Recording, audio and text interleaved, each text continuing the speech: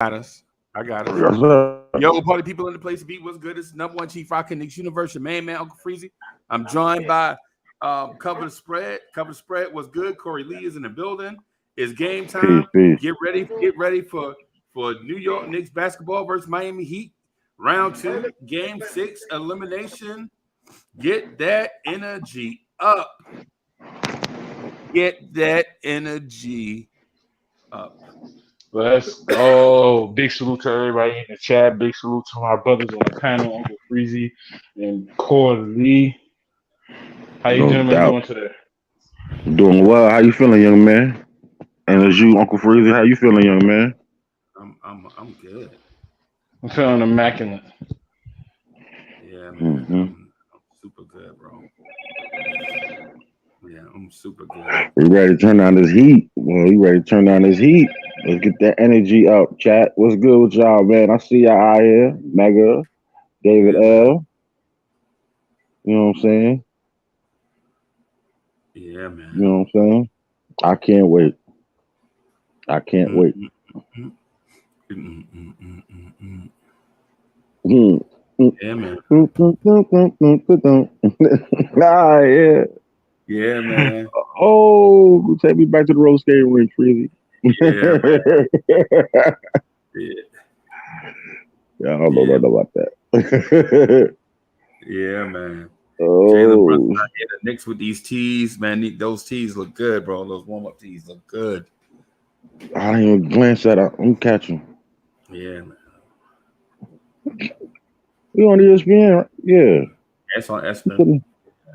Chat, if y'all worried, I got a nice pregame in just now. Mm-hmm.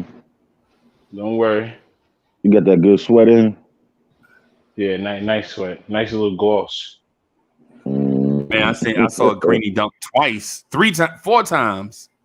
Greeny out Mm. here yamming on the outdoor court.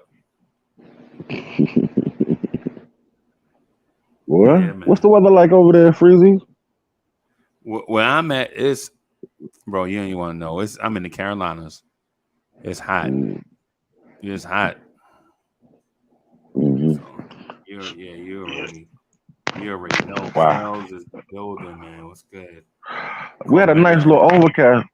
We had a nice little overcast out here. bro. This time of year, my light bill be sky high. I already know. Yeah, man. I know what you're talking about, man. Can't live without it. Got to have that ACC. Woo! Here we go. Here we go. Go go.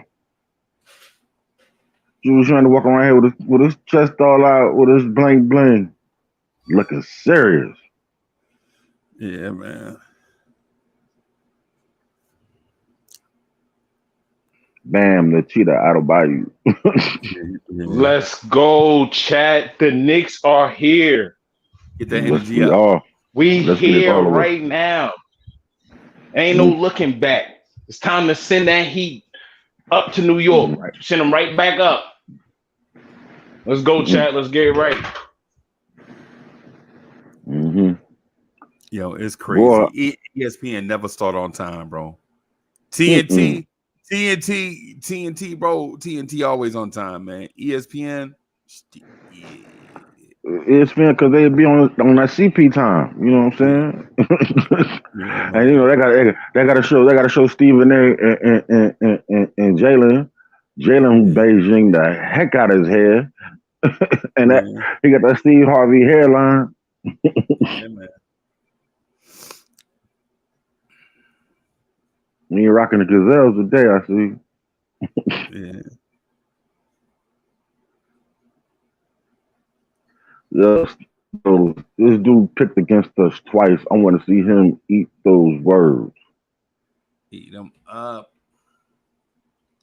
Eat them up. Yes, sir. Mm, mm, mm. The son of the legend, Kerry Cox, is in the building. Bo Ismail is in here in the building. Peace, salute, great fellows. Yeah, man. Andrew Collegier is in the building. Joe Elvis is in the building. Man, what's good? Look like we gonna have a packed house, bro.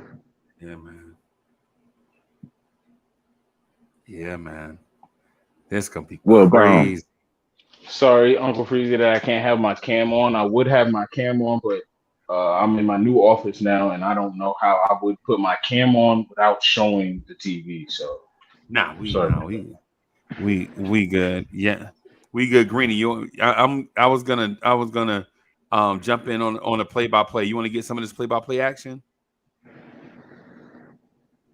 If I could, kind sir. Yeah, man. No doubt. No doubt. No doubt. No doubt. Yeah. You're a little bit ahead of me. So whenever the action, just let me know, and then I'll shut up. Oh, get out the way. I don't have a problem with you guys like saying stuff like what we talking because like they do that in the professional world. So, Yeah. but I know you want a clear cast for the game. I understand that. Yeah. Mm. Yeah. Our thing is when during the games, we're not contrite. Like if we have a point, we got 19 paragraphs we need to say. And you know what I'm saying? Instead of just like making a point and getting out the way. You know what I'm saying? We'll be long drawn out like my man Wiz. Yeah. Like how them DJs We be got talking on. 7 minutes to tip. Okay. So but like you know how them DJs be talking all over the song? Yeah, it's your number one, man. Blah, blah, blah. And you like, yo, I can't even hear the music. Like, what's going on? Yeah. Yeah, man. You speed this up. I'm all the way behind. Yeah, man. What's going on, Caesar?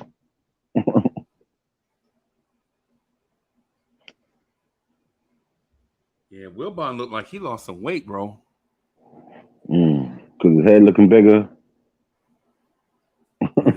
Yeah, probably. Cully in the building. Mr. Vince is in the building. King Ribby. Salute. What's good, y'all?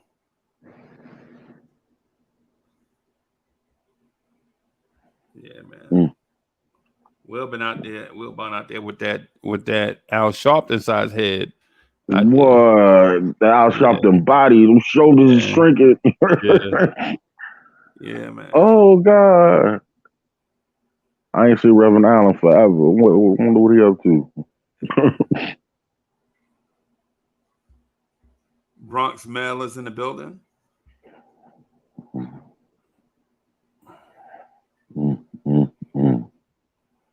What's good?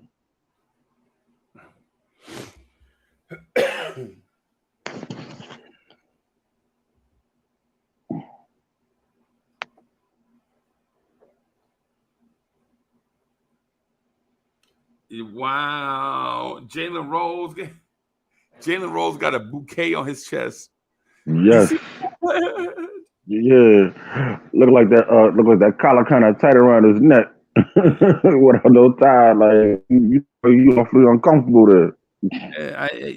Yeah, man. Yeah, man. Stephen A saying something about the Knicks. You know he being greasy. You know that man out here being greasy. Yeah. He giving you that backhanded compliment.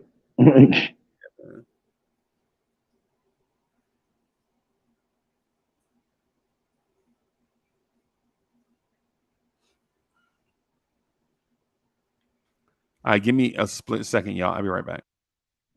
Yes, sir. Just letting you know the forecast should be very clear. We should have no chances of Little Greeny coming in with a thunderstorm. Now we need to come and scream at defense. Ricky Beavers, what's good? Welcome. Matt, what's good? What's good, young man? Big shout out to everybody in the chat. If you're new to the stream, please hit the like and subscribe button. We do this very often. Hit the notification bell. Catch us all the time, baby. You know this. Right, Bo. I see the same thing. Oh crap.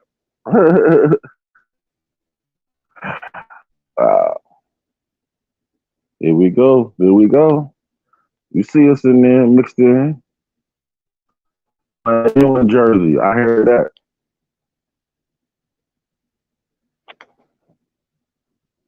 Let's go, chat. One more commercial break.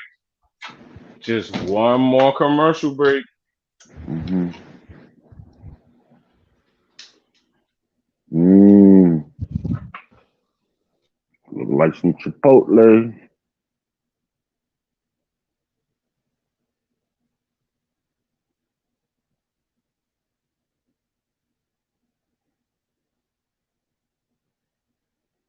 Mm. Mm. Mm. Mm. Where my little nephew at anyway, Greenie? He in the bed right now, laying down. He not feeling too well. He with Mom Um, Hoops. he got, Yeah. he got a little tummy ache or something. He was just a little cough. You know, Oh, he just started daycare not too long ago. So daycare, I oh, really think it's the daycare more than anything. yeah, it was all because them kids out there spreading germs. Period. Yeah, Them being around other kids. Yeah, Germany. it's just off default. You know, it is what it is. Oh yeah, yeah. Same thing No, at school. Same thing at yep. school. You're in high school, middle school, and all. Yeah, I Just remember, default. man. My little girl, she was, man. They used to drive me crazy. Having to basically take off like 2 3 days because you know what I'm saying. She had like respiratory issues in the early. But you know what I'm saying. Once she got that together on control, man, you can't stop this little girl from running and doing nothing. Uh-huh. Uh-huh. I feel you. Mhm. Uh-huh. But that was like when I she hope we started have a daycare. great game tonight, baby. How I your know. kids doing?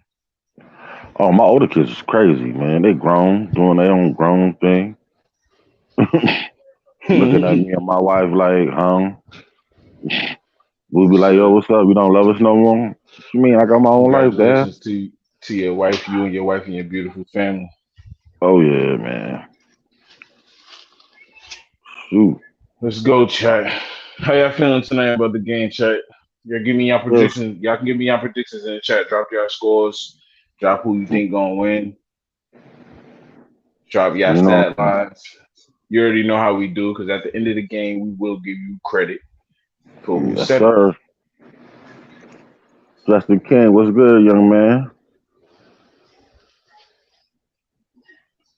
Julian Blum, what's good, fam?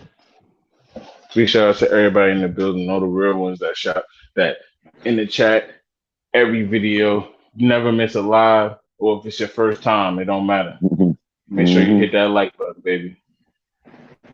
Mm-hmm. Let's go. Mm-hmm. Let's hope our big dog show up tonight. They The are. big They ain't no dog hope. show up tonight. Nah, it ain't. They You coming. right. It ain't no if they coming. Pause.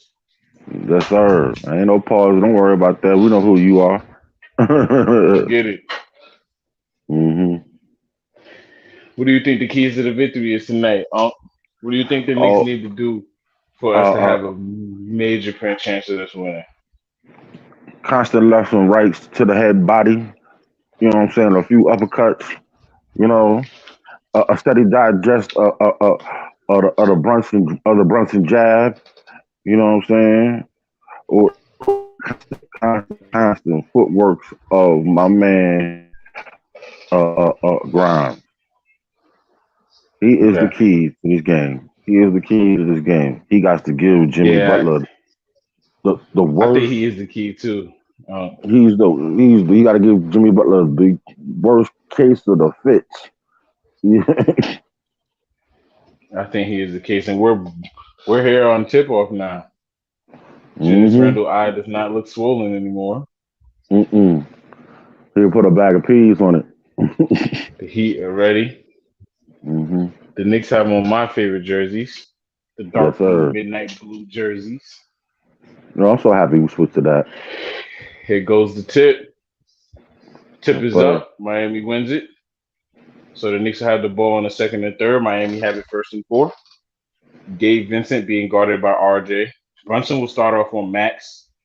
Grimes is on Butler. Butler and Grimes, right wing. One dribble gives it to Max. Max wide open, takes a three, doesn't go. Rebound, Knicks. Brunson bringing it up. Randall, Max in the post. Randall sidestep mid range over Max, doesn't go. I would have liked to see Julius Randall go downhill right there with Max on him, but it's okay. Butler coming the other way, gets the screen for Bam, goes downhill, up on Grimes, doesn't get it to go. RJ rebound, running. He has Max. One person to beat. Layup, foul. He's going to the line to shoot two. Let's get that energy up, chat. The Knicks is coming out fighting. That energy up. The Knicks is coming out fighting. Grimes on Jimmy Butler already. We already talked RJ about this, to the bro. line. That's what we need. Yes, sir. Uncle Chris Freezy, I agree with everything you say. We need Grimes to be locked in defensively and offensively. First one at the free throw line for RJ is good. Grimes needs a huge game. We need a huge game from Grimes. If Grimes gets hot, there's nothing Miami can do. Second one for RJ is good. It's a great sign. RJ is averaging 22.8 points per game this series, not season. Sorry. Vincent, RJ Gardner, off-ball screen from Max. He has it now. On-ball screen from Bam. Drops it off of Bam. He takes a mid-range, back iron, brick. Rebound, Knicks. 2-0. 10:56 remaining. Brunson now setting up the offense. Calling out where the Knicks need to go. Randall gives the Grimes back Brunson. Here comes the screen from Mitch. They hedge the screen. Now they look to double. RJ, right corner. He has Vincent on it. He puts him in the post. Turn around, kicks it to Randall. Randall takes a three. Right wing, back iron. But Randall chases it down, doesn't get it. Jimmy grabs it. Now hits it to a wide open Max Strus, and he dunks it. So it'll be 2-2. 10:26. Julius Randall could have grabbed the ball there if he would have just got on the ground instead of bending over. But no excuses there. It's a good play. Knicks do dribble handoff. Grimes wide open, top of the key, three, no good. We need those. Those are big tonight. Gabe Vincent now coming downhill, goes straight at Mitch. Does a wrap around Steve Nash. Now he brings Mitch out. They're trying to dip it down to Bam in the paint. Grimes has Bam on him, and he spin moves, dunks it. Miami takes a 2-point lead. 4-2. 9:56 remaining in the first. Brunson on Vincent on him. Right wing Brunson gets a screen from RJ. Butler switches on. They kick it to Randall left corner. He has Bam on him. One dribble puts him in the post. They're on the left block. Kicks it out to Brunson. Top of the key. Pump fake. Puts it on the ground. Brunson fading. Good. Good shot. Miami Heat fast outlet. Butler and RJ now 1-on-1. Butler goes straight at RJ. They no call foul. Good defense. Rebound Robinson. Here comes RJ running down the court. He slows it up. He's getting a screen from Mitch. Tries to kick it to Grimes, and Jimmy gets a hand on it. Gets it to Grimes successfully. 9 on the shot clock. Now it's in Brunson's hands. Left wing. The ISO it. Sidestep three. Brunson over Vincent. It's good.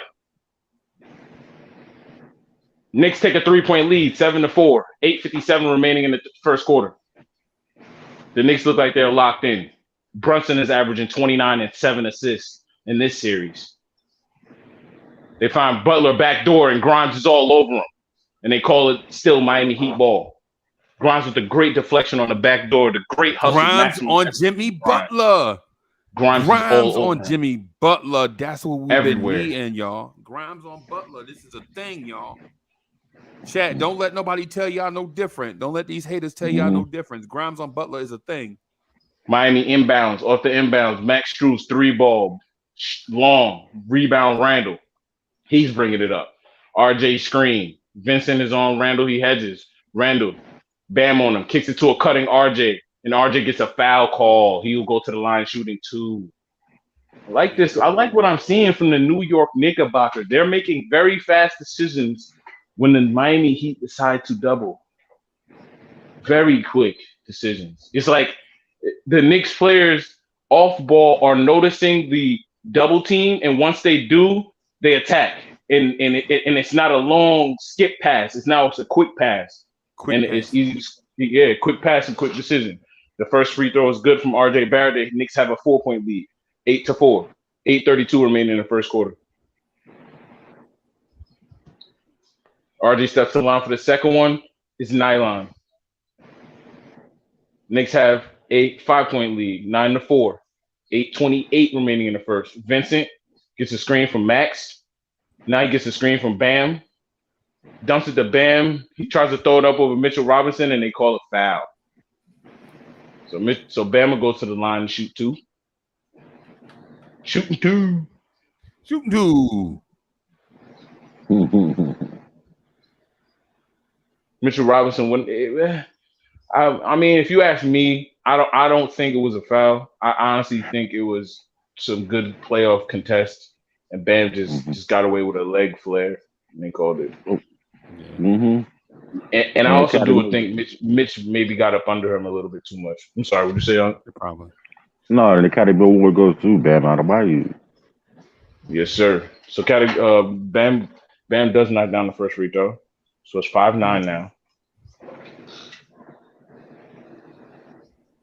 Bam takes a deep breath at the line for the second one. The second one is good. So the Knicks up 9-6. The Heat break into a full court press. Spoelstra showing signs of scaredness already, I guess. First adjustment he's made. So RJ now gets it right over the press easily. Kicks it back to Brunson up at the top of the key with Vincent on him. He hits him with another side step three. It's short. They look up to get the outlet, but Brunson runs back. Bam walks it up now. Does a handoff for Vincent. Now Vincent comes back on the screen, shoots a pull-up, and it's good. So the Heat now down 1, 8-9. Heat still in the press. Randall has to push it because Kevin Love is running back. Kicks it to Grimes, left corner. Grimes puts it on the ground. Kicks it to Randall. He has Bam on him, left wing, nobody else around. Pump fake, gets Bam in the air. Bam, Randall doesn't take advantage. Now he kicks it back out to Brunson. Brunson takes it down, scoop, left-handed layup, foul. He's going to the free throw line. 9-8. Knicks have a 1-point lead, 7:32 remaining, shooting two. Shooting two, right here.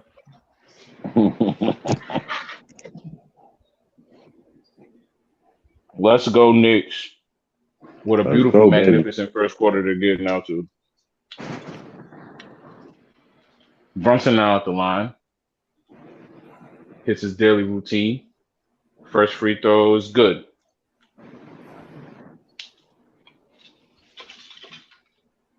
Can anybody hear my TV or no? No, we can't hear it. Nah. No problem. Gabe Vincent has to take a seat with 5 minutes, 2 points, and 2 fouls. Like that. I like that. I definitely like that too. He sat a lot last game. Brunson's second one at the line. It's good. Knicks stretch that lead back out to 3. Lowry takes Vincent's position. Bam up top of the key with Mitch on him. Picks up his dribble. Now he gets it to Jimmy in the right corner. Grimes on him. Hits Grimes with a nice jab step and dunks it home. He just lost Grimes on the jab step there. It's a good move. 11-10. Knicks still up 1. Brunson gets a screen from Mitch, goes one-on-one, throws up a floater, and it drops over Jimmy Butler. The Miami Heat throw a nice alley-oop. Kyle Lowry throws an alley-oop from half court all the way to Max Strus. He throws it down on a quick outlet pass. So Knicks still up 1, 13-12, 6:48 remaining in the first. Yeah, we got to get back. As soon as we score, we can't celebrate. We got to get back.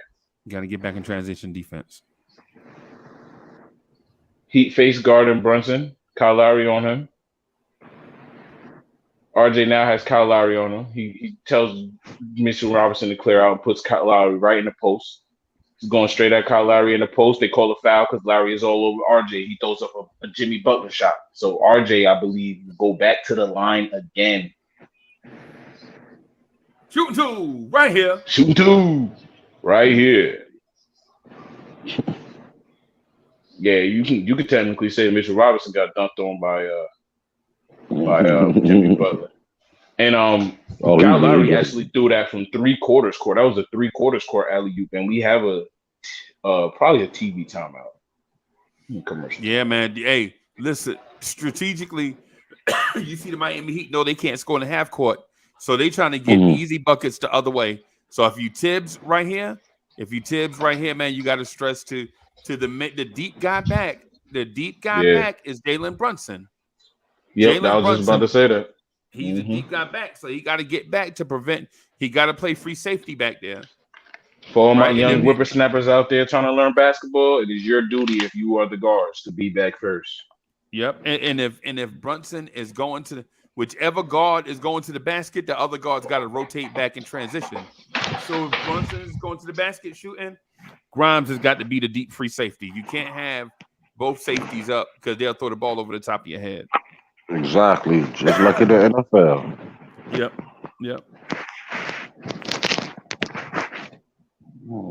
Let's do with that.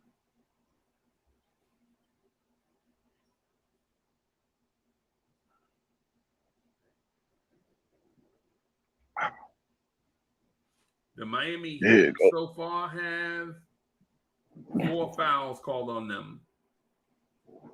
The Knicks have 1.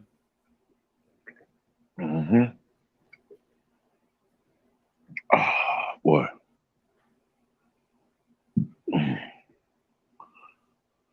Woo! Let's go, baby. I'm ready. We looking good. Let's keep this fight up. Continue to keep doing what we're doing. Yeah, man. Hey, Cully. Hey, we're gonna do the links and stuff after the game, bro. We're gonna do the links and stuff after the game, so that we can so that it can be nice and clear for those that are watching and rewatching. We definitely gonna do the link after the game, bro.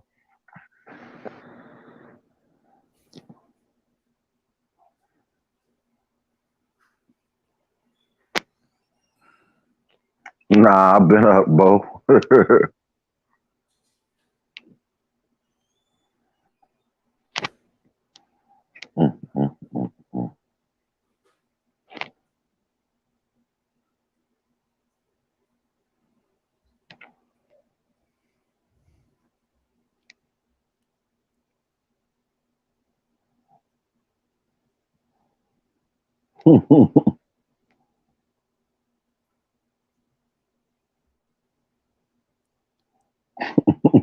Yeah, funny. So let's go, chat. Let's get that energy up. Let me get my other phone so I can see what the chat's talking about. In here going crazy. Roasting me as usual. Julius Randle on the bench getting a treatment with the massage gun. We are back. All right. I like how the Knicks are attacking the Heat. They are not sitting back for nothing.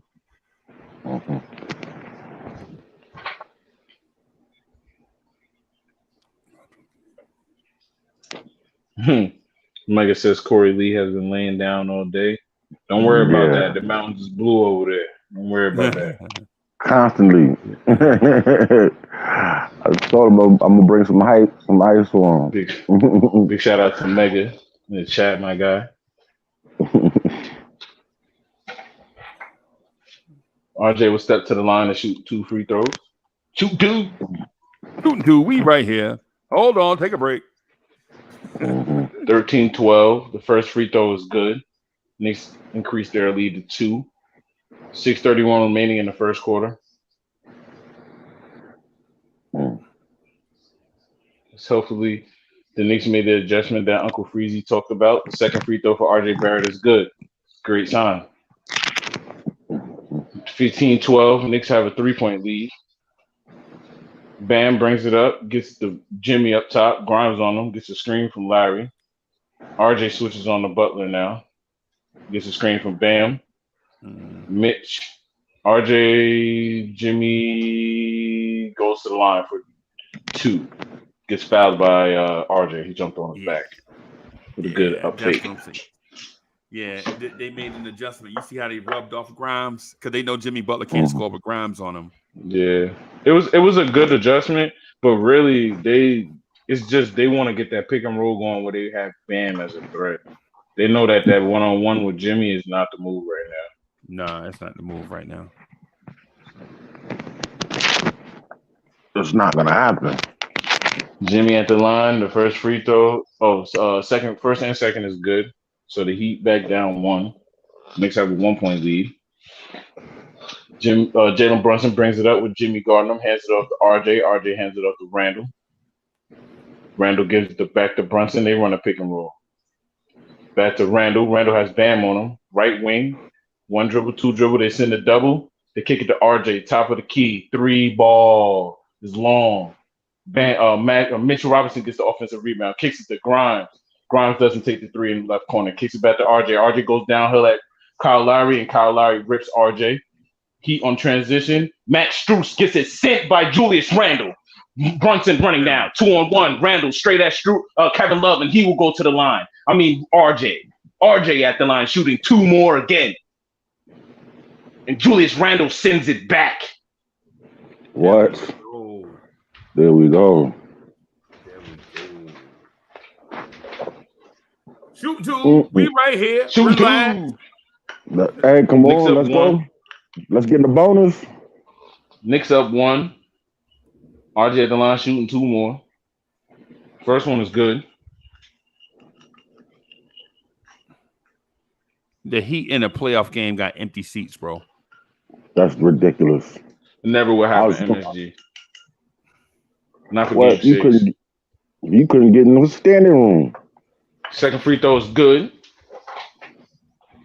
Heat now. Bam gives the Butler top of the key. They're running the same play. Grimes gets around the screen. They look for Strus in the corner. Brunson runs right around it. They're dumping off the Bam. Bam throws an up fake for Mitch. He throws a half spin and throws up a brick. Randall rebound. Knicks up 3, 17-14, 5:05 remaining. Brunson working on right side. Pull up 3. Good. Bingo! 2014. Knicks got a 6-point lead. 4:55 remaining. And they're going to run a handoff. Oh, Bam is going to flop now as Brunson runs over Bam and claps. Bam tries to run a handoff with Max, and Brunson runs over Bam and claps. I guess he's setting the tone there. No first downs. Brunson has 12 points shooting 4 or 5 in the first. He will inbound on the left side. Lowry on the inbound, Bam. Butler gets a screen from Love. Kicks it to Love, top of the key, puts it on the ground, finds Bam. Hartenstein in for Mitch. Bam goes up over Hartenstein and makes it. 20-16 now. Knicks up 4. 4:34 remaining. Knicks kick it to Hartenstein. Hartenstein kicks out to Randall. Grimes, left corner, 3. Bottom. 23-16. Here come the Knicks. 4:22 remaining in the first quarter. Butler gets the screen. Grimes gets over it. Now he gets another screen from Bam. Grimes goes underneath that one. They kick it to Bam in the post. RJ comes on the help. Hartenstein gets back. Now they kick it to Butler in the post with Grimes on him. Butler does a swing through, so there will be no shooting. Nope, because they're not in the bonus, so I'm pretty sure it'll be a side out. The ref said side to side. Yeah. Pretty sure it'll be a side out.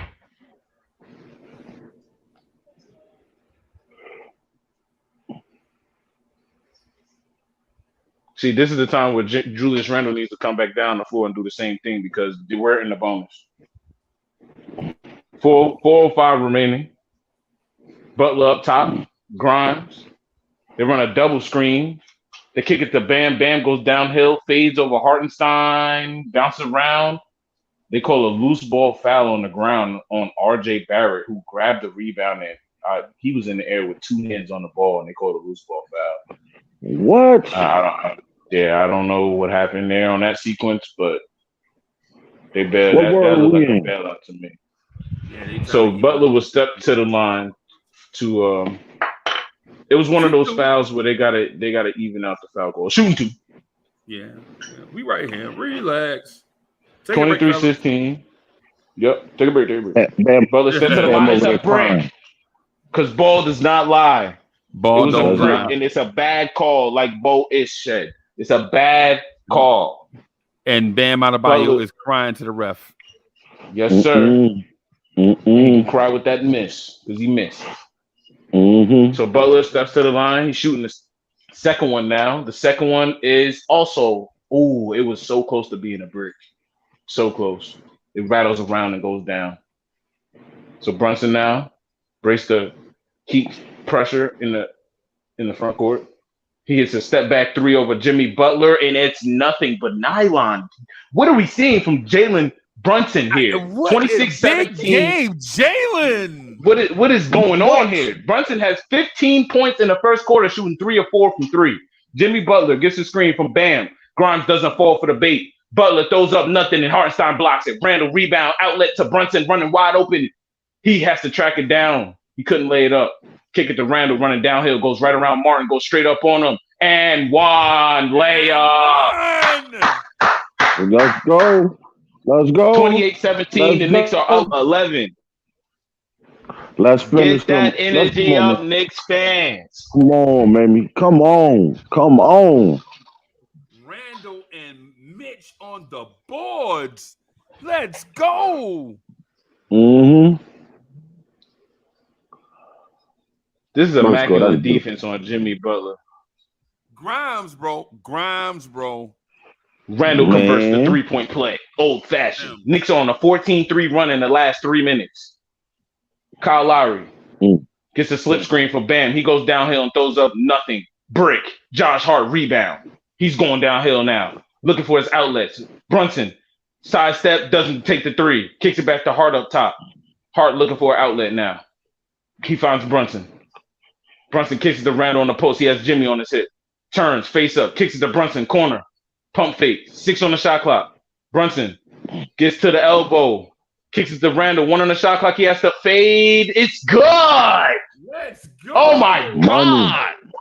Timeout Miami. The Knicks are up 31-17. What are we seeing, ladies and gentlemen? What are we looking at right here? Good money. Money. Go. I told you we was coming down there with some ice cubes to cool us off. Let's go. New York Knicks is in the house. Where is the energy, chat? Where the energy at? Mm-hmm. The Knicks, ladies and gentlemen, have came to play in South Beach. Let's get it. Yes, we did. Yeah, man. Here we come. Man, here we come Monday. Let's go. Yeah, man. It's going to be crazy in the Garden come Monday. I'm speaking into fruition. Yeah, man. Yes, it is. Yes, it is, Mega. You don't feel it? Because I feel it. Yeah. Get that energy up. I feel it. Get that energy up, man. I feel it.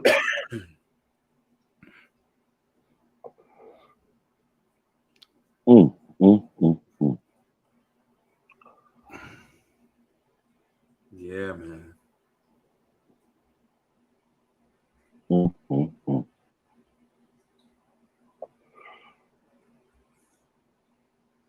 Man, I'm so excited. What? I'm so excited, and I just can't hide it. Excited. What? And I just can't hide it. What? Bro, I'm about to lose control, and I think I like it. Wow. Oh yeah. What? Wow. Yeah, man. Boy, it's so funny. Oh. Yeah, man. Let's not overreact here, Knicks fans. Bagger Jones comes in with some great advice. He says 1 quarter at a time, and I can agree with him. That is the greatest advice we can have. 1 quarter at a time. Just take it 1 quarter at a time. Just win each quarter. Yep.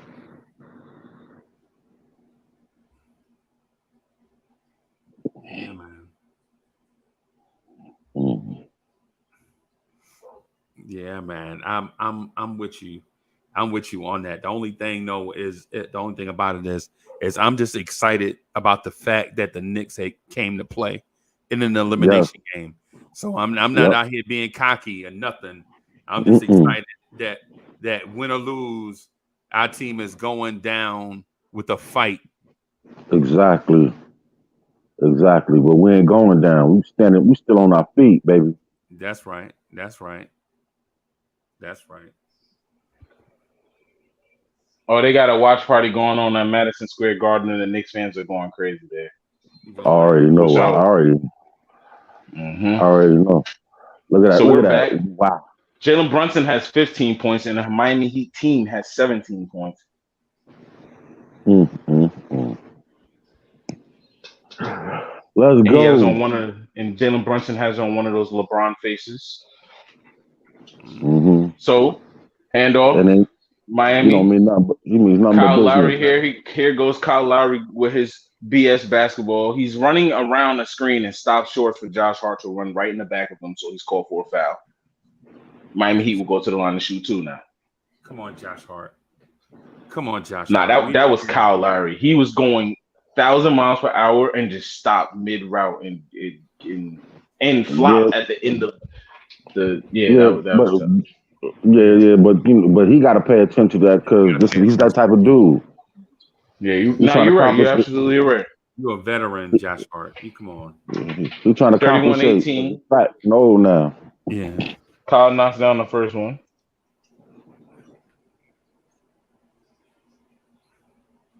Looking like Larry Holmes. Taking his time. Looking like Larry Second Holmes. one is good. He's still in the full court press. Julius brings it up easily.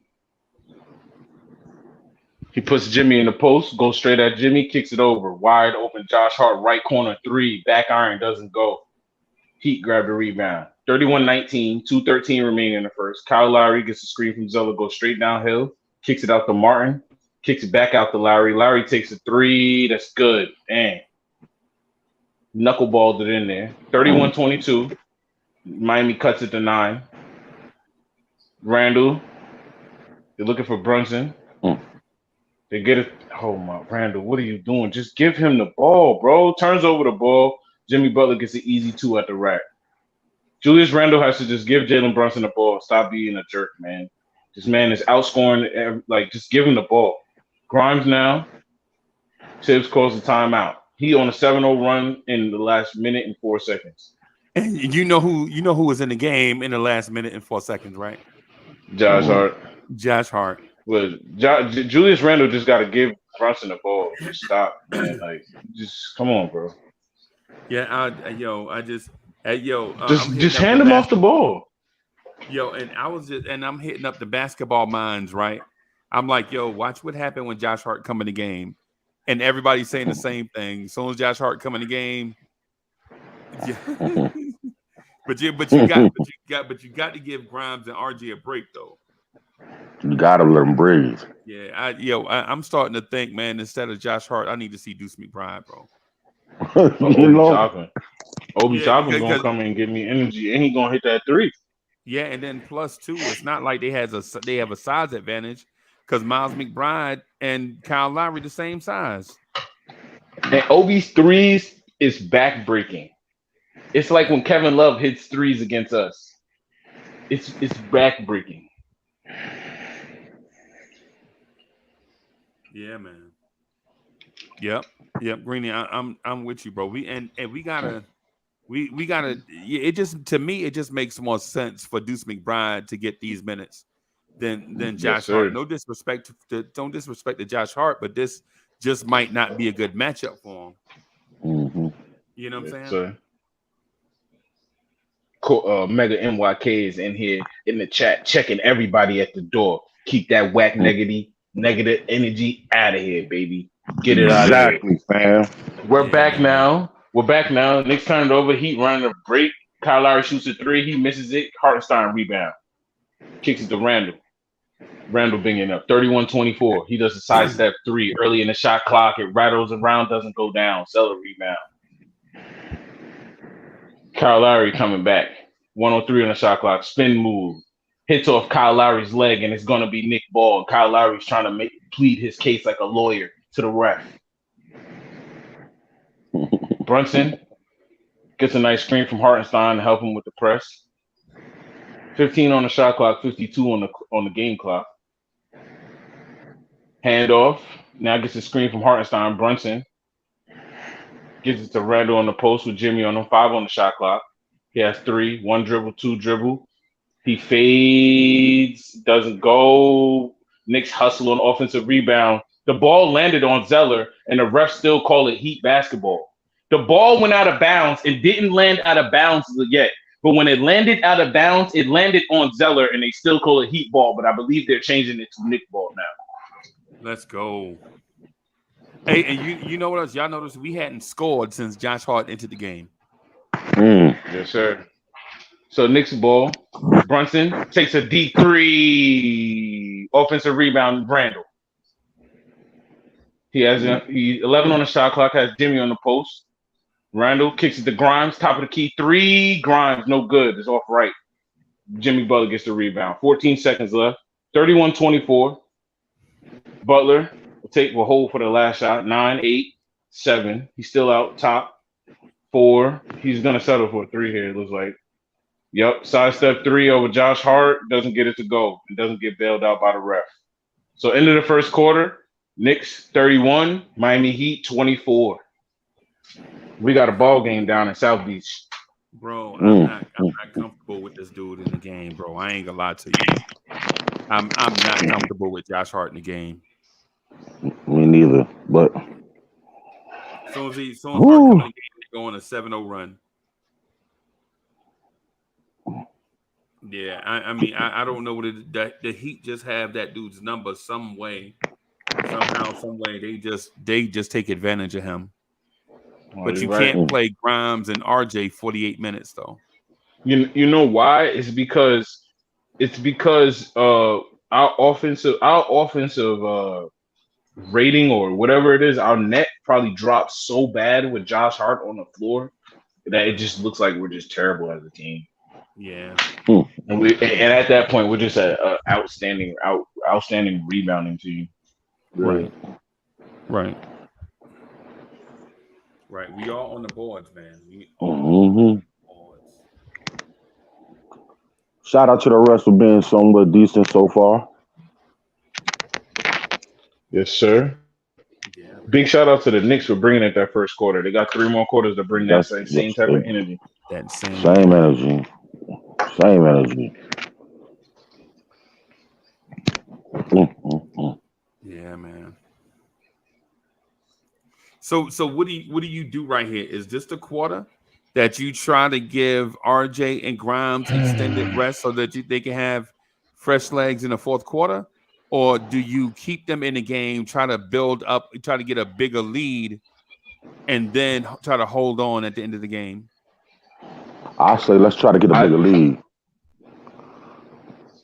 That's me personally, but let's try to get this, because once we get the bigger lead, somehow I think we'll kind of sort of break them in a sense, and hold them off and call timely timeouts, just to relax whatever runs that they come at us with. Okay. I think. I just lost my train of thought. If you go that route though, then you probably won't see Deuce McBride. You'll probably see mostly RJ and Grimes. You know what I'm saying? And then you'll see all kind of odd mismatches and timeouts in the fourth quarter to keep a good lineup on the floor. I say you stagger them. So RJ's been on the bench for a little bit. I say you sub RJ for Grimes so that Grimes can get a break and you still substitute him from RJ, and then you can have. I feel like you I don't know. I do think we need Hart out there if we're not gonna have Grimes on the floor. Yeah, I say every time Jimmy Butler goes to the bench, you send Grimes to the bench. Facts. Yes, I agree with that. But it doesn't look like Jimmy Butler's going to look like Jimmy Butler's going to play 48 minutes tonight. Yeah. We have Butler is 33 years old on a sore ankle. Yeah. Knicks on the inbound. Obi, RJ, Brunson. Hart and Hartenstein. I actually like this lineup. Brunson. The Miami Heat has broken to the zone. Obi at the top is not looking to be aggressive. 5 seconds on the shot clock. Brunson takes a three. Good. Brunson takes a deep three on the right wing, and it's nothing but nylon. 34-24. Knicks increase their lead back to 10. Second quarter, 11:27 on the clock. Brunson has 18 already. They call. Oh, let me turn the TV down. I don't know how I got loud. So they call a screen. I believe it was on Hartenstein. Call a moving side out. screen. Yeah, call a moving screen, please. Heat side out. Duncan Robinson in the game for the Heat. Larry Martin, Duncan Robinson, Bam, and Gabe. Bam runs the handoff with Duncan. Hartenstein contests, and we fight, and Brunson grabs the batted out ball. Brunson goes straight at Vincent, kicks it out to RJ. RJ chased down the loose ball. RJ now with Vincent. Oh, they call offensive foul on Brunson trying to get position on Vincent.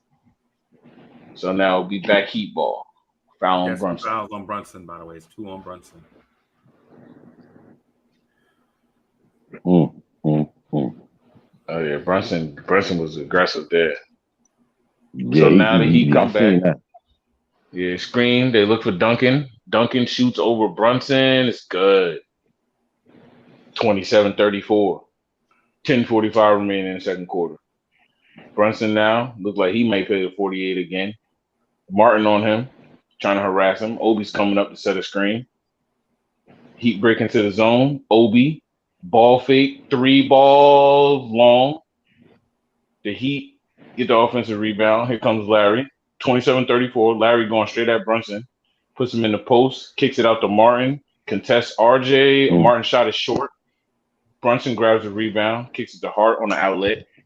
Hart coming up with Duncan on him. He goes straight at Duncan. Euro step goes up. Layup is good. No foul call. A lot of contact. Knicks cut the lead back up to 9. 36-27. 10 minutes remaining in the second quarter. They look for Bam. About free throw line extended. Bam gets a tweet and he makes the floater and 1. 36-29. Come on, Hartenstein. You got caught with your hand in the cookie jar, baby.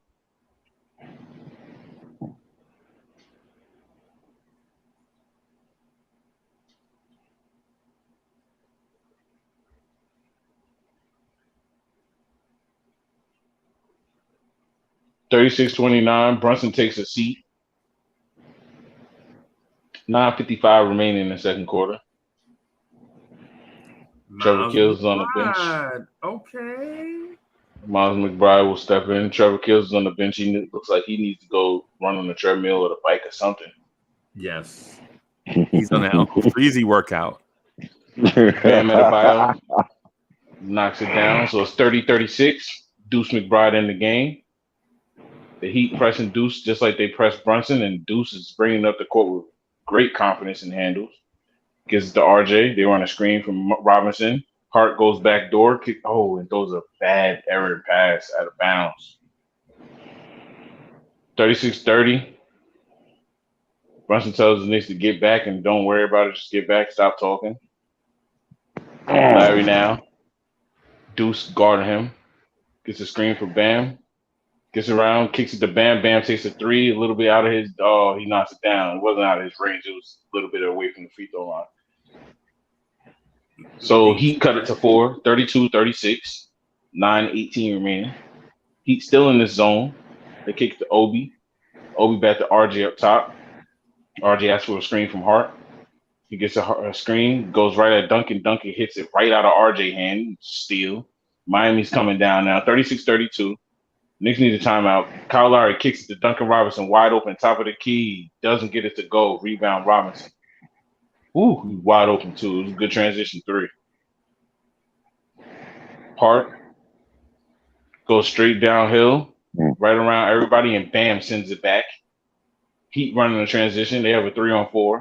Bam goes right at Deuce. Euro step, has to kick it out. Vincent doesn't settle for a shot. Kicks it around to kick it around the horn. Martin puts it on the ground, kicks the Lowry pump fake, sidestep three. The Knicks close out, play some good D. Martin goes to the rack and makes a layup and one over Josh Hart.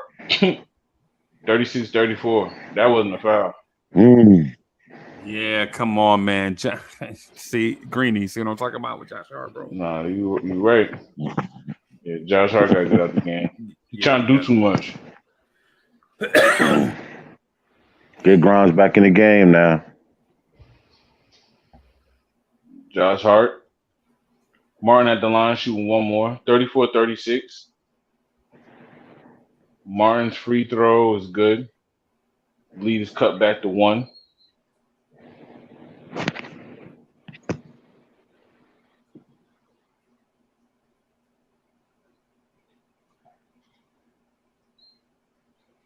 Man, Josh Hart fouled that dude in the. Come on, Josh Hart. If you He gonna bumped him, yeah, he bumped him, got up under him. He on an 8-0 run now in the last 150. Deuce McBride up top trying to set people up to break the zone. Tells Mitch to come with the screen now. Kicks to RJ. RJ goes downhill. Puts up a floater. No good. Bam Adebayo on the closeout. Heat running it up. Kicks it to Bam. Bam goes straight at Mitch, and Deuce McBride sends it back. Mitchell Robinson has to stay on his feet and dunk. Bam dunks it home. Heat have a 1-point lead now, 37-36. Deuce McBride calls a timeout. Heat on a 10-0 run in the last 2 minutes and 21 seconds as Bam is trying to get the crowd going. right? Yeah, and so why we here, right? Why we here? You notice as soon as we take Grimes off the floor, they go to a zone because we don't have dependable 3-point shooting. Now the Heat are resting on defense, right? Now the Heat are resting on defense, right? And so it's like the double-edged sword. While Hart plays with a lot of energy, he don't present you with dependable nothing. He's just an energy guy. So now he can't defend. He can't defend the drive. Everybody he defends gets to the free throw line. And he don't spread the floor. Now they can go to zone. And so, yeah, it's bad that when Jimmy Butler goes to the bench, the Knicks just lose the lead. Like that makes no sense. Right, and it's not all Deuce McBride, bro. Yeah, it's not Deuce McBride, man. It's Josh Hart. Josh Hart and Deuce can't be on the floor at the same time. You got Mitchell Robinson. You got Mitch. Think about what your offense look like, bro. You got Mitch, Josh Hart, and Deuce McBride on the floor at the same time. Where's your offense coming from? RJ Barrett, Obi Toppin. Yeah, man. We got But Tibbs had to do because you can't play Grimes you can't play Grimes and Brunson every second of every game, bro. You're right. You got to give him a break. Yeah. You got to give him a blow. Miami threw their punch. Now it's time for us to throw our punch back. We can't just keep laying down and getting beat down. Yeah. Yeah. Hey, Lee and Josh Hart want $25 million a year too. 4 years, 25. 4 years, $100 million. Yeah. No, that's not happening. No, you need a jumper, brother. Yeah. Yeah. You want all that. You better bring something else to the table besides the fact that you got a lot of energy. Shoot. If I need that energy, I'll go get me a rock star or something. You know what I'm saying? For real. Yeah. Or a young guy like a young first round pick to do that for about $6 million a year. You can go get you a young first round pick to do what Josh Hart do, and you could pay him half the money. Not even a third. Yeah, a third of the money. And we're back. Well, we're back semi back, but we're back.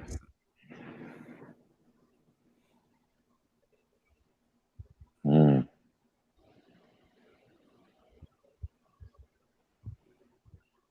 on, y'all. Brunson will check back into the game.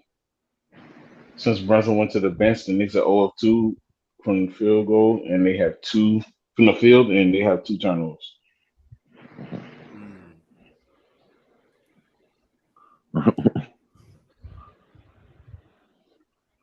So Brunson will return. RJ is still in there. Obi is still in there. We need Obi to knock down some threes. Randall is still on the bench. Like the person we need to hit threes is Obi. He needs to knock down something. Something, bro. Inbound, RJ takes a mid-range shot. It's good. Knicks come out of the timeout with a nice drawn-up play. So Knicks have RJ, Brunson, Hart, Obi, and Mitch. Kyle Lowry looking for Bam. Doesn't get it to him. Kicks it to Duncan up top. Back to Larry. They set the screen again for Bam and Larry. Bam gets it. Kicks it to Vincent. Left corner three. No good. Obi rebound far side. Kicks it to Brunson. Knicks up 1. 38-37. 7-14. Brunson gets it to RJ with Duncan on him. RJ probably going to take advantage of this here. Jab step.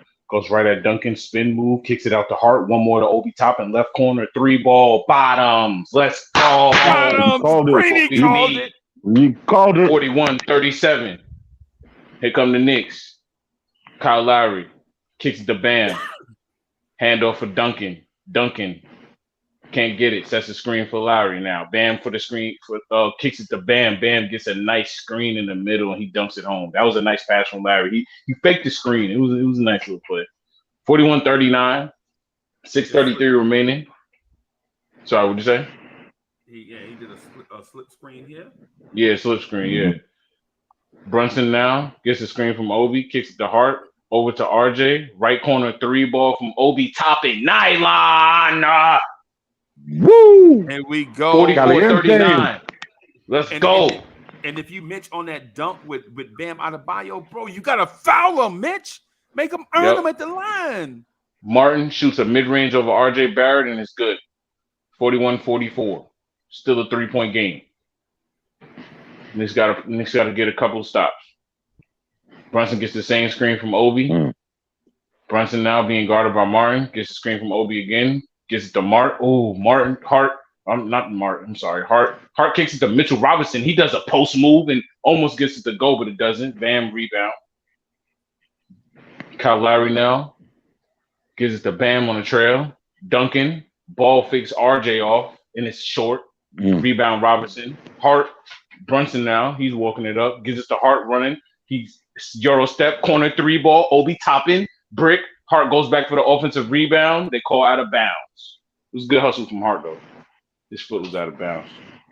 44-41, 5:19 remaining on the second quarter clock. Obi Toppin will take a seat. Josh Hart, I'm pretty sure, will take a seat. Jimmy Butler's back in the game. Strus back in the game. Good minutes, Obi. Obi and Hart will take a seat. 44-41. Now they're trying to say that Julius Randle didn't get in the game in time. Oh, man, here we go. So Obi Toppin is back in the game because they said Julius Randle didn't get off the court to the check-in table in time when he was whatever. Heat now. Pick from Bam. Max throws a cross-court to Vincent. Butler has Grimes on him. Butler looks for outlet, kicks to Max. RJ closed that out. They kick it back out to Martin. RJ closes that out too. Martin takes a deep 2 over RJ. Short. Front rim. Mitch gets the rebound and throws a lazy pass. Bam tries to throw it off Brunson, but will be Knicks basketball. It's great hustle right now from Bam. Bam wants to get us out of here. He's the only Heat player that right now wants to get us out of here. Yeah, Bam did step out of bounds. So Knicks will retain the possession. Heat in a full court press still. 44-41. Inbound is easy. RJ will walk it up. Vincent on the hound. 15 on the shot clock. RJ calls for the screen from Grimes. Now he goes right back into the paint, puts Vincent in the post, gets to the middle, kicks it out to Brunson. Brunson, pump fake, kicks it to RJ. Left corner 3, it's off. I can see that was off. Air ball, I believe. Vincent gets on. Vincent dove on the ground for the ball. Nobody touched him, and Scott bailed him out. Vincent dove on the ball, and I believe nobody touched him. And they called a foul. I believe they called a foul on RJ, so I believe RJ has to take a seat now. Yeah, they called a foul on RJ from when Vincent was clearly diving for the ball. Wow. So RJ took his seat for Hart. RJ has 3 fouls, 10 points. Second quarter, 4:20 on the clock, 44-41. Watch they score right here. So's Hart coming in the game. Watch they score. Butler on a fade, knocks it down. Grimes was late on that though. He was late on defense. I couldn't see the play that happened down. I was trying to call the play. 4:04 remaining on. Not yet. 4 minutes remaining in the second quarter. 44-43. Knicks up 1. Brunson gets a high screen from Mitchell Robinson. Zeller on him. Goes straight at Martin. Gets to a spot. Turn around. Fade is good. And Brunson is hot tonight, ladies and gentlemen. 46-43. Strus doesn't settle for the 3. Puts it on the ground. Wrap around layup is good. Wrap around reverse. Knicks lead is cut back to 1. 3:33. Brunson gets a screen from Hart. The Heat look the double. Now Martin back on Brunson. Sidestep 3. Doesn't go. Hart tries to chase down offensive rebound. Doesn't get it to go. Martin looking for outlet. Picks up his dribble. Gives it to Jimmy. Randall on Jimmy. Gets a screen from Zeller. Now Grimes on Jimmy. Jimmy goes at Grimes. Mitchell is right there. Jimmy throws a couple of pump fakes. Doesn't work. They kick it around the horn. Vincent puts it on the ground. Throws up a floater over Mitchell Robinson. Is good. The Heat take a 1-point lead. 46-47. Brunson walks it up. Hartenstein at the check-in table. Brunson gets another high screen from Mitchell Robinson. They kick it to Hart right corner. He doesn't take advantage of Vincent on him. They kick it back to Brunson right wing with Martin on him. He takes Martin off the dribble. Spins. Kicks it to Hart. Hart fades mid-range. Mitchell Robinson cleans up the glass. Kicks it to Randall. Randall takes it downhill. 1-2. Kicks it to Mitchell Robinson, and Mitchell Robinson has Brick's hand and loses the ball out of bounds. Timeout on the play. That was an easy play for Mitchell Robinson. All he had to do was grab the ball and just dunk it. Grab the ball and dunk it. Like, how are you scared of the ball, Mitchell Robinson? And you can't say Randall not creating for Mitch, bro. You can't say Randall not creating for Mitch. This is one of those. That would have been the easiest bucket. That would have been the easiest bucket. Hartenstein would have slammed that and screamed. Yep.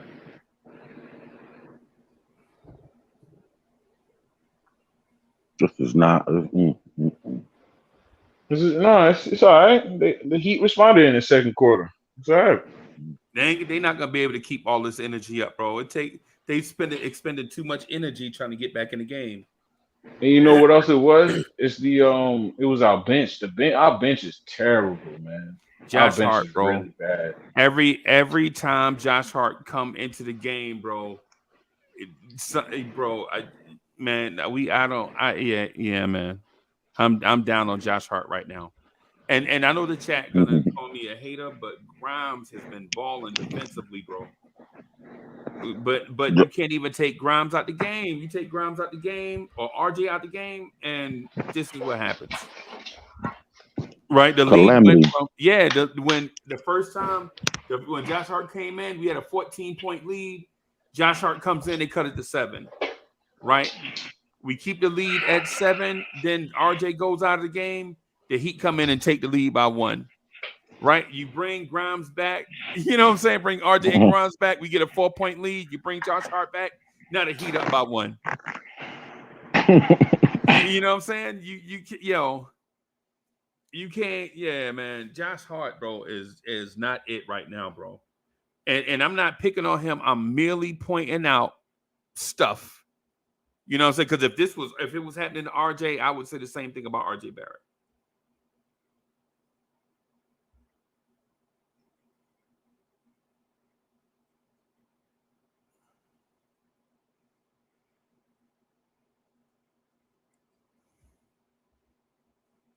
Yeah, man. But it's a 1-point lead, or it's a 1-point game. 2:25 left to go. Miami Heat exerted a lot of energy just to get back in the game. Yes, sir, they did.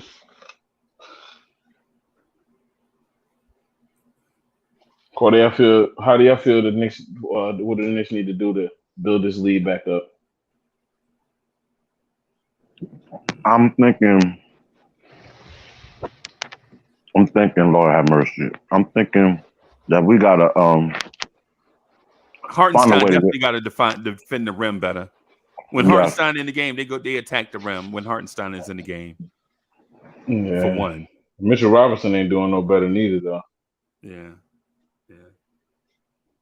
For one, my bad, Lee. I'm just saying. For one, we just got to do that, and two, Hart got to stop getting beat off the dribble, man.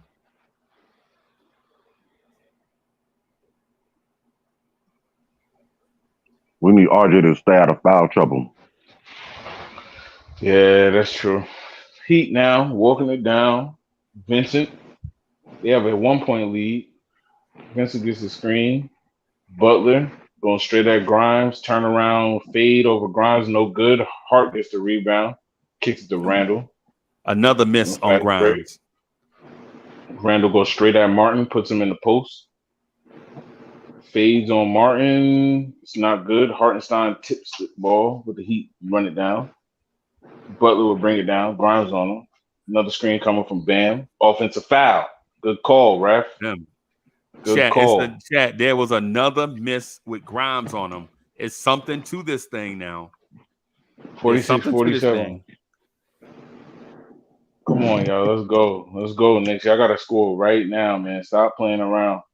Randall, they play handoff ball. Hands it off to Grimes. Grimes thought about a three. Gets it back to Randall. Randall with Jimmy on him. What out of man with the knees, man. They poke it loose, but Hart chases it down. He fades from the mid-range. It's good. I like that, Josh Hart, right there. Saved the day.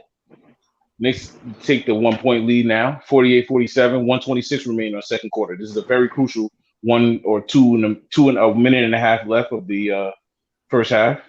Vincent gets a high screen from Bam. Drops it off of Bam. Bam shoots it over Hartenstein. It's good, man. We got to slow down Bam. Yeah, man. They attacking Hartenstein in the paint, bro. 48-49 now. 104. Grimes puts it on the ground, kicks it to Brunson. Brunson goes down, and Martin throws up a float over Martin. It's good. Knicks take the lead back. 50-49. 55 seconds left in the second quarter. Let's go, Knicks. Way to fight. This is Brunson's third 20-point half this series. Vincent up top gets a screen from Bam. Brunson runs around it. He goes downhill, drops it off to Jimmy. Jimmy loses it. He's spinning around, gets it out to Max, and they call a pity pat foul on Brunson when Max Strus throws his head back. Oh, God. 37.6 remaining on the game clock. That's 3 on Brunson, everybody.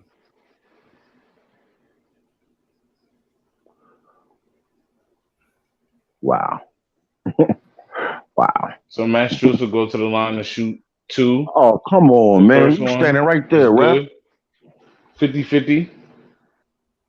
Brunson is hot going to the bench screaming. He has 3 fouls and 22 points.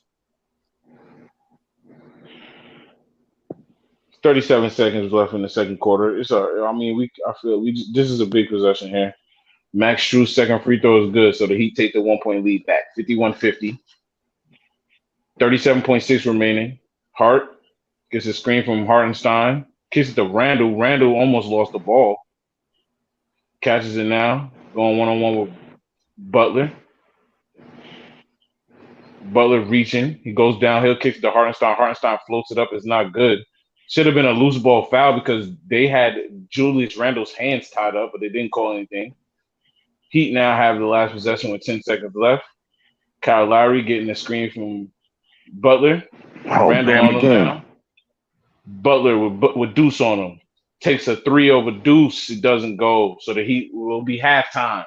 the Heat will have a 1-point lead, 50-51.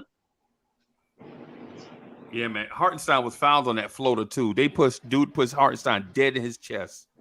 If you can rewind, Uncle Freezy, go back and look what they did to Julius Randle trying to grab that offensive rebound. If that's not a foul, I don't know what's going on. It's Bam, it was man. more than just Bam. It was the whole game. They all was helping out. Yeah. The whole team.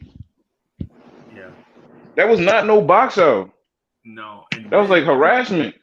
And then they called more fouls on the Knicks that half than they called on the Heat. The Knicks have 12 fouls. The Heat have 7. And at one point, you said it was 5-1 in the favor of the Knicks, right? Yep. Bro, hey, chat, listen, y'all. Y'all can't fault the Knicks for their effort. You can't fault the Knicks for their effort right here, bro. The only bad play I saw, and when I mean I'm talking about continuous basketball play, the only bad continuous basketball play I saw is Josh Hart. Even that last possession with Jimmy Butler trying to ISO on Deuce McBride was an excellent defensive play right there by Miles McBride on Jimmy Butler. Right? Even that, bro. Everybody is playing, right? But the refs took RJ Barrett out the game. You know what I'm saying? RJ Barrett was a factor early. You know what I'm saying? RJ Barrett took 5 shots, has 10 points. Right? He's in foul trouble. Brunson is in foul trouble. Hartenstein, Hart, everybody with multiple fouls. Jimmy Butler played 17 minutes of basketball and has 0 fouls. That's a lie. Bam Adebayo played 19 minutes and has 1 foul. That's a lie. At center. How does a center play 19 minutes with 1 foul?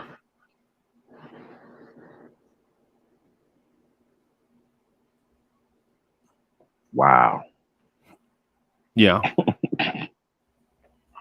Wow. Bro. We gotta play through this. Yeah. We gotta play through this. And chat, I ain't gonna lie. I know the topic du jour right now is the Knicks are down by 1 with their season on the line. Right? And I don't want to talk about the summertime stuff and jinx anything. But Josh Hart don't look like he it, bro. Josh Hart don't look like he it. I think the last 24 minutes, I think I gotta play Grimes and RJ these last 24 minutes, unless we get a big lead. And it's gotta be huge. It's gotta be a huge lead for me to bring Josh Hart back. I'm talking about a 20-point lead. Yeah. And then even with that said, I got my hand on RJ or Grimes. Soon as he mess up, you know what I'm saying? Mm-hmm.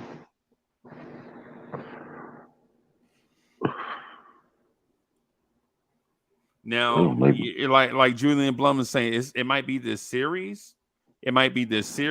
But right now, I think you got to go with your horse right here. I think you got to go with Grimes and RJ as your horses, man. It's something to be said about Grimes' defense on Butler. Every possession that Butler is guarded by Grimes, I call it out. And y'all notice the only possession that Butler scored on Grimes is the jab step one. He just got him with a great move. You remember that one, Greeny? Greeny probably took a slight break, but yeah. No, yeah. You right. The only good Jimmy Butler possession is when he got Grimes with the jab step. That's it. Right? But all the other stuff is you know, it is what it is.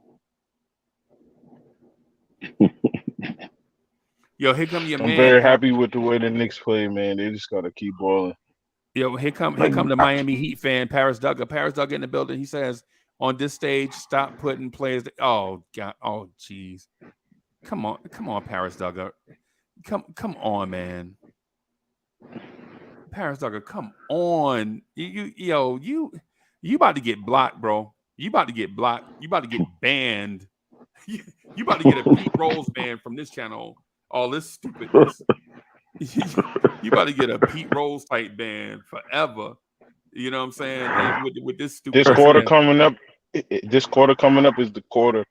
This is the quarter that the Heat have been doing us bad in. So the Knicks have to play very well this quarter. If you remember the last time we played, the last game, the Knicks. This is the quarter where the Knicks separated from the Heat. They took off and made that 20-point lead. So let's say if we can make the same thing happen again. Mm-hmm.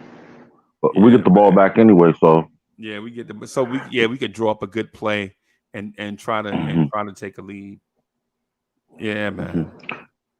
Yo, I remember the day you told. Never mind. Go ahead. Nah, nothing. I'm about to say something stupid. No. Go ahead, finish. Finish what you were saying, Breezy. My bad. No, man. I'm just saying, man. And when we watch these games, bro, man, like everybody, and I mean everybody, the chat, everybody, you know what I'm saying? They add the observations and all of that stuff on you know what I'm saying, what they see and all of that stuff. So man, I get it. I get it, bro. Nah, you wasn't wrong. But when you ain't got it, bro, we gonna point it out. It don't matter. Cause we can't we can't be out here like only criticizing Randall when Randall have a bad game, and then when somebody else have a bad game, we out here crying. Why you criticizing such and such? But as soon as Randall or RJ have a bad game, they be the first ones. They be in the front of the Wolves come out. Yeah, they be in the front of the church, you know what I'm saying, talking about how standing with the pitchforks and everything like that, ready to go lynch somebody. Yeah, out here when Randall have a bad game, we in the chat talking about Randall got low basketball IQ, and then when somebody else have a bad game, then they out here like, no, don't say nothing. Yeah. No, I was just thinking about these fouls though. We gotta talk to. We gotta get us about these fouls. They had called. And when's the last time you saw a foul call on a Miami Heat player? Forever. Greeny, when's the last time you saw a foul called on a Miami quarter? Heat? Yeah. What'd you say? The last time you saw a foul call on a Miami Heat player? It's been a minute. It's been a minute, right? In the first quarter. In the first quarter. Yeah. This first quarter. Yeah, man. We gotta get these foul calls balanced out, because the foul call they called on Grimes on Jimmy Butler rip through when Grimes was clearly like this right here before he did the rip through, and they still called a foul. You like, come on. But Jimmy Butler's a superstar, so you know he's gonna get those type of calls, right? But at least be even though. At least be even with it. So how about you gonna talk about fouls? The foul they called on RJ, the last one they called on him, talking about he pushed old dude, and he was like, when dude dove. I'm like, RJ didn't even touch him. What are you talking about? This is crazy. Yo, shout out to our guy Paris Duggar. Our guy Paris Duggar says, and he my guy too, by the way. Y'all know I just be joking with Paris Duggar. Yeah, you know that's my guy. Paris Duggar says so. Randall should be the story then. Where is Randall? He is playing Is he playing despicable? Yeah, I think now we just talking though. Now we just feel like we got to say something for the sake of talking. Remember what you told him? You told him to slam his fingers in the door. Yeah, man. Yeah, do something else with them fingers, bro. Go get some. Pick your nose. So go get some chicken or something, man. Yeah, man, something. do some sign language. Do something else with them fingers, bro. Stop typing. Oh God. Oh God. Randall legit sees that. All of us see that Jalen Brunson has it going. Jalen Brunson has it going, and RJ Barrett is getting to the free throw line. So the fact that Julius Randle is playing passively, so those guys can cook, means Randle ain't playing. Randle on Oh pace God. for 10 rebounds and 4 assists, while Jalen Brunson is cooking and RJ Barrett is getting to the free throw line. So he should stop Brunson from cooking so that he can shoot. And then if he does that, then Paris Duggar will be in here like, why Randall taking shots when Jalen Brunson was cooking? You know what I'm saying? You feel me? Yeah, it's just, yeah, man. So hey, some Oh God. Knicks fans work for the other team, bro.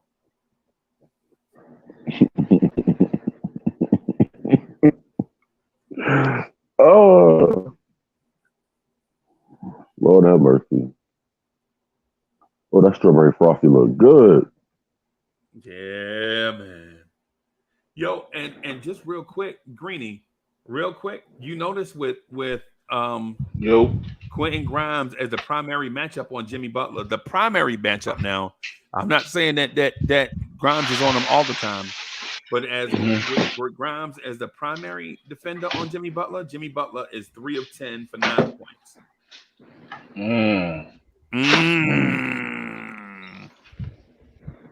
Two-way player. That's you telling me, man. Yeah, I'm saying I think Grimes' defense this series on Jimmy Butler is very underrated. I think we probably have to continue to go to that.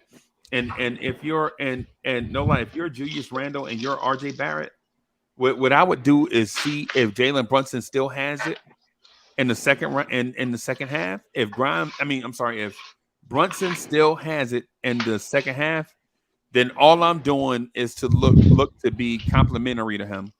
That's it. I'm just letting him carry us. I think the key to this game is Grimes. If Grimes can knock down them threes or them rotations, and Obi when he come in, it's over.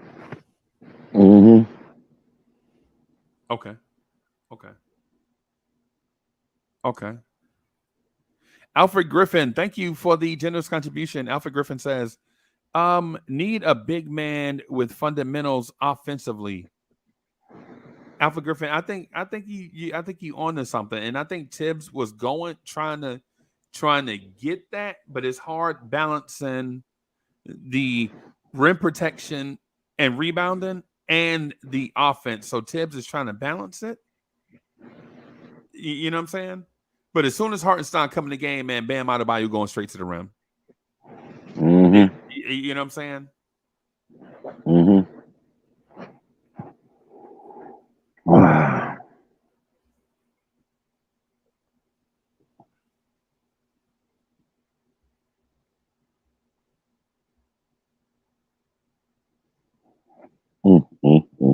D Block is in the building. Shout out to D Block. Let's go, Knicks. We need this win. Let's go. Y'all nervous? Nah. Y'all nervous? I'm not nervous. I'm just happy. Like I'm just happy that we here. Like we right here in this moment. Like I'm an in the moment person. So I'm happy right now. I'm thinking about Monday. That's what I'm thinking about. Yeah. I'm one of them people everybody got out their phones. You look at Greeny and I'm just sitting there looking at it because I'm an in the moment person. I don't care about my phone. I want to embrace everything. Yeah, man. Every bit of this. Bro, because you know what? Because we weren't supposed to be here at all.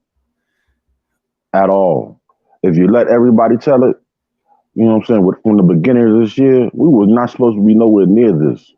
Yeah, we have a believer in the chat. Ivory comes in and drops Monday with question marks. Monday. Yes, go Ivory. That's what I'm talking about, my guy. Yeah, and Julian Blum says Grimes can't do everything. He's barely past rookie status. We need Randall and RJ to go off. Right. Yeah, man. And Julian Blum, I'm not talking about Grimes getting into superstar status. All I'm mentioning is is we have a matchup that favors us against a superstar, and just keep doing that. I'm not asking Grimes to score 30 points and all of that other stuff. It's as simple as Jimmy Butler struggles with Grimes on him, so just keep going there. Don't go away from what's working. That's what I'm mentioning with the Grimes thing. We don't want to throw Grimes under the bus and ask him to do that and then be the point guard and score 30 points and nah, man. Jimmy Butler is at the moment until he figures something out. Grimes is defending him well. Just keep doing that. Right? You don't want to. You notice when Josh Hart came into the game and they put RJ on Jimmy Butler, he started scoring right off the rip. Right off the rip. So yeah, man. No, hey, JB, no, I got you. I'm just clarifying, bro. I'm just clarifying my position. That's all. And Alfred Griffin, thank you for the generous contribution. Alfred Griffin says Mitch needs to work on his offensive game. Yeah, man. I think I'm with you on that also. I think I'm with you on that. I ain't gonna lie, yo. He looked like he tried that little drop step and with the left hand. If he looked like he had a little confidence in trying to do that. Now, I'm just saying, it took me for a loop to catch him try to drop step. No, I ain't gonna lie to you. I was like, what? Oh, okay. Right. Ernesto. Oh, shoot the game back. My bad, Greenie.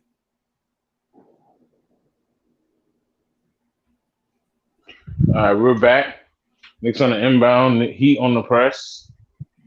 Knicks in the first quarter had 31. In the second quarter had 19 points. No free throw shot in the second quarter. Brunson gets a pick for Randall. Now he has Bam on him. Randall has Vincent on him. Randall gets position on Vincent. They send a double. Randall steps through, shoots a fader. No good. Heat get the rebound. Heat try to push it up. Bam. Going at Mitchell Robinson. Kicks it to Max. Now Bam sets the screen. Max. Joseph for Bam. Vincent in the corner for three. Good. Heat increased their lead to 54-50. Here come RJ back the other way. He hands it off to Brunson. Brunson calling out the play. Grimes sets the screen. Now he has Butler on him. Brunson takes a pull-up, mid-range, no good. Randall slaps it. Mitchell slapped it out of his hand, but Brunson couldn't control it. Heat still have the ball. Here comes Max Strus now. Pump fakes a three, puts it on the ground. Bam. He's stuck. He picks up his dribble, finds Jimmy up top. They kick it to Max. Max takes a three.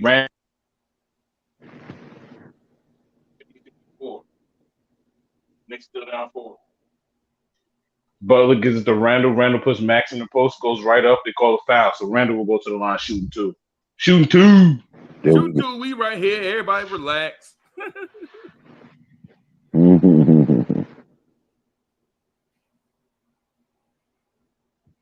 There we go. Thank you, ref. Unleash that whistle on them.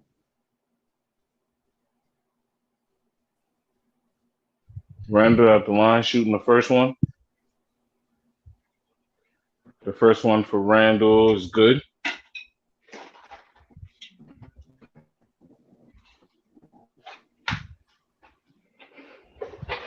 (51-54).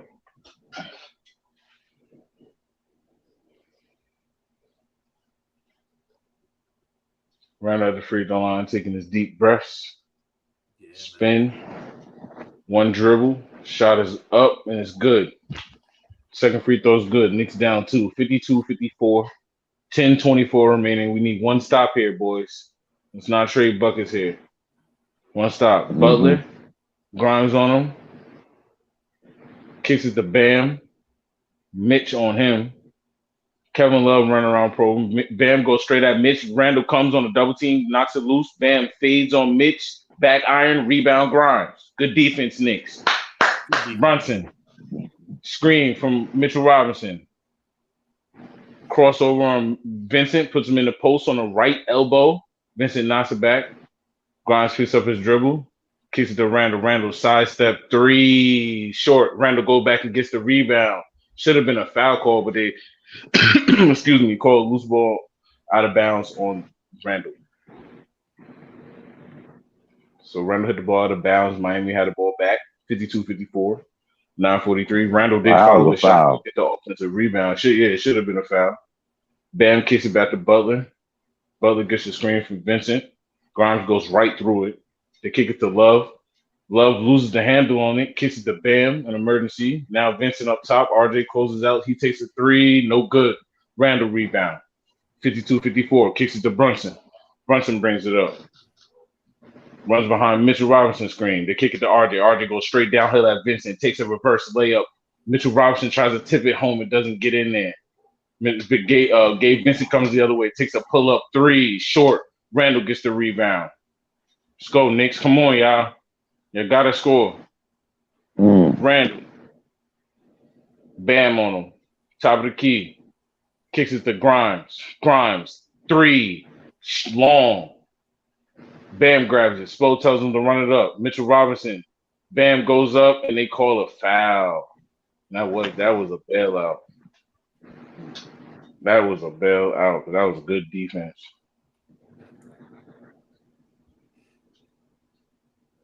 That was great defense. The refs just bailed Bam Adebayo out.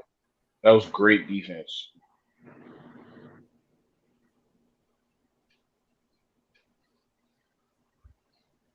So Bam at the line will shoot two. Excuse me. Their first free throw is good. Man, we blew them opportunities. That was a bad call. That was a really bad call. Miami Heat have a 3-point lead, 8:43 remaining on the third quarter clock. Excuse me. Bam's second free throw is good. 52-56. Brunson, Vincent guarding full court. Gets a screen from Randall. Brunson now gets a screen from RJ. Right wing kisses to Grimes. Grimes kisses to Randall, left corner with Bam on him. Takes Bam off the dribble, throws up a floater, and he'll go to the line.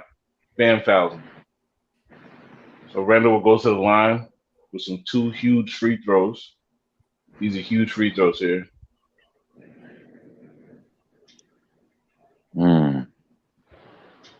Big foul. He's talking about flopping, and he didn't even get fouled last call, and they called a foul for you. Stop it, man.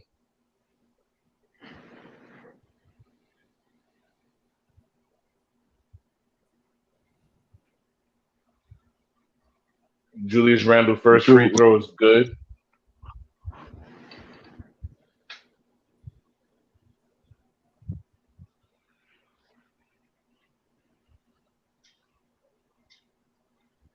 (53-56), 8:24 on the third quarter clock. Julius Randle's second free throw is no good. Rattles off the front rim. Wow. So it's a 3-point lead. Bam up top with Mitch on him. Looking for the down screen for Butler. The Knicks play it well. Bam has to kick it to Butler up top. Sets the screen. Grimes goes under it. Another screen from Bam. Grimes goes under it. Butler up feet. Has to kick it to Butler. Bam. Bam takes a shot. No good. Randall rebound. 53-56. 7:58. Randall. Bam on him. Gets a screen from Brunson. Now Vincent is guarding him. Randall gets around. Spin move. Kicks it out to Grimes in the corner. Right corner. Grimes holding. Gets it back to Randall. Randall's wide open. Steps back and takes a three. And it's good. Knicks tie the ball game. 56 all. 7:37 remaining on the third quarter clock. Vincent up top at the Heat logo. Kicks it to Butler. He's the left wing. Deep three. Screen from Butler. Kicks it to K Love. Three. Right wing is good. 59-56. He have a 3-point lead again. Can't afford to do that, Knicks. Can't trade buckets. Got to get stops. 7:10 remaining on the third quarter clock. Heat are 4 of 17 from three. Knicks are 8 of 22 from three. Brunson gets a screen from Mitchell Robinson. Gabe Vincent on him. He kick it to Grimes in the corner. He gets Max Strus in the air. Kicks it to Randall. He takes a three over Bam again. It's short. Butler grabs a rebound. He have a 3-point lead. Butler gets a screen from Vincent, but RJ plays it. Butler going straight at RJ, throws up a floater, and it goes in. Drops down. He have a 5-point lead. 56-61. This is the largest lead of the game for the Heat. RJ gets a screen from Mitchell Robinson. Jimmy Butler's reaching. RJ gets to the spot, throws up a floater. No good. Come on. No good. Jimmy Butler coming back down the other way. Gets a screen from K-Love. He gets inside. He throws up a shot, and they call a foul. So Butler will go to the line to shoot, too. Looks like it's going to be a timeout here. And Knicks got to play ball here, baby. Still a long game, but you got to play ball. 6:13 remaining in the third quarter. Knicks down 56-61. Jimmy at the line shooting two.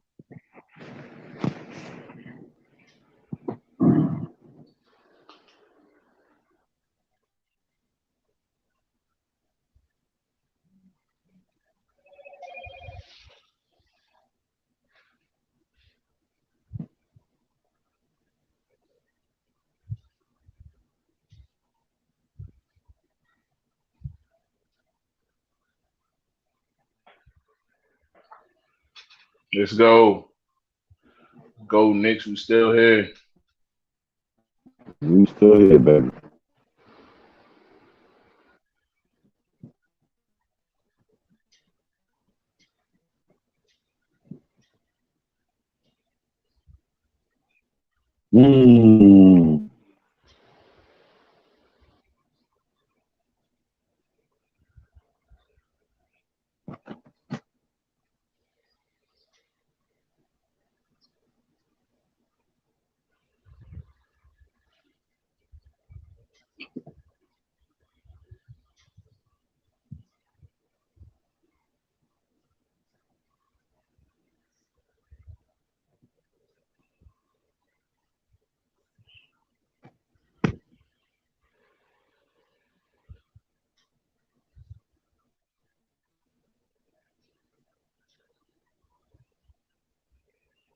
Commercial break. How you feeling about the boys right now, huh? I think he took a little break, bro. Huh? I said he took a break, baby. How you feel about our boys tonight? Man, I'm feeling good. I'm still positive. So I ain't lost that yet. Yes, you know what I'm saying? I ain't lost that yet. We gotta get some stops. We still fight. Get over this hump. We gotta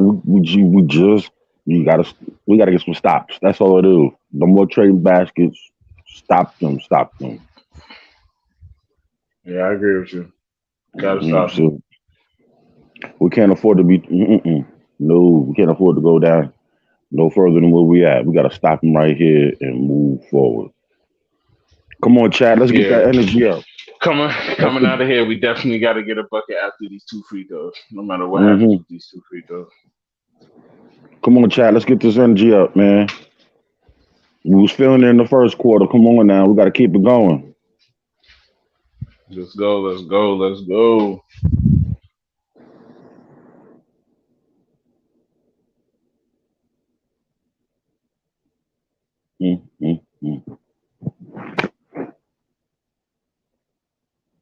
Regardless of what happens, boy, you already know where I'm going, right? After this. You heard me, Green? Yeah, I heard you. Yeah. Mike Daniels, the Dolphin coach, is at the game. We are back. Okay, Walt right there in the pink. Flamingo pink.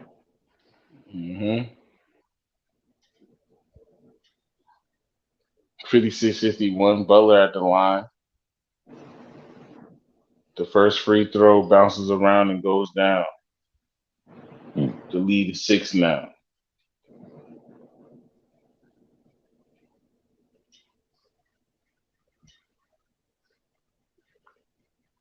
Free throw. Gee. Second free throw is good. Lead is now 7. 56-63. Brunson tries to dribble the ball. It's stolen by Gabe Vincent. Pull up 3 for Max Strus. No good. Randall rebound, but they hit the ball out of bounds, so it will still be Knicks ball. 7-point lead still. Every time Hart come in the game, the lead grow, bro. I don't know what it is. Maybe I need to stop watching, bro. Knicks missed the last 10 out of their 11 shots. Brunson. Got to break that streak now. Brunson gets the screen from Randall, gets around the screen. Randall runs to the corner, gets double teamed, gets to Hart, wide open 3-point at the top of the key. It's good. All right. 59-63. 59-63. That was a nice icebreaker. You needed that icebreaker. You got some computer love from you, Uncle Cole. 5:42 remaining on the third quarter clock. 59-63. Knicks got to get another stop here. Gabe Vincent up top gets a screen for Bam. Hart all over Vince. Gets a screen for K-Love. Now he kicks it back to K-Love and he turns it over. 5:25 on the clock. Let's go. Knicks ball. Hart inbounds to Brunson. Brunson brings it up. Randall hands it off to Hart. Hart has Butler on him. Kicks it back to Randall in the post with Bam on him. He turns, the faces up. Jab step. Ball fake. Kicks it to Grimes. Grimes shoots the left corner 3. Front rim, no good. Dang, we need those threes. Bam. Pushes the pace. Need those threes, man. He slows it down now. Picks up his dribble. Kicks it to Butler in the post with Josh Hart on him. They send a double on Jimmy Butler. Mitchell Robinson runs back to the paint. Randall closes out on Vincent. He throws up a full layup, and it's no good. Randall gets the rebound. Randall kicks it to Brunson. Looked like it was almost a steal. Brunson has Max on him. Takes him 1 dribble, 2 dribble, fades, and it's good. Tough shot by Jalen Brunson. Knicks cut it to a 2-point lead. 61-63. 4:33 remaining in the third quarter. Let's get that energy up, chat. We told you they was here. Vincent gets a screen for Bam, goes down the lane, dumps it off the Butler. Butler throws up just nothing, and they call foul and bail him out. So Butler will go to the line shooting 2 again. Wish the Knicks can get calls like that. That's 4 on RJ. No, I believe the foul was on Hart. 3. Well, that's 3. That was on Hart. Okay. Excuse me. 61-63. Knicks. Yeah, RJ not in the game. Yeah, that's my. Yeah, pardon me, y'all. Butler. I'm a little bit behind. That's 3 on Hart. Yeah, I see it now. You good. Butler knocks down the free throw. Yeah, I got Zeller checks in the game for Bam. So this is the time where the Knicks need to take advantage. 61-64. 4:24 remaining on the third quarter clock. Butler still has 1 more at the line. The lead is currently 3. Butler shooting 1 more at the line. And it's good. Brunson being harassed by Martin. Full court. 4-point lead. 4:18 on the clock. Third quarter. Brunson left wing with Martin on him. Knicks trying to work something off ball. Brunson probing, gets a screen from Randall. Now he goes downhill, takes a fading mid-range, doesn't go, bounces around. I believe they called a loose ball foul on who's number 20? Somebody loose ball foul, I believe, on Kyle Lowry. Sorry, I was reading that. I was reading the ref's hands. I had to read the numbers off his hands. Grimes inbounds it to Mitchell Robinson. Mitchell Robinson gives it to Randall. Randall has Butler on him. Gives a nice screen to Mitchell Robinson. Gets in the paint. Throws up nothing and gets a foul call. So Randall will go to the line and shoot 2. 61-65. 3:52. Right here. Y'all take a deep breath. Shooting 2. Take a deep breath. Relax. Take a chill pill. Sit back and relax. Enjoy the show. Randall at the line shooting 2. The first free throw. Spin. Dribble. Shot. Reno. Let's go. 62-65. 3:52. Hartenstein checks in for Mitchell Robinson. It's a good sub. As soon as Bam sits, make Mitchell Robinson sit. Good sub.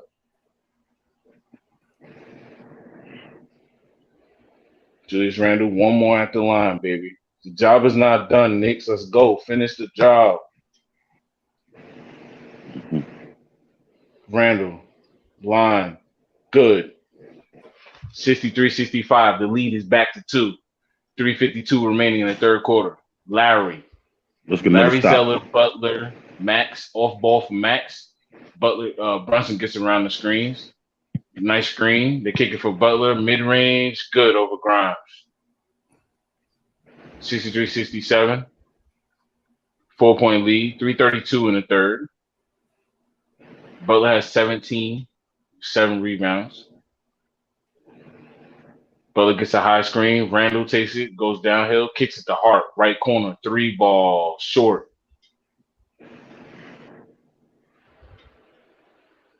4-point lead for the Heat, 67-63. Butler gets a screen from Zeller.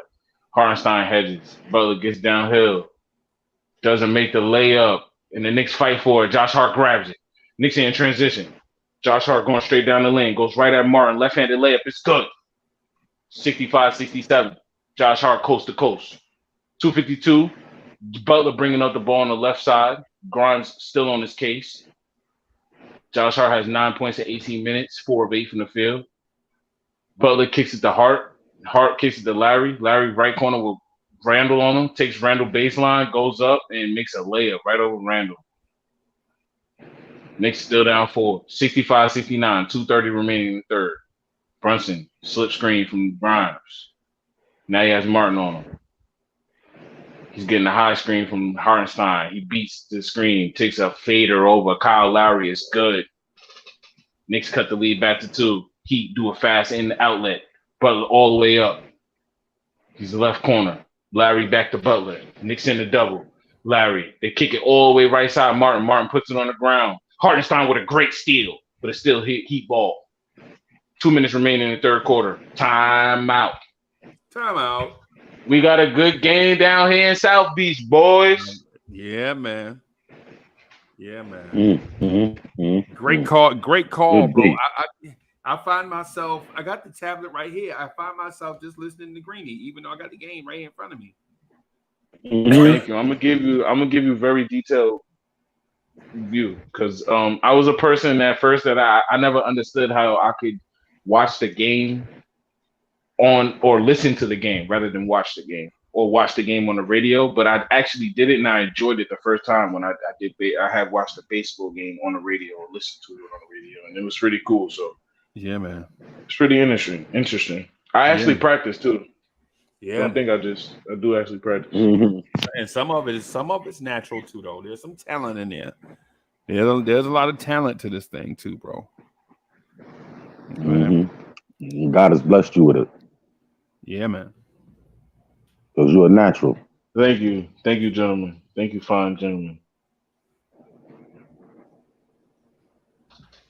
Knicks fans going crazy in the chat, chant defense. They're doing everything for them Knicks fans and Knicks players to get this dub in South Beach, baby. You know. Bro, call your mom, call your grandma, call your uncle, baby. We need this win. We need this win. We need this win. The Knicks offense has gone ice cold since the second quarter. We need to get the lid off the rim.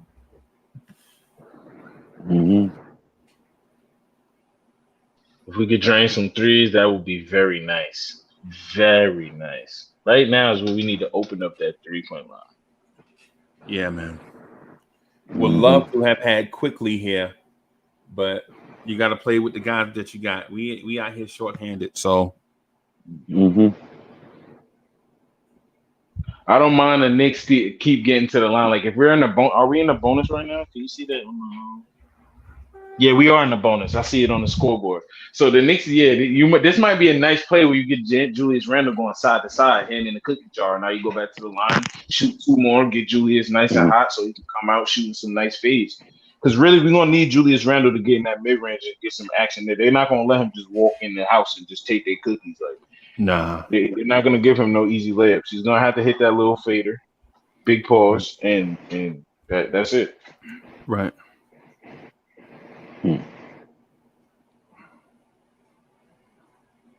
Right.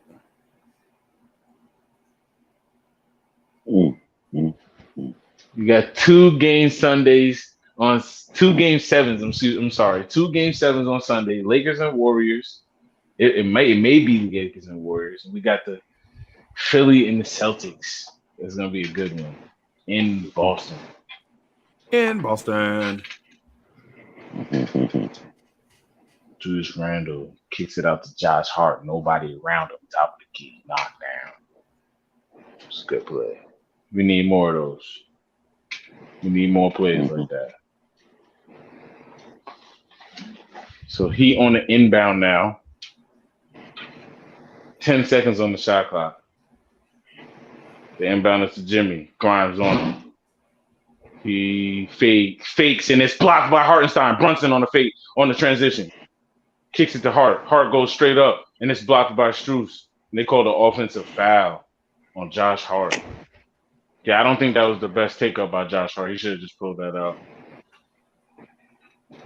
But I also don't think that was an offensive foul. I think Strus was moving. He was moving. He was moving right up underneath him. He was moving, but yeah, he's moving. He's definitely moving. That's not an offensive foul. He's moving. So he have it back the other way. Okay. They call offensive foul going back the other way. So Let's Josh go. Hart has 4 fouls and RJ Barrett also has 4 fouls. Wow. So 62-69. Knicks are in a bonus. The offensive foul. RJ on the bench looking on. Don't worry, he's ready. Brunson puts a couple moves on Martin to get past him. Goes across the half-court line. Knicks running the play now. They get Randle at the elbow with Butler on him. Martin tries to help out. Randle now faces up with Butler on him. Gets to a spot. Fades left-handed. No good. He get the rebound. Larry now running down. Finds Zeller left side. Runs off the screen from Zeller. Gets in the paint. Throws up a running hook, and it's good. How did he hit that to go? 67-71. He have a 4-point lead. Brunson in and out on the screen. Takes it up. Floater. It's good. Cut it right back to 2. The Knicks respond. 58 seconds left in the third quarter. 69-71. Miami Heat have a 2-point lead. Kyle Lowry walking it down. Hart guarding him. Gets a screen from Zeller. Kicks it to Duncan. Duncan takes a 3. It's off the front iron. Two Knicks players run for the ball and they don't get it. So now the Heat retain possession. Jimmy Butler left side kicks it to wide open Duncan Robinson right side. It's good. Knicks, y'all gotta be better than that, man. 69-74. He have a 5-point lead now. Got to be better than that, man. 30 seconds, That third was Josh quarter. Hart's man. Brunson gets a screen, in and out, takes it downhill. Steps through, dumps it off for Hartenstein. Hartenstein steps through, lays it up, and one. It should have been one. No contact call. 71-74. 20 seconds remaining. Butler now. Grimes on him. 16 seconds. Nothing on the shot clock. Heat will hold for 1. Duncan Robinson will set the double screen with Kyle Lowry. He takes it. Butler goes. Oh, Hartenstein fouls Butler. But Butler was not in the shooting foul, so it will be on the ground. Miami is not in the bonus right now unless that foul put them in the bonus. And I believe the Knicks had a foul to give. That's why Hartenstein did that. So 6.2 on the clock. Done. Great job, Thibodeau. That's a Thibodeau call. Thibodeau always does that. So 6.2. 6.2 on the shot on the clock. No shot clock. On the game clock. 6.2. Brunson takes a seat. Grimes, Hart. Deuce McBride is in the game on Duncan Robinson. Bam, in the game. Up top, they hand it off to Duncan Robinson. Deuce McBride gets around. Duncan Robinson shoots a 3. It's no good. And we'll go into the fourth quarter, and the Heat have a 3-point lead, 71-74. Are you not entertained? Are you not entertained? Let's go. Let's go. Let's get the energy up, man. Throw your 4s up in the chat, yo. Yeah. We're in the fourth quarter. Throw your 4s up. This is where it counts right now. This is where it matters the most. Yeah.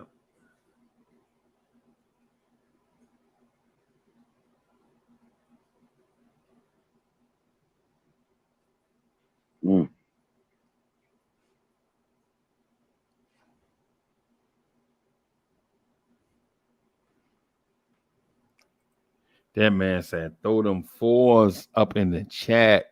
Let me throw Throw them them fours fours up. up. Let me put my fours up in the chat. There you go. Get mine up in there too. Greeny, I'm nervous. Lee, I'm nervous, bro. Let's go. There's no more nerves about it, man. We got to shake this off right here. Shake it off. I'm And this, nervous, bro. Yo, we got to shake it off. our season is on the line. We down by 3 going into the fourth quarter in an elimination game on the road. I'm nervous, bro. All hands on deck. Let's go. These are the moments we live for, ladies and gentlemen. Throw your fours up, Mega. Yeah. Oh, you got it up. Yeah, man. Come on, Marquez. Throw your fours up, baby. Yeah, man.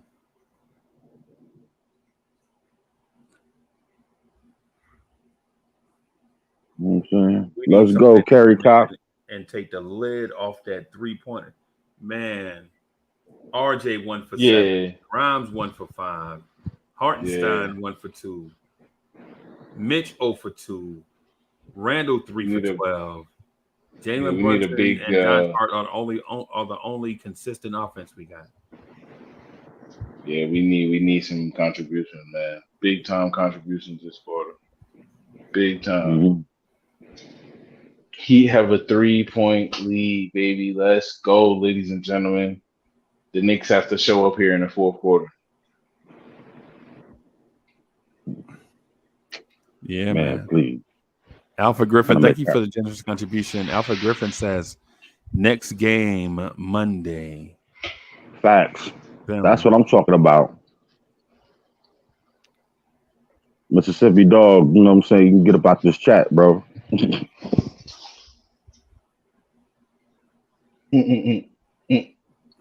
Cool, Lee keeping it a buck.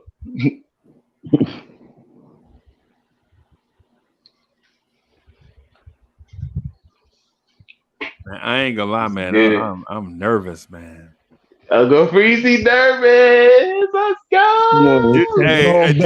Julian Blum got my back though. Julian Blum is like, yo, get that energy up. I know, man. I'm trying. You got to. Go. We got you, baby. Hype about these moments. At the end of the day, it doesn't matter. Knicks had a great season, and they're still gonna play because it doesn't matter. We're about to win this game. I feel it in the energy. Yes, sir. I'm feeling the energy. I can look at we can see MSG come Monday. Yeah, man. Let's go, Knicks. Hot quarter here, baby. Supposed over here. Obi Toppin will start the quarter. Receiving headline. Right. RJ in the quarter. Kyle Lowry screen from Bam. RJ on him. Duncan ran off the screen to get it to Bam. Bam goes up and it's blocked by Hartenstein. He punched that. Knicks going the other way. Transition. RJ has it. He slows it down. Hartenstein has it. He hands it off to Hart. Hart gives it to RJ. Hands it off to Brunson. Brunson takes a 3 and it's long. Knicks grab the offensive rebound. Hart specifically.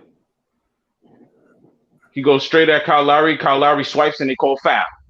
71-74. Here we go. 11:21 on the clock. Here we go. Hartenstein punched that. He punched that. That was a block of the boy. Talking about block of the game. Yeah. Brunson gets a screen up top, goes right, hits a nice little step through move, and he'll go to the line to shoot too. And they call a foul, almost and one. 71-74. Brunson tells the ref he's fouling me every time. Sorry, Chad, I'm great at reading lips. That's all right. Brunson, step to the line to shoot too. We need. He's telling the ref that he's putting his foot under me every time. Yep. Mm-hmm. We need at least one right here. Yeah, we getting both. At least 1-0. Yeah, man. We got to get some points though. Free throws. Free throws is part of the game too. Yeah. Brunson, first one, good. Brunson trying to tell the ref, hey man, he's putting that foot up under me every time, man. You gotta watch that.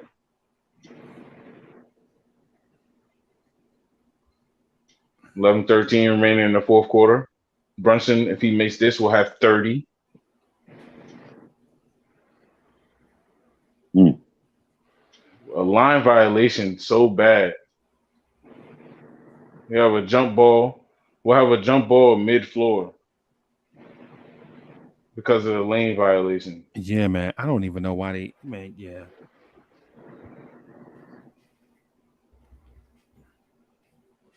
But at least we get a chance to get the ball back.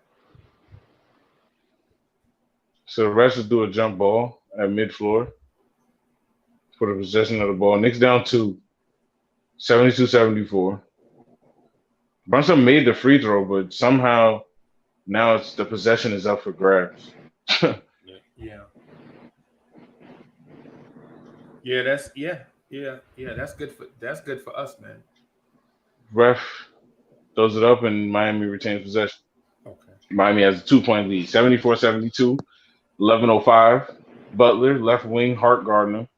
They're running a double screen again. Butler jab step, goes left, takes a mid-range over Josh Hart, no good. Goes back and try to grab it. Should have been a jump ball. Bam grabs it, falls down. Knicks grab the ball. Knicks running. Brunson now has the ball. Hits Jimmy Butler with 1-2 crossover, throws up a floater, and he'll go to the line to shoot too. Let's go, Brunson. And Brunson turns around and goes to the crowd. Yeah. Let's go. Knock these down, Brunson. Knock these down, Brunson. Brunson hits Jimmy Butler with a nice 1-2 crossover and almost gets an N1 again.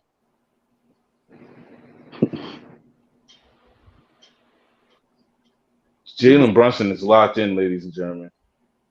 What? First free throw is good. Are we seeing a superstar born in New York? They say superstars.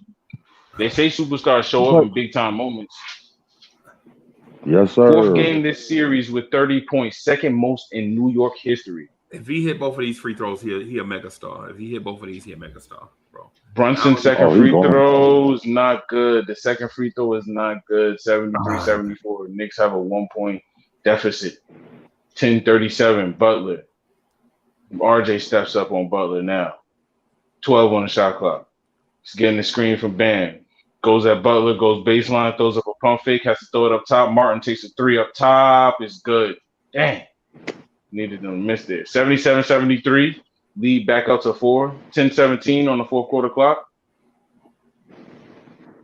Brunson gets a screen from Obi. Now he has Duncan on him. Martin gets back.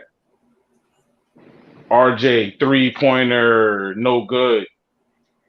Needed that. We needed that one. 9:59 remaining in the fourth quarter. Kyle Lowry up top with Hart on him. Gets a screen from Bam. Hart gets around the screen. Bam. Kyle Lowry spin move, throws up a pump fake, and runs into Josh Hart and literally ran into Josh Hart. Oh, loose ball foul going the other way. Okay. Kyle Lowry put his chest into Josh Hart. Should have been an offensive foul call. They didn't call none. Why? But why Josh Hart sneaking in there for the rebound and leave Caleb Martin wide open at the top of the key for 3, bro? Yeah. Bro, come on, you a veteran. RJ Barrett goes downhill straight at Jimmy Butler, throws up a layup and no foul call contest. Bam, good defense there. So Heat will come back the other way. 73-77. Bam. Butler takes the screen. Obi on him now. Kyle sets the screen. RJ on him harassing Butler. He gets inside, throws up a floater. No good. Rebound Knicks. Josh Hart kicks it to Brunson, left wing. He does it in a cross jab. Kicks it to Obi. Josh Hart, right wing, puts it on the ground, goes at Butler. Leaves it for Brunson. He's in the left wing with Martin on him. Jab step, one dribble, side step, tween, going to the rack, throws up a floater, and that's a foul. He's going to shoot 2 at the line. And everybody in the stadium puts their hands on their head. But that's a foul, ladies and gentlemen. Why are y'all mad? 9 minutes and 1 second left on the fourth quarter clock. He fouled him right there on the crossover. Then he fouled him again behind him. Like, there's 2 fouls on the play. And y'all mad because he called a late call? Come on. Right. Wiseman, I'm with you. I'm with you right there, bro. I'm just frustrated, man. Josh Hart crashing the ball, leaving Caleb Martin wide open for 3 in a 1-point game. Man, come on, right. bro. You can't be doing. Come on, you gotta be These defense brain all the farts. time. You gotta be Brunson knocks defense down all the the free time. throw. Yeah, Bam, there we defense go. all the time. 74-77. Brunson has 31. Third consecutive game. Back to back 30-point games. Bam. The second one is good from Brunson. Knicks have a 2-point deficit. 9:02 remaining. Come on, Knicks. Let's go. Fourth 30-point game in this series for Jalen Brunson. RJ Barrett, Garland Larry up top. They're looking for a off-ball play. Martin left corner with Obi on him. Those are nice jab step. Hart switches. Hart goes right at Martin goes right at Hart. Tries to throw a pass. It's stolen by the Knicks. Brunson running. Finds Obi. Throws it up top. Obi could not throw it down. Kyle Lowry deflects it. RJ tries to throw a pass and it's stolen. Oh, Jimmy Butler running straight down. And he's fouled. He'll go to the line and shoot too. Oh, no. I believe they call. No. I don't think they call foul. They call out of bounds. So it will be heat ball underneath. 8:28 remaining in the fourth quarter. Knicks down 2. Dang, RJ.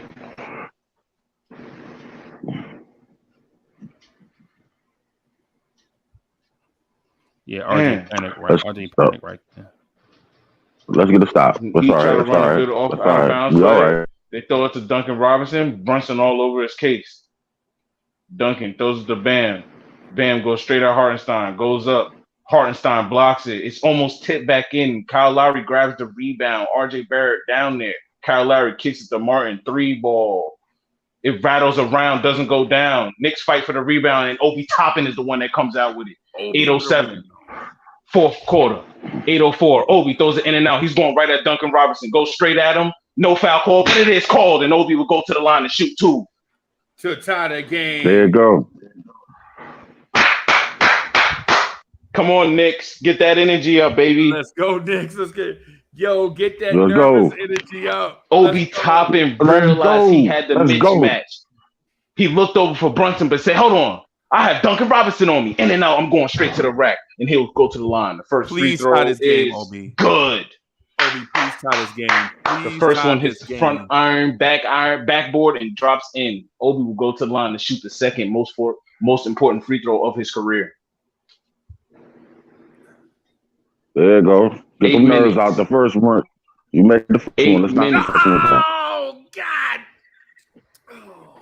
8 minutes remaining on the clock as I see the Heat fans looking very, very scared. Very shook. Obi misses the first one. Obi misses the free throw. But I believe they called a line for violation. Obi went back to get it. It looked like an offensive foul on Kyle Lowry, but they called a line violation on Obi. So the Knicks will be up. Knicks are down 1, 76-77, 8 minutes remaining on the fourth quarter clock. Knicks are up full court press. Obi almost gets the steal. Obi almost gets the steal on the inbound. Ooh. It'll be heat ball again. Obi is still up pressing. Duncan Robinson takes his seat.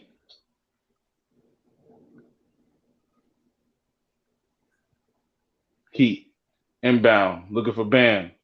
They found Lowry. Why is Obi 20 on the shot clock? In the backcourt, bro?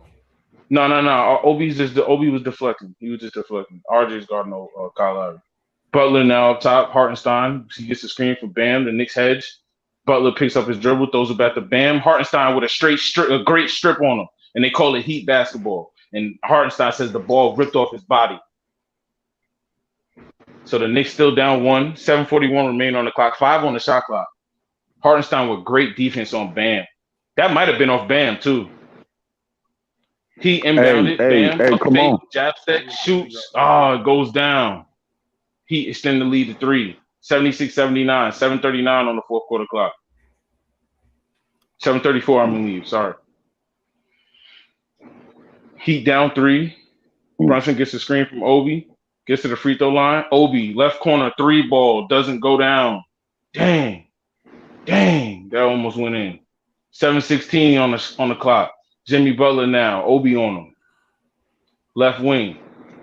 They send a double. Jimmy picks up his dribble. Forced out the pass.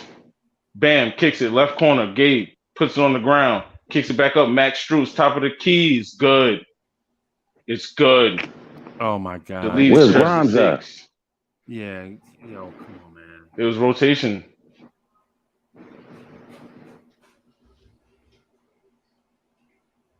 The Knicks got a fight here. 6:56 remaining in the fourth quarter. It's not over.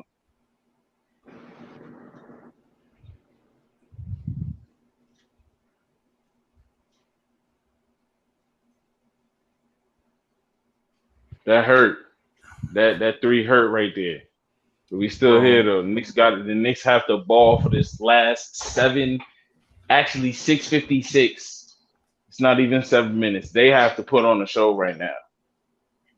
Mm-hmm. 6 point deficit.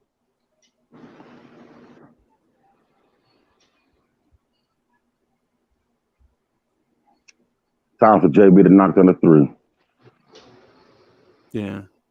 Dang, if Obi would have hit that 3, man. Mm-hmm. Yeah, man. But man, that 3. But if you you at the free throw line with the ability to tie the game, bro, you gotta tie the game right there, bro. Right about that. And then we also out here gambling for rebounds and leaving 3-point shooters wide open. Mm-hmm. Didn't I tell you to get out of here, Tibbs about to Mississippi fix Mud that Dog? right now. Tibbs about to fix that right now. Mississippi Mud Dog, beat it, bro. Tibbs about to fix that right now. Don't even worry about that. Yeah, man.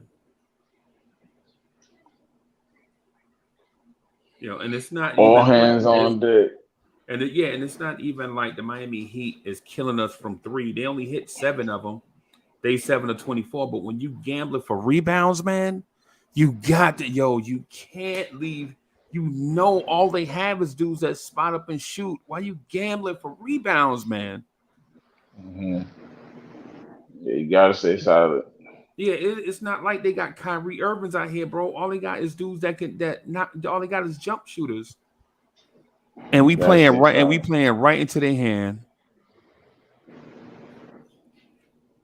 Come on, bro. I don't care if you get 14 rebounds a game if you giving up 3s on the perimeter, bro. You gotta sit Hart right here and just play Grimes, man. And you gotta sit Obi right here. Even though I like Obi, you gotta sit Obi right here too, man. I appreciate that's getting changed. Yeah, I appreciate Obi energy too, by the way. Obi energy was good, man. But that free throw, 77, 76, Obi Toppin with a chance to knock down a free throw and tie it, and he missed. And then the Heat went on and scored 5 in a row after that. In a close game, in an elimination game. Dang it, Obi. And I'm not just bagging on Obi either, by the way. I'm not bagging on Obi. I'm talking about the situation. I'm not bashing Obi Toppin. I'm talking about that situation.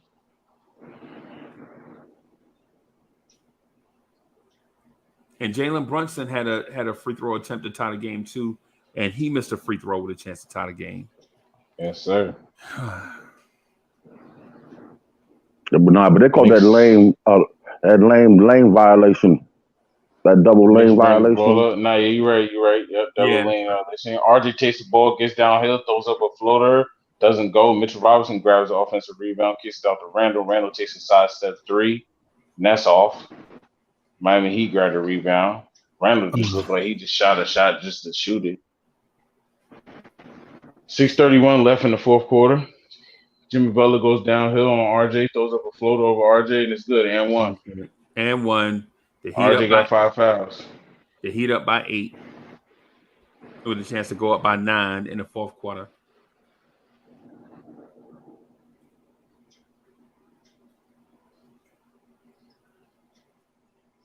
That was not a foul.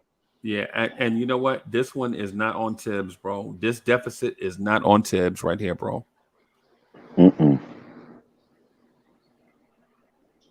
Hulk TV says, we done, yo, we done. Nah, bro. Jimmy Butler knocks it down, 76-85. We ain't done, 9-point deficit, 6:25. Brunson runs to get the ball.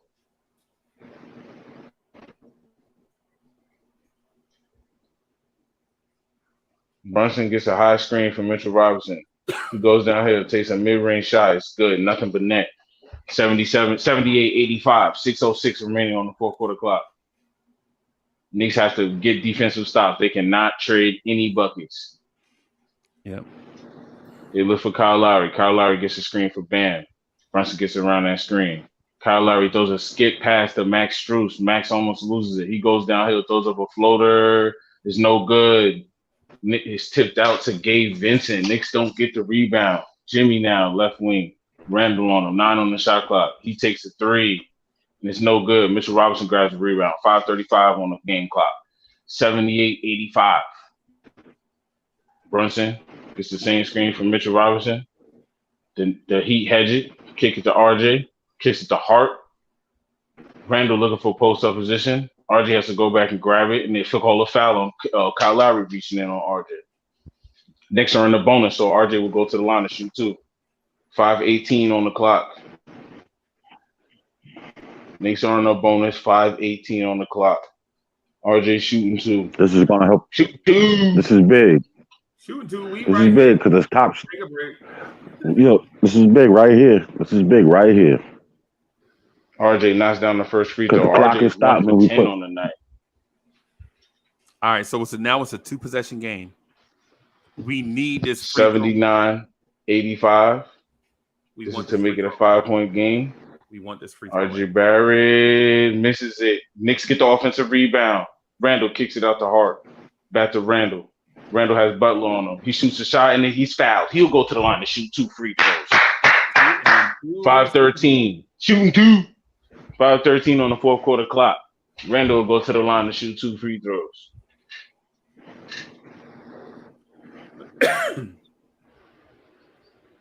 Knicks are in a bonus and they're using it to their advantage.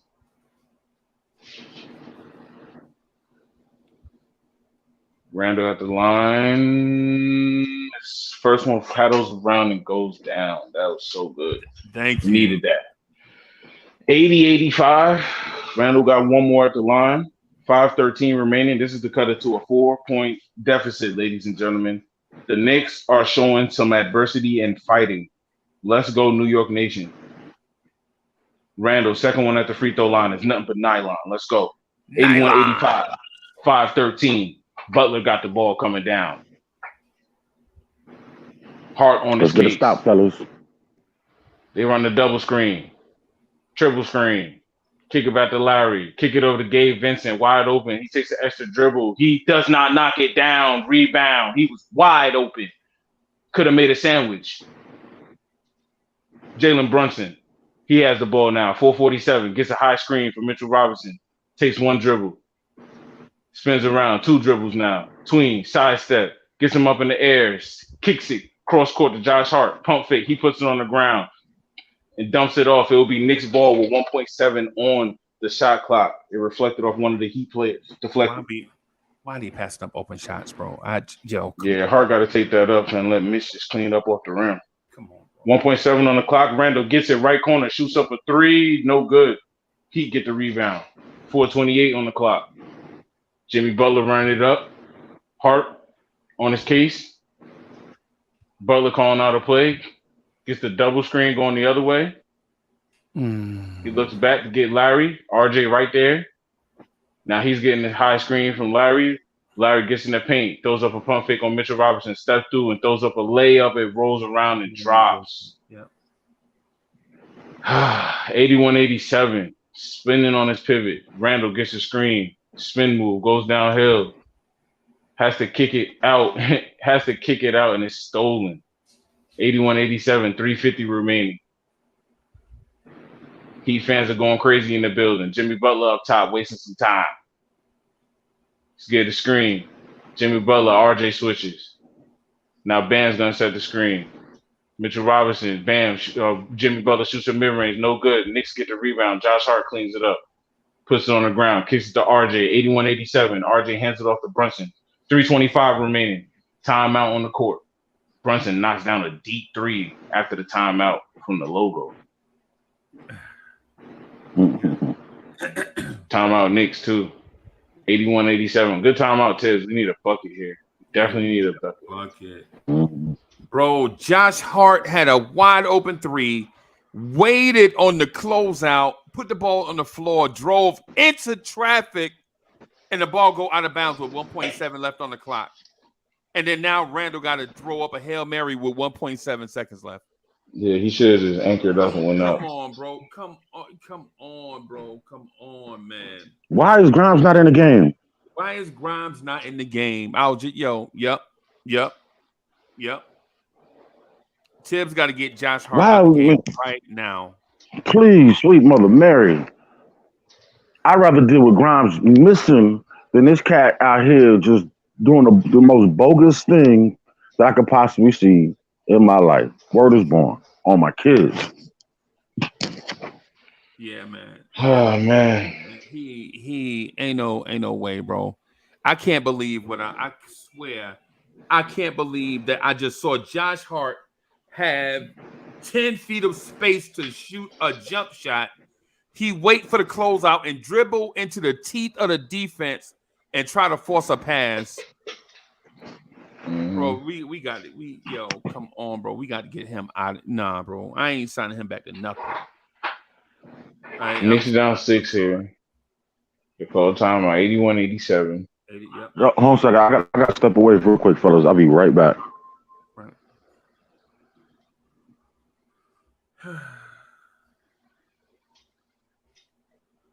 Bro. 81-87. We got to get that. We got to get him out of here. Nah, bro. I can't. I just think he just need that shot. You just need that shot, man. Once you get that shot, you'll be fine. Bro, but Green, he had a wide open jump shot. He could have just took it. He had a wide open jump shot and chose to drive it to the basket into traffic. You're right. Grimes have shot that. Cabrón. Oh, what we gonna do? We still in it. It's a two-session game. It's not over. I mean, no. I know this, but we got to get this dude. We got to get this dude up out the game, man. Tibbs, come on now. The floor spacing is terrible with him on the floor, bro. We got to get Grimes in the game. At least Grimes is a threat from three. You think Grimes wouldn't have took that? If Grimes had caught that, you think Grimes wouldn't have took that shot if he was that wide open? Man, he would have what in a heartbeat. Yeah, we got to. The Knicks in the fourth quarter are 1 of 8 from the field. They have made 1 field goal in the fourth quarter. Yep. Miami Heat has taken 18 shots. The Knicks have taken 8 shots in the fourth quarter. Yeah, man. But look, we've been to the foul line, but we ain't been capitalizing on the foul shots. We made our free throws. We got 2. We missed one, and the other one was missed on a lane violation. Knicks on the inbound. RJ Barrett hands it off to Brunson. Brunson gets a screen from Mitchell Robinson. Sidestep 3 from Brunson. Good. Knicks cut the lead to 3. 84-87. 3-14. Keep that energy up, Knicks. Right. Bam comes down. Let's go. Mitchell Robinson on his case. They're trying to run Bam off a screen. Josh Hart all over him. Kyle Lowry gives him a screen. They switch it. They send a double. Mitchell Robinson sends the double. They're swinging it around. Kyle Lowry. They don't have a 3 because they sent Mitchell. Jimmy Butler takes a mid-range shot over RJ and it's good. Cut the lead back up to 5. Grimes. Where is Grimes? Yeah, 84-89. 2:42 on the clock. Brunson comes back to get the ball. High screen from Mitchell Robinson. Brunson, double team, kicks it to RJ. RJ puts it on the ground, ripped by Kyle Lowry. Jesus Christ. They kick it to Strus. Strus puts it on the ground, goes right at Randall, reverse layup, and they call a foul on Randall.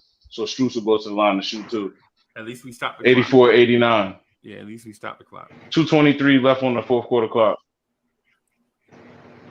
Yo, RJ Barrett with a tough game. Yo, and Julian Blum, right? Tibbs is bucking. Grimes ain't out here. What are we doing? Yo, come on, dude, for real. He ain't been in practice the whole fourth quarter. And Strus misses a free throw at the line. First one. Bim. 84-89. Grimes is in the game for RJ. Bim. Hey, Greeny. Why Josh, RJ and not oh, hey, thinking hard? RJ having hold a on. bad game. Okay. Yeah, but Josh Hart watched Strus go to the corner and let him go to the corner so that Randall can pick him up. Mm-hmm. Why is Strus second one at the free throw line is good. 6-point lead, 2:23. All right. Brunson now. Nick still in this ball game. Gets a screen from Hart. Brunson. They double team Brunson. Kicks to Grimes. Grimes picks up his dribble now. Gets it back to Brunson. They send the double. Brunson kicks it out to Hart. Hart takes the three wide open. No good. Should have been an offensive loose ball foul. Heat get the rebound. Bam. Trying to dribble it out. 156. Heat call the timeout. Yeah. Heat call timeout. 84-90. 153 left on the fourth quarter clock. I can't believe what I just saw. Josh Hart waited on a big to come down the floor and sent Strus to the corner with Randall. Why is Josh Hart looking for bigs? He's a guard. Guards, bro. Come on. Yo, this dude, we gotta get him the hell out of here, bro. We gotta get him the hell out of here. This cat got to go, bro. The only reason why Strus even took Randall to the basket is because Josh Hart legit didn't pick him up in transition. Oh man. That got to be the dumbest play. Yo, that is a J.R. Smith type play, bro. That's got to be the dumbest play that I ain't never seen. Yo, that got to be the most lowest IQ play that I ever seen, bro. You're a guard, and you're gonna send a guard to the corner to be guarded by your power forward. That's got to be the 84-90. We back. All right. 153 left in the fourth quarter.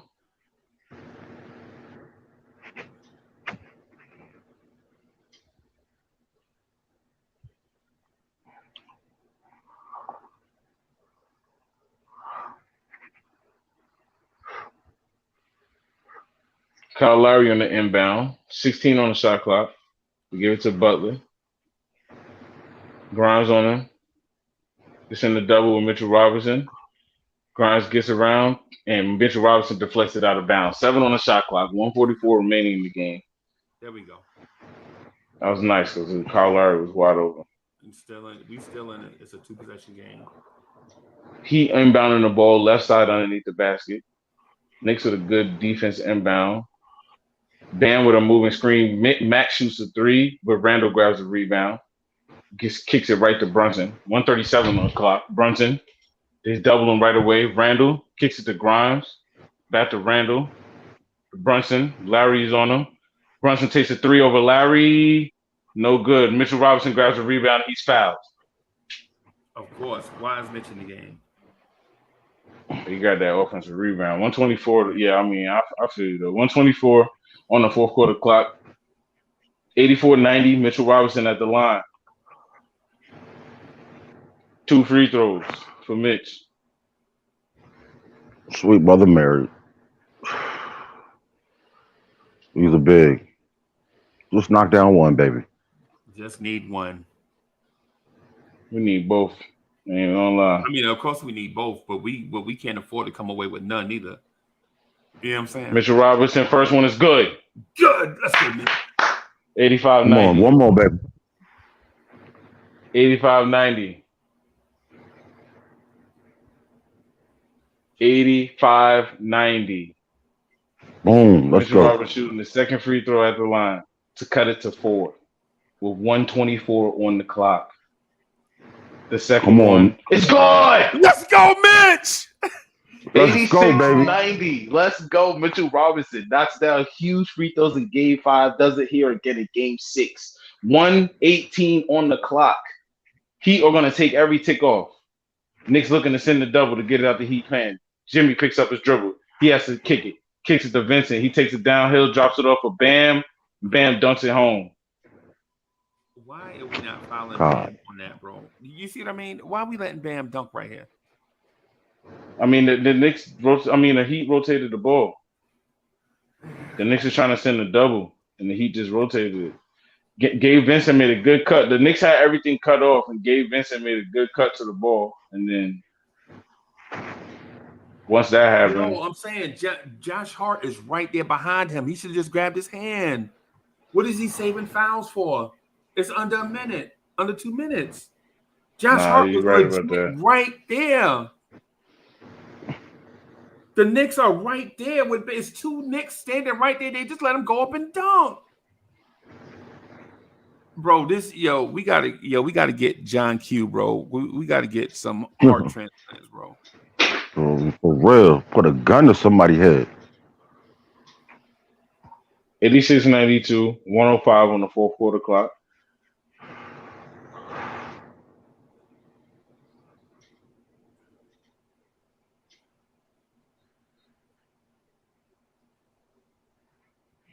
Knicks have one timeout, one foul to give. Heat have one timeout, no fouls to give. Bro, it's three Knicks right there. Bam Adebayo under the rim. They going for the ball. You got to go. You got to stop that man from going up and dunking that way. He got to earn it from the line, and you stop the clock.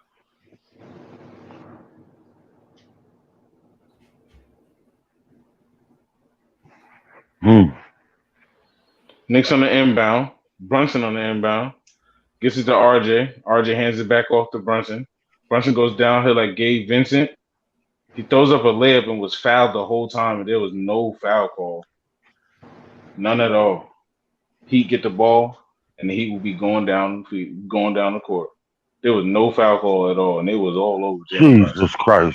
Jesus Christ. I mean, if that would have been Jimmy Butler, that would have been a foul. Yeah, it was all over him. He was hacked and whacked.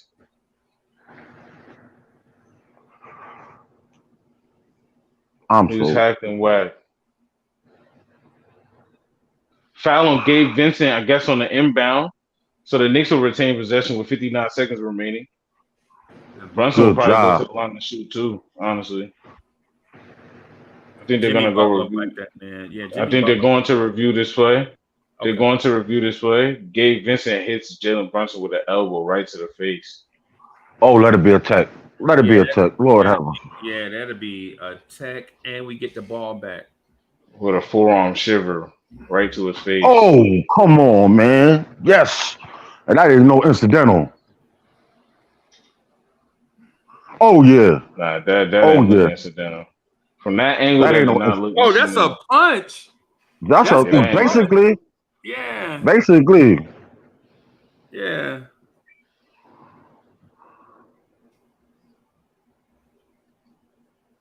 Come on, man.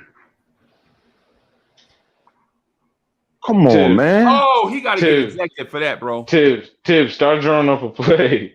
Tibbs, start drawing up a play right now. Get your best play out. Get your best play. Because we legit down by 6. Bro, at the end of this, we legit down by 6, bro. We legit can come away with this down by 2. Mm-hmm. Most definitely. Ronnie Robbins, thank you for the generous contribution. Ronnie Robbins says, we talk about Grimes on Hart, but let's just face is RJ choked. He had a horrible game. And if he played well, we win. Hey, man, listen, man, I agree with that. If RJ does anything offensively, this is a closer game. Mm-hmm. I agree as well. Yeah. I'm not denying that point. I'm not denying that point. But the other point too is I never talked about Grimes. I think Grimes played a pretty good game. Right now, the Hart part, I disagree with you with, because that wide open 3 he gave up to Caleb Martin, there is no excuse for an NBA player to do stuff like that, bro. You going in the paint to get a rebound, and you're gonna leave an NBA player wide open for a straightaway look at 3. There's never an excuse for that. So they did call it flagrant. So Brunson was stuck to the line. That man should be ejected. Yeah, he should but they ain't going. Yeah, It's you're good. right. Brunson first one is good. I don't know if he's shooting two at the line. I'm pretty sure he is. Then he hit him right in the nose. Right square on the nose. This is to cut it to a 4-point game. Brunson. Free throw is good. 88-92, 59.2 left on the fourth quarter clock. Knicks retain possession. This can be to cut it to a 2-point game, potentially one. Potentially one. Knicks inbound. Randall hands it off to Brunson. Brunson gets downhill, drops it off to Josh Hart, layup at the bucket. 54.6 seconds left. Knicks down 2. He inbound. Gabe Vincent is walking it up. Knicks down 2, 90-92, 48 on the clock, 17 on the shot clock. They get it to Good Butler. play. Grimes is on him. Good play. High Good play. screen by Good play, Bam. King. Grimes is on Butler. Butler takes a fade over Grimes. No good. Rebound Hart. You don't need a 2 here. You don't need a 3 31 here. seconds. 30 seconds on the clock. Brunson has the ball. Butler's guarding him. You don't need a 3. Brunson pulls it up. He goes straight past Butler. Hits the half spin. Kicks it. And turns it over. He turns it over, trying to kick it to a cutting Julius Randle. He knows he messed that up. So you just he had to foul immediately. Yeah. Jimmy Butler will go to the line and shoot too. Oh, but Brunson messed that up. Oh, Brunson messed that up. Yeah.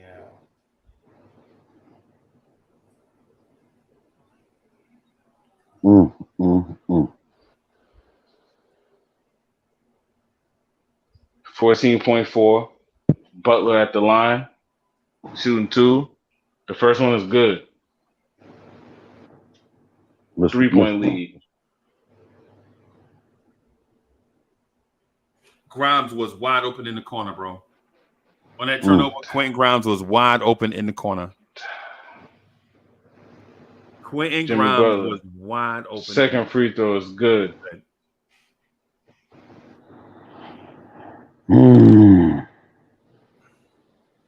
Jalen Brunson is mad. He slams the couch. He slams the chair. He is pissed. Jalen Brunson is pissed.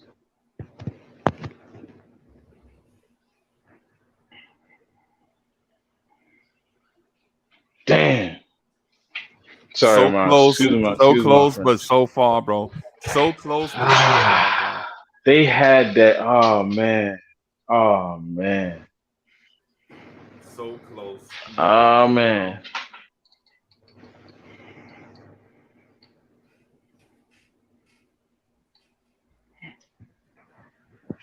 Knicks with no more timeouts. Ah man.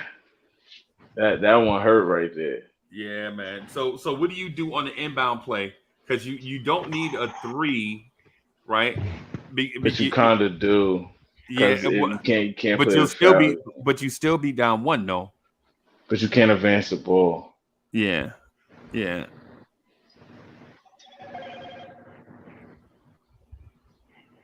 it gotta be a good 3.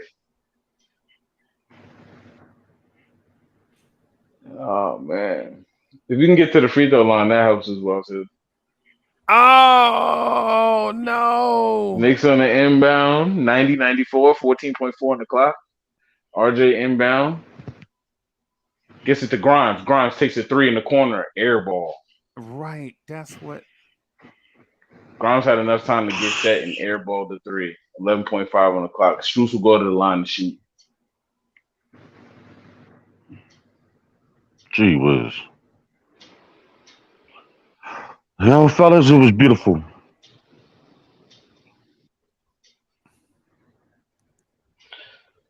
Ah man, New York Knicks. That one play, Brunson. That's gonna be the talk of this the whole offseason. Yeah. That one play. Yeah. The talk of the offseason should be the Knicks have to get another ball handler. And a shooter. Yeah, we got to get another ball handling guard, bro. Strus knocks down both of the free throws. 6 point lead, 11 seconds. Knicks try to push the pace.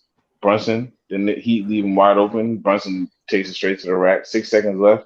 Heat inbounded quick. They're moving the ball. 5 seconds. If Knicks foul, but Yep. the refs don't even call it, They and the don't Heat even win this call it. game. All right, let me put And the the link Heat in. win this game, And the Heat 92-96. Let me throw the link in the chat, bro. Let me throw the link in the chat for our guys. Hey, listen, and I'm telling y'all right now, man. Listen, if it get the profanity thing is real, man. We can't be up here cussing. I'm just saying, off rip. If you cuss, I'm you out of here. And I don't know if I'm, you know, what I'm saying, you know, doing the thing where people can come back after that, bro. We got to make sure that we abide by, you know, what I'm saying, YouTube guidelines and all that stuff. So, Mets, what's good, man? Another game that gives me a heart attack. What killed the Knicks, in my opinion, was leaving Josh Hart too long. Right. You knew in the chat, I was roaring at the top of my lungs, get rid of Hart. Lakers all day in the building. Get him off, get him off, get him off. Did Tibbs do that? No. What's good, bro? Hey, you got something in the back? Somebody got something in the background. It's not me. It's probably. I'm so mad right now. Yeah. I've always called him this. The tunnel vision of the Tin Man strikes again. Hart is not intelligent enough to understand when to take a shot and when to just guard his player. The guy is too much of a bloodhound. We need to rein that in next season if we sign to a contract. And I'm sure Wiz would agree with me on that, wouldn't you? You know what? Actually, I'm going a different direction. I'm celebrating our best season in 23 years. 10 years. I'm so ecstatic. And we left it fighting. We didn't get blown out. We saved the home court. We took care of home court. I'm actually pleased with the season. I'm very pleased with the season. Yes, I see some limitations, and they have to be addressed. Do we keep Josh for low cost if he wants to go low? You can lowball him. I wouldn't say no to that because right now we have open lots of spots, plus 3 open spots. So it looks like we have 2 spots to fill. Josh Hart would be an excellent third string. Excellent third string. A decent second string and excellent third string. And if we're given the right incentive, he'll come in there with some fight, with the dog mentality. At appropriate times, he'll fit. This was not the team matchup for him. So overall, I love this game, man. I love the way he started out. I'm a little bit shocked we let him back in the game. But that's it's a game of run. Sometimes it gets. We always say that. Even though it's a speed, there are times we could actually stop that narrative, and it was great. So I'm pleased with the season, guys. Congratulations, New York Knickerbockers and New York Knicks fans. The margin for error in the playoffs is razor thin. 1 month. You know what I'm saying? It's razor thin, bro. We had a 14-point lead. We brought Josh Hart in, and they immediately cut the lead to 7. We took them out. We got the lead back up. We brought Josh Hart back in. The Heat go on a run and go up by 1. We take Josh Hart out. Then we go back and forth. And then so it's and we just leave him in, and the Heat just pull away at points. To the person who left that Mets, let me finish my point, bro. Let me finish my point. The point that I'm getting at, man, is we had a formula that was working on Jimmy Butler with Grimes on Butler, and they were struggling to score, and we went away from that multiple times. Yeah, man. I can't, man. What's up, boss? Hey, man. I've been watching y'all series the whole time. You know what I'm saying? Like, I wanted y'all to win because you know, like all my homeboys, they're all Heat fans, and so like they always talk about my team. Right. So like I'm saying, I wanted y'all to win, and plus, I'm saying, y'all have Josh Hart. So I feel like y'all should bring back Josh Hart, right? But like y'all should have put him on the bench. You know what I'm saying? Let him come off the bench. Right. He's a good bench player. Right. So I mean, I think y'all need to go trade Randall because because like he's messing y'all up, and y'all need to go get probably another big man and another a shooting guard. Yeah. You feel me? Like a dude that's gonna put the ball in the basket to help out Jalen Brunson, because you know what I'm saying. The only person that's getting the buckets is Jalen Brunson. Right.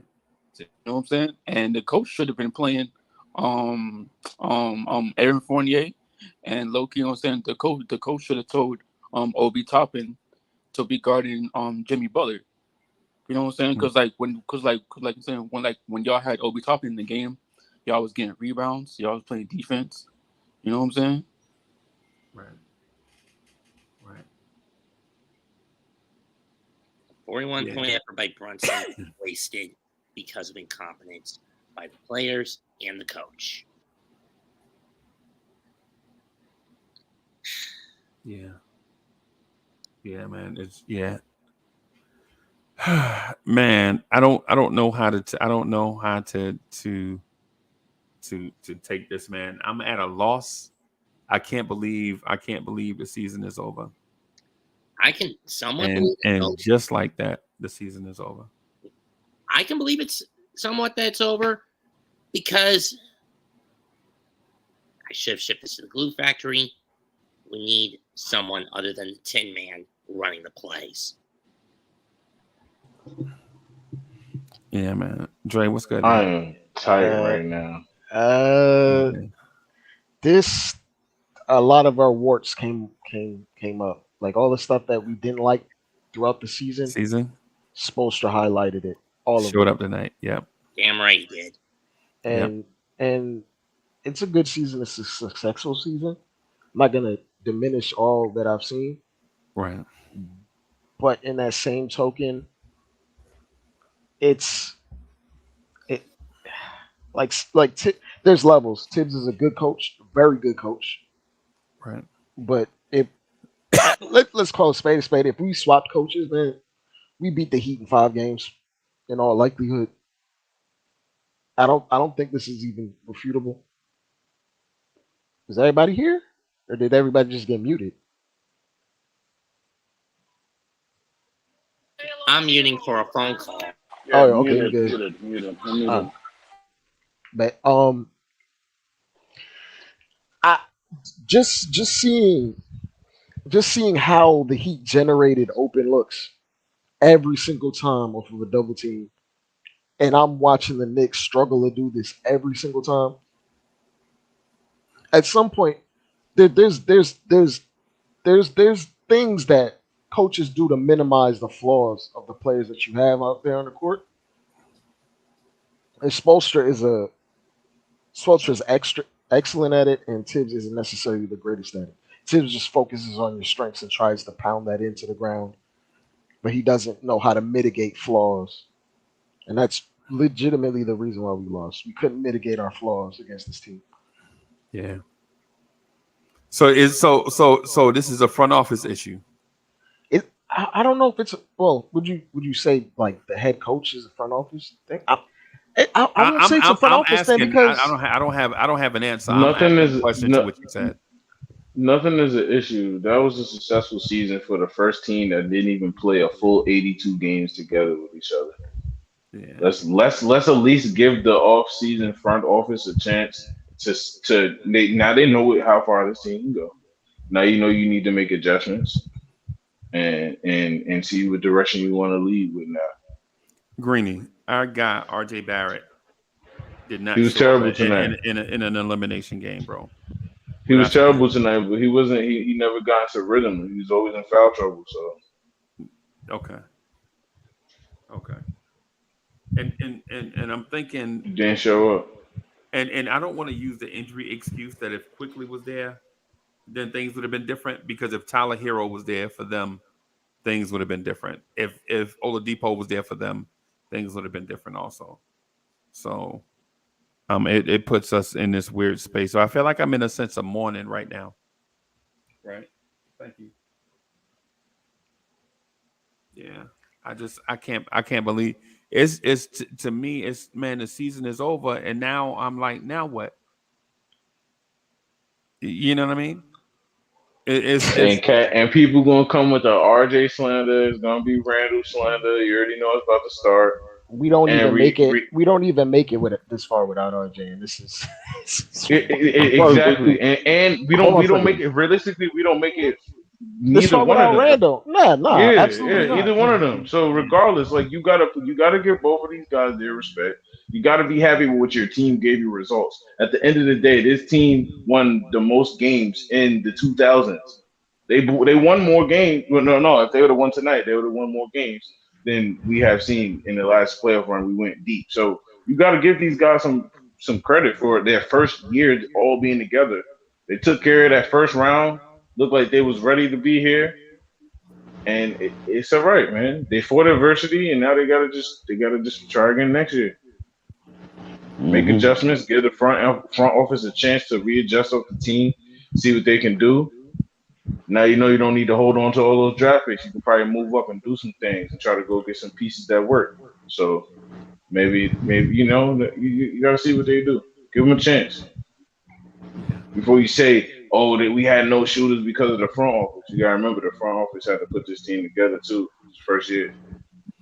Yeah. Well, Paris Duggan, you must be the wall.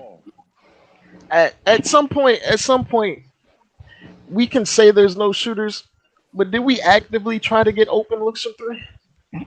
Like easier looks? Like I'm watching the Heat run actions to get these fringe NBA players wide open looks, and we're constantly getting double teams, and we don't even know how to generate open looks from three that Yeah. we want Well, consistently at least. yeah. I saw on several occasions though, guys had open looks from three, And turned them down. and they turned them down and dribbled into the teeth of the defense because that's what they felt comfortable with.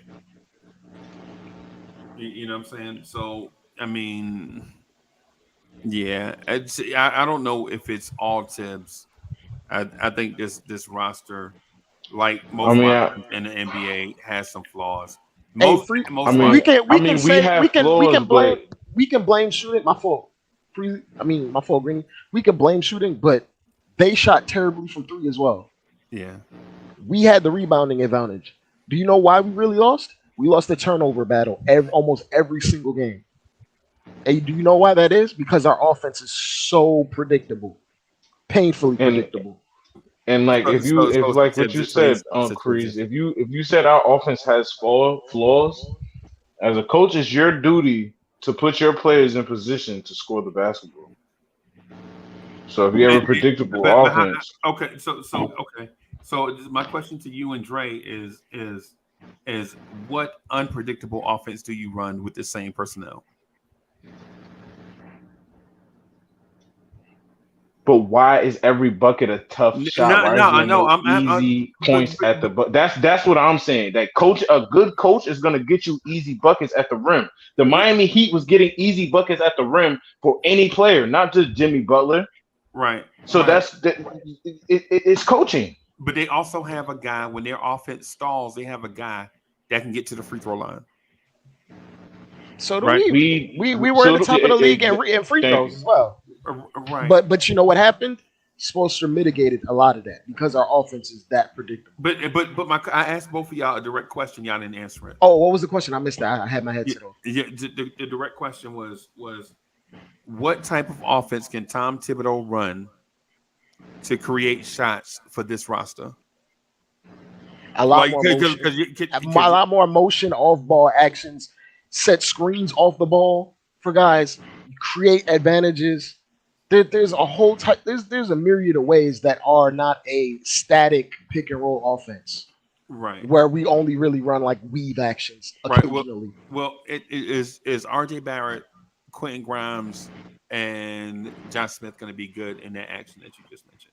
If RJ Barrett is setting screens for other players and cutting to the rim while creating misdirections on the perimeter, yeah, there's multiple ways to do this. Reason RJ Barrett has high enough IQ to be able to set a screen, flash to the middle, flash down the lane, be a secondary playmaker in a short roll. Like it's not that it's complicated. We actually but it's that not was that the complicated.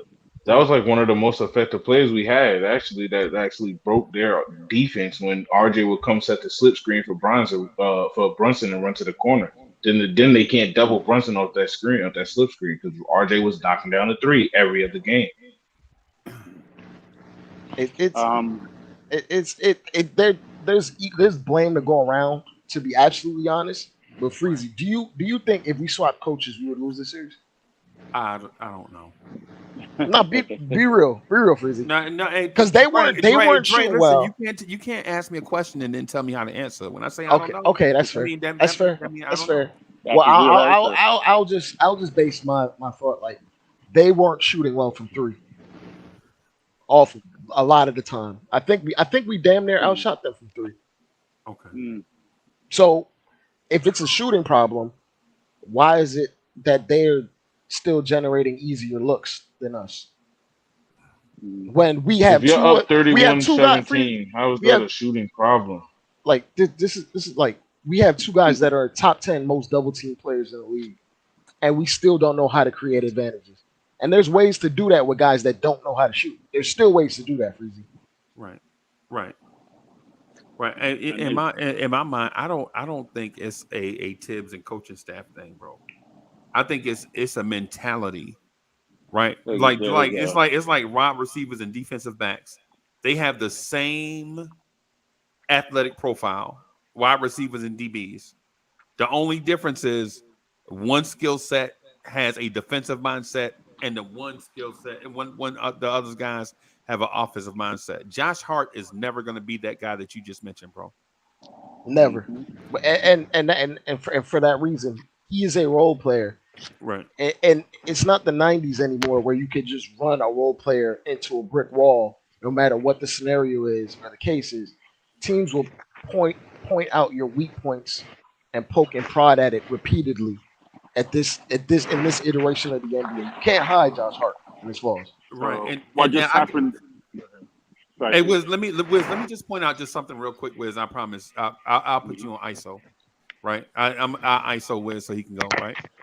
So my thing is at 77-76 with a chance to tie the game, Obi Toppin misses a free throw, right? To tie the game. I'm not saying Obi lost the game. I'm just pointing out the opportunities that some of the opportunities that we had in the game would be different. Right. In a 2-point game, Jalen Brunson dribbled to the baseline with two guys following him with Mm, no outlet to kick out, and he's short, right? And so he mm, was forced to throw a high risk pass inside to Randall, and it was off target, right? That's another thing. If Jalen Brunson doesn't do that, then we are still in a. Somebody got something crackling. Uh, I, It's just- yeah, I heard it. I heard y- it. It's y- not me though. but when you have that situation there, and then down by one, Josh Hart and Caleb Martin are standing there for three, right? Standing around the 3-point line, right? The ball is headed to the rim. Josh Hart enters the paint as if he's a rim protector, looking for a rebound. mm, They kick it out to Caleb Martin with the easiest 3-point look in NBA basketball. The straight on three. The straight on three. You see the full basketball, you see the full backboard and everything, right? Josh Hart gives up a three to Caleb Martin. They go up by 4. And these are the little things where all we have to do is just play fundamental basketball, and we might still be talking about what we'll be doing in Game 7.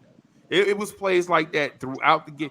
Josh Hart was so open for three that it was almost uncomfortable. He waited for the closeout, like 2 seconds for the closeout guy to get there, and then put the ball on the floor into the teeth of the defense and tried to thread the needle. The ball goes out of bounds with 1.7 seconds left on the shot clock, which mm. forces anybody that gets the inbound to force up a bad shot, right? But Instead of taking a yeah, wide open shot for three, and right? I want to say this. I want to say this, Freezy, before we go to Wiz. A coach like Spoelstra, when he has a guy on the court that he knows he can't shoot. Wait, you dropped everybody out? No, I ain't Oh, dropping oh, everybody out. No, oh, I was gonna say no. like I told Wiz I was gonna ISO Wiz. I'm you I'm isoed ISO. yourself. Yeah. No, I got it. There it is. There Okay, it is. I was gonna say like with Spoelstra, when he knows he has a guy on the court that can't shoot, he doesn't allow that guy to be anywhere near the 3-point line. He makes him flash or set a ton of screens for guys that can shoot. Like, or he puts him in actions or motions where he's going downhill. He does not give away possessions by having guys that can't shoot float to the 3-point line and some sort of token fake means of generating spacing. Like there's ways to navigate around that, and we never tried those ways. And to be fair, it's too like it's part of our identity. It's what our offense is. We were never going to be able to figure that out in a season. That's stuff you need training camp for. That's stuff you need years of chemistry developed between players. Like you were never going to get that out of Josh Hart. And Tibbs needed to realize if you're going to play a certain way, you need to play certain players that fit that certain way against a certain team that's highlighted that. And that is on coaching, Freezy. That's what I mean. That's on coaching. Right. It's not that part is on coaching. This whole let me go to Wiz. Because Wiz, go ahead, Wiz. I think he just stole my take. He just stole my take. My take was literally about that very scenario. A coach that doesn't really have the fluid mind about offensive schemes and setups, and then to get a player so late in the season that compounded the fact that we couldn't actually incorporate him in what, even if we had something, it was a little too late to really get him acclimated to that. So it's a combination of obviously personnel wise, we just don't have the knockdown, confident 3-point shooters. In fact, I think Hart could hit the 3-point shot, but he needed time to be part of this team. Wiz, why you not looking in the camera, bro? We looking at you. Sorry. Oh, okay, sorry, boss. You on ISO cam. That's right, man. Boom. LA. I'm actually Manhattan. So I'm saying we have the potential, we had the capabilities to do it. If Hart felt confident about that shot, which he should have, he would have had he been here longer. We had Tibbs kind of give him a green light, a blanket. You adamant you must take that shot, kind of almost Wiz, like IQ does. He a professional basketball player, bro. Some things you learn when you 5 years. Oh, not 5. Some things you learn in the fifth. Some things you learn in the 5th grade, bro. Right. If you have an open shot that wide open, bro, you have to take it. Right. Even if you just do a dribble pull up, you gotta attack. You know what I'm saying? That wide open. I don't know what got into him. I mean, obviously there's some pressure to play off for him, and something about confidence with that shot. And he was like, "I'm not. It's not my shot. It's Brunson's shot." I mean, these guys have a locked-in step mind somewhere. It's Brunson, it's RJ, it's Randall's shot. And I think it's part of the coaching. It's part of the culture, part of the climate. So I'm gonna say that this is just a matter of experience with each other, coaching, obviously offensive schemes and mindsets, and then there's the actual talent, there's the actual gift of hitting that shot with confidence. And so right now, personnel wise, we need to add that 3-and-D that just goes out there, and we know the Paul George like mentality, the Kawhi like guy who's going to be like, I can get that shot. I'm going to take the shot whenever it's needed. The Damian Lillard, dare I say, the Donovan Mitchell mentality of I have a wonderful shot like that. It's guaranteed. Don't ever leave me open. I gotta, bro. If we had a Donovan Mitchell in this game, Oh man, forget it. Chat, y'all know, y'all. I told y'all last summer how I felt how I felt apathetic about not getting Donovan Mitchell. You know what I'm saying? I told y'all how I was feeling about not getting Spider. I actually didn't mind Spider. Freezy, it shouldn't even had to come down to Spider or not though. There's so many things that went wrong that I could see, that the casual fan can see, where it didn't even we didn't need Donovan Mitchell in this series to beat this team. Right. Except Donovan Mitchell would have made the room for error so much wider, for sure, because he's that talented. Right. But I'm not gonna bring up Donovan Mitchell because we should have beaten this team without him. That's just that's just lazy to me, Freezy. No, that's I don't hold you. come on, Dre, man. What you doing, bro? So now I'm lazy. My No, thoughts no, and no, no. opinions I'm is not lazy. saying you're lazy. You know, I nah, say I think that take is lazy. nah, bro. Come on, man. That's ridiculous, bro. That's ridiculous. That's some type of unsound thought where you saying all star can't help a team that had poor shooting in an elimination game. That now think about what you just said to me. You said a all star And you're saying can't Freezy. This is and this is now what I'm hold on, saying. listen, hear my point because I was listening to you. You said my point was lazy, and I'm explaining to you why it's not lazy. You said you counted me with an all star would not have helped a team that struggled to score in an elimination game, and I'm telling you that an all star absolutely helps this team create shots and scoring opportunities Oh, in an Freezy. elimination game. Okay, Freezy. I'll put it this way. Do we need 3 All-Stars to beat this Miami Heat team or just 2? Because we 3. had 2. We had It- 2. If Based, we needed 3 to beat this team, then there's a lot of things wrong. what's the end? What's the end result? The end result is 2 All There's- Stars lost to this team. Yeah. But if you needed 3 to beat this team, there's so many things wrong with your Right. philosophies, with everything around this team in terms of roster construction. There's so many things and coaching. There's so many things wrong where if you need 3 to beat this iteration of the Miami Heat team, that is a problem. Yeah, Breezy. I mean, And just saying, just the Donovan Mitchell patch, I'm gonna just patch Donovan Mitchell on the team, and that's title contending immediately. That it don't work like that. And we've also seen Donovan Mitchell when he gets put in situations where he has to be a high volume scorer in the playoffs, he struggled as well. We just saw it, by the right, way. And right, and he was on a team with 2 All-Stars. right, By the right, way, Freezy. So we right. can't just assume the Now Donovan Mitchell pad flex tape, the Donovan I Mitchell can flex tape absolutely would work. assume that. Yep, I can absolutely Nah. assume that. That's your opinion. I kind of think that's lame that you would even say that, bro. That's fair. That is so, bro. You just watched 2 All Stars get eliminated, and then you say more help doesn't help. I just saw 3 All-Stars get eliminated by us last series. What does Right, that mean? right, right. Actually, I would even go for the All Star. We just needed a knockdown 3 point shooter, confident enough to take his own shot when it becomes available. That's all we needed in this game. Hey, bro, We have besides Brunson, there's no one on this team who stepped up that actually scored Wiz, when we let needed. me say this to that though. Say for instance, because I think it's a certain type all star. I don't want to just do like, man, if you had 3 Dwight Howards, you did nah. What I'm saying is, what I'm saying what I'm saying is this: if the Knicks had give you an example, the prototype player that I've been talking about, and I'm only going to use this type player for an example, not the player, right? If we had an SGA type player, right? A guy off the ball where Brunson can take breaks and play off the ball, while SGA can be the secondary and primary ball handler at times. I think you get the best out of this unit, right? But we've seen 4 years of RJ Barrett, and we often say, well, RJ I can is a agree with that. playmaker. I can agree with that. Hear me out. Did we say RJ Barrett is a playmaker, right? But we've seen 4 years of RJ Barrett trying to be that playmaker. Yep.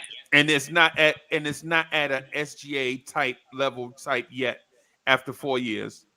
No, it is. What we should be saying about RJ is in certain instances, RJ Barrett can take advantage of certain defenses. But after 4 years, bro, 4 years, I'm not buying into the promise of RJ being a secondary ball handler.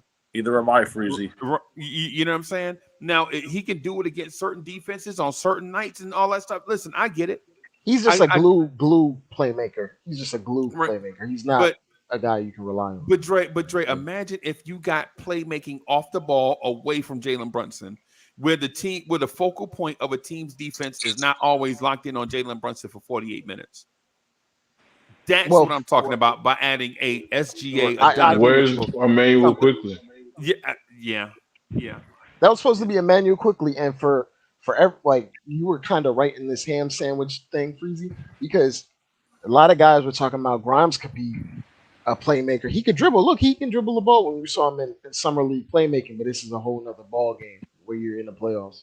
And he's like stuttering and dribble, like falling all over himself when they bring any type of ball pressure on him when he has the ball in his hands. Right. And Dre, here's the other thing too that I want to mention, because what I'm saying is I'm not looking to diminish everybody on the roster. That's not what I'm doing. I'm not bashing everybody on the roster. When I've been saying the same. Wiz, you remember I said, man, it'd be nice if we had Mike Conley. Remember when I said that? If we just go out and get a secondary ball handler. Yeah, Mitch, you remember when I said that way back in December? If we had a point guard or I something. didn't join until like January or February, Okay. so I wouldn't have heard it. Okay. But the point that I had been making all the time since then is man, if we had a dependable playmaker where Jalen Brunson can play some off the ball, where he's not the ire of he's not the bane of an opposite coach's existence every time he's on the floor, then this team can reach its full potential. That's what I'm saying. The thing about Donovan Mitchell is if you put Donovan Mitchell on the floor, there would be some nights, and even in this series, where Eric Spoelstra would have had to focus on Donovan Mitchell instead of Jalen Brunson, right? So now Jalen Brunson can be that level of attack where you constantly have to worry. Man, the Miami Heat went to the zone multiple times against this Knicks team, and we didn't make them pay. Right? Right. They just went to zone multiple times. They was like, oh, y'all Now need a whose break. fault? Now whose fault was that? You got to blame players, bro. You got to blame players, or do you blame Tibbs for putting the players out there that can't shoot together? Well, who are you going to replace them with? What's the alternative? If RJ is So then, if you know you have players in the game that cannot shoot, your job as a coach is to put your players in the best position to score. So say for instance you take out Josh Hart and put in Evan Fournier, and then Spoelstra sees Fournier at the scorer's table, and he be like say no. As soon as he go in there, scrap the zone.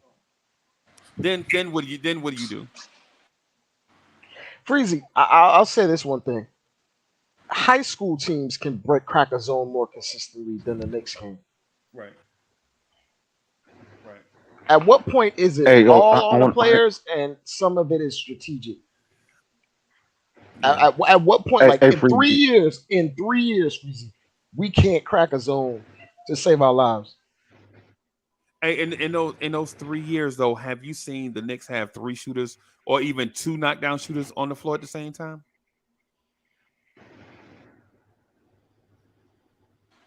Exactly. Like think about it. Freezy.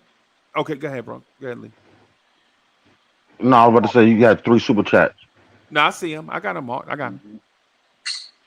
I got him. Hey, Lee, you about to go somewhere? No, baby, I'm here. Nah, I might be. I'm here. I might be sitting here all night, bro. I might just sit here all That's night. all Bro. good, man. I ain't got nowhere to go. I was Hey. expecting us to be playing Monday, so now. Hey, I'm about to go to the package store and check y'all with me. Anybody want anything? Yeah, man. Hey, look, man. Give me an oatmeal cookie and an Arizona. Yeah, man.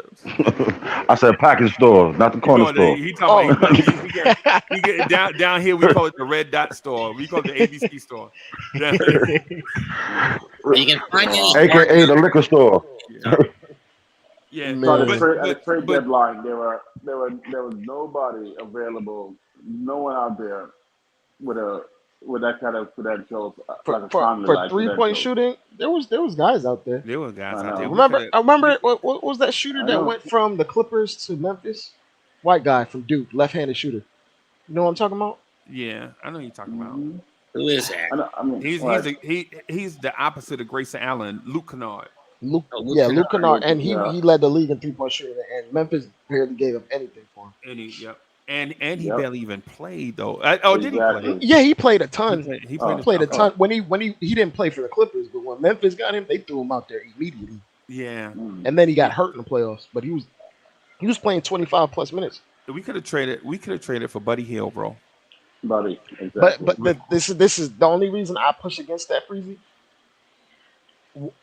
It would be hard cap wise, and they were asking for a lot. Like the reason the Lakers wanted Buddy Hield for like a year, and they couldn't pull the trigger because they were asking for first round picks for him and Miles Turner. Right. So, I mean, maybe The if Knicks, you the same first round pick the we Knicks gave should have up signed for Crowder. Josh Hart, we could have gave up for Hughes, I guess. Yeah. Should have got Crowder. Crowder Crowder was went not for doing nothing Crowder. on the Crowder. Bucks. Crowder went for 5 second-round picks, but he's washed, bro. Yeah, he was. He's washed. Unfortunately, he's washed. Um, He was a good Yeah, defender. man. All And he and had was others, dude. and so, but to Dre's question about the zone, bro. The thing about the zone, man. In order to get to the NBA, you are in the 99th percentile of all basketball players that walk the planet. Mm-hmm. Right, right. You know what I'm saying? For dudes that legit, like we say, oh, he's not a shooter. He looks like a shooter in an NBA game because that is his mindset. But if you Right. get Josh Hart in a YMCA game, bro, Josh Hart's gonna look like Larry Bird against average people walking the planet.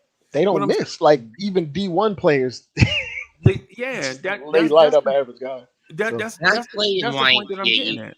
and I right. played in YMCA youth developmental basketball when I was 10. Right. This different. We talk about something else. Now, hey, Um, let me yeah. say this though to the point that Dre was making about and listen, and for those that are watching, y'all know I respect Dre. It's a few people that when I want to talk like basketball, I'll hit them up on the side, like, hey, am I seeing this right? And Dre is one of them. We disagree about Donovan Mitchell, not in the sense that I think Donovan Mitchell is a cure-all. Right. I think in this instance, in this series, the Miami Heat were able to do something because they didn't fear the offense that was going to be generated by RJ Barrett, Josh Hart, and Quentin Grimes. That's that Randall as well. yeah. Or Yeah, lack of it. I'll say this, Reezy. I'm not gonna completely dismiss your point. I'll say this: Donovan Mitchell is extremely explosive. Doesn't need a screen to get offense going. Can just do it on his own. right. Right. I I've seen Donovan Mitchell be explosive, and I've also seen him be mitigated, and I've also seen Spoelstra neutralize like multiple on-ball threats at the same time. Like the reason why, like the Heat went within a 3-point shot of beating the Celtics is because they had Jason Tatum playing terribly. They had Jalen Brown inefficient. Right. Like, and they're two on-ball guys that can score from anywhere on the court. So like, to just assume it would work, I can't do that. I would say there's a lot of things that he brings to the table that on paper it should work, but there's a lot of things we came into this series saying on paper we should smack the Heat, but Right. it didn't happen because some plays underperformed, some players were Randall didn't not show up. put in, some players were not put in the best positions to succeed. We never really got any easy looks. Like on an average play, even when the Miami Heat are shooting terribly, they're generating easy open shots. And us, like, besides the occasional look from three, which we barely generated off double teams, we were scratching and clawing to get looks. The Miami Heat were it just wasn't. It missing. wasn't The Miami Heat were Spoelstra. just missing. We were under Right. more duress from three than the But Heat were. but it Right. really wasn't Spoelstra that neutralized our players. It was Yeah, our players and our schemes and our coaching that neutralized our own players. It was something like to do. there's blame that goes around. There's blame that goes around. Like there's no one sole person No, I'm not responsible for thinking. That's this. what I'm saying. It was as I said, Yeah, I agree players. with It you. was our players, our coaching, our schemes. We self-destructed because we had all the resources available, and whether they're because they just got caught up in the bright lights, Tib, and some people just not necessarily made for the playoffs, you bro, know. Tibbs Or says he watches the tape 3 times, and we were Yeah. going back to lineups that didn't work to I Yeah. begin with, know and Yeah. trying to close out a exactly. series with lineups that didn't work. Like if you're Yes. gonna tell me like, come on, Frieza. At some point, that is coaching. Right. Which That proves but that that part that you mentioned, see, I agree with that I part. mentioned three different parts that you agreed that were coaching, by the way. So And Yeah, I said it was don't. coaching from the jump. yeah. So we can't just absolve. Like there's certain things that are just like not non-negotiable. But Dre, this is the thing. If you and I are checking the same box, you have to you have to at least acknowledge that we check in the same box, For sure. right? And not think that I'm just being adversarial. If you said Right. something and I agree, Right. then yo And yeah and Freezy, just one more thing, like to put more blame on the players. Some of those shots we were taking were a bit like Freezy. There was about 4 3 pointers Randall took tonight that nobody asked for. Taking the No threes and 20 seconds left in the shot clock. sidestep yeah threes, step back threes with Bam Adebayo in your face with right 16 seconds. Like there are good 3 point shots in transition. There are good 3 point shots you take early in the shot clock, and there are terrible ones. right And we saw a lot of terrible ones. And Mm. it's some of it can be on the coach, right and it's on the player to decipher what the coach means by take early transition threes. And some more players aren't the highest IQ basketball players, just putting it plain. right okay. Like like when we went against the Heat have basically a second coach on the court in Lowry. yeah Jimmy Butler is extremely high IQ. yep We know Bam's IQ. They yep had and they run lineups with all three of them or two of them or even like two of them on the court at all times. there's So yeah they'll stagger them they'll stagger them and that's another thing. The fact we didn't stagger Brunson and Randall Oh was man. absolutely ridiculous, Right. and Even that is Frieza on when they coaching were as well. and when Like they he were then fell critiquing asleep at the wheel right the there. right Deuce and the Deuce and Jock at the same time on the floor with that Mitch was when you bad. talked about that. And That's Mitch. coaching You right had there. Deuce, That was it. Hart, and Yeah. Mitch on the floor at the And same at time. the same time. Right away. We're That was like bad that with was Obi and RJ. recipe for But disaster. they did, but Tibbs did stagger um Randall and In the Brunson. second half, Brunson. Yeah, but by that but time that Randall that still wasn't generating offense, so it didn't matter. Right. but that was so egregious. Like they immediately chopped that lead off immediately with that move. Bro, Mm. you know what? Let me do the super chats real quick, just so I can pay my respects to my people, right? So Alfred Griffin, thank you for the generous contribution. Alfred Griffin says, great year, hold your heads, yeah, man. I ain't gonna lie to you, bro. I did just hurt right now though. And Alfred Griffin also, thank you again for the generous contribution. Alfred Griffin says it's not the coach, it's the shooting talent. I absolutely agree with you, bro. Shot Or lack creation, of it. and Julian Blum, thank you for the generous contribution, JB. JB says, listen, my people, I don't care if a player got us to the playoffs. We got to look at who showed up in the playoffs. If you want to chip, it's who showed up. Period. Get rid of the fat. Time to get to work. Hey, JB. Again, we agree again, bro. Me and Julian Blum agree on a lot of stuff. I don't know if that's I don't know what that is. We agree on a lot of stuff. Um um Bronx Kicks for Life. Thank you for the generous contribution. He says, come on, Randall, 3 for 13, RJ 1 for 10.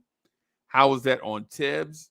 And Eddie F, thank you for the generous contribution. Eddie F says, there are many takeaways on the season to discuss all summer, but last summer you said Grimes is a ham sandwich, and you are proven correct. See, I was hoping I wanted to be He wrong might about be. that one. He might be Boar's head. Yeah, I want to be wrong about that one, bro. Because I also said in about a year or so, Grimes is going to have a Paul George type of impact. You know what I'm saying? Not I didn't say he was going to be Paul George. You know what I'm saying? But I said he's going to have a Paul George type impact. So I'm hoping that I'm wrong on that, man. Right I now, don't think. right now this I thing think. hurt. No, I ain't gonna lie. I think Grimes is low key in a good spot right now. I think we're in a good spot with Grimes. At least he's proven that he can stop players on the defensive end. Hitting shots is really just the easy part at that point. Like playing defense is not everybody can do that. So At least he can stop scores and potential superstars. You know what I mean? At a young age, so that's a Hey, good look that I'm seeing. Greeny, you mind if I ask you and Lee a real? I gotta ask y'all a G level question, bro. So I guess I I'm got, gonna I got, You can ask me I, anything. I am. Do I just have Josh Hart in my crosshairs, or is there something to it? Am Nah, I looking at him nah, like Alfred Payton, or is there something to it? nah. I'm the same way. When he's too hesitant with the ball, like Okay. I he's don't like. clearly rattled. Oh, I've been saying it. He is you asked me. clearly rattled. I, I was gonna say like not to jump in, but I don't even I can't put this all on Josh Hart. Like I can't. Like we knew what he was. We knew what his skill set was for the 7 years he's been in the league. It like at some point you gotta figure out ways to make him most effective.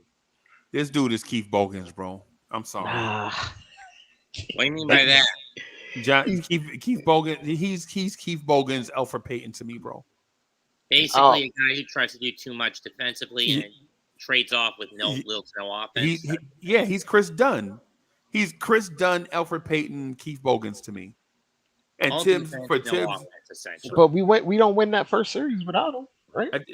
No, I'm not saying that he's a bad player. I'm just comparing him to other players. But this is what I mean, Freezy, and this is where I put this on the coach in terms of adaptability. Or lack of Not it. not every player is good for every series.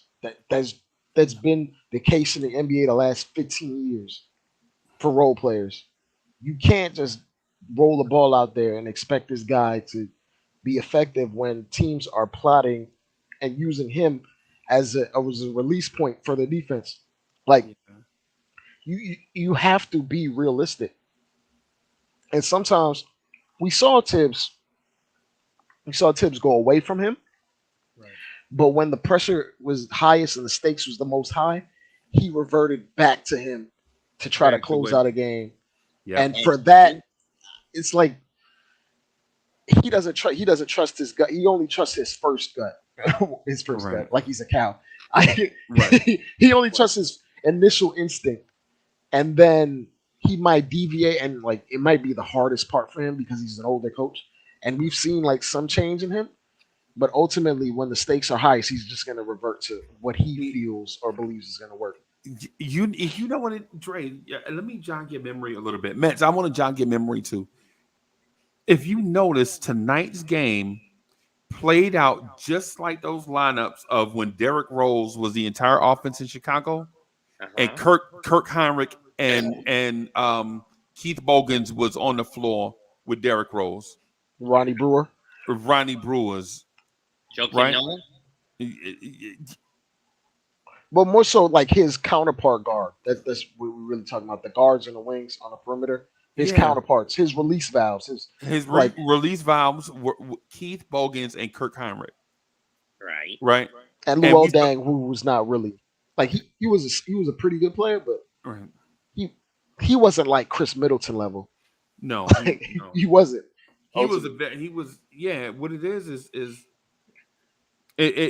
Dre. If we want to blame the coach for some things, the offensive creativity part, that's a bridge too far for me, right? But if you want to talk about the type of players he prefers to be in his offensive defensive systems, I'm with you on that. As a matter of fact, I'm in the passenger seat with you on that one. But the Tunnel vision incarnate with that situation. okay.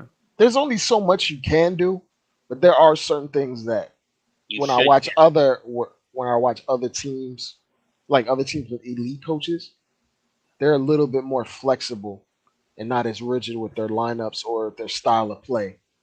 Like I hate to keep just bringing up the Warriors over and over, but it's like there's the beautiful basketball game that they play, and then when it calls for it, Kerr's like, we're just gonna spread you out and let Steph Curry take you on pick and roll Right. until you can't stop it anymore.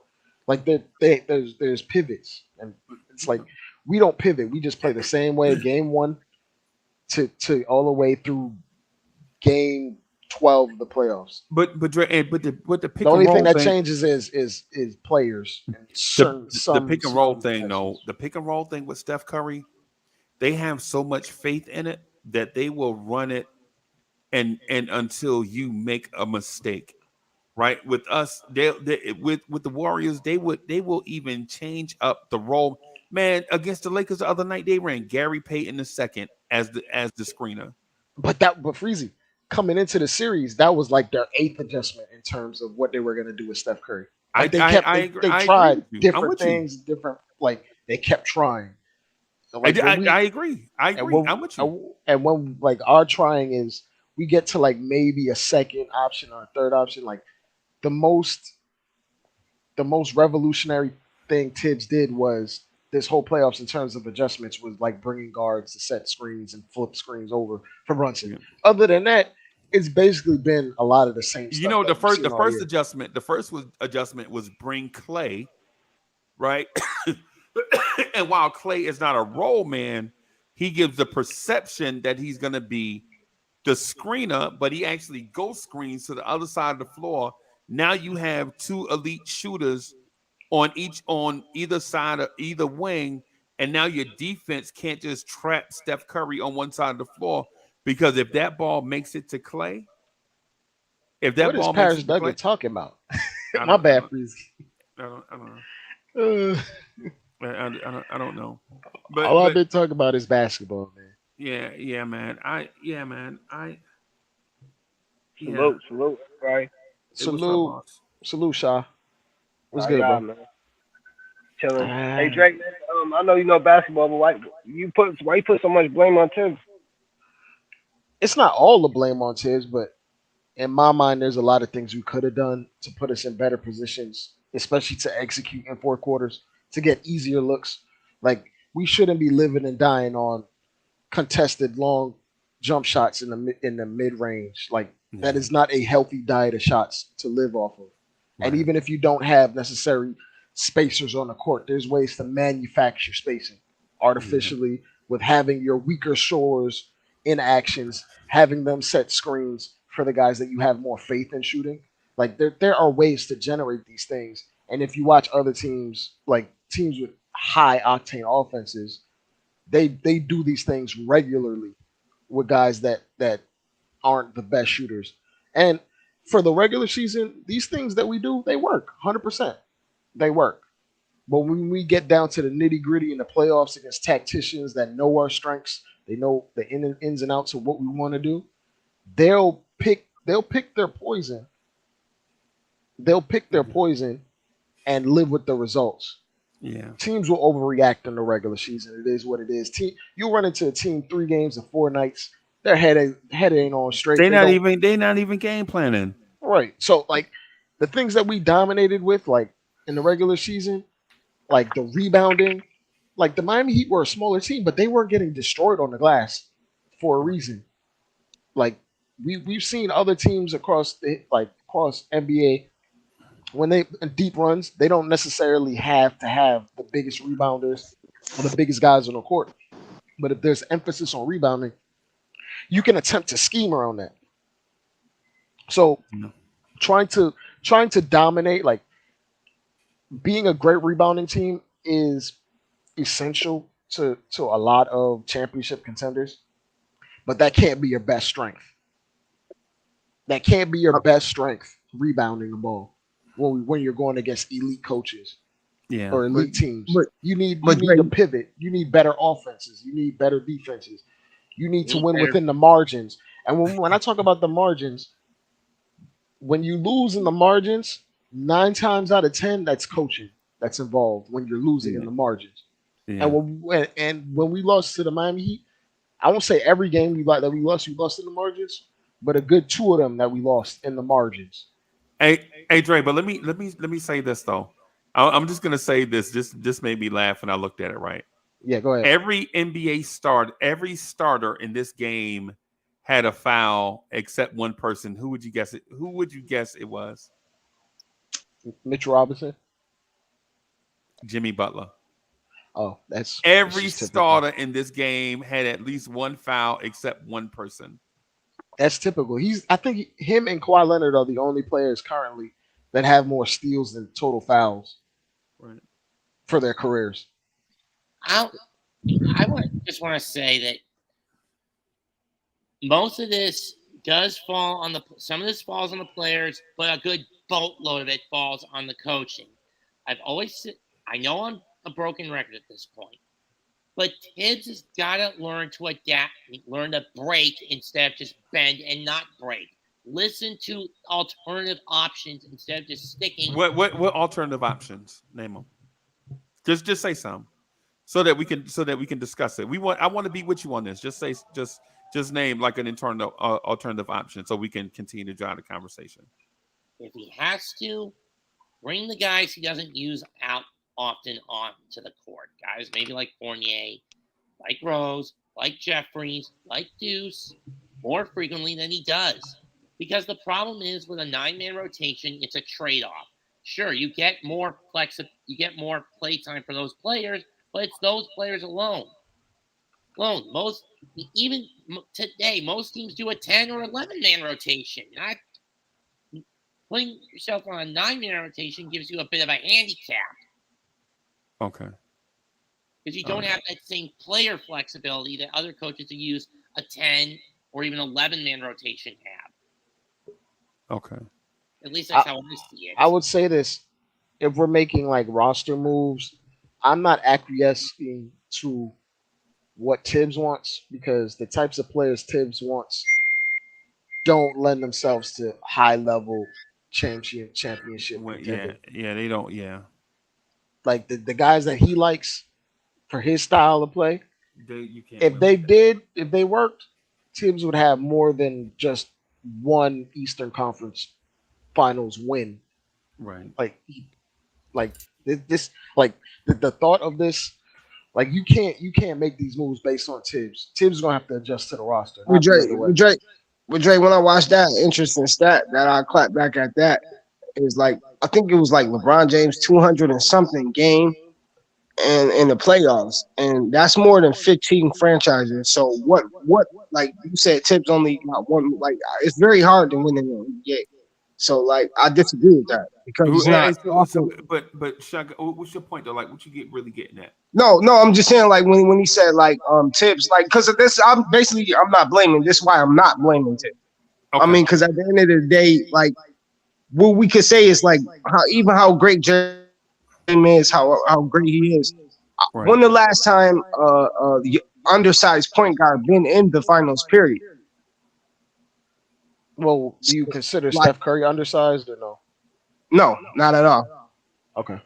Okay. I consider this what I consider undersized like Isaiah Thomas. I'll give you one. Kyle Lowry was in the finals.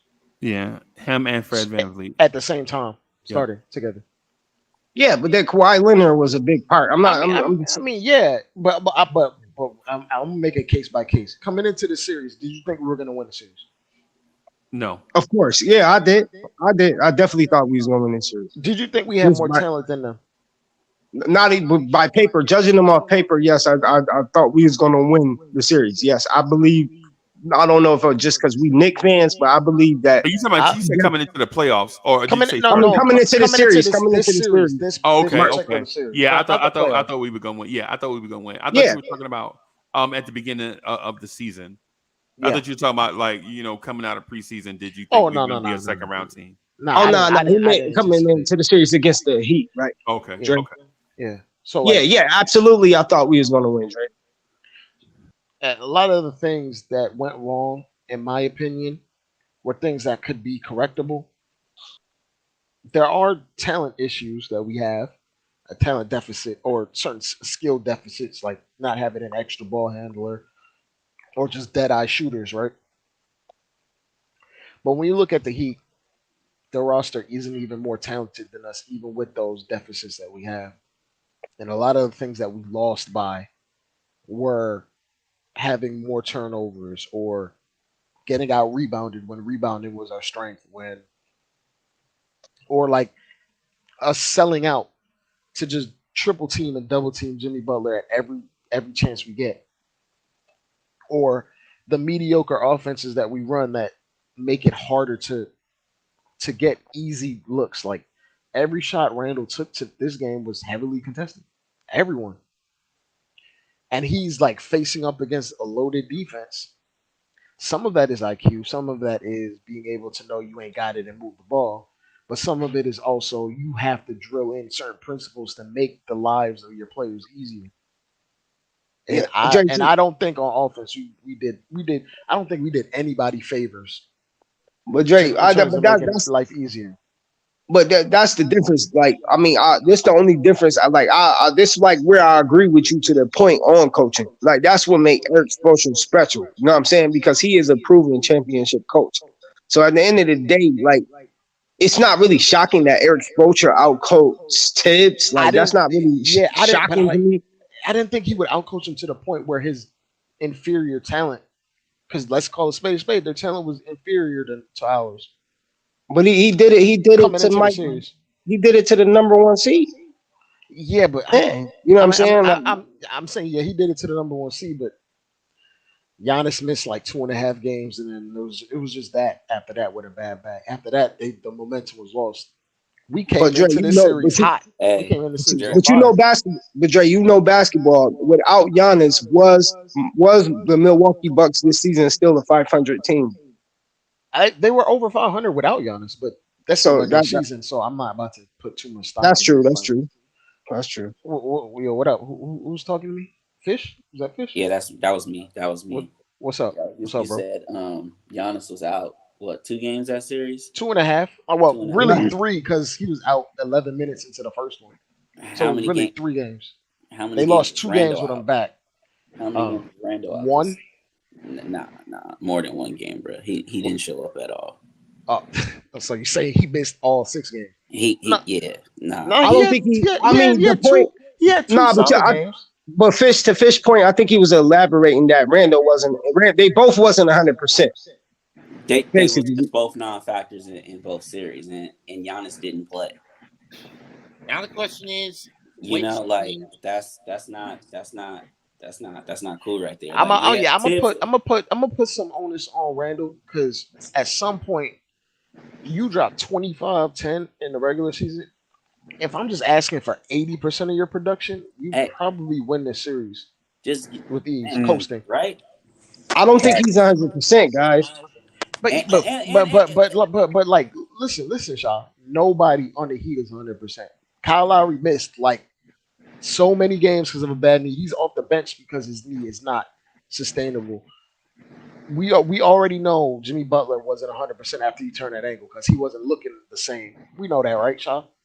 But He wasn't. Jimmy He didn't Butler's have a the same. different dude. Yeah, of course he's a different breed. Bam Adebayo came into the series with a bad hammy. By the way, Yo, this is fact. He came into and the he already series with a showed it bad in the hammy. series. when a closeout game like this happens and your top guy is 3 for 17, Three and for then 14. RJ was 1 for 10. 1 for 10. That was I Uh, mean, terrible. yeah, that's just a formula for a loss. Yeah, exactly. I mean, that's what that game came to that, and Tibbs benching Brinson when we were up for 13 or 14, whatever it was. But That but I, but I think, but I ain't cutting you off, Fish. But that's why I give Eric Spoelstra credit. He did exactly what we did to the Cleveland Cavaliers. We didn't care about Donovan Mitchell scoring, but no, Darius Garland, Evan Mobley, nobody else was getting off. These last 2 games, Eric Spoelstra realized, hey, I'm gonna let Jalen Brunson do what he want to do, but nobody else is doing nothing, and I that's mean, how you beat the Knicks. RJ was getting off the last few games, so. RJ was I good this whole mean, series except for this last game. So And this I is last game, mean, and I think it was the. I mean, I don't want to like give him any passes or anything, but he had 5 fouls. He was in foul trouble the whole game. When he was in the game, he was attacking. He didn't take too many he bad got 8 shots. free throws, and he got those fouls, and Yeah. then it just ruined his rhythm. But I'm not about to give him excuses. He went 1 for 10. 1 for right? 10, Nah, 1 nah, for nah, 10. nah. I'm just saying, like, you know what I mean? Like, You got to be better when than you that. have 5 fouls, those are the type of games that you sometimes have. People have. Yeah, Jimmy Butler was 7 for 22. Yeah, The shooting part, man, I ain't. Bam Yeah, Adebayo was like 9 for 20, Hey, Yeah, that's you know what I'm saying? I they mean, only had 23 and 24 points, Dre. That was my whole point. They played as a collective, and Eric Spoelstra just outcoached Tibbs. And I don't get why that's so shocking and surprising. I was gonna say this I though, don't view like it as even shocking that even when Spoelstra he's shooting off, even when he's off, there's so many like open looks he generated that the Heat just missed. Like there was a ton of like Facts. shots that they took where we thought it was gonna end the game and they just missed. I'm not gonna lie. Spoelstra was the better coach. But Yeah. then when you look at this, it's because Spoelstra's been at this longer than Thibodeau. He's not been at coaching longer than Tom whereas Thibodeau. Tibbs' adaptability or lack of it is just rigidness. Hey Dre, I think he's right. I think he might be right. What do you mean been at it? Because Tibbs has been coaching. Been at this playoff situation in a big time game. Yeah, I would say that. And he's been I think he's been a head coach maybe just as long as Tibbs. You gotta respect. Probably has more total years than Tibbs. Yeah. But when I'm saying like in terms of being an assistant and being on playoff teams and seeing playoff action up close and being at this level, yeah, Tibbs has got him. He's seen more basketball, just inherently more basketball than Spoelstra is just better than him at it. That's all. Dre. And Spoelstra's got the bling to back it up, where Tibbs does not. He had LeBron and Wade and Bosh, so that's true. But the point is, but he also took Jimmy Butler and Bam to the finals. Yeah, I'm already acknowledging he's a great coach. Hold on. Mario Crystal Gold said y'all are punks for not letting Big Tone on. We keep posting a link. He don't. What? Yeah, that's Mario. Come on, bro. You soft for coming in here. Get out of here. Like hey, Lee, I can talk for myself, bro.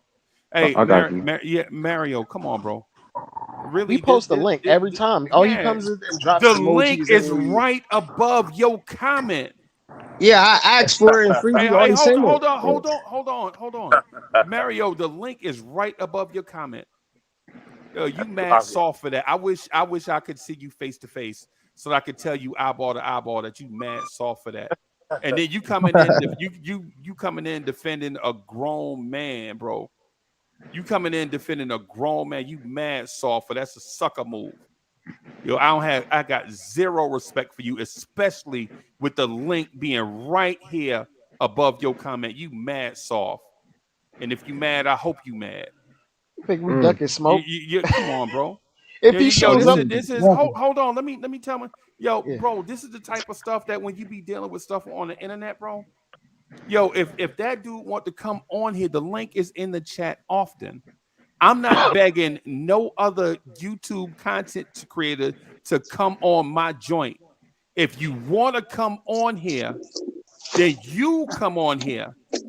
Right? I'm not going and begging somebody to come on my joint. This joint, I got 1,000, I got 3,000 more subscribers than this dude got, bro. I'm not begging him to come on. Stop being a sucker. You know what I'm saying? You want to come on and you come on. You click the link. No, you won't do that. Yeah, come on, bro. Y'all killing me. If you got something to say, come on the joint and say it. But to call somebody a punk, bro, you don't know me, bro. The back like if he showed up on backstage, they would just let him on. Like freely would right. Just let All you him gotta on. do is click the link. I'm not begging no YouTuber to come on. Bro, I don't beg YouTubers to come on the joint. I don't beg people to come on here, bro. That ain't my MO. You know what I'm saying? Come on, man. I think I'm gonna get back to the game. Yeah. I'm gonna get back to the game and laugh like, yo, fine, I'll join. Okay. All right. Yeah, you know what I'm saying? I get, but come on, bro. You gonna call my people punks, bro? You gonna call my? I don't care. I don't care if they like.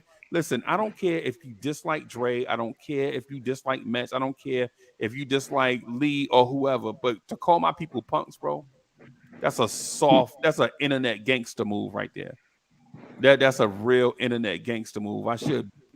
I would boot you out of the chat, but then you might go back and tell your people I booted you out. You know what I'm saying? Come on, bro. You up here talking about my people, calling my people punks, bro? You got what you wanted. You got your little laugh for the night. Now you know what I'm saying. But calling my people punks, bro. Come on, man.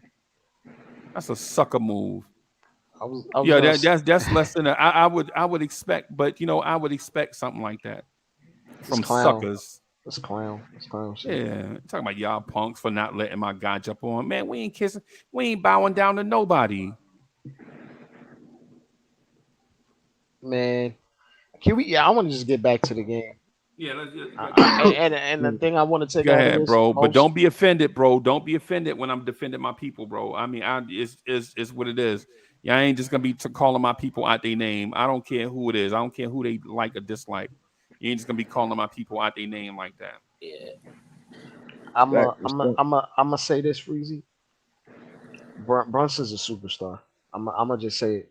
Bingo. These What? last No, Hell no, no. no. No. Hell no. Hey, look, bro. No. I agree, but when I was saying that, somebody was trying to talk. Somebody was trying to roll me back. Hey, I needed to see it at the highest stage when everything's going wrong and he's just spearheading a team by himself, dragging a team by Yeah. himself.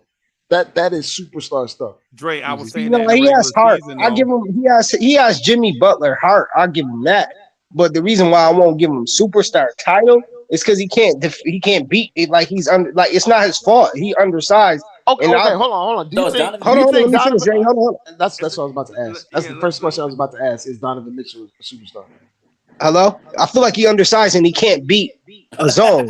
I feel like that. I feel like from the same thing from when Golden State beat him when he was with the Mavericks. I feel like that's very very concerning. That's very very concerning because if he's not in the paint, I think Eric Spoelstra didn't like he gonna have to beat us outside. And he was making the shots. I He give him is, that. though. That's why But I this No, my give thing. him. This is my thing. Shot. So hold on. shot. You Lee. wrong for that. I mean, y'all been talking for half hour. Can I get more in? Yeah, go ahead, do All your right. thing, Lee. I ain't jumping, Lee. I ain't 'Cause in I Oh, your no, want- way. no. I'm talking to my man Dre. Slow down, homie. Hey, check me out, Shaw. You so wrong for that because he's carried us the majority of the season, not even the season through the playoffs, and you're not telling me he's not a superstar. What have you been looking at? Okay. Well, I was gonna ask. Shot. Like, you consider Donovan Mitchell a superstar? I mean, from what we did to him in the playoffs, no. I feel like he was like his superstar with him and against the Jazz. I don't really understand why he wasn't able to uplift them in the playoffs, but it was their first time in the playoffs, so I will have to see them next year. But like from what I see from his transition from Jazz to Cleveland, I give him All Star. I can't give him superstar. Oh, okay. Is Dame Lillard a superstar? Because Dame Lillard ain't won a damn thing.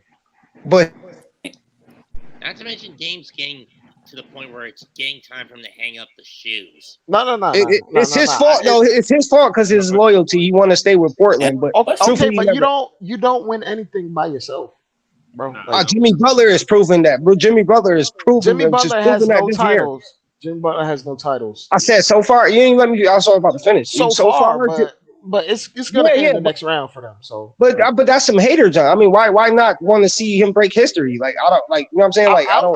I would love to see that happen. But if you were to just make that the thing, then there's only there's only like 3 superstars in NBA history. Then like Hakeem is the only superstar. Dirk is the only superstar. All I'm Dre. All I'm doing, all you keep moving the goalposts. All I'm doing is responding to what you No, he's said. That not. ain't one superstar winning. You said ain't one superstar carrying the team, and right now I'm seeing one superstar carry the team. That's all I'm doing, bro. But I'm talking about the ultimate goal, like which is winning the title. I mean, that's physically impossible. Period. You know that though. So that's why it was a historical question. But So then it can't be answered. Okay.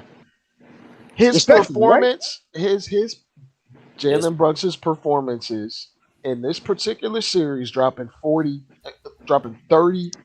4 times, dropping 40 in his last game, and we lost. We lost, but not because of him. I didn't never say that, but it wasn't. And the damn show wasn't good enough. Well, then so what are you saying? Stop it. It was good enough to win 2 games.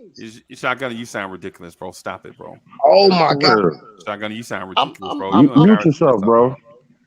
Guy, we couldn't beat them without a Tyler Hero. Guy, I expect this to go 7 games, guys. We at least we was a 4th seed. Why? That's not Hey, his. That's not his fault, hold on, y'all. Hey, I didn't. When did I blame Jalen Hey, Brunson? Shotgun, how many championships did Michael Jordan win without Scottie Pippen? None. None. You know why, right? Because you need help. Because every player, everybody that wins championships need help, bro. So Jalen Brunson out here scoring 40 on the same night that RJ Barrett go 1 for 10 and Julius Randle have a bad offensive game. You blaming Jalen Brunson? When did I say it was Jalen Brunson fault we lost the series? You said that's what, bro. You like 2 minutes ago. I never said Jalen Brunson. Yes, I you said did, bro, he's not a 'cause you said- superstar. I said he's not a superstar. No. You started out with that, and then you went on to say with Jalen Brunson, we only won 2 games. But you started consider out. but you consider Dame a superstar, and this Hold is on, as Uncle far Pete, as Dame has gone. Dame I has want you not to let won you finish. I think y'all take it out of context. Go ahead, Jay. Oh no, I was because gonna we say, all like, talking over each other. but you consider Dame a superstar, right? Yeah. Dame has the same amount of Western Conference Finals wins as Jalen Brunson. Yeah. Right, but but it's his choice. He chose to be loyal to that franchise. No. You changing the Jalen context. Brunson didn't choose to be loyal to the Knicks when he signed a contract. Like, guys, you can't, like, I bro. think you just trying to bro. spray His level of performance in this series is that of a superstar. His level of performance. Yeah, Shotgun, you just. I get why y'all attacking me, but guys, I'm not saying that Jalen Brunson is the reason we lost this series. We defending ourselves. Jalen Brunson is the reason this series even goes 6 games. We not going at Shotgun. You are you are mans. You are brothers. We not coming. Come on, Shotgun. Come on. Now we coming. I'm not taking anything serious, guys. I'm being calm as possible. I'm not taking anything like to heat. I'm not taking. My God. Come on. Yeah. It's just a debate. It's a healthy debate. But what I'm trying to make clear is that if I said that I want to apologize, or if y'all feel like I'm alluding to that Jalen Brunson, who was just balling, is the reason that the Knicks lost the series. No, I'm not saying that at all, guys. That would be a terrible take to say. All I was saying is Dre was saying he scored 30 points. And I was saying that that's not enough. I was actually getting into Uncle Freezy point that we do need a Donovan Mitchell or a superstar to get over the hump. But y'all ain't let me finish.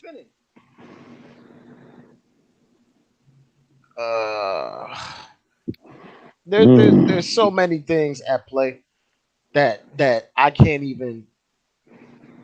I'm watching Julius Randle drop 3 for 14, 1 for 7 from 3, right?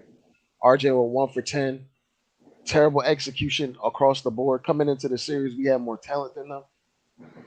We didn't lose because we didn't have a superstar. We lost because we didn't execute. We got out tactical, to, like, if that's even a phrase. Like, we got out coached, out tacticked. We got out coached.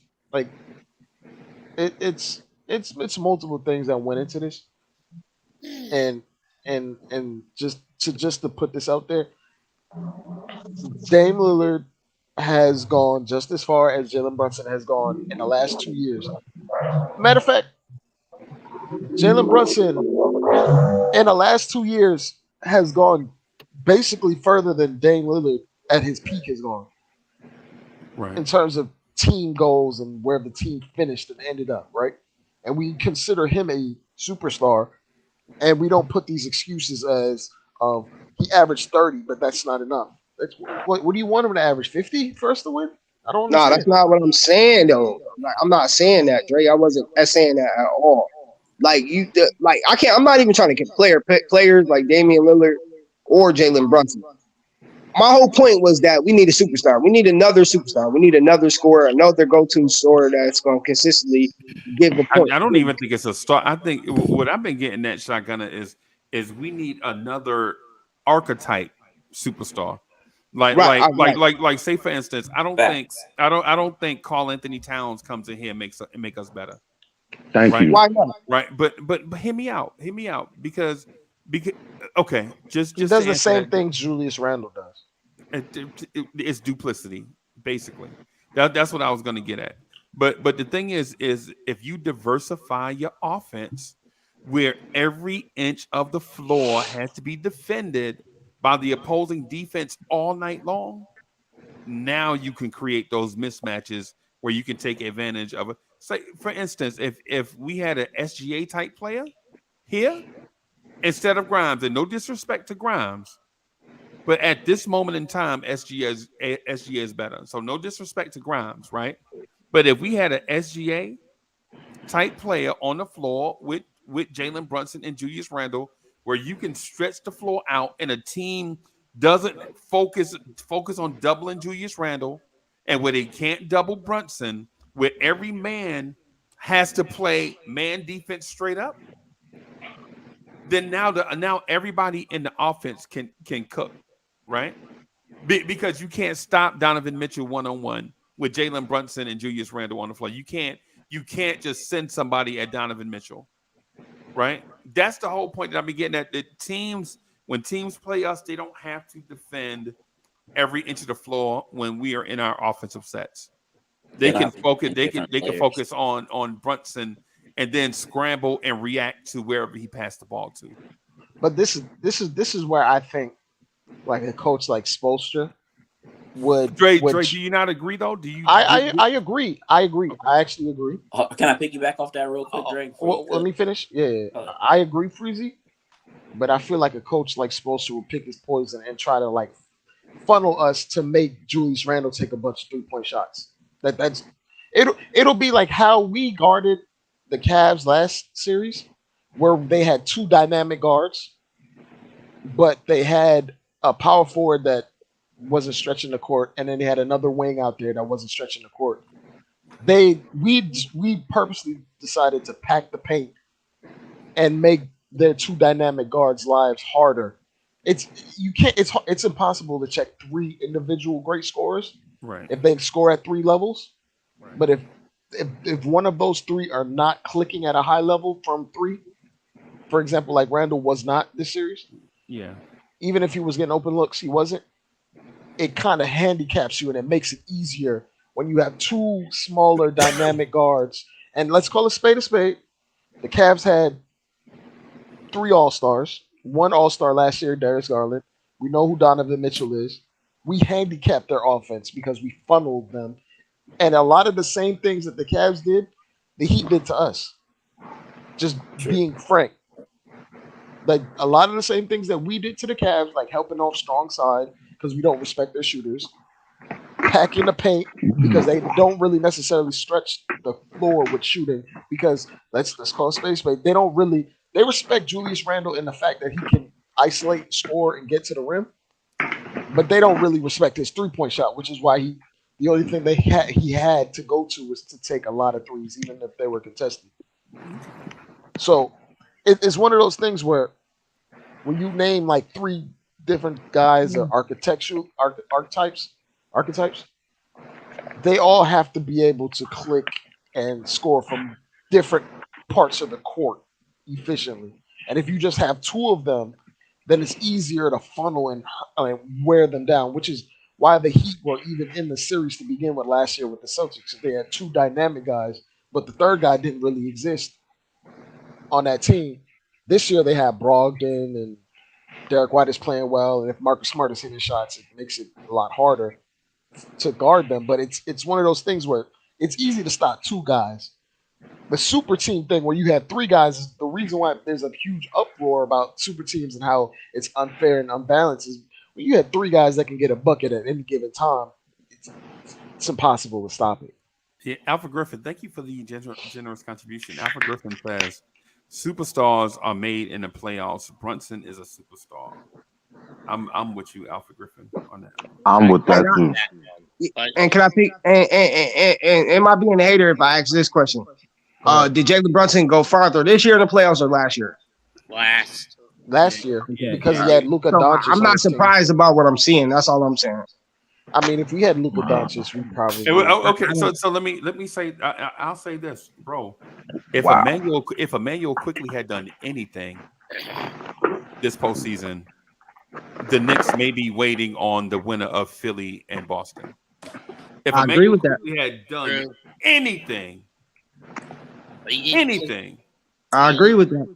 He only did two things: Jack and S. When Jack left town, he left it was nothing but a heap of S. It was like he was bad. I'm not giving up on Quickly. He was just bad this series, and right? we can point at Brunson directly because Brunson's first playoff series he got benched for Trey Burke.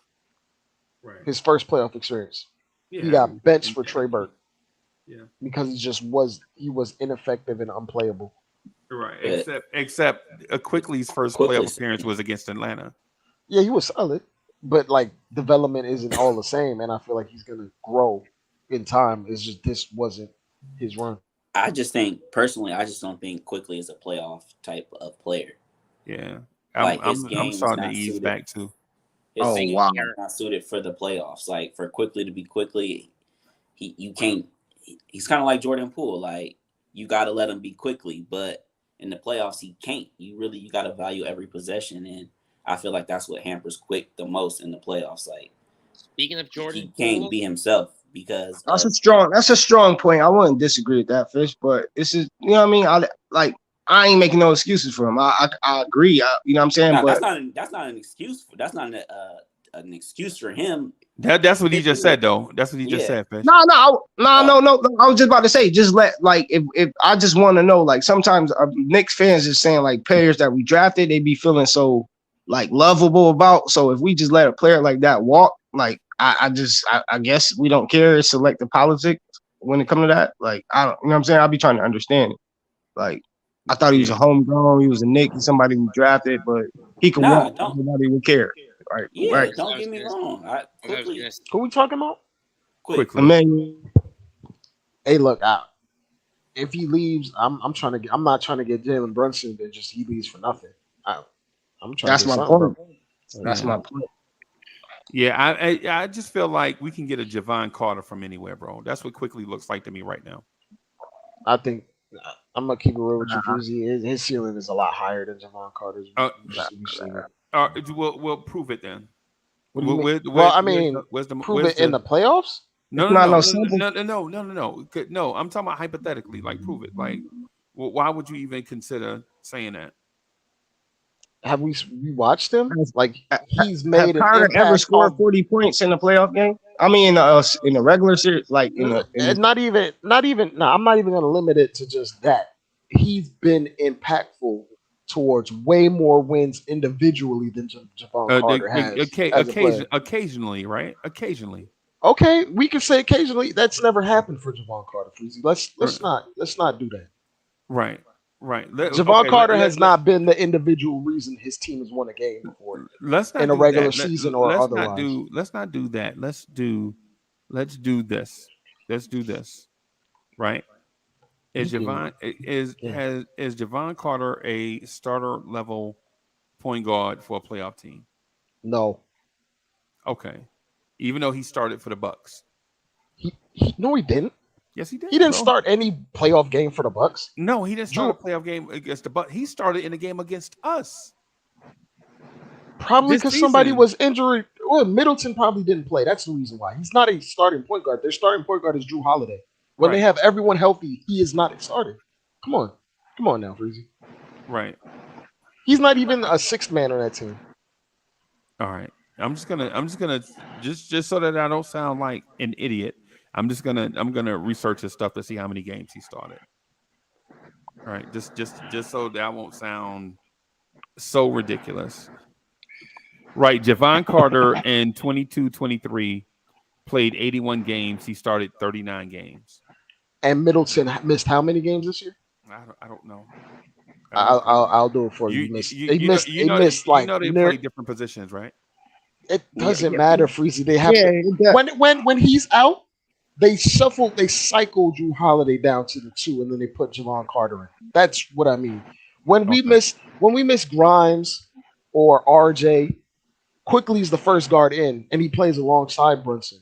Like that doesn't mean or whoever and that doesn't mean Quickly is a 2 guard. That just means he's got shift into a position, into a guard, just guard. Like it's not Right. And Javon Carter also shot 42% from the floor and 42% from three. He shot 81% from the free throw line. Those to me sound like quickly numbers, except quickly is not a good of a shooter as Javon Carter. And Javon Carter doesn't initiate any offense on their team ever, Right. ever. Right. And we could get to the advanced analytics in terms of team defense. Quickly's a better defender than Javon Carter as well. So you can hit me with, oh, he's scrappy on ball. That's great. In terms of team defense, he's better than Javon Carter. In terms of raw impact numbers, he's better than Javon Carter. So I'm not about to just dismiss, but also don't dismiss Javon Carter's defense because we're not talking about he's a good player. We're not talking about Evan Fournier. The margin, the difference you're talking about is maybe a little bit beyond marginal, but it's not like we're talking about Kemba Walker versus Gary Payton. Okay, I'll put it this way, Freezy. If Javon Carter was on the Knicks, would he play more than IQ? No. Yes. Definitely. I disagree. Oh, no. One person. No. Guy, quick stat on the little defensive things y'all was talking about between these two. Carter is a 2.3 defensive win share. Quickly is a 2.3 defensive win share. Quickly is a better defender. I'm with Dre on that one. I think Quickly is a better defender. And the win share thing goes to a thing when you play with Giannis, Brook Lopez, and Drew Holiday, your defensive win shares are gonna look a little bit better. Now I understand that some of that is isolated with Javon Carter is a good on-ball defender. I get it. Yeah, he is definitely a good on-ball defender. But when we talk about Javon Carter, I think he's 30 or near 30 or over 30. 27. Oh, he's 27. Yeah. IQ is 23. Yeah. Like we kind of know, like his ceiling is just naturally higher than Javon Carter. What ultimately, YC's like, yo, y'all so ungrateful. Nah, man. I ain't gonna lie to you, bro. Hey, YC and everybody else in the chat, I ain't even gonna lie to you. I'm in a moment right now. So y'all, hey man, just give me some leeway, bro. I'm in a moment right now. Yeah, you kind of was going hard on Quick, man. I'm in a moment, right? Y'all know Quickly, my man, bro. I'm like, this kind of his first playoff game, kind of like getting some action, man. Like, kind of. He played a little bit in Atlanta. He played a little bit in Atlanta. He had sparks in Atlanta too. Got hot. Crowd got on him, but he didn't really play on him. Learn to not let the playoff pressure get to him. I think that's why he crumbled throughout this postseason. Yeah, and honestly, I think he needs to play. I think he needs to stop listening to critics of his offensive game and just play his offensive game. People are like, "Yo, he need a pull-up jump shot. He need to do." No, Quickly was in the 95th percentile in floaters and floaters converted in college. And think he need to just whip that out and spam it. You know what I'm saying? Spam it every chance you get. Throw up that 30-foot float if you want to. You know what I'm saying? If it works for you, do it. Don't try to make yourself into somebody else, bro. Play the best that you can play. Use your skills, the skills that got you here, bro. Spam it. If I'm Quickly, every time I get close to the paint, I'm throwing up the floater, bro. Okay. Now, I know we don't give a rat's backside for this one, but who do you guys have win Sunday, Boston or Philly? I could care less. Yeah. I mean, NBA is over. NBA is over for me, bro. I'm focused right. on Thursday. For real. I'm gonna watch. Around this time, I just watched the finals. That's it. Yeah, I ain't even. I mean, we only but 2 weeks away from it, man. We might as well. Yeah, the only thing I'm concerned about is the draft lottery coming up Thursday. I'm focused on that, and then Tuesday. A kickback. It's Tuesday or Thursday? Tuesday. Yes, sir. Uncle Freezy, you gonna have a show dedicated to like off-season talk? Yeah, that's of course. Shotgun, that's what we did last summer. Remember, you was with me. Yeah. I know. I can't wait for that. Yeah, when you hit us with all that RJ slander. He's an NBA player, but from last night, from tonight, what would you say, Yeah, Lee? What would I say? I would always say he had a bad game. Period. But see, because you got selective memory, and you don't remember all the other games that he helped us carry us through the playoffs. I get it. I've selected memory, but we really needed him this game, I like clutch. understand that. Clutch. I Hold mean, on. we needed I, IQ I, every I, game. We didn't have him, so yeah, your man, That's yep. just a thought. Insult at me. I get it, but Or no, not it's not as much an insult. It's just to show you an example. no. My thing is, I love IQ, so I'm I love every just one give. of them. Oh, wait, hold, shotgunner. You just gonna let him say that? I'm just gonna hop off, Freezy. Shotgunner, you heard that? Peace, Max. who Dre say he love IQ, right? Yeah. Hey, yo, hold on. We not accepting. We are not accepting applications to the IQ fan Oh no, club. that's why I was just No, like, okay. no. I'm listening to him. You know what I'm Yeah, saying? you heard Dre trying to ease the door, like yo. No. You Oh, love man. IQ now? Yeah, come on. Have I been anti IQ at any point? Yeah, you Never. say When you never been anti, but you limited him. You always say what limited everybody him, say. Basically, he I've deserved said 23 minutes a game. Like he Nah, deserved that. no. I never we said don't. that. I never Me said and that. First off, I've Shotgunner. said You he had remember we did a superstar show potential. last summer? Remember you and I did a show last summer on if IQ, you know what I'm saying, get his field goal percentage up, and get his shot attempts up, he could be a superstar. Remember that? Remember me and you Of talked about that course. for like 2 weeks? Yeah. Yo, me and Shotgunner and myself, we They, was in here like yo, quickly could average 20 a game at least. they clowned us. Yeah. Who is they? Not me. It was not me. Right. You wasn't all the way on the fence. We just have to say that. You was halfway on the fence. Nah. Yo, I am. Look, I got a I feel like quickly I feel like tattoo, I'm the bro, on most my heart, bro. objective. I feel like I'm the most objective person. So I'm not. I have an IQ tattoo on my heart, bro. I got this. You see this right here? That's a manual quickly right there, bro. I got a manual. All I know is we don't want IQ to go to Philly. So that would be a worst nightmare. That would be terrible. Like we need to figure out what we're gonna do if we're gonna resign him. What we're gonna do, we need to figure that out now. Like you know what I'm saying? Because Because we you need to just see don't. where you going next season. Oh no, I'm a Knick for life. I'm But I mean, just IQ, I'm gonna lie to you about that. I'm gonna be very disappointed. You know what I'm saying? But I already know that. I already agree with that. That's why I already said my rant when we signed Jalen Brunson. So I already knew it's a possibility we might lose him. You know what I'm saying? the reason why I mentioned that Brunson got benched and they got benched in his first playoff series is to say that like this playoff run is not defining of IQ's talent or his potential. I just think it's a or his bump in the career. road. Yeah, like I think this is just a bump in the road. And when you were comparing like RJ and mentioning like that, IQ's entire playoff run was a bump in the road, which is and RJ was intrinsic or essential to us winning, like to even getting to this point that we're at. So to just rag on him for 1% the elimination game, yes, he deserves blame, but we don't get this far without him. Meanwhile, we essentially Who's got that? this far. RJ? You talking about Yeah, RJ? yeah, Okay. RJ. And meanwhile, we essentially got as far as we did right now with IQ playing subpar basketball. Hey, But Drake, go ahead, Uncle Freeze. hey, let me.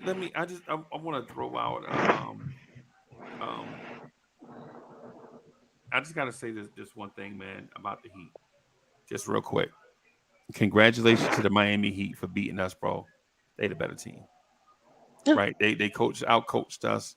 They players did their thing when called upon on their floor, right? So let me throw that out there. But here's the thing too, and I'm gonna sound like a hater, and I'm not, right? Yo, the Heat came out against Tom Thibodeau's defense. Tom Thibodeau, right, has a flaw in his defense. And I think in order for us to advance, Tom Thibodeau has to either scrap his defensive philosophy and play this new morphing defense, or we may have to move on. And here's the reason why I'm saying I'm not saying fire Tibbs. I'm saying his defense is outdated because a team that was legit 27th in the NBA in 3-point shooting, right? Played against us, and what it looked like they were shooting the lights out against us. They were not, but it gave the appearance that they were. We The Heat were legit giving them the shot. looks. Yeah. Yeah, the Heat shot 34% from three during the year. 34%. But this is one thing, Freezy.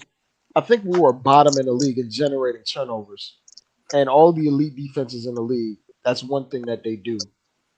They create havoc and create turnovers. And the reason why we lost the series, on top of everything, we Wait, had hold on, Dre. Let's do one at a time. We got plenty oh of time, bro. no no Let's do one. this point coincides with the thing. All Like right, the Miami Heat forced more turnovers than us. right. So And let's that's why talk we about lost the possession battle. And the defense. Let's talk about the yeah. and that's about the defense. Like our defense doesn't generate the turnovers or cause Oh, havoc as much as other so what teams so why not? because we don't blitz. We don't play zones. We don't play amoeba zones. We don't we like what you see is what you get from our defense. Hey, can you drill down on that? Like, what do those defenses provide? We run a And lot of drop coverage. No, Like, no, no, are we no, no, comparing no. to us to the No, Miami no, Heat? no, no.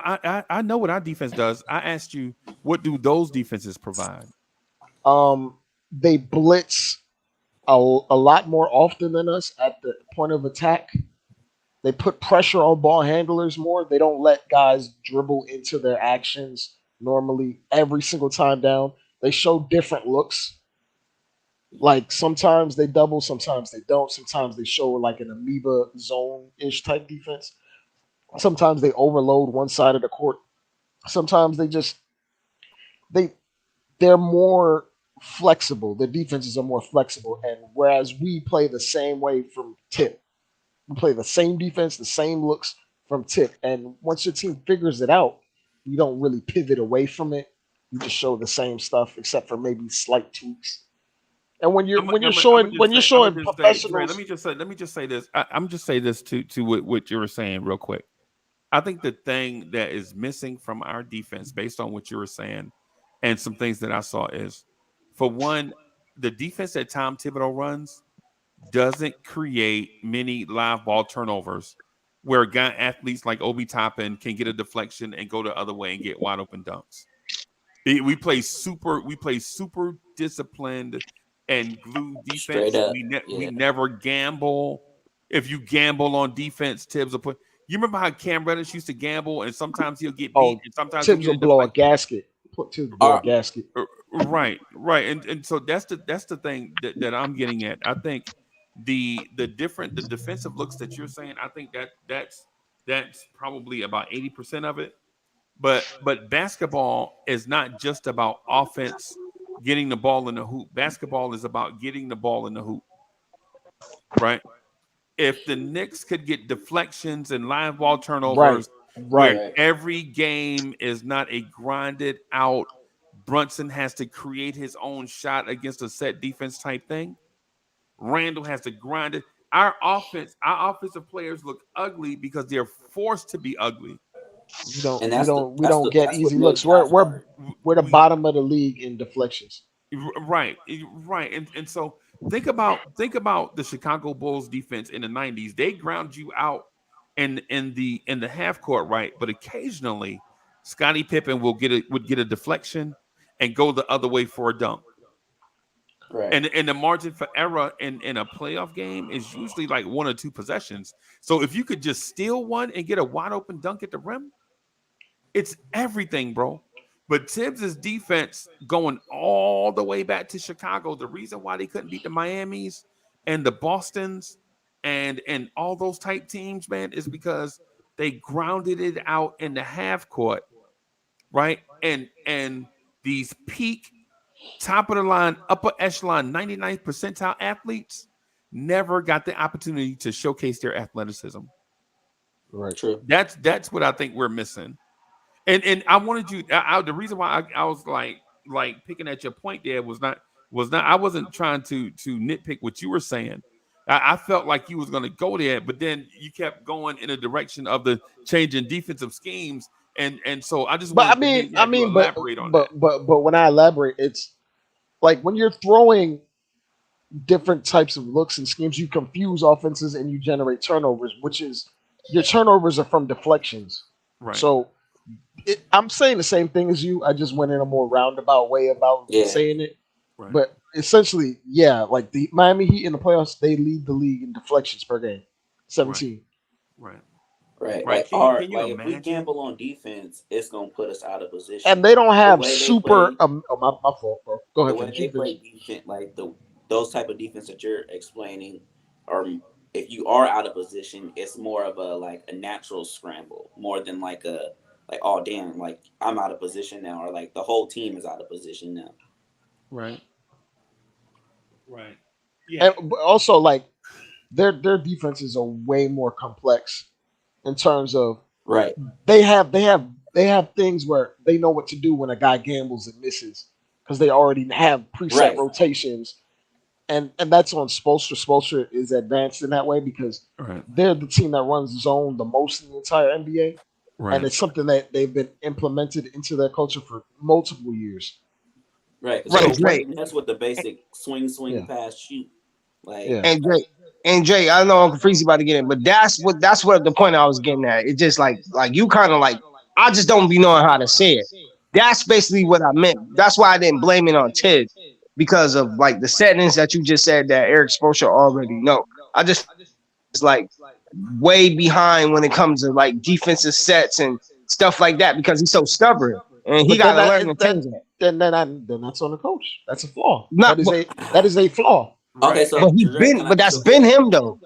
But that's fine. But when you get to the highest end of basketball, you're not coaching for the regular season. You're trying to win a title, right? I gotta get be no, I flexible. get that, Jay. But Jay always said that. That's why I said like same thing, like Chauncey Billups, people like that. You know what I'm saying? Sometimes like people like no, like I ain't trying to control like the NFL, like Joe McDaniel, like Josh McDaniels. Like he's not a great coach, he's a great assistant. You know what I'm saying? Like I've been saying that. Like it may be time to look for a new coach because I respect him, but he's proven that he's a proven defensive assistant coach. They won him a championship. I'll put it this Is way. he a leader of men? I don't know. That's still Hold on. We had y'all hijacked the thing and went back to pounding on Tibbs. What I was getting at is even that Detroit Pistons defense that you mentioned, they had a whole bunch of big guys that were really physical. Man, the Pistons were super athletic on the wing with cats like Bobby Sura and Tayshaun Prince. You know what I'm saying? So they had dudes out there that can deflect passes, man, and get out there and get easy buckets. If you remember, the Pacers were down one. Reggie Miller got a layup and was about to get the end of Indiana Pacers to lead. Tayshaun Prince, 6'10" athlete, ran him down and pinned it to the glass. Yeah. Those are the type of things that I'm talking about. Like we don't have. Yeah, I know. What do you think LeBron stole? But Freezy, when you look at the Heat roster, they don't have a ton of super athletes. It's Bam. Jimmy Butler's a pretty good athlete, but he's on a bad wheel. But they generate deflections with like. And then wait a minute. Say the athletes again. Bam and Jimmy Butler. Caleb Martin. Okay. Gabe Vincent is out there pestering and getting deflections. Yeah, he's they have Strus. Max Strus is sneaky athletic, but he's not. Max Strus, he was athlete. dunking. But he was dunking, boy. He was dunking today. Yeah, Max Strus is but he's sneaky athletic. But if you put him on an island with any star, he's getting cooked. If you put him on an island with a superior athlete, he getting roasted. Yeah. But I understand that. But then when you look at the Knicks, where are the Knicks athletes at? Because I'm talking about the Knicks defense. Yeah, we're not. Grimes, Hart, I guess. Grimes is athletic. Our best athlete in our starting lineup is our center, but he's always in drop coverage. Yeah. So he's athletic on the baseline. He's athletic at the rim. He's athletic. He's athletic covering like pick and rolls and like Yeah. trying to take the lob away. But the Heat know that, and that's why you didn't see any lobs to Bam Adebayo this whole series. Right. If you noticed that. And Uncle Do you Freezy, think? like, go ahead, Fish. Go ahead, Fish. Go ahead. Do y'all think that Bam is just the perfect archetype though of center to break down Tibbs' defense though? Like, To break down No, Tibbs' defense, no. no. The I think perfect center is I one think that Tibbs' shoots defense threes. is I huh? think Tibbs' defense is outdated. Well, I'm just saying That because that pick and roll and that pocket pass right there, just Bam out of bio, just but he's that's against able to shoot, everybody's defense, pass, though, Fish. dribble. That's against Right then, everybody's it's defense. 2-on-3. You talking about like the short roll guy being able to either dribble towards the rim, put up a floater, or hit open 3-point shooters Exactly. in the corner. That's Exactly. against everybody's defense, bro. I That's think true. I think That's I true too. think 3-point That's shooting true too. centers That's true too. are the biggest problem for Tibbs defenses. Right, 3-point shooting centers. right. Like Because But Bam's not a 3-point shooter though, Jay. he's not, but which is why he didn't have an amazing series on offense. He Because had a I just solid feel like series. that Bam was the only real If person that was really giving us if trouble. Bam could shoot threes on top of playmate, matter of fact, I'll put it this way: if we played against Nikola Jokic, he would destroy us and we would get Yeah, swept. Yeah. yeah. But that's not fair because he pretty much sweeping anybody. I mean, I yeah. know what you mean. I know what you mean, though, Jay. Like a But stretch five. I know what you mean. I know you what you gotta mean. like when you play the Nuggets, you gotta employ exotic defenses just to confuse him and right, their unit. Like you can't just give them the same look over and over. You'll just die. right, yeah, and so the thing is we understand like what Tibbs is running, right, and we understand what Tibbs is running. My point is the defense is a good defense, but Tibbs gets a certain archetype to play that defense, and it limits you offensively. Right. You know Right. what I'm saying? Right. And Right. so finding those type of athletes, man. Look at the end of our bench. We don't have 6'8" wing players back there. We got dudes that are the same thing as Grimes and Josh Hart. Daquan Look, Uncle look, Jefferson. Freezy, man. look at Daquan Jeffries and Trevor Kills. You They on the the money, same. Uncle They Freezy. the You on same the money. archetype as But And then you right. we You on fire. get these players because Tibbs want them to just be absolutely honest. They're right. Tibbs types of players. But if we had an Yeah, athletic that's or the smart But Dre, or but that's the delusional part. Yeah, like that's what like because it's delusional because what Uncle Freezy say, like, yo, Uncle Freezy, you on fire tonight. Right, bro. Because My our point is defense, we don't get stills like that. right. And who's athletic? Get So easy we have baskets. no fast break players. We don't get easy baskets, bro. Think about it, right? Yeah, we have no fast break players. Our offense looks bad and slow because it's bogged down. It's not because Randall is a bad player. It's not because Brunson and RJ are bad players, bro. In this offense that Tibbs runs, it's a bog that they never get the. When's the last time matter of fact, y'all notice how Randall looks when the floor is wide open? When the floor is wide open, Randall is dunking on other team superstars, bro. Right? but When, he's when not the, that he's not the athlete when he has a man on him. He needs space to get going. He's a locomotive. He's a train, yeah. but he's not an explosive athlete where right. he could just bowl over through contact and just jump over. There is only one Giannis, bro. There is only Yeah, one that's Giannis. true. I mean, yeah, that's not an indictment on him. Like what he has to do is he has to change his process in terms of. But this is like very hard to do. But it's an IQ thing. It's a feel thing, not necessarily even a skill thing. Like it's What if Mitchell Robinson was an offensive player? Will we be having the same conversation? Maybe. Yeah. Well. if Mitchell Robinson was Miles, At least a two-way player. At least if a Miles, two-way. well, what kind Nah. of two-way player in terms of like a Bam or a Yeah, Miles Bam. Turner? If he give him Bam skills, offensive skills. Julius Dre. Randle and Bam together. Julius Randle averaging 27 a game, bro. Julius Randle already averaging that in the regular season. 20 yeah. No doubt. We talk about like in the playoff setting. No. I'm talking about consistently for the rest of it. Because as long as if Julius Randle and Bam play next to each other, bro, you know what I'm saying? Where Bam could play point center and Randle can spread the floor because he can shoot the three. And then when Randall get the ISO on the wing and bam, bro, I'm telling you, the thing. But Uncle There's only Freezy, I know. there's only I'm not there's blaming Go ahead, Jay. Mitchell Robinson. I'm not blaming Mitch. What I'm saying is the archetypes that Tibbs prefer and his defense prevents. Bro, it's like when the Giants used to have no receivers and like 6 tight ends. You know what I'm saying? You like, dang, even Shockey backup got a backup. I mean, come on. So do you Yo, think you out Tibbs here, tapped out then? you out here with Brandon Jacobs, Tiki Barber, and Ahmad Bradshaw, bro. Are y'all Freezy. ever gonna run it? I mean, throw it. Freezy. It's like having a nickel package, but your safeties are slow. Yes. your corners can't cover. Your corners can't press. Like it's like we're putting guys in defenses that would fit better a specific type of player much better. Yeah, But man. Tibbs has a different guy in mind already because he's hard hitting. Yeah, you remember He's just that? stubborn. Lee, you remember that when the Giants had Eli Manning, they had like 4 running backs. They had like Brandon Jacobs, Tiki Barber, Ahmad Bradshaw, the dude David Wilson. Remember the dude that broke his neck? Like they had all these running backs, and then they got like 6 tight ends, right? Mhm. And then they want to throw the football to the receivers, and on 3rd down and 7, they trying to run draws across tackle. And picking up 4 yards, and the running backs averaging 4 yards a carry, but that's good though. He averaging 4 yards a carry, bro. But he not getting first downs. Exactly. Yeah, man. Yeah, I remember that clearly.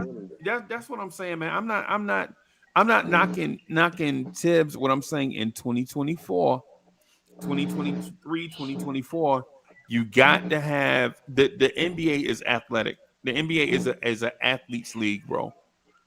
All the greats of all time, all of them, all the greats of all time found a way to take advantage of mismatches, whether it's an athletic mismatch or a what do you call it, an intellectual mismatch like Larry Bird, right?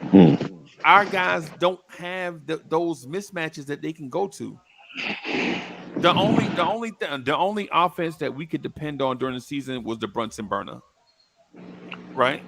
That's it. Outside of that, it's Randall ISO, jab step, rip through, pump fake, jab step. And when you do that, like you got to find a way to manufacture offense in the half court that doesn't rely on stationary guys just posting up. Like a lot of our offense, like you notice we made an adjustment in terms of relocating, right. but when you do that, like they watch game film too. They'll just move their players. But if you don't, you have to do more than just relocate. You have to have a guy relocate and set a screen. It's a reason why, like, when you see on a weak side defense, Hartenstein sets a screen, and that generates so many open looks for us. On the threes. Right. Because it's they run that's the Warriors play. Hammer. That's the Warriors play where your the center on the backside screens 2 defenders, and your guy on the opposite side has a deep corner 3 and a wing 3. One guy gets 2 guys open. Freezy, when the last time you seen us run floppy? You mean to get a basic action at the rim? Yeah. We don't run it. No, we don't run it. That is one of the most common plays. The basic. I can get a high school team right now. I can get a high school team right now to the playoffs just running floppy, bro. Right now, I could walk into a high school gym and just run floppy and get them to the playoffs, bro. Just like, off of that, just off of that alone. Yeah, Tibbs still stubborn. Like to me, I be giving feelings like his old players probably be like, "Oh, he finna run that." Like I just think he's easy to adjust, and I think that's what Spoelstra did. He just got tired of losing him and just adjusted to him because he run the same thing, do the same plays, do the same concept, preach the same role, and it's getting kind of tiring. And I get why his players give up on him. Like it's starting to make a lot of sense. I would say it's not his philosophy. Go ahead, Lee. I was gonna say when did the players give up on him? Jimmy Butler gave up on him. We're not talking about Jimmy Butler. We're talking about the Knicks. Let's keep this 1,000. But he said players. Yeah, he said players. He didn't say Knicks. Yeah, what are you getting aggressive for? No, my thing is like I don't think the players You gave said up on him. I'm okay, not talking about our but but, players on the but you roster. talking I'm about talking about You his talking track about You record, talking about Knicks, right? Lee, you talking like about his track record. You don't think Yeah, the Knicks that's gave what up I on him? nah, yeah, because I was like, so that's what I was wondering, because I was under the assumption that he was talking about our players like try to give up on him or were about to give up on him. Okay, And with all due respect to you, Shotgunner, you know what I'm saying? I agree with everybody who's in this panel talking about, the possibility of moving on to him. But I'm thinking if we have to move on or he's gonna have to change or anything like that, we should do whatever we gotta do internally. And I think it's time to bump up Johnny Bryant and give him an opportunity. I If agree, Courtney Lee. I agree. I totally agree with that. I'm not mad you at all know, with that. if we're gonna make a change, because it's still gonna keep the culture. Because see, the one thing I don't want to come through and bring somebody in and totally change the culture that we developed, okay. and not Only understand on second, and not ruin the chemistry for which we have with the majority of our players. and one coach. It's only one person that can do that. That I agree. I agree with everything you said, but only one person I agree that we could hire off the streets, and that is somebody that played with Jalen Brunson dad before. Somebody, Mark Jackson, country Nah, player in New The York. game, the game done passed. If you think Don't Tibbs do let the that. game pass him Don't do by, that. if Don't you do that. think if you Don't do think that. Tibbs, no, I'm not doing anything. I'm telling you from what I see. Like, if you think Tibbs let the game pass him by, unless Mark Jackson learns That's something Cully new, Goat. I don't Man, think I Salute, don't bro. think What? Salute, I salute. don't think. What up, Khalid? Cully Goat in the building. What up, y'all? Salute. shout My out to fault, Dre. Cully. Go is in the Let me building. say one thing about quick thing about Tibbs though, that killed me tonight. We always talk about Tibbs running his players into the ground and playing them extended minutes. Why did he bench Jalen Brunson tonight at all? Like I didn't understand. Like He I No, don't know. no, That he you played got it, he you played got. 48 minutes the last game. Go ahead, Dre. He played so 40. He why played the not whole play game. 48 minutes This tonight? is no, I no. don't get it. The real issue is he didn't stagger minutes. He just That took too. him That out too. and, That and too. didn't put Randall back in, which is That's that's too. the That worst too. problem. Those You two can things take Brunson killed me out. tonight. But the You can thing take that killed Brunson out, me, but you're supposed to stagger. Like if when you watch the Miami Heat, there is not a single minute on the in the game where Jimmy or Bam are not Bam, on the court. yeah, One or the other is on the court at all times. And Yeah, we that's decided playoff basketball. Yeah, that's a and fact. we decided we're gonna bench Randall and Brunson for 6 minutes right. at Like the same time. Yeah, like I yeah, you're right, Dre. That's terrible coaching. That's terrible. That's that terrible. was that I didn't understand that because that's That just that's like where we lost the game in my mind. right. Me too because that's just like Not okay. Like Dre. if we I was like gotta Tibbs agree with that. defense, you say Tibbs defense is bad and like they was killing us, but I could have lived with us Nice. What's What staying good, up, in our guys? guys? in our same Salute. in our same morals in our same principles. The whole game I could live with that. Or like the coach being tunnel vision and doing the same thing, and you just stay in it. Like, how are you known for running your players in the ground, and when you needed to, you didn't do it? I don't know. He I know like you that. got a bit. You need Yeah, some you time, need but like that like was the like wrong hundred time to percent, do it. 100%. Like if there was a time to bench or put Brunson on the bench, is the first half, and then you just run him the whole second half. But True, like but you don't take both Randall and Brunson out. They've been your two horses all year. You don't run a regular season rotation when you're already limited in terms of rotation. Like IQ was not here, so why are both of them out? Like that makes no sense.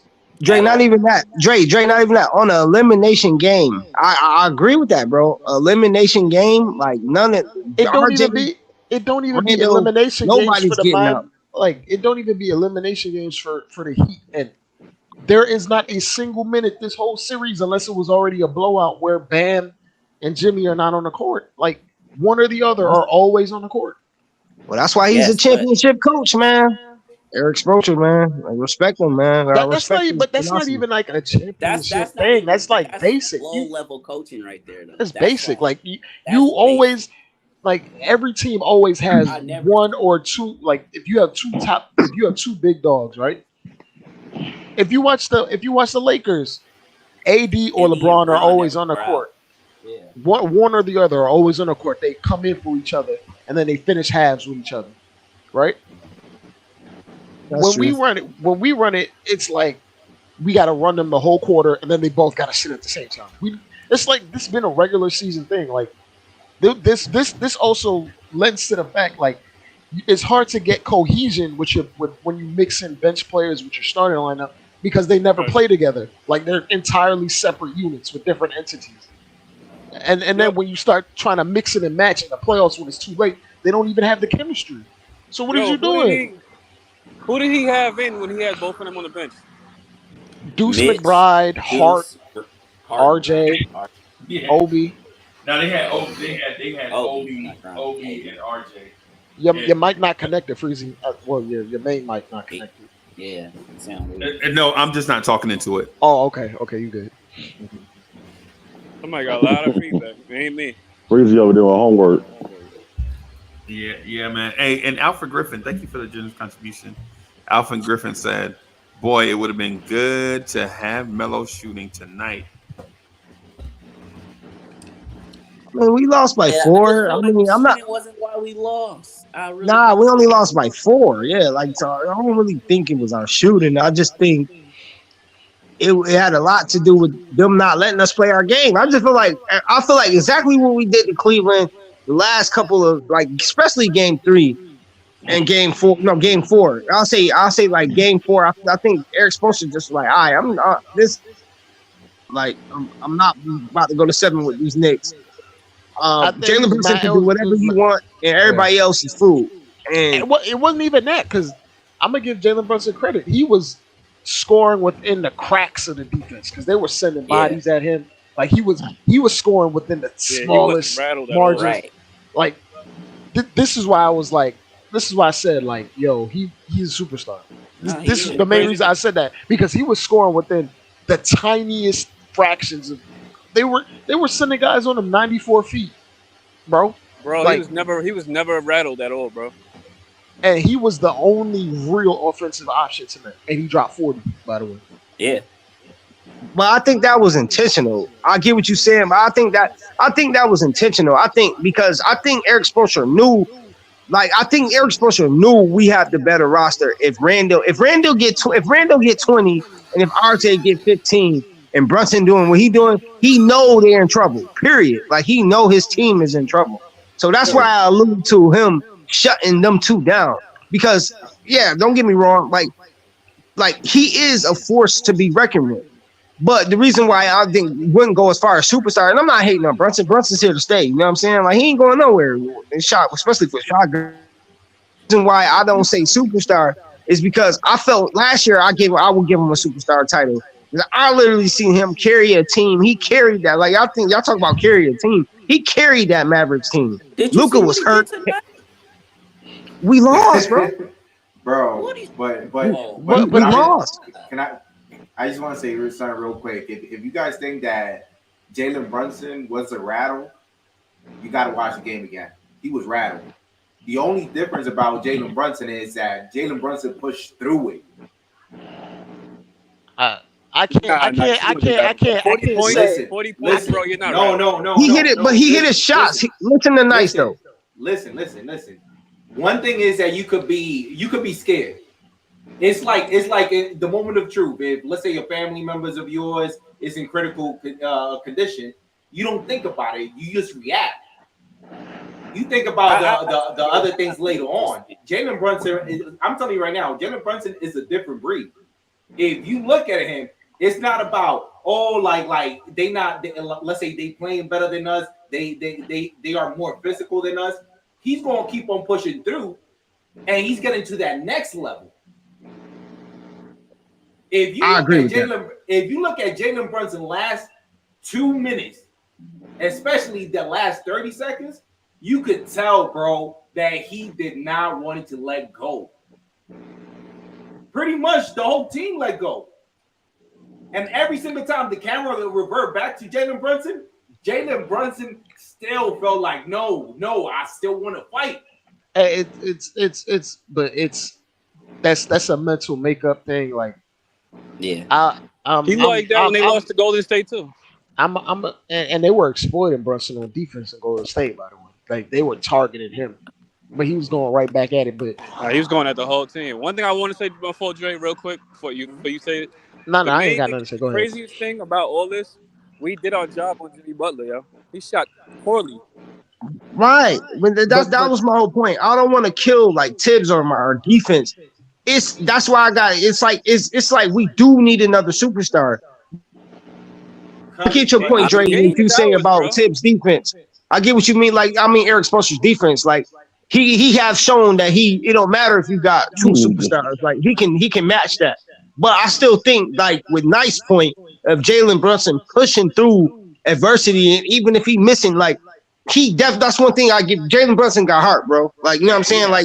Like I give him that all day, bro. I would say this, like, if we get another superstar, if Randall's gonna play like this every playoffs, then what good is it? You get another superstar. No, he's the liability though, Dre. He's most likely the one to leave, him or RJ. I think I think that's where we at right now. I think the front office have to look at it like somebody has to go, and who is it, Randall or RJ, and then you go from there. Wow, man, you jumping out the window. How I'm jumping out the window? Something got to change, bro. Something got to change. Something got to give. Wait, bro, we lost to the Heat. We lost to AC without Tyler Hero, Courtney Lee. Do you understand how bad that is? Hold on a second, stop. Because listen. See, this is the problem with you young Knicks fans. I come out here with all these knee-jerk reactions. We lost the game, and we wasn't even supposed to be here. As far as y'all was saying at the beginning of the season. And look at how you whining and crying now and try to kill our whole team. That's what you're saying. What I'm saying is the roster that we have now, we had home court advantage, and we lost to an AC. It happens. It happened. No. We wasn't supposed to be here. Remember, Lee, Time out. The Milwaukee Bucks are talking about firing their head coach, and there was a number one seed. They did. And you think they're gonna say no? But listen to this. Do you think that every team is gonna still stay the same? They thinking about upgrading, bro. They was embarrassed. Somebody had to go. They said somebody got to go. We lost to MC. Somebody got to go. And I'm gonna mute my ears because y'all talking gibberish, but that's cool. All right. Just agree. The reason why we didn't win is because Shotgunner Man didn't show up. Man, don't do that. Like at the end of the day, you thinking about progressing. You thinking about getting better. Like at least I feel good about the season because at least. No, you don't, because look how y'all talking now. But let me finish. Let him finish, man. We got two wins out of those 4 that Miami got. But just think about it. As much as you love a team, as much as I love a player on the New York Knicks, that does not stop me from getting somebody better and make this team better. I don't care. Y'all feelings hurt. Nah, I'm gonna say this. Lee. I'm gonna say this. Coming into the series, you had us winning in 5, right? I believe. I thought 6. Okay. If you say 6, which isn't even 7 games, then it has to be a disappointment that we lost this series. Right. Hold on a second. Stop. Hold on a second. Now, can I speak? Go ahead. I'm gonna say one thing. Am I disappointed? My God, I'm mortified. But I'm not gonna talk about. I'm not. Stop, because I don't talk. You didn't ask me to be quiet. All right, I'm a rebuttal it when you done. You can rebuttal whatever you want, but what my point to you is that things don't go our way. How you gonna rebuttal? You ain't even heard what he said. I said when already. Look, Freezy, I got an answer for everything. What was he? Okay, go ahead. Freezy, I got an answer for everything. Lee, go ahead, lay your plane. Lay your plane. My point is. Lee, hold on. Out of respect to your point, because I understand where you're coming from, right? You notice that no matter what you say here, there is gonna be Whoa.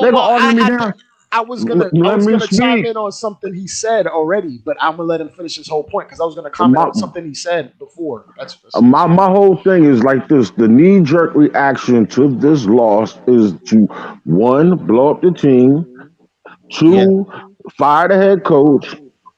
3, dismember this whole team just because we don't like particular players and somebody didn't show up in game 6. Mind you, that without all of these players that we have from Randall to RJ Barrett to Brunson to even Obi Stinking Toppin, they all did something for us to win and get to this point. I'm not saying we don't need to improve. I agree with that. But just the fact that the way you all are going about it and breaking it, deciphering it down right now, because we're still in the moment of this loss. That's my point. And you go ahead and rebuttal and break me down and tell me how wrong I am. But I'm just here trying to gather some a perspective. All right. I feel that but at some point this is the biggest loss we've had in however long. Like we've gone this far. We are fans. We're gonna react emotionally. We're going to want answers. We're gonna want to look forward to the future. We're gonna want to see changes as just the natural progression, the natural order of things. It's not right or wrong. That's just reality. And how passionate you are in your reaction is just the same as people being passionate on wanting to see better or change. Yeah. So there's an action, there's a reaction for every action. You had a reaction towards their action. And when we see certain things that happen over the course of a regular season, like where it's head, we want like it's only a natural reaction to see, oh, I want to see something different. I want change. Like you want to get closer to a title. I mean, you've been a Knicks fan for however long, Lee. And it's commendable like that you're taking the patient approach, because a lot of people who've been Knicks fans as long as you would have been wanted to just give up on this current core or whatever and just throw it away. So I appreciate your perspective. And see, this is where I'm trying to get to y'all to understand. If you're gonna be a Knicks fan, be a Knicks fan all the way. But you just can't just be knee jerky with this, y'all, because you got to look at where we came from. We grew this team organically from nothing, and everybody this whole year was like, we'll be lucky if we a playing team. Hey, but Lee, expectations change in real time, man. Yeah. Oh, no doubt. But let's just God forbid God willing, we would have won this game and moved on to the Eastern Conference Finals and got swept. And how would y'all feel? But we'll feel the same way. We'll feel the same exact way. Something we were someplace we weren't supposed to be. Remember, fellas? Lee, hold on, time out. You got mad at me for saying the Knicks weren't title contenders. You can't turn around and just say it like this, bro. You can't play it like that. I still feel the same way. I still feel like we're title contenders, and it's called experience. We gotta go through some things. We gotta go through some things in order to grow. But I said Remember that. Y'all said that? I said that. But you got mad at me for saying we're not title contenders in that moment. Just because we were alive in the playoffs. You got mad at me for saying that. You're right, I did. And I might be wrong. And I might have to stand here and stand corrected. And I owe you an apology. I might have to. But with that said, though, I still feel like we are still a title contending at this team. Do we need to make some twerks and some, you know what I'm saying? But all this knee jerk, let's get rid of this person, let's get rid of that person. Slow down, man, because we're not a gym. No, we're not making no twerks. No. You know what I'm saying? Tweaks. No, I mean, I don't want to see you out here trying to twerk. It's not about herky jerk. It's not about that. It's just like the ultimate goal is just to win the championship, and we fell, bro. So we can't possibly come back with the same roster, bro. That's just impossible. But the thing is that I find it a little bit fascinating is that we all have different point of view. Like at the end of the day, make an argument against what somebody said. Don't be calling it old jerky or whatever, or don't be calling it, oh, that's crazy. At the end of the day, like if you want to have a conversation, have a conversation. If you feel a certain way, now don't get sensitive. Now let's not get all sensitive. No, nobody is getting sensitive. If I disagree with something that you said, I'm going to go based on what you say. I'm not going to argue against you because I don't even know you and you don't even know me. That's right there is crazy, bro. Like we all in this panel are grown men. Nobody is here to be telling anybody how to be a Knicks fan. If you feel a certain way, you speak your truth, and if you make a point, everybody applaud. If somebody disagrees, let them rebuttal it. But just because you don't agree with it with 100% what somebody says in the panel, it's just crazy by you just calling it, oh, that's crazy, this and this and that. That right there is crazy. Because right there, you're not even given an opportunity to have an argument. Okay. My fault. I didn't mean to hurt your feelings to call you crazy. My bad. He don't get it. He don't get it. He don't get it. I just apologize. I ain't gonna lie to you. I'm with Lee. I think Lee is right. I think Lee is right. I think though that some of you guys may be taking some of the things that Lee is saying, since you can't identify where he's coming from, you may take it the wrong way. Right. Like Lee is not trying to spray up the block. That's not what he's doing. Ultimately, what Lee is saying is, bro, we in the moment, relax. Right? We in the moment. Just relax, man. You don't have to get rid of Freeze, I ain't trying to start nothing, but how can you call another grown man sensitive? That got tested. Just like hold on. That's very disrespectful. Now that's being sensitive. I got testosterone running in my body. So anybody call me sensitive, sweet, I feel some type of way. I'm a man. But Shotgunner, did he say that you're sensitive to this topic, or did he call you a soft ass man? We might as well though. You might as well. You can't. Nah, come on, Shotgun. Come on, big dog. It's a little bit. Uncle Freezy, if I call you sensitive as a man has kids, drag his nuts. Okay, all right. Are you serious? Okay. So does this topic bother you? No, it doesn't bother me. I'm just elaborating on the word. So if it don't bother you, right? Because the thing is I think the topic does bother you, because if it did, you would have let it go. You wouldn't even said nothing. You wouldn't even spoke to it. But it'd have been just like if he'd have said. It'd have been just like if he said popcorn, right? The thing is, bro, this dude, come on, bro. So now Lee is out here disrespecting people, man. Come on, man. No, I'm not saying that at all. I'm not saying that. I'm not even like, I love everybody on this panel. What I'm saying is how stuff can go left or go wrong. At the end of the day, if a man's telling you he don't want to be called sensitive, or he don't want to choose your words, now I say, hey, he ain't sensitive, but so you're gonna tell. So you are gonna tell.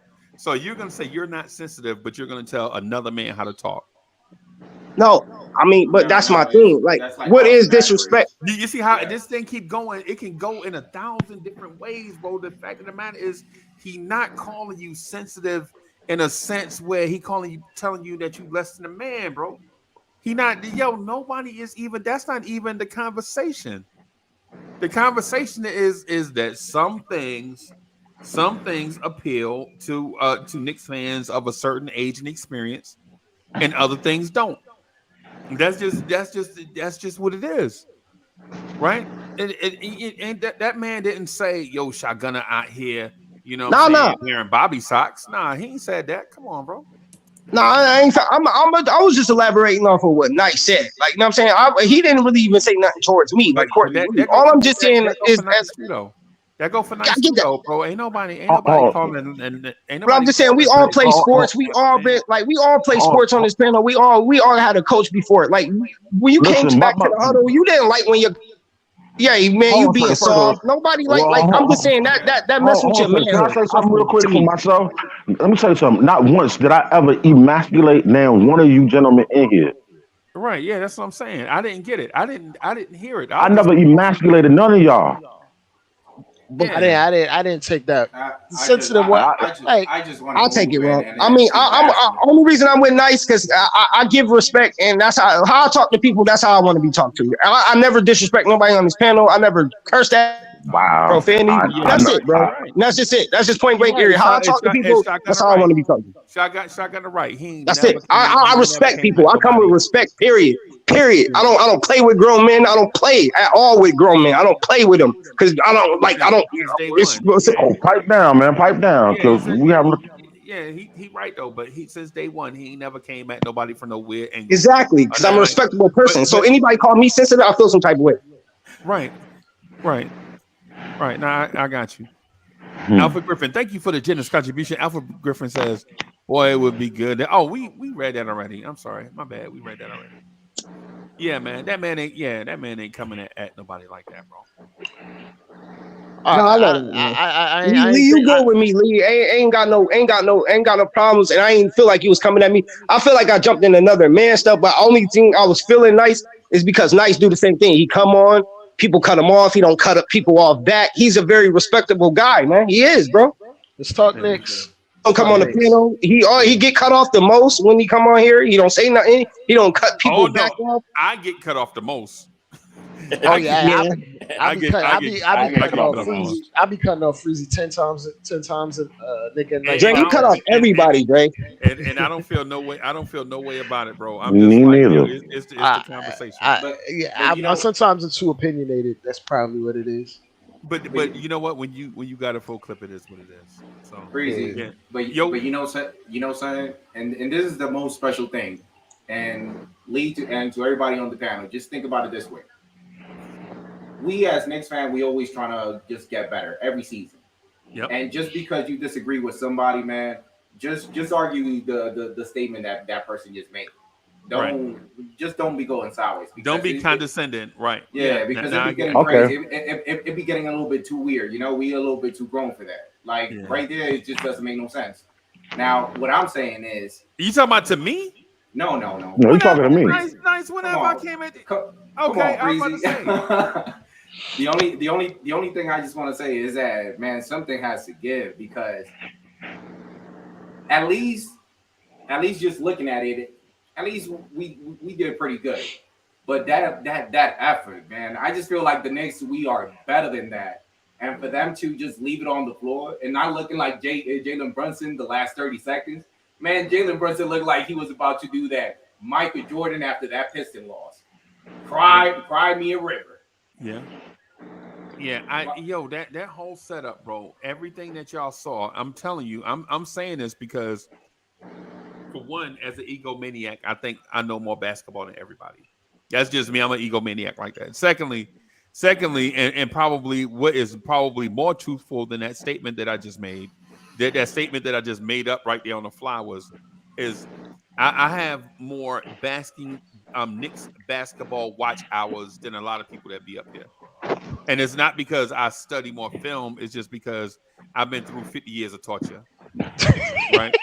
That's basically what I'm getting at. So my thing is when I see where the Knicks are right now, I already know what the problem is, bro, because I saw it. I saw it with Pat Riley. I saw it with Jeff Van Gundy, bro. Right? I see it with Tom Thibodeau. Right? I see the same thing happens over and over, but Knicks fans beg for this, bro. This right here, what Tibbs is giving us is what we begged for.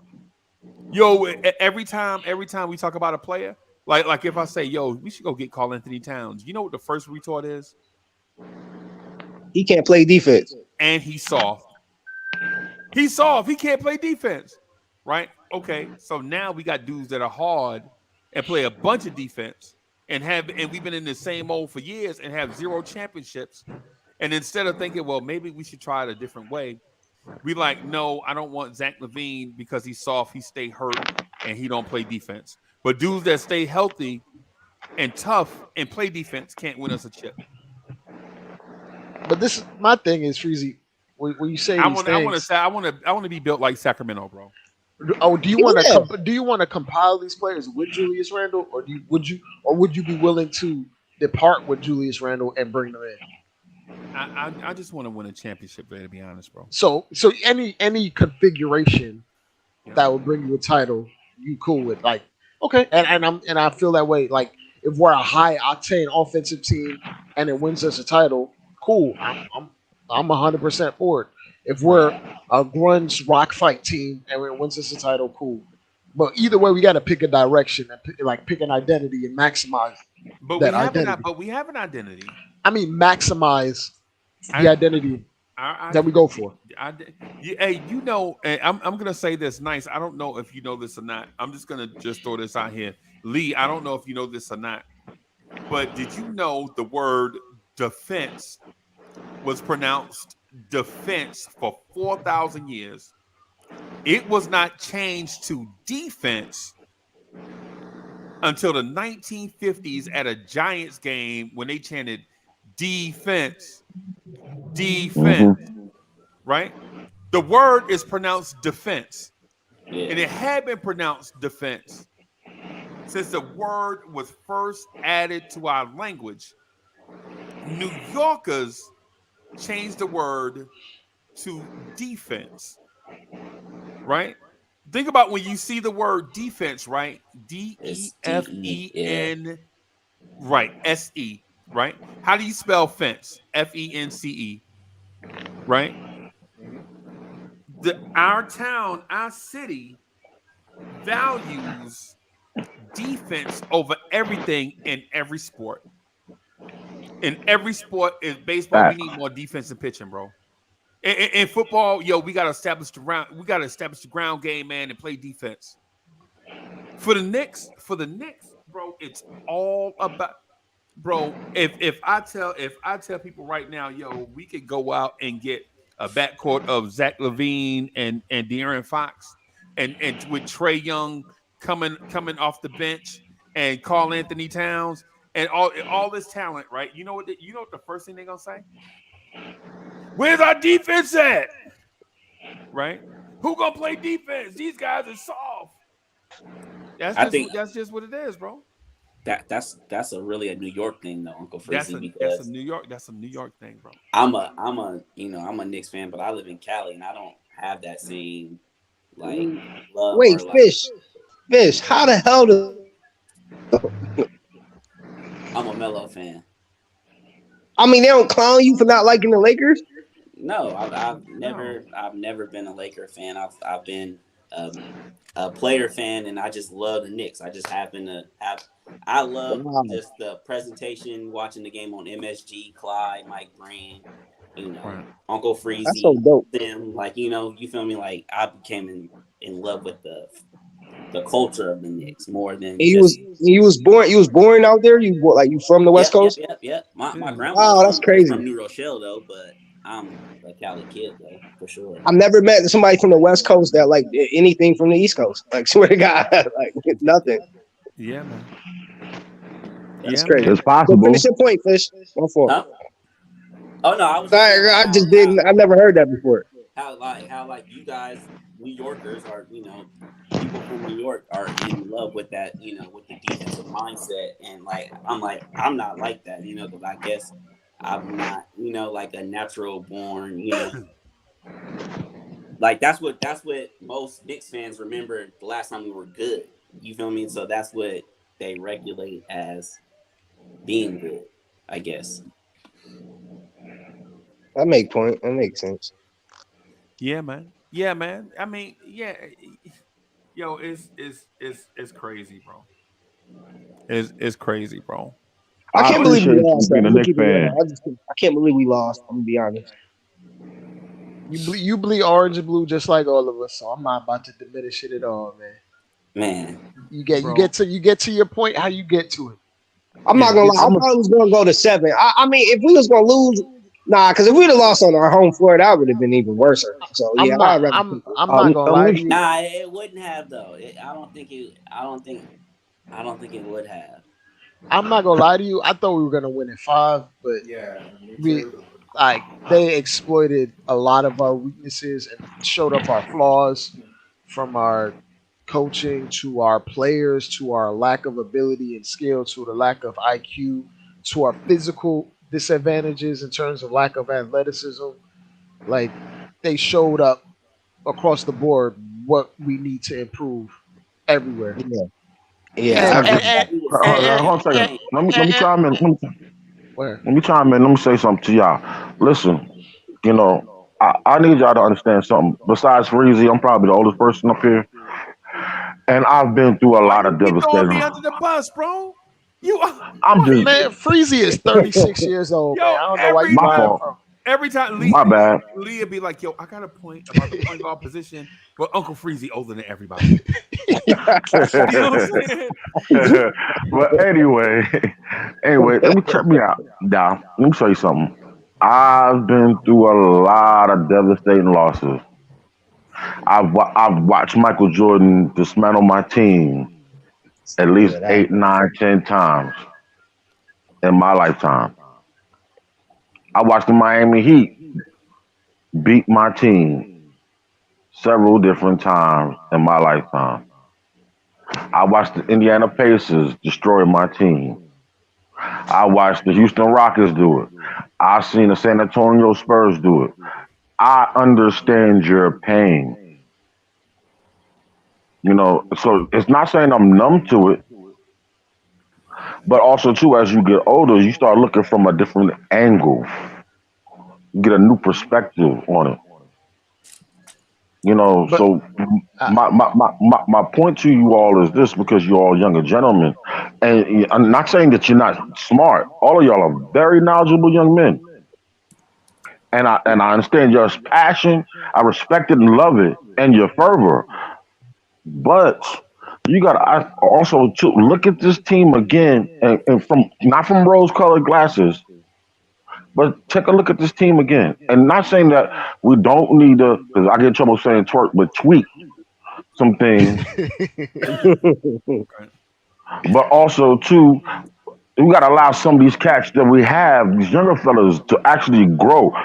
And this was probably, if not anything, the biggest growing situation out of the majority of our young players. Okay. I was gonna say like Lee, you didn't let me finish, but I was gonna say My bad, bro. the things that the Heat showed us that we need to improve. I'm actually thankful for it. Like I Exactly. I'm not even really mad at that. Like I'm disappointed we lost, but it also highlighted where we need to improve across the board. And I have a little bit more faith in this front office making Would the you right hey, you know decisions. what, Dre, would you consider trading Jalen Brunson for an upgrade? I, it'll be hard That's to get tough. equal value because if we're talking totality and contracts and holding Yeah. on to assets Would you and consider everything. trading would you consider would you consider trade Barring us getting a time machine and getting Steph Curry from 2015, I don't think it would be worth doing a trade of okay. Brunson right now. Would you consider okay, what do you rank Jalen Brunson? Look, for the record, I'm not trading Jalen Brunson, right? No, if, It's if we hypothetical, if, yeah. if we talk Hypothetical, about if yeah. we talk about totality value, his contract situation, Jalen Brunson won't be the 50th highest paid player next year. Like while being an elite point guard, All right, you're okay, not. okay, right. You're like Yeah. the I production that get you're I get getting that, from Dre. him I know His is. value. I get all of that. I'm just So I wouldn't trade him. Like nah. I'm going somewhere with it though. You know what Okay. I'm saying? All right. Go ahead. Look, Go ahead. Go ahead. like so my thing is this: if you have to upgrade something, if we're gonna complain, right? If we gonna pitch a tent here on Pity Island, right? What are we gonna upgrade? Where are the upgrades available? Like who's That's available or what Yeah, that's should true. we like upgrade? what Okay. are, No, If like what, he's saying ideal. Like if yeah, you if okay. you like Okay. to because get Lee this team over the hump, like what would because you Lee made consider? because Lee made a point. Lee made a point about us having young guys and us being patient and allowing them time to grow. Right. So Okay. so if you take that mindset, then you don't want to trade IQ, Grimes, and RJ. Right. But then you want to go somewhere. Right. Where is that somewhere? How quickly, excuse me, are you talking about getting there? And where do you upgrade in order to get to that place where you want to go? Well. To answer the question, we need to get more athletic There you overall. go. There you go, Dre. We need to get more athletic. So it might be an additional wing. It might be even at the power. Well, functional athleticism, not Obi Toppin Multiple, athleticism. multiple, Like multiple the positional. like we need to get more skilled at position. Like we can't have. I like what Hartenstein did, and I love Mitch, but we can't have two centers that are redundant. We need an ice and a fire. Like we need We That's need Tom Ross. Thibodeau. We That's need Tom Thibodeau though. yeah. I Be- know. I know. because Freezy. because Hartenstein didn't come in here as that. Tibbs made him be that. Exactly, Yeah, Yeah, he don't even that's shoot true. threes no more. That's Yeah, crazy. and he doesn't pass anymore either. But yeah, but that in order to make those steps, you need to change offensive philosophies. You need to empower guys to maximize their particular skill set, even if it makes you uncomfortable. You gotta look. You gotta look deep within. Like this. This isn't like part of it is roster, and some of it is. I'm not gonna try to downplay Tibbs, but ultimately we're probably gonna need a new voice in the locker room, one that's a little bit more flexible and open minded towards the modern game. But you can still have a lot of the same principles Tibbs preached when we're during the regular season and we're going through the grind of the 82 games, and you need to pick up wins. You need you need that type of discipline, which is why if we were to get a different coach, it would have to be an upgrade from within our ranks. I do not want to mess up the pluck a culture. different I don't want to pick up a different coach that has his own thing going on, and then we lose the things that make us solid right now. Instead of what we should be doing is building on top of Tom Thibodeau. Right. Well, We should be trying to I'm here to tell you remix that what's if I'm getting a new coach, I'm throwing all this stuff out. I'm throwing all this stuff in the trash. yeah. You get a new if you get a allow new me to coach. elaborate, and If you Maybe get a look new better. I right, think Jalen just Brunson hold on, does. Freezy, let him explain, guys. yeah. Just Go ahead, Freezy. let me just elaborate on that. Right, the one thing I noticed about Tom Thibodeau is that elite athleticism means nothing to him. Right, because we had a cat on our bench named Farron Hunt that showed flashes in the summer league, and I know summer league flashes don't mean nothing. But if you say summer league flashes mean nothing, Crazy. you can't then also say, well, Miles McBride showed me something and Quentin Grimes showed me something, right? Because the best version of all three of those guys we saw in summer league when they were allowed to play freely and be athletes, right? Because think about what you saw from Miles McBride this year. I can get what Miles McBride gave me off the scrap heap. I could go get a dude from 7-Eleven right now from the bodega that did what Miles McBride, 2.1 points a game, and and a whole bunch of hustle and 40 seconds of You basketball you play. don't Now, you don't you don't need the, to keep the Tibbs pet projects. no, and so with that said, do I like Miles McBride? Yes, I just felt like he was hindered by a coach that doesn't value athleticism because pound for pound I may add Miles McBride into that athlete conversation because I think Because he is Miles athletic. McBride is an athlete but he doesn't get to show it, right? The thing is with Tibbs is we saw Tibbs stash Cam Reddish on the bench and not even play him. And we were talking about how Cam Reddish was trash and all of these things. And sure, Cam Reddish made mistakes, but we also saw Julius Randle make mistakes. We also see Jalen Brunson be bad on defense. We also saw Right. RJ Right. Barrett play bad for long stretches. You know what I'm saying? My thing is with Tom Thibodeau, I'm scrapping if the change is made. I'm not championing firing Tibbs, mind you. I'm saying if the change is made, say for instance, Brad Stevens is like, yo, I want to coach the Knicks, right? Then I'm like, yo, go Hey, get you superior athletes and let Brad Stevens up their basketball IQ. Don't go get a high or a good basketball IQ player and then try to make them athletic. It never works.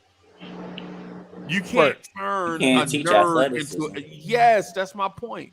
And this is the thing, Freezy. Like to even agree with that point, when if you're trying to build something around Jalen Brunson, you need the pieces that He's not. conform around him. Like if you're building around a smaller guard that's not athletic, you better damn sure get a bunch of switchable defenders to Right. alleviate his weaknesses. Dre, we can't say that. We can't say that. Mavericks went to the conference finals. They didn't. They don't play. They didn't have not one. I mean, besides Dorian Finney-Smith. Reggie Bullock. Dorian But Finney-Smith.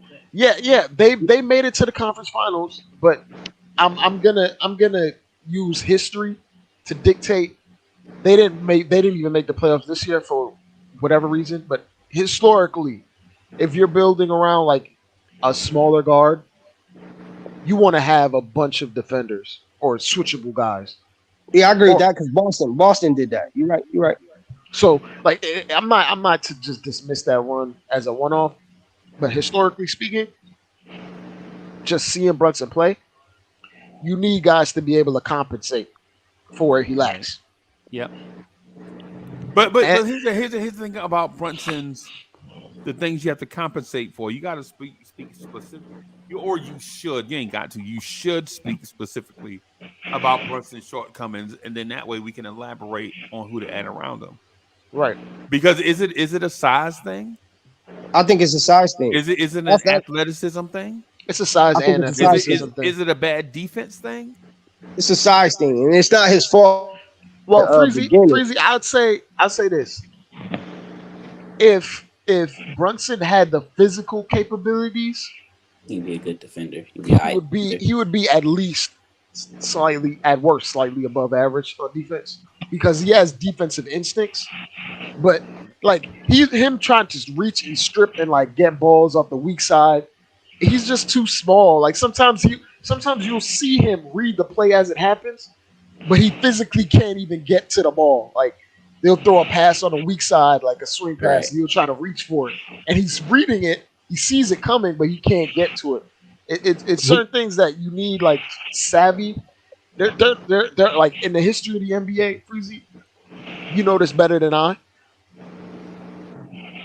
There aren't but so many elite defenders that are like 5'11". There are but so many of them. It's kind of like that Damian Lillard recipe. Like you can and the ones that are elite, Freezy, are very elite athletes on defense. At that size, they were explosive, quick twitching. They had instincts, but you can see Brunson has the instincts or the IQ. He tries to block. He tries to do a lot of the Kyle Lowry stuff. He's a coach's son. Yeah. But it's right. There's certain things he physically is unable to do, whereas you see certain guys on his team. But that wasn't the question. We know all of that stuff, right? We know all of that. We knew that stuff before Jalen Brunson. But you asked me what are we compensating for? I'm talking about the. No, I'm saying. No, he talk about is Brunson undersized or not? No. The question was, what type of players you go to get to play with Brunson? Because we know what Brunson is. We've been talking about it for I'd say this. My bad, Cody. I'm gonna say one player. For instance, do you go get long athletes? Do you just go get shooters? Yes. Do you go get big guys? I mean, that's what I'm getting at. It doesn't even necessarily have to be pieces. The complementary pieces. A complementary piece would be a big combo guard playmaker. He doesn't even necessarily like have to an be a great type. Yeah, but he doesn't necessarily have to be a great shooter. What about like the Cade Cunningham? Yeah. I don't really necessarily say you got to be a ball handler.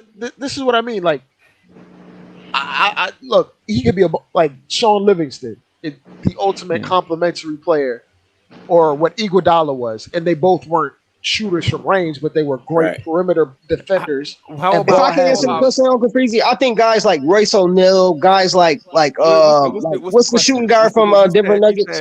You said ask a question. What's the question? Who, me? Yeah.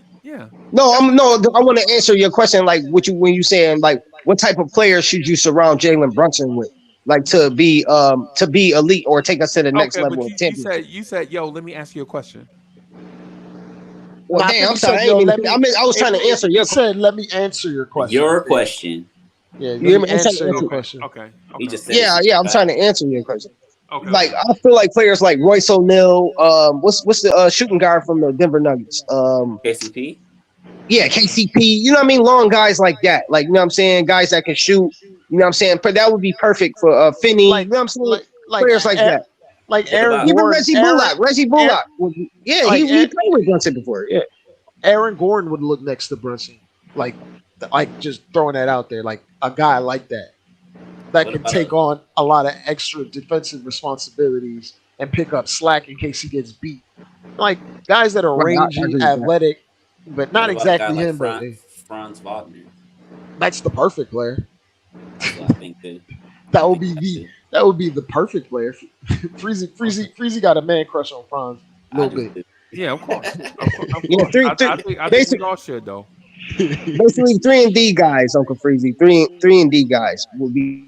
You know what I'm saying? Like they Like definitely be taking if shit. Quinn With him being the leader, if Quinn Grimes was 6'7", he would be that guy. But he's 6'4". That's why I feel like we should have never gave up on Cam Reddish. Go ahead, Fish. My fault. We don't got nobody that can guard like multiple positions and multiple different type of players. Like, What Tibbs tries to make Grimes guard anyone that's not a working. 3. Right, he can guard. Like he tries to make anybody that's a 1, 2, or 3. That's what he tries to do with Grimes. That, but like he does, like Vanderbilt has the size, the length, the lateral quickness to guard. You know, the strength to guard almost anybody. Basically, we don't. You know what I mean? Like we got one position type defenders. Like even like we don't have any flexible 6'8" wing defender. Like we don't have that at all. We don't have big wings. We don't have it because Tibbs don't want it. That's what I keep telling y'all. Yeah, he don't want it. Yeah, that's true. That's true. That's not cool. You right for you. Like I said, you was on fire tonight when you brought up that point. Think about the two-way. Think about this. Farron Hunt was a 6'8" hyper athlete. They cut him. Oh, I'm sorry. They traded him in the G League, which basically means they cut him. And they brought in Daquan Jeffries, who's 6'4", 6'5", just like Grimes and Hart. They got rid of the 6'8" athlete to downsize to the dudes that Tibbs wanted. Got me thinking, Uncle Freeze, did Tibbs break Cam Reddish, bro? Because that's Cam Reddish was broken from jump. But he was trying though, bro. He was trying to do what he said, bro. He was trying. Look. He tried. It's the same story wherever he goes, man. But Chauncey Billups has not yet. He tried, and he started giving him DMPs for Kevin Knox, by the way. So yeah, that's cold blooded. Yeah. That is cold. But they put him on the bench for Kevin Knox when their season was already over.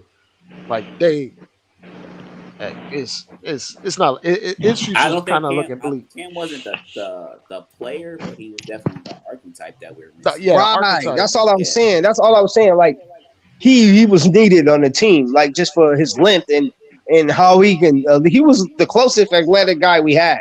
And it just seemed like they playing Skylar Mays over that dude, bro. Yeah, and the fact is the young man, but with shotgun. I'm sorry, nice. I mean, it's Fish, but I was saying, Josh Hart ability to generate, kind of fast break, secondary break offense was kind of needed too. But you can scheme that out if you notice, and they schemed that up out of there. Yeah, they got rid of that. Go ahead, Courtney. And just real quick, by the way, Cam Reddish, the numbers Cam Reddish was putting up with the Knicks is the same numbers he put up with Portland. I'm looking at him right now. The same percentages from every one of it. He's the same dude. You know what I'm saying? The only thing is he might have took more shots. Alfred Griffin, thank you for the generous contribution. Alfred Griffin says Trey Murphy type. What I'm saying to y'all. Oh man, Trey Murphy would have. Yeah, bro. Yeah, Dre. I don't know if you were here, but when the Knicks were picking 19 and 21. I was like, the perfect scenario. You was getting food, huh? Yeah, the perfect scenario would have been Trey Mann and Trey Murphy. I said it for like 2 months leading up to that draft. Trey Murphy, oh my God! Yeah, he was. I ain't gonna lie to you, Freddie. He was pounding the table for this cat. Yep, pounding the table for him, bro. Like you got to go get him because he solves all of our issues. Now, if you had Trey Murphy next to, and I know it's water under the bridge. right? And I also wanted Herb Jones. I don't know Herb Jones, the wing player from Alabama. He was like a fifth-year senior. Great defender. Yeah, he got snubbed. but basically he's Josh Hart with Yeah, defense. he never really expanded on his offensive game, at Right. least not yet. But you And knew that though, and he provides you defensive flexibility in lineups where he can guard twos, threes, and fours, and Yes. there is no physical advantage to the other team. Josh Yes. Hart can guard twos, threes, and fours, but he'll be a short three and a short four. Yeah. oh God. That's Well, the they problem. interviewed Julius Randle at the end of the game. He said we'll be back. So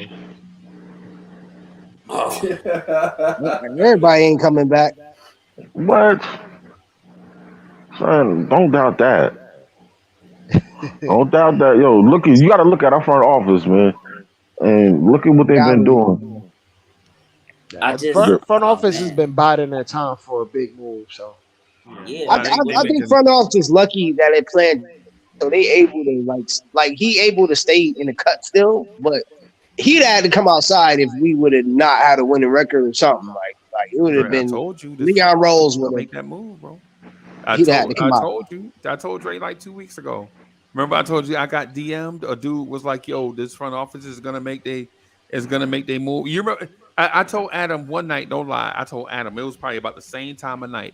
I was like, Adam, I got this notebook right here, man, where I wrote all this stuff down on a piece of paper, and things make sense for the Knicks to make a certain move, right?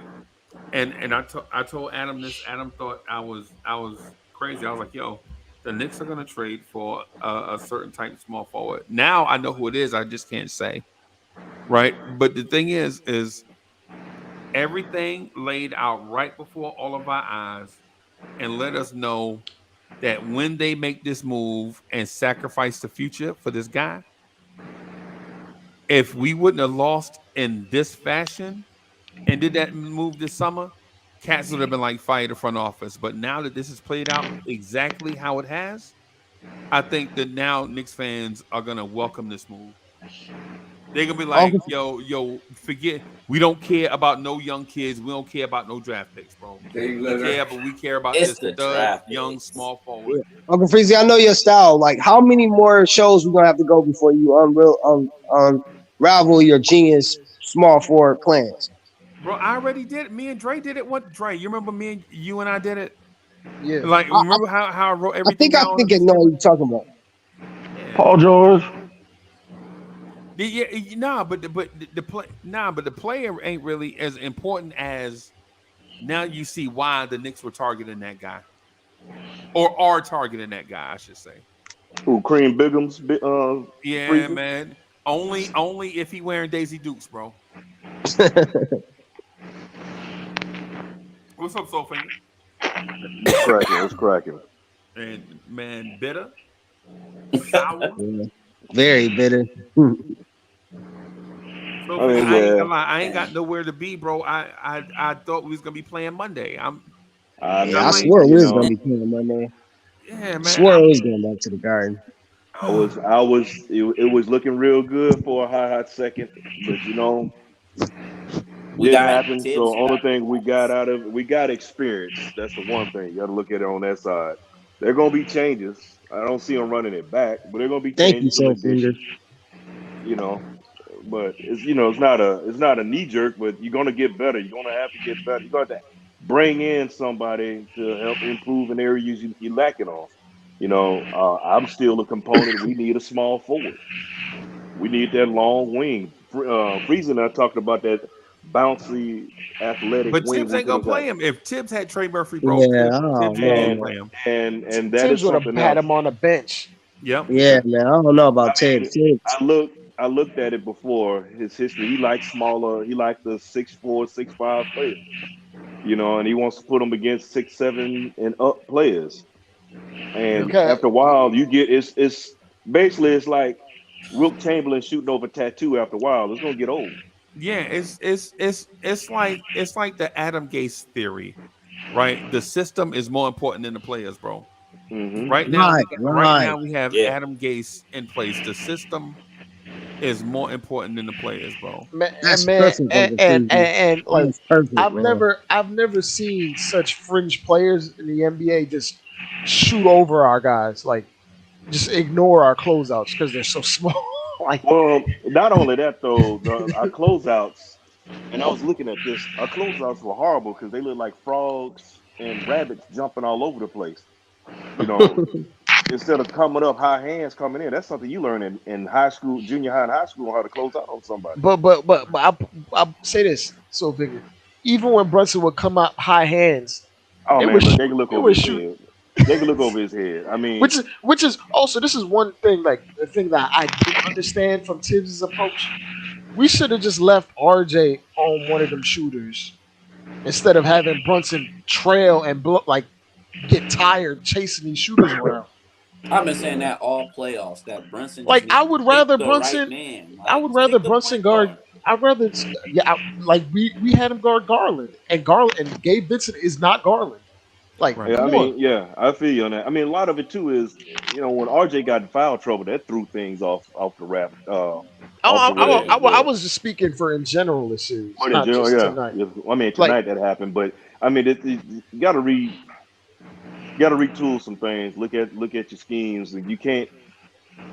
After a while, even the strongest, I don't care how strong an oak tree is, that wind strong enough, it's gonna knock you down. So you gotta go with the That wind. wind is gonna not. Hey man, gonna destroy that ground and that tree. Exactly. So And so fingers.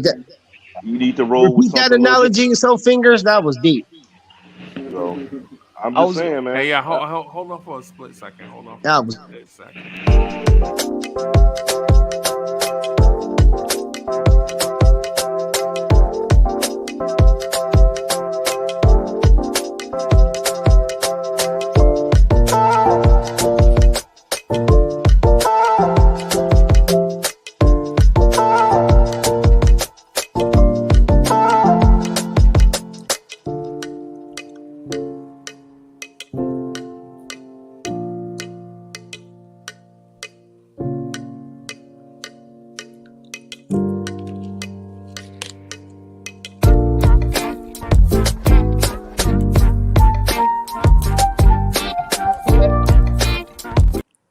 Get that energy up. Adam is in the building. He What up, told y'all, everyone in and the y'all were panel, everybody wrong. in the chat? What's up, bro?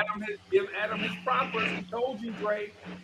Lee, he told you. He told you. And Lee, I don't to- be mad at him now. I told everyone the Knicks season was over. Y'all didn't listen to me. it sounded like you wanted it to be over. Yeah, No, and not really. you coming in here to gloat. No, Right? Lee, I don't gloat. When I say something, I You know doing it I'm now? right. I ain't gloating. Nope. All right, Miss Cleo. What's the lotto numbers for tomorrow? Very funny. He told y'all, bro. Well, he spoke facts. Man. It is what But it see, is. but the thing is now it's time to look forward. Okay, we can't look backwards. We took the L. Time to look forward. What moves are they gonna make? Hey, I'll say this though. Adam give them tomatoes. Whoever we decide to bring back, I need all of them to be in the gym taking about 10,000 3-pointers a day. Man, look. Yeah, and I feel you on that. When it came to shooting, man, they couldn't hit an elephant in the backside with an ironing board. It was ridiculous, bro. It was like this. RJ shot 40% from three in the series, and he was the only one that was up there. But and I got it. Like I said, I'm not gonna the bench or lack thereof. We didn't have a bench this whole series. So, disappeared. Man, disappeared. They went away like they went out like a fart in the wind, bro. Yeah. We got to retool. Tibbs was only playing 3 guys though, right? What? Basically. I mean, he had to basically. Yeah, he ain't had no choice. He had no real choice. I know a lot of people like put Derrick Rose in and put Fournier in, but all right, Man, if he would. Sorry to cut you off, Soulfinger. I was just saying real quick. I just couldn't see Derrick Rose because he didn't look. Derrick Rose, not Derrick Rose. Everybody remember. You got love for him, but Derrick Rose, he's done. If he would have put Derrick Rose in just for that little brief second that he took Brunson out, just to keep everything calm for just a second, like I think I could have lived with that. I'm not saying to say Derrick Rose should have been playing like X amount of minutes, but I just that one move that I don't know that coaching move right there is just I don't know that killed me right there. Just it comes. because. Oh, go ahead. Go ahead. Just because I mean I said this before, but just because of who Tibbs is, like you run your guys to the ground, why not do it now? No, Well, Fish, I think that was the point, though, Fish. I think that was the point. I think he, like, I agree with him on that one because we get on Tibbs about not playing the old guys. Then we get on him about, not playing the young guys. Then we get on him about playing the veterans too much. So I think he was at a stalemate. Like, man, I don't know, man. I'm going to get That's why he criticized. should have just left Brunson in. He played him 48 minutes last game. It's the last game. Yeah, I agree. No matter what, it's the last game. You don't take him out. Well, it comes down to. I think it comes down to the off season as well. When you building this, you got to look at all the depth. And for the longest, I mean, you look at the team. We never had a small forward. Oh no. Yeah. We traded the only one we had, and then we ran with basically guards. And I like Josh Hart. I wanted Josh Hart before in New York, but I was looking at him like, man, he only 6'4". I'm like, man, we need some length now. IQ going I'm gonna say down. so. Can I say this to your point though, real quick? Mm-hmm. I'm gonna just say this real quick. I don't think Tibbs like 3-point shooting. And Freeze, to be honest with you, I have to agree with you. I gotta agree with you too. Yeah. Because I'm thinking back when he even in his Chicago days or his Timberwolves days. Because look at the guard, look how he draft. Look at Chris Dunn.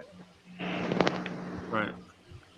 Yeah. The reason why I say that is y'all notice that guys that could.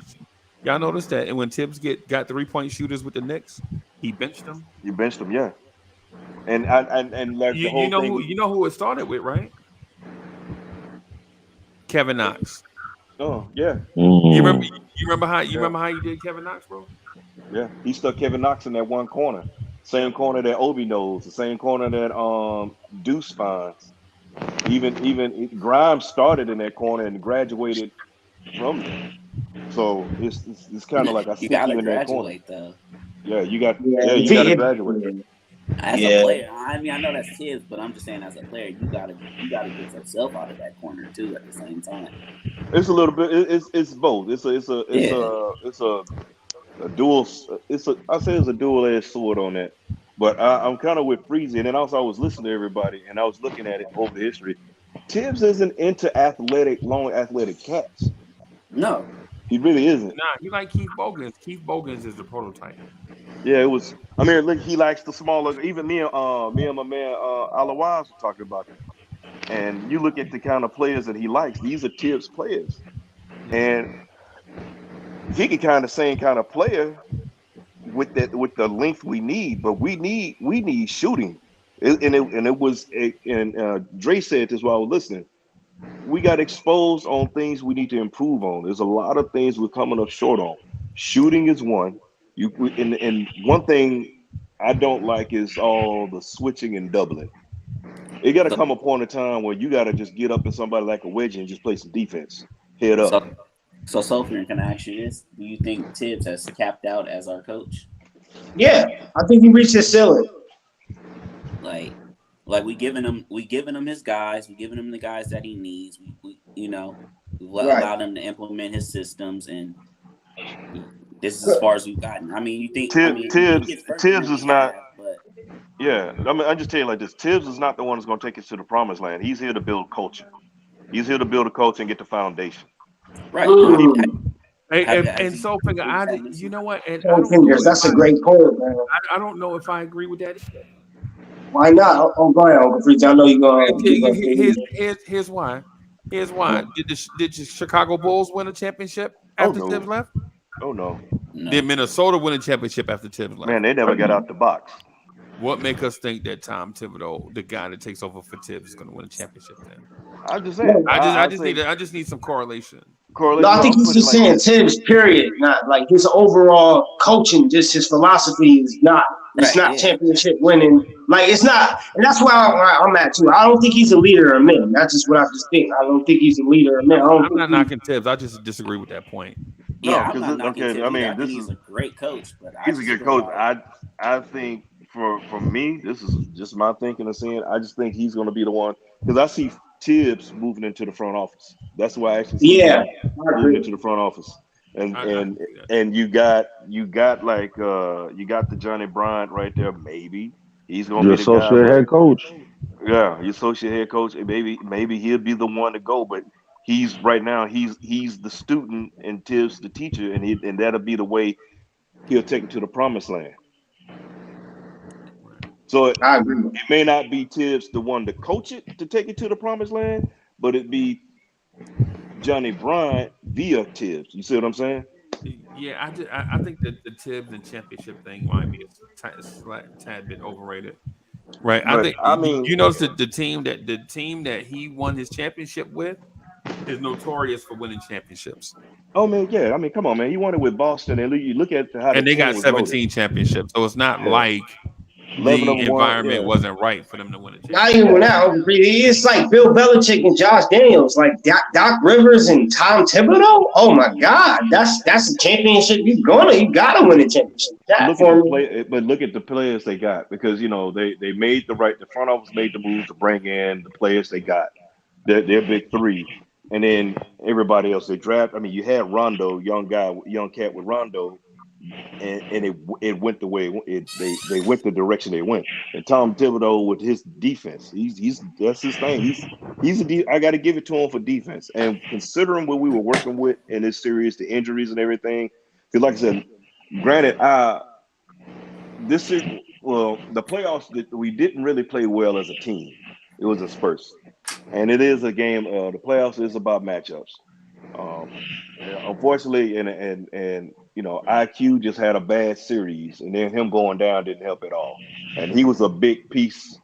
He was a Man, huge so finger, piece to I'm the mad. bench. I'm mad at everybody right now, bro. I mean, I'm not. You know what, Freeze? I'm disappointed. I'm not mad. I'm disappointed because, and the reason being, I'm not all ready to flip tables and throw chairs and cuss everybody out like Samuel Jackson. Look at where we came from. Corey Lee said this. My man C. Lee said this. Look where we came from and look where we are. Yeah. So the I future is mean, really so fingers, bright. but so fingers. That's where I want to ask you a question too. Like we seen this song and dance before. You know what I'm saying? This would scare me about Tip. This is why I was trying to tell Courtney Lee we have to upgrade because we was a fourth seed before and we didn't make the playoffs that next following year. Kind of bring it back the same roster, like almost identical, not really, but you know what I'm saying? You can't compare Kimber Walker, you know what I'm saying, to Alfred Payton. But at the same time, it was like we downgraded like so bad that scared me, bro. I'll never understand that. Like Well, see, from But I'm sorry, Shotgunner, to go back to you. I'm sorry, Soulfinger. I think the front office has learned their lesson from doing something like that. You know what I'm saying? Going in that route, and we knew we needed to upgrade those particular positions where we were weak at. You got to think. Unfortunately, we brought in the wrong type of dudes. You know hmm what I'm saying? To try to Oh fix yeah. that problem. Now the issue that we have now, and I think in hindsight is 2020. You know what I'm saying? So now you don't think this front office has really checked themselves and really done their homework on certain moves and things that they might possibly make or do? Even on this whole Donovan Mitchell, even on this whole Donovan Mitchell thing from last season. Because if coming to fruition for what Freezy might say, and he's not expanding on who this person might be, but regardless, don't you think they're gonna make the most correct and right move? I will hope. I will hope Courtney Lee, I but don't know. I It's not even believe not about hoping. You gotta look and see. Listen, listen, and I'm not gonna cut you off again, and I'm gonna let everybody else speak after this. Okay, no, go listen, ahead, go ahead. listen. We didn't get Donovan Mitchell so big. We didn't happen. But everybody thought the season was over. Everybody looked at our front office like we were the worst thing on this earth, and they were fools. From Stephen A. on to everybody in a Nick Nation and fandom. But you know what I'm saying? For some reason, we were all right, and we made it through this far. I, And I they plugged in a player that got rid of a malcontent and plugged in another player, and it boosted up our team just a little bit more. Even though the man is erratic and sporadic, when we plugged in, but he still gave us a boost and he helped us to win. They still did things incrementally, and not just because it was the flashiest or the prettiest chick on the block. We got somebody okay. All You right. understand what I'm saying? Yeah, All I right. see what this So on is. just real quick, y'all. So Justo11, thank you for the generous contribution. Justin11 says, on this run, Brunson showed that he was him. A real PG is here now. Question for the panel. What's the thing y'all appreciate about this season? I appreciate the fact that this team, you know what I'm saying, made this playoff run, and the fact that they gave us they gave us basketball in May. And Justo11, thank you for the generous contribution. And what's one move you would make to start the offseason? Make sure we get a first round pick this year. You know, and just get a first round pick. Just the one says, y'all heard Stephen A say trade Randall for Dame. It's I mean, what that do? Stephen A. Man, Smith is an see, idiot. yeah, he Stephen A. is. Smith. Stephen A. Smith just says things just to say them. You don't Just even. to say him. Yeah, he don't make any sense, And man. Why would you put Dame and what's the name in the same backcourt? it's a joke. It's It's a joke because he used to be a knowledgeable basketball mind, but he just sold out for clickbait and Entertainment. attention. He bring back uses Scoop buzz stuff. Jackson. Especially when I mean, he really he does get that when it paid for comes to that. the Knicks, I though. mean, you gotta respect his game. Like he get paid for. I mean, he get like that's the most things he get for saying outlandish stuff. I don't gotta That's him now. respect it. There's a lot of people making money for dishonorable reasons. I don't gotta respect No, how they but make that's their his money. form. No, I'm not saying respect him as a person. I'm just saying like that's his motive. He don't care. I don't think he care about that. I mean, that's his point to say outlandish things. Like I think that's the point. Like you know what I'm saying to get us talking. He got us talking about him now. Like, you know what I'm saying? I'm not gonna stand I up think there and it's be. I'm corny. not gonna be on TV and be no ham bone for nobody. You know what Yeah, I I'm hear you saying? on that. Then you won't be on the CD, I'm TV. with you on that. I'm with you on But you that. won't be on the TV. But that's why we'll have to go subscribe. That's why we like I agree with everybody on that. That's why I'll be on the panel with Cameron and Mace. You know what I'm saying? Then ESPN because you will not be on the ESPN saying what you want to say. That's just why Cameron and Mace on YouTube saying what they want to say because there's no way that will work in Disney. That's the point. So everybody has a boss. So it's like no matter what you do, I think he know his lane. He can't say certain stuff. Guys, or we'll never see him again, guys. See, he's the same cat that was saying got mad because we didn't draft Justice Winslow.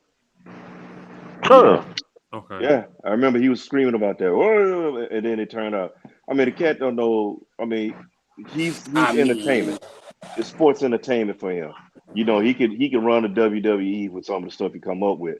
And to what you were saying, Shotgunner, regarding and I hear you. You know your fear and trepidation about what happened the last season No, because 2 they years made ago. 2 No, years when we ago. was in the playoffs, and then like Well, the when we was playoffs. Well, no, you're yeah. talking about just last year because we didn't make the playoffs. We brought in Kimber. We had the Kimber Walker coming home celebration and brought in Evan Fournier and all this other stuff, and then basically ran it back like we did. I can understand the front off, and that was more or less a publicity stunt and all like that. And they kind of did what they were trying to do, bring in a point guard. But let's be honest, and Kimber had half a kneecap. He had a half a kneecap, and that wasn't all good. And you see, he didn't. Nobody wanted to bother signing him or bringing him in. They made bad moves, really bad moves on that or lack thereof. I don't think.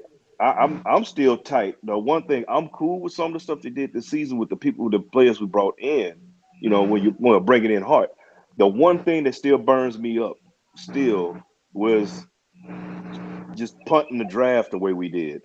We Oh not that. yeah, That was horrible right there. That one, and Freezy knows. Yeah. You know, Freezy hit me. We talked about this to nauseam, one-on-one offline, and I'm on few shows talking about this. We got Trevor Kills.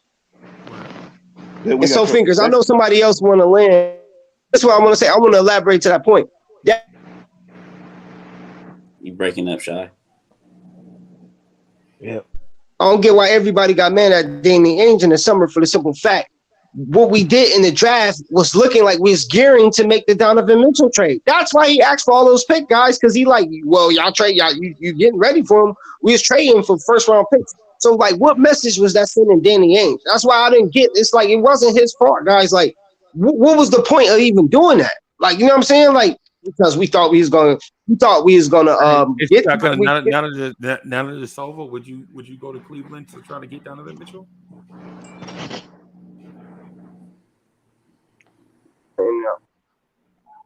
You hear me, Uncle Freaks? Repeat your question. My phone went in and out.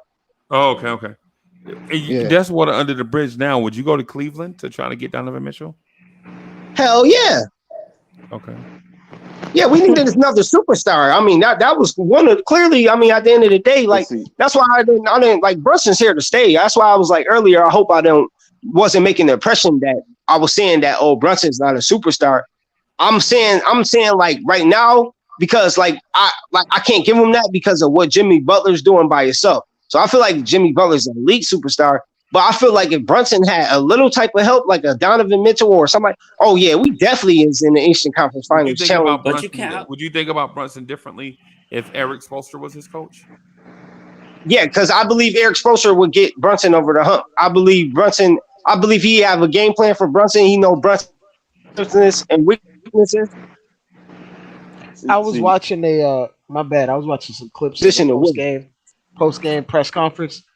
And they were asking Jimmy Butler about being doubled and triple teamed, and he was like laughing at the idea of it. And he mentioned just making the right play over and over, which basically what they did to exploit it.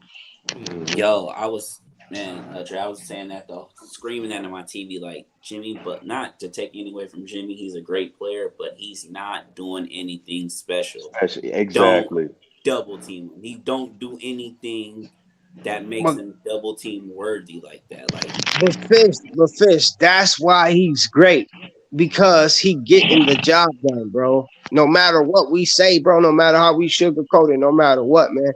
That man is literally putting them on his back, bro, and doing it by himself, bro. You gotta respect that. He's not doing it by himself, though. I mean, you need it. I mean, it's other people on his team, but I'm talking about go to. I mean, he was really a non-factor tonight, to be honest. Like, you know what I'm saying? Like, he was definitely a factor because they kept doubling, tripling. Compared to the Bucks series, compared to how he was going crazy he definitely didn't do that against us. To where we got great.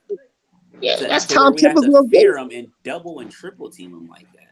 Like Max Strus was killing us more than Jimmy Butler to me like that. Like he was more of the, damn, like Jimmy did his thing, and yeah, he does have gravity and he does do these things, but I just feel like if you play him straight up, just let him score. He's not gonna shoot no threes.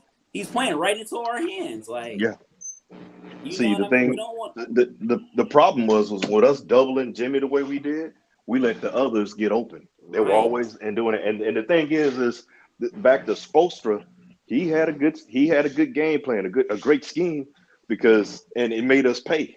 Okay, you want to double Jimmy? This is what I'm gonna do.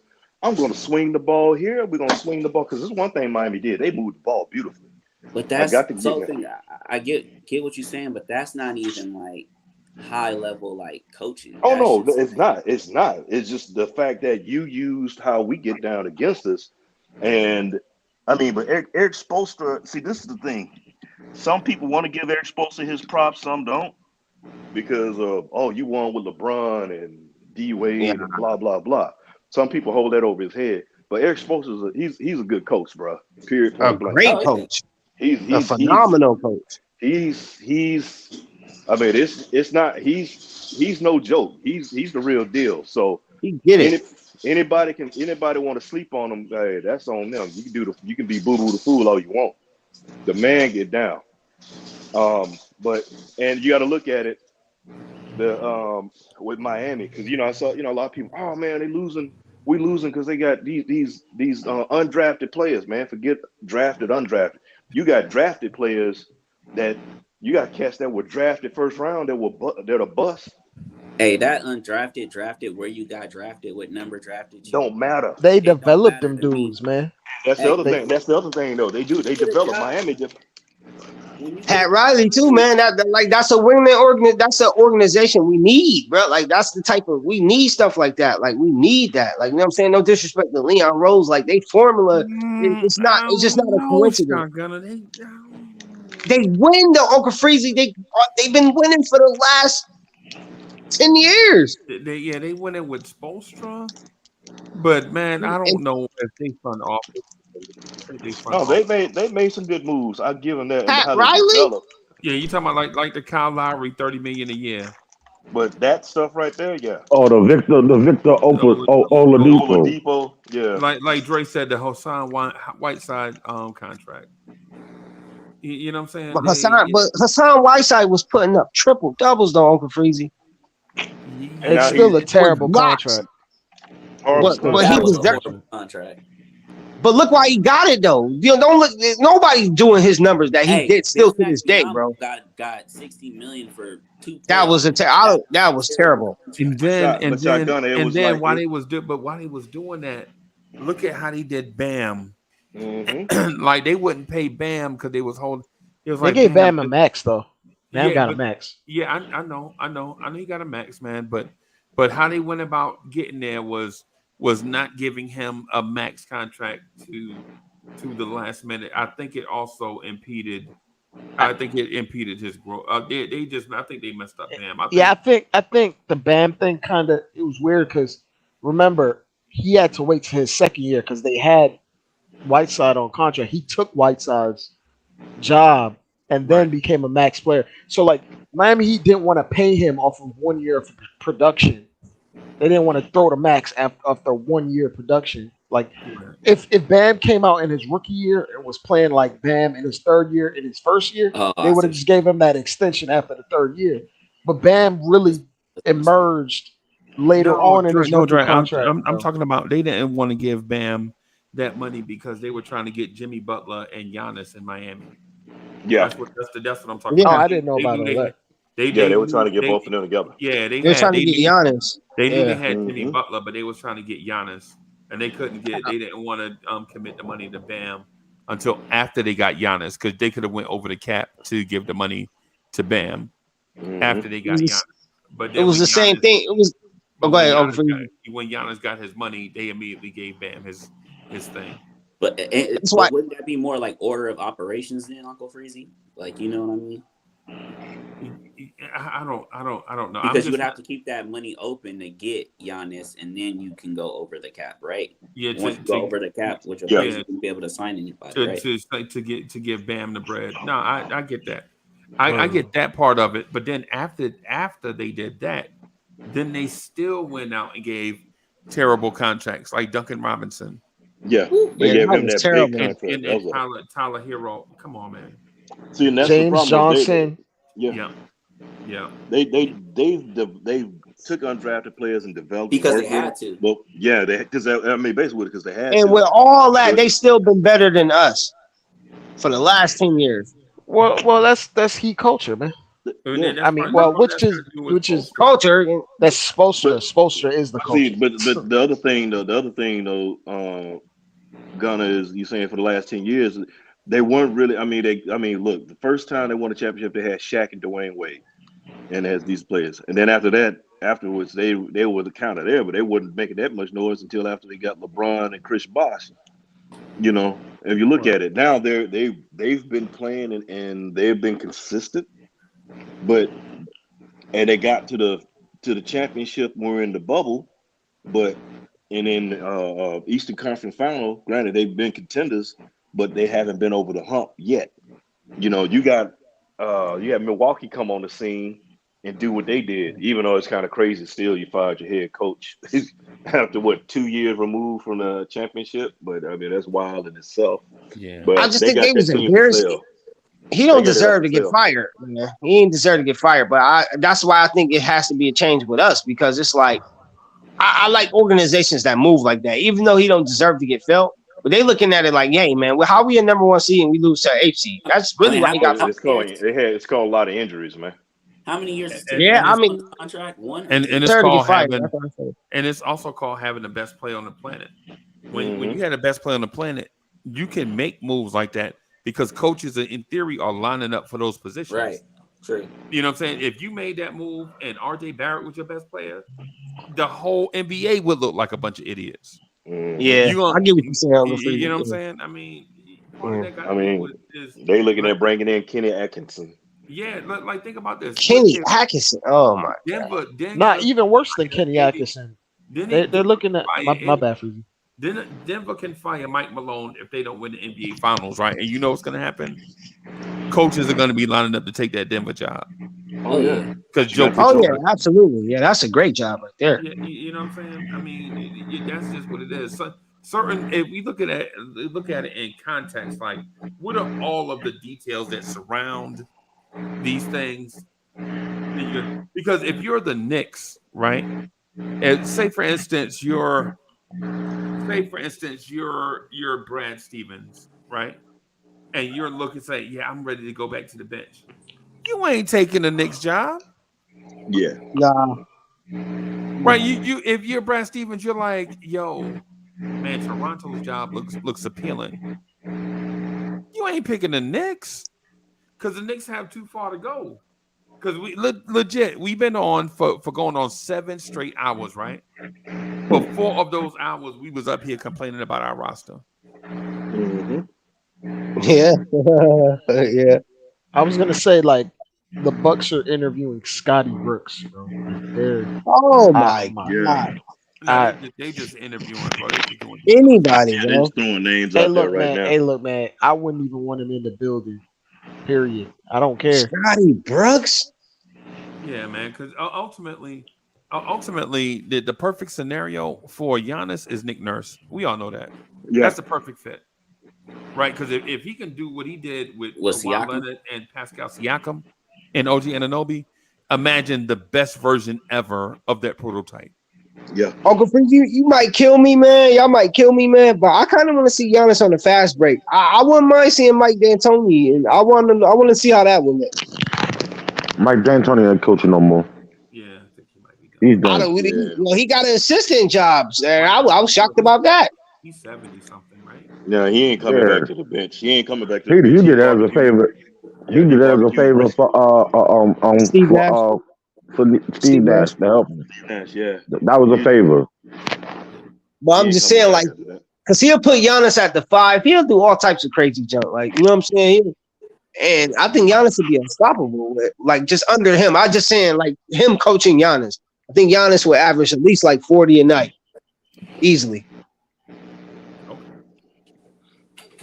Right. I mean, in that wide open system, I could see that. Yeah, easily. In 7 seconds or less. Yeah, I mean, you can put up the numbers. Yeah, Giannis would be unstoppable. Because he gonna put him at the 5. You know that. They gonna play small ball all day. And no 5's guarding Giannis. Nobody. No 5 can guard. Dre, what's the odds on Monty Williams getting fired? Ooh. I want to hear that, Dre. That's slim. Well, shoot. Just before Drake get going, they're talking about moving a few pieces. They're looking at trying to trade Chris Paul. They're searching around for DeAndre Ayton. They're trying to trade him. Nah, that's the one who might be out the door. That's not fair. They don't have no leader on their team. Listen. It's not even about being fair. It's just you didn't watch DeAndre. Ayton did not show up. He did not show up at all in the whole entire series. Kevin Durant had 23 points on the closeout elimination game. Yeah, that's terrible. That's terrible. Yeah, no excuses. Right. Okay. But Monty Williams, I think, was given probably the best roster in the NBA, and he didn't make it out of the second round. They got 4 levels of scoring. I think Denver the better team, but they ain't got no bench. Their bench is trash. Like, they don't have no bench. They don't have nobody like that. I think that's really Phoenix's biggest problem. But at the same time, I agree with you on that. Monty Williams did have a roster. He had a great roster. Ain't no way. Like, his final rosters, the roster he has now, to me, was better than his final roster. No, I like it better before. Reason being that they lack depth.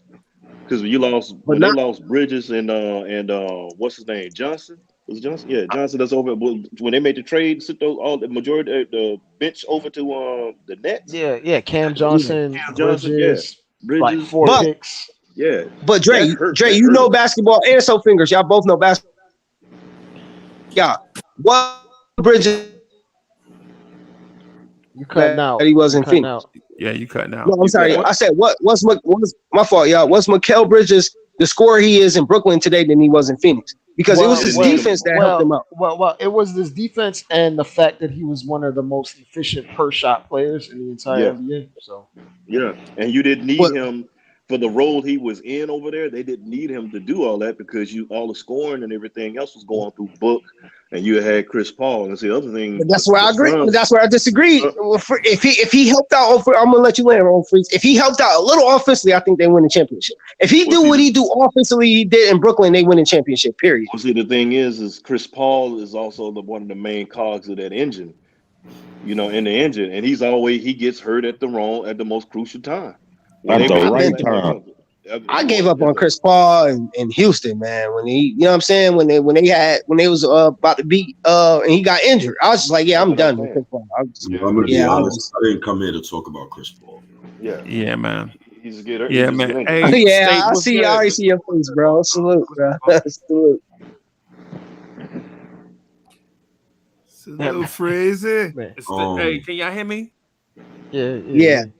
Yeah, we hear you. Yo, one of your goons came over here for me, bro. We said my goons. Yeah, one of your goons came up, but hey, he must not know I'm a clapper, bro. He came over. He came over and said something like, I wouldn't Oh let Big man. Tone on the chat, and I've been disrespectful to others and not letting people get on the panel. And it sounds like the softest move I ever heard in my life. Because everybody know that since I've been running the channel, I put the link to the chat, and anybody can click on the link at any time. But he came over here like, I know what he now. I don't know who it was, but somebody kicked me out. Somebody kicked me out. I was over here when the game was over. Somebody kicked me out. So that's probably what he was talking about. Nah, that wasn't me. Uncle Freezy. Oh, you trying to say something, bro? Yeah. Hey, State, what's good, boss? Yo, Uncle Freezy, you can hear me now? Yeah, I can you hear good. you. But you sound happy, bro. What's going on? I don't know why anybody laughing. I don't know why anybody smiling. There's nothing to smile about tonight. The Knicks are pathetic. Get Julius Randle out of New York. I've seen enough. What? I heard enough. Do not interrupt me. I've seen enough. I heard enough. I've been watching. Hey, State, listen. I don't care how you feeling, bro. You ain't gonna come up here and be like, "Yo, don't interrupt you." Like this joint. You my guy. You my guy now. But come on, I don't know boss. who he is. He gotta leave me alone right now. Come on, boss. Come You on, gotta boss. leave me alone. Come on, but we gonna be respectful up here. I don't care what kind of Get- feelings you in or get- anybody in. get- Right? Come on, man. Say your thing, but don't be disrespectful, bro. Come on. Get Julius Randle out of New York. I've watched him for 4 years now. He stinks. He's not a playoff performer. People tried to give me the excuse of all he needed was a point guard. He didn't show up in the first round. He got carried by R.J. Barrett and Jalen Brunson. In the second round, got carried again by Jalen Brunson and partially by R.J. Barrett. Put up a stinker tonight. I'm sick of fans giving him excuses. I'm sick of fans giving him the leisure of just walking around Madison Square Garden like he's Carmelo Anthony. He holds the ball. He stunts the offense. He does not play no defense. He's a travesty on the defensive end when it comes to Mitchell Robinson, who is such a great defender. What you trying to get rid of him for? What are you trying to get in return, though? A bag of Skittles. I will tell you, he consistently does not show me what I need from a guy of his caliber who has the ball in his hands. But say, what you trying to get for? What you trying to get in exchange for him, bro? So, first things first, fire Thibodeau. You gotta get this coach up out. So now everybody got to go. Exactly. I agree with that. It's not everybody. It's what I've seen from the playoffs is I've seen enough. You gotta get Thibodeau out the picture. The offense is trash. This offense is really garbage. This offense did not cater to nobody besides ISO ball. And regardless of Jalen Brunson's faults, I know he does not pass a lot. I know at the end of the game he had a turnover. Obviously, he had a turnover because he didn't trust Josh Hart in that moment because Josh Hart was missing threes. Right. It's understandable. But that's all it is. Everything that we've been going through these past 3 years is on the coach. He needs to be fired. I think it's a travesty that he comes on a podium after a loss like this and he says Julius Randle is young. I wanted to lose my mind. That is disrespectful to my basketball intelligence. Stop defending that man. Stop defending Tom Thibodeau. I'm tired of fans defending this man. This offense is really garbage. He's done his job. He's got the culture right. And I'm looking for the next step. Quentin Ntilikina, this young man. Did you call him Quentin Ntilikina? The fact that Quentin Ntilikina consistently passes up open threes, it boggles my mind that people say, oh, he has a higher ceiling than this guy and he's this guy. The coach doesn't even put him in proper positions to have him come off catch and shoot flare screens for catch and shoot threes. He doesn't even put him in great positions. So now Quentin Grimes look like straight butt cheeks. That's really bad. Josh Hart, why is he on ball so much? He's a hustle player. He's a do everything player. He's not a player you give the ball to and say make a play. That is egregious how you got Josh Hart, RJ Barrett, Deuce McBride, Mitchell Robinson, and who on the court at the same time? Come on. You know how I feel about having all them light-skinned dudes on the team at the Come same on, come on, Tibbs. And in the third, Obi makes 2 straight threes, bro. And you take him straight out the game. You take him straight out of the get Julius Randle out of New York in Tom Thibodeau. I've seen enough for my mental health. I'm going to process the Knicks. I'm gonna State. So this is how it happened. A 3, Obi runs down a long rebound, and then Obi gets another 3, and then Tibbs is like enough of this hustling and 3-point shooting. I need a guy that's gonna come in here and shoot some bricks. You have to give enough of this good basketball, bro. I need to see enough for 2023 basketball. Yeah. We gotta go back to 1985. This is disgusting. This is a travesty. We should have never lost to Max Strus, Caleb Martin, and Gabe Vincent. It's disrespectful to my intelligence. Randall, he gotta go. He gotta go, man. It's enough. They got more experience than everybody on your bench, though, nephew. You can't. You take them young guys for granted. And they also beat. Nah. He's talking about the Heat, bro. He ain't talking about. That's so shocking. No, yeah, right, right. Yeah, I get it, but I don't get why that's so shocking. Right. Bro, you gotta. Yo, hold on for a second. You gotta let Big Tone explain what it is that he's saying, bro. It's not. Go ahead, bro. Yeah, he called them names out. He said Max Strus, Gabe Vincent, Caleb Martin. Yes. Well, Max Strus, Gabe Vincent, been to the Eastern Conference Finals and the Finals 3 years of the 4 years they've been there. They got experience. How in the hell you think they got more experience than everybody on that bench, young man, nephew? So you can't see that's the problem. Y'all disrespect. You can't disrespect your opponent. I could care less about you look that. on paper. You look on paper and say that this is how it should be. This is how it should be. But them young men are battle. We got first round family. Matter of fact, let me flip the question on you. Okay. Flip the roster. Flip the roster. Will Tibbs have Miami Heat 4-2 right now on the Knicks? With Tibbs? You said with Tibbs? Well, I don't know Tibbs coach, but from the coach, he wasn't.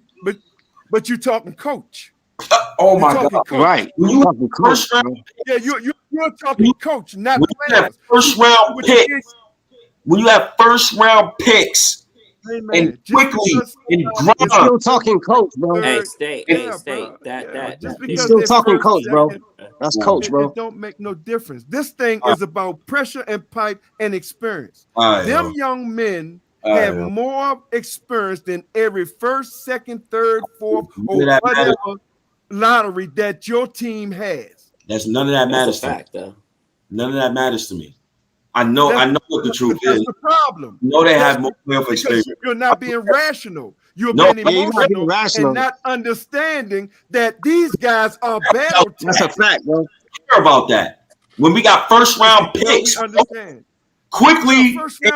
Every first round pick is not a good player in Yo, the you're not getting NBA. it. Yo, G, you're not getting it, man. I'm not your child, man. Every first round picks in Grimes and Obi Toppin, when you get picked 8th overall, you should be outplaying undrafted players. Hey, yo, You're Slick, obviously better. that don't mean nothing at They all. don't though. Yeah, I don't get what he's talking about, bro. I'm trying to understand what he's saying, bro. Kyle Lowry took Randall off the dribble. What? Well, a guard He's a taking champion, power a forward champion, off- a wait, hold on, champion hold on. player. A guard taking a power forward off the dribble, man. Really? Yo, Julius What are you talking about? away, bro. Pascal Siakam is not letting fucking Kyle Lowry take him off the dribble, bro. Come on, bro. Easy, bro. Come on, bro. Come on. But hey, say just easy with the language, bro. I get you. I get where you're coming from, but you're coming from a emotional. Emotional. Yo, y'all Miami gotta fans? And Miami Heat fans? Who? Yeah, he is. Well, Just him. I'm down. Everybody else a Knicks fan here. But it's still reasonable because if it was, one thing, if it was switched, the one thing I wouldn't do, number one, as a fan or as a player. Hello? Hello? You might have lagged out. Yeah, he might. Yeah. I'll let it come back. But yeah, man. Yeah. While those guys were undrafted, they got seasoning. Plus, they had gotten the nurture and they were put in positions to succeed. Ultimately, what Spoelstra does is what's his state disappeared too? Yeah. I think he just went off camera. But what Spoelstra does is just he makes it so you don't really get a chance to exploit their flaws.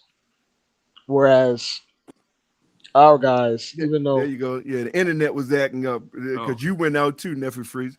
Oh yeah, the internet was acting up. So I mean, my problem, Miami Heat, Miami Heat. My only problem though is, bro, it's like, what's wrong with a younger dude just like not taking criticism from an older dude? Like, why dudes always argue with older dudes? I don't get that. I don't get that. Especially other black men, like they be ready to go toe to toe and heart to heart with another. I don't get that. Like, what point are we proving? We don't prove no points when we do that. Right, but here's the thing: as an elder, I've learned that today's situation. Hey, I got to deal with it. It is what it is. The whole system has changed. Everything has changed.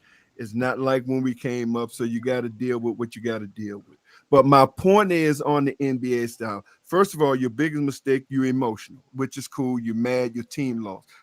I understand. But you went into it disrespecting that team, not understanding that even though they were not drafted, they are battle tested under a system that they have brought into, that they have been trained into. And you got to understand, they're not there because they Spo's friend. They're there because they met the criteria that they was looking for. See, you can't just because you undrafted don't mean, I like you because you can shoot. No, you got to have the smarts and the understanding to be there to, and especially when you talk about playoffs and start in the playoffs, undrafted. That means you are a young man advanced, even though you wasn't drafted. Then to come in the 4 years they've been there to get to a finals and 3 Eastern Conference finals in just 4 years, bro, as starters and backup. Bro, that's not nothing you disrespect. And that's the problem I had with now. Let me say this again. Not y'all brothers on here, Knicks fans, but many of the delusional Knicks fans who just totally disrespect your opponent. You don't do that, bro. You don't. Right. You can't say, "Oh, RJ Barrett is the number 1 pick." Do you know how many number 1 pick failed? Do you know how many number 2 second round pick failed?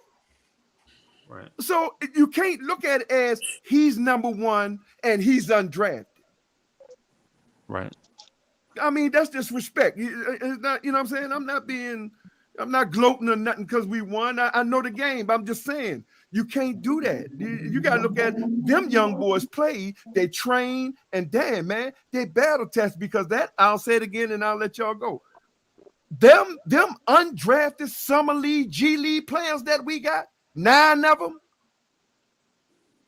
they already got more experience, more battle tested than everybody on that Knicks team.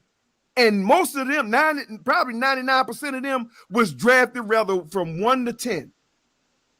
So stop looking at drafted enough. You stop being emotional and understand that, okay, these guys was better, but this is what right now. You know, if your player played bad, then that's fair to get on them just like we do. That's fair to, you know. Yeah, everybody do that. Get on their head. Mm-hmm. Yeah, everybody do that. Yeah. Yeah, but you can't underestimate, and that's the problem. You underestimate your opponent, bro.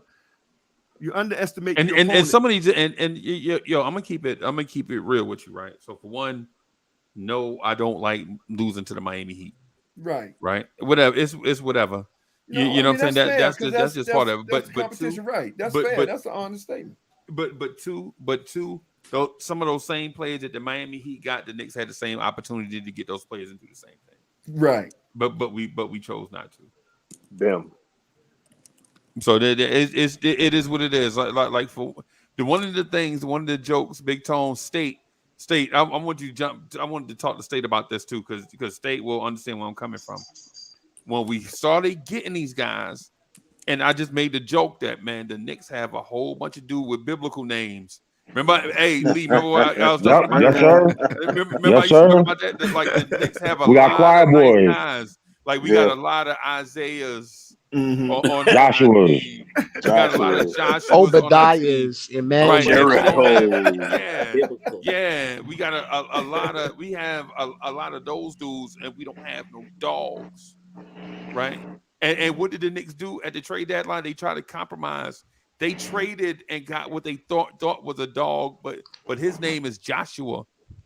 So they went out and got another biblical name at the draft. We don't have like those dudes that's gonna get on the floor and get these loose balls. These dudes here that we have, even in the most crucial moments, would still rather watch cats like Kyle Lowry dive on the floor for a loose ball than because they don't value these things. They don't have that hunger.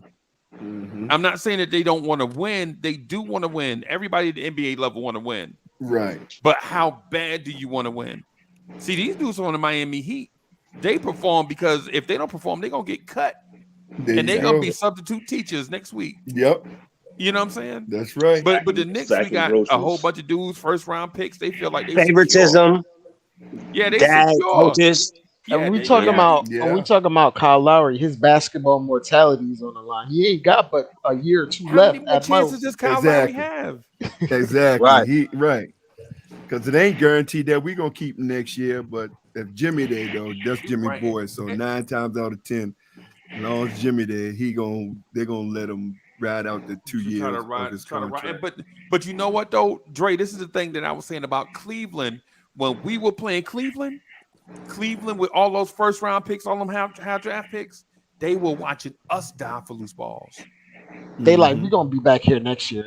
Yeah, their contract is guaranteed, bro. Mm-hmm. You know what I'm saying? These dudes, none of these dudes things is in jeopardy, right? That's what I'm saying. Like, and our best player is a second round pick, by the way. Yeah, bro, that's what I'm saying, man. That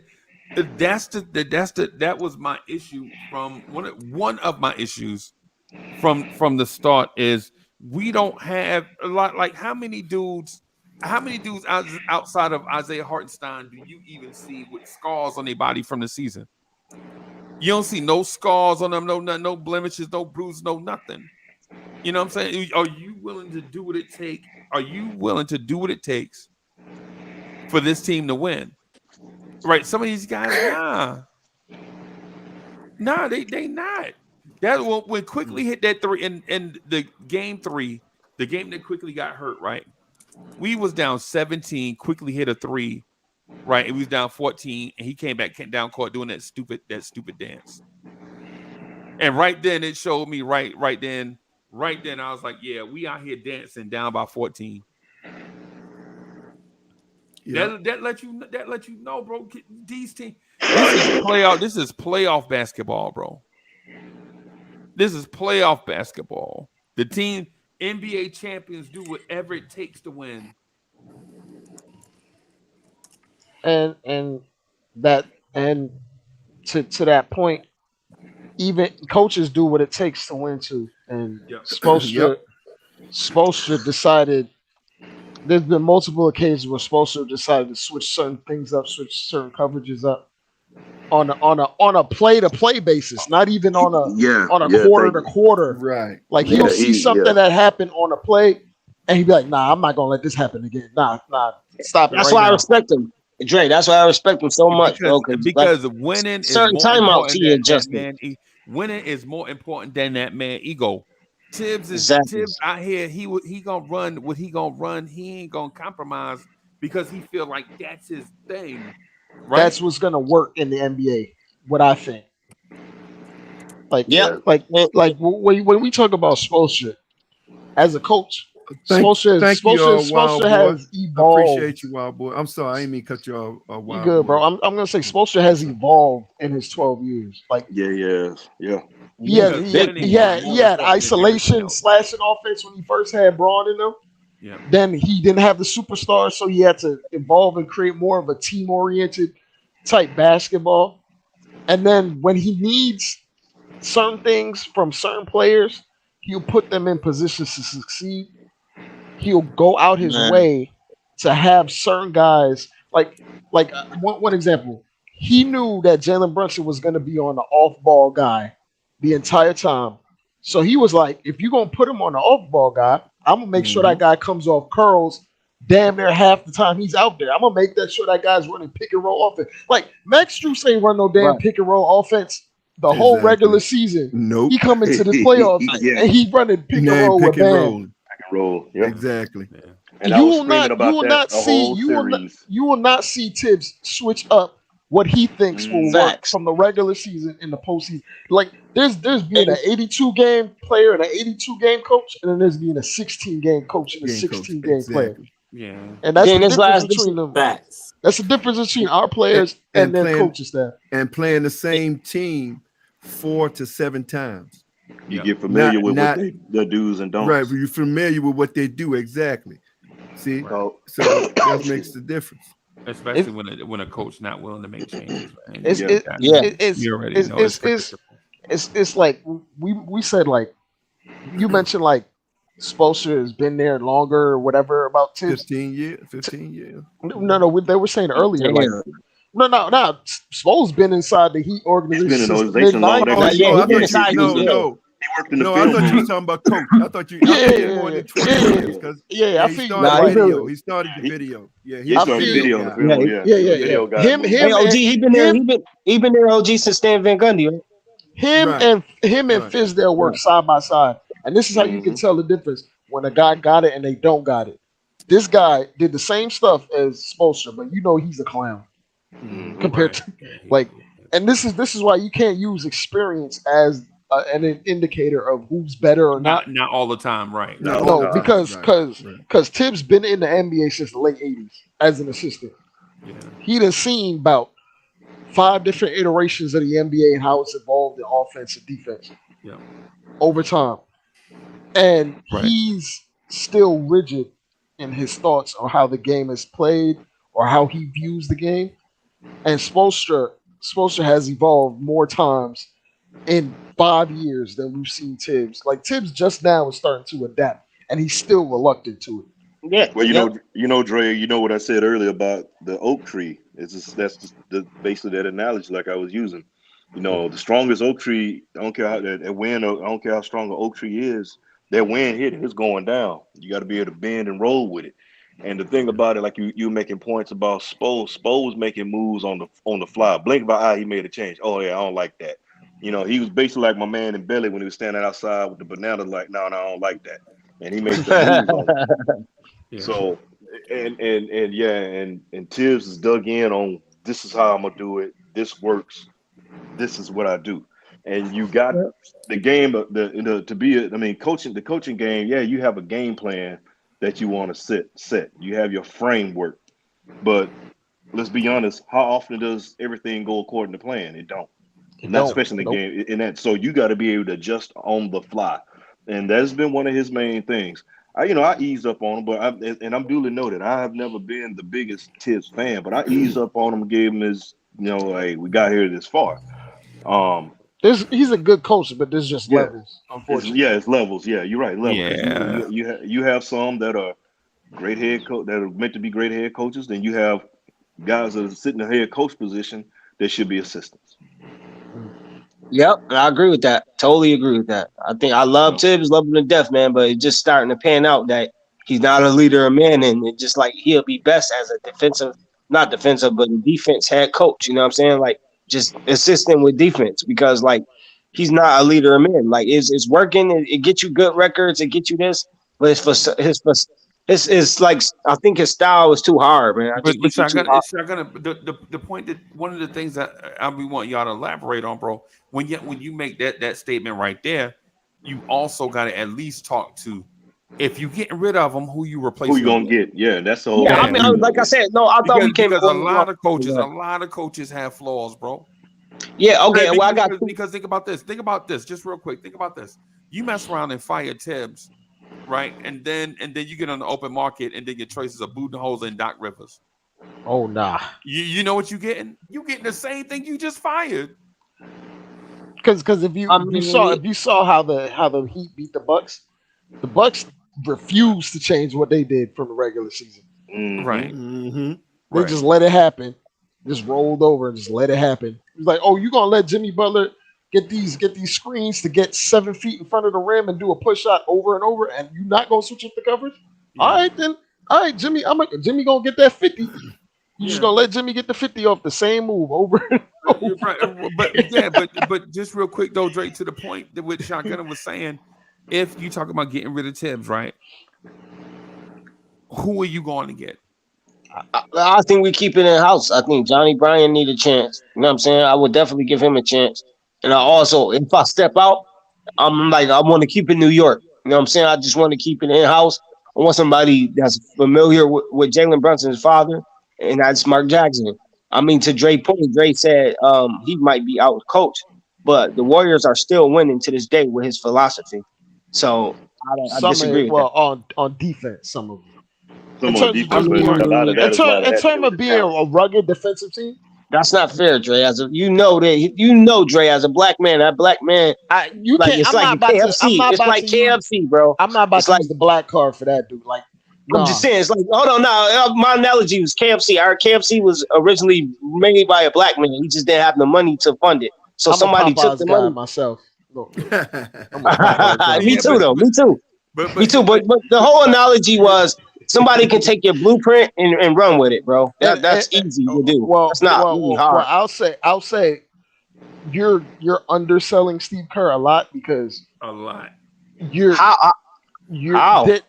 this is the thing. Like, it's simple. Mark Jackson never won a championship. Even in that too, he never played Draymond, which is number one. Right. Mm-hmm. That defense evolved into. It was solid underneath Mark Jackson. It became elite when they let Draymond control the reins. Yeah. They basically put what's his name? Mark Jackson was putting regular gas on that team when it's a Ferrari. And Steve Kerr came through. And everybody in the organization knew it. They knew he was a basic coach with almost elite roster. So why he didn't take our job then? If you know what I'm saying? So he had a chance to build. Hold on. He had a chance to build. You just said something. Hold on, I was going. He didn't take the job because we never offered it to him. Yeah, they never offered him. They never looked at Mark Jackson. Nobody for offered the Mark Knicks Jackson job. No, I'm talking about Steve Kerr. I'm talking about Because that Steve Kerr. are you Guys. crazy? Because of You looked at the Phil, you're gonna Warriors come up roster, with then you looked yeah. at the Knicks roster. That's my point. It was easier to go with that. Anybody would have took that job. That's what I'm Anybody would have saying. took it, but going into that season, did you see them as the winning the title when Steve Kerr came there? No, you No, didn't. Nobody no. did. They were like 10th in odds or something like that. All right. But Hey, you're saying hey, so. hold on, So you hold on, saying hey, Steve hold on, Kerr? relax, But hold on, relax, hold on, relax. Justo 1-1. Thank you for the generous contribution. He says Knicks was yelling Eastern Conference Final, baby, and pulled off too slow. Bim, that was me. That was me. And Justo 1-1. Also, thank you for the generous contribution. He says if we move off Tibbs, Randall, what's the replacement? That was the question. That's yeah, the that's same what thing I was asking everybody else. Like, I would. I talking would. about. I was gonna before I switch it up and answer that question. It's like Kerr took a playoff team and made them a title contender immediately.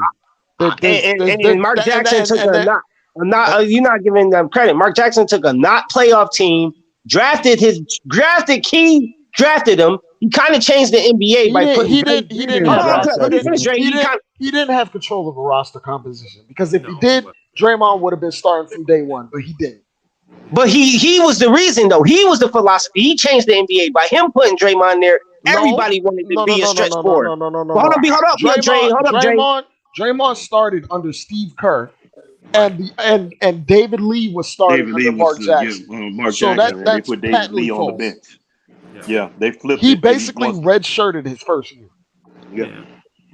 And on top of that, the thing with Draymond too, that a lot of people say, they just say he was a second round pick, and it's not. He was a second round pick not because of talent. Draymond Green was a top 10 pick, but Draymond Green would mostly go off the rails at Michigan State, and nobody wanted to deal with that type of attitude. Golden State took a gamble on him in the second round on a top 10 talent, and it fell to the second round. And also like he came in a weird time where tweeners weren't popular. Right. And he himself made the tweener popular. Yep. No, that's what I said. I said he changed the NBA. I never get that. Draymond Green definitely changed the NBA.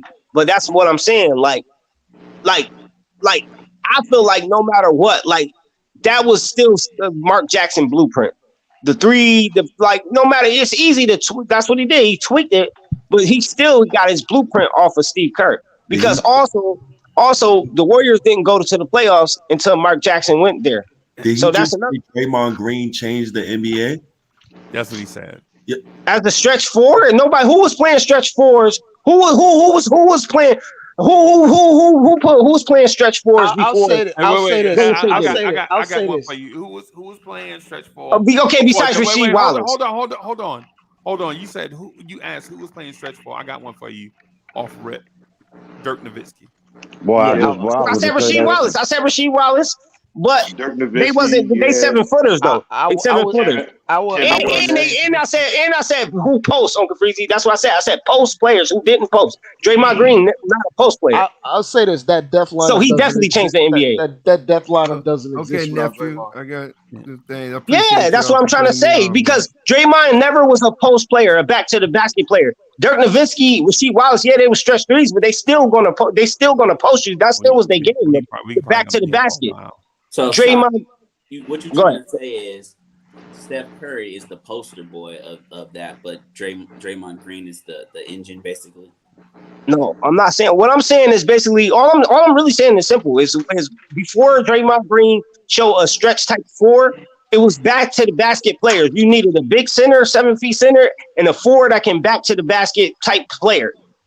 Before Draymond Green came in that position, everybody else went to stretch fours. It's not even no more considered a four no more. Like it's really the four is gone. This guy's bugging. You said what? You're bugging. I'm gonna listen to you for like 10 minutes, bro. Woo! You got some good in there. I mean, everybody got their opinion, bro. You know what I'm saying? That opinion is it. I mean, like according to your knowledge, it probably will make me less of a man, right? Like, you know what I'm saying? Like, what you be getting at? Don't. So, all right. I ain't getting so. I'm just trying to see where you be getting at, bro. All right, bro. All right, so All right. but Draymond Green changed the stretch four position. Okay, all right, hold on. The Mark Jackson thing gets overplayed a lot, right? It gets overplayed a lot. Anybody in here remember the dude that coached the Golden State Warriors before Mark Jackson? Yeah, I forgot his name. Don Nelson. Smart. No, not Don Nelson. Was it Keith Smart? No, Don Nelson was the coach in between. Baron Davis area. He was Baron Davis area. Yeah. The dude's name was Mike Montgomery. Yeah. I remember Mike Montgomery. Hell no. Nah, not me. I don't. Yeah. Oh, yeah. That's what I'm saying. Dre, listen, man. I have a head full of useless knowledge, bro. like when I say I have a head full of knowledge, bro. Actually, Freezy, it was Keith Smart right before Mark Jackson. Okay, was Mike Montgomery before? Mike Montgomery was before Don Nelson. Before Don Nelson, okay. Oh, Mike Montgomery was 2004 to 2006. Don Nelson was 06 to 10. Keith Smart was 10 to 11.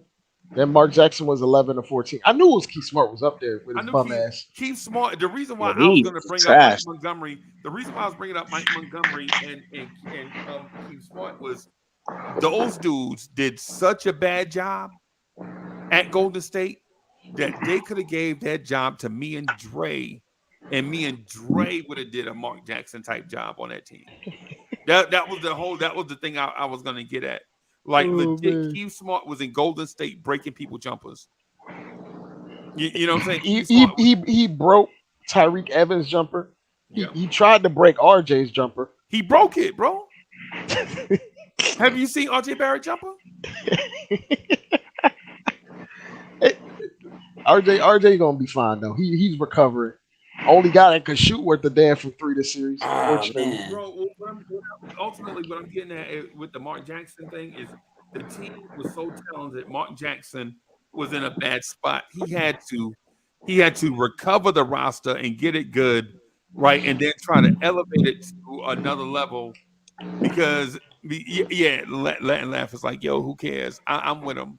I'm trying to get it back to the Knicks, bro. I'm trying to get it back to the Knicks. We've been off for like 7 hours. So at this point, whatever goes, I guess. Nah, it's still correlated to the Knicks because it was the only reason Mark Jackson came up because it was just basically who would you replace if you was to get rid of Tibbs, and I said Mark Jackson. I'm bringing outside, that's the only person I would bring outside. I would need somebody that understands the game today, not because he was viewed as antiquated back in 2013. Yeah, it's not gonna change, bro. It's not gonna. How do we know that's true though? I mean, I watched championship players like Steph Curry vouch for him when he got fired. I mean, was they fond when he got fired though, guys? Was Klay Thompson and Kurt, was they fond of the firing? That's all I'm saying. It was more. That's all I'm saying, bro. It was time, bro. It was just time. Bro, but they was not fond to it though. They was not ecstatic about the situation. They wasn't like, "Yay, Steve Kerr's coming." Okay, but I'm sure they're happier now. They grew on to love Steve Kerr, but like that's all I'm saying. I'm just saying, championship players like that, they grew on to love their coach. But when Mark Jackson first depart from that team, bro, they was upset, bro. They was like, "Wow," they was tweeting like, "Seriously?" They didn't talk. Steve Kerr was like, "Why they didn't talk to me about it?" Like it was really that serious, bro. Bro, but it's like, yo, you asking a 24-year-old what the rest of their life gonna be like. They don't know they 24. I know that. I'm just saying, all I said is like a human. If you fond of something, if you showing you upset about something, that's a human react. That's the emotional reaction. That's all I was. What about Now's reaction? Do you think they would rather Steve Kerr? They grew and to clear that question up, that's why I said they grew to love Steve Kerr. They grew to love him. They grew to like they had to, but they wasn't fond of him. In that moment, your point, in that moment, they probably didn't like it, but they didn't know what they was getting. That's true. But sometimes change is better. In their case, change is better. We didn't know that those two were gonna be the greatest shooters of all time either. Right. That's true too. Hey, Kerr put them in the offense to utilize their skill set better than anything. So. Get back to the Knicks. Let's talk about trading Randall. Yo, what are you That ain't happening, homie. What are you trading Randall for though? Like, what are you getting? I'm waiting for you to say Scotty Barnes. Say Scotty Barnes. Nah, I like Jaylen Brown. I like the. Come on. I like the. See, it's funny because I don't think nobody who's a clutch client will be coming to the Knicks because of what we did to past clutch clients. Cam Reddish. And then it's hard to trade Randall because who wants a 4 who is ball dominant who has yet to produce in the playoff time? So oh man. I mean, when we talk about these things, they see the games just like we see them. Yeah, see the games. So like we could say we want this, that, and the third, but if you're not a performer at the highest level, which is like if you're trying to bring Julius Randle onto your team, it's probably going to be like the icing on the cake move for you, and you want the performance ultimately, right? So. Yeah, I think that I don't think Randall and RJ and Brunson and Grimes are the issue. I think Thank you. Tibbs' offense is the issue. Tibbs' offense. It can't be everything wrong with the Knicks. Everything ain't wrong with them. They won 47 games. Well, even with that roster, the players, the coach, the arena, the uniforms, the parking spaces, the fan. It can't be all of that, bro. Yeah, it's time to trade Randall, man. It's the dude who giving the popcorn away, the soda concession stand, the hot dog lady. Yeah. Tell me why we should keep Randall. Was he an all-star? Yo, because he's all NBA. Yo, Freezy, you have a blessed night. Yo, I'm gonna say this: if we get, it's cool. You can bounce. You don't like what I said. Hold on. Let me finish the point. The point is this: I think Randall, Brunson, RJ Grimes, especially Emmanuel Quickly, look different offensively if Kenny Atkinson is the coach. I don't want Kenny Atkinson. I don't want but listen. Why Kenny Atkinson? Listen to my point. Listen to my point. Right? Hear me out on my point. Oh my God, it's Kenny Atkinson. It's not even about, what I'm saying, the Kenny Atkinson thing. What I'm saying is if you go from an all defensive coach to an all offensive coach, a innovator offensively, a Mike Malone, I think the perfect candidate for this roster, if Tibbs is to be fired, is Terry Stotts. And I know y'all don't like it because Terry Stotts is gonna have 2 guards average 27 points a game. Bam, he runs mad ISO. I'm good on Terry Stotts. Next. Right. Go on. I'll say this about Terry Stotts. Okay, can I just want to finish my. Can I finish? Oh yeah, all right, finish it. My fault. The point that I'm getting at is what Randall and others look like is a byproduct of what Tibbs is. It's like when your mom used to dress you to go to school. When your mom dressed you to go to school, you look like a mama's boy because your mom dressed you. She took the polo and the shirt and everything. Yes, but when you start dressing yourself to go to school, you look different. So we excusing Randall for putting up stats that matched a man who last time he played was the civil rights era. That's what we doing. Right. So okay. Here's the thing. Why is Randall not able to drive in the paint and bully teams? Right. It's because Mitchell Robinson clogs the paint. It's because RJ Barrett can't shoot. Quentin Grimes runs from the basketball. Hey, State, if Julius Randle was on Philly, how much you think he average? Next to a stretch center. Somebody who can space the floor for him. In a different offense, he wouldn't even be the top 3 option on Philly. He'd be the 4th option. So he'd be in the perfect role. Nah, I'm not. Nah, that was State. Disrespectful. But you asked that. I'm not disrespectful. You watch the guys. Yo, Freezy. I don't know who these guys you got with you. Let me put my camera on quick. Yo, Freezy. I don't know who these guys you got with you talking on your show right now, but these guys are nuts. Like you watch 2. That's your opinion. Yeah, bro, and you mad aggressive, bro. Like, first of all, it's 2:00 in the morning, and like you mad yelling, like, doesn't matter.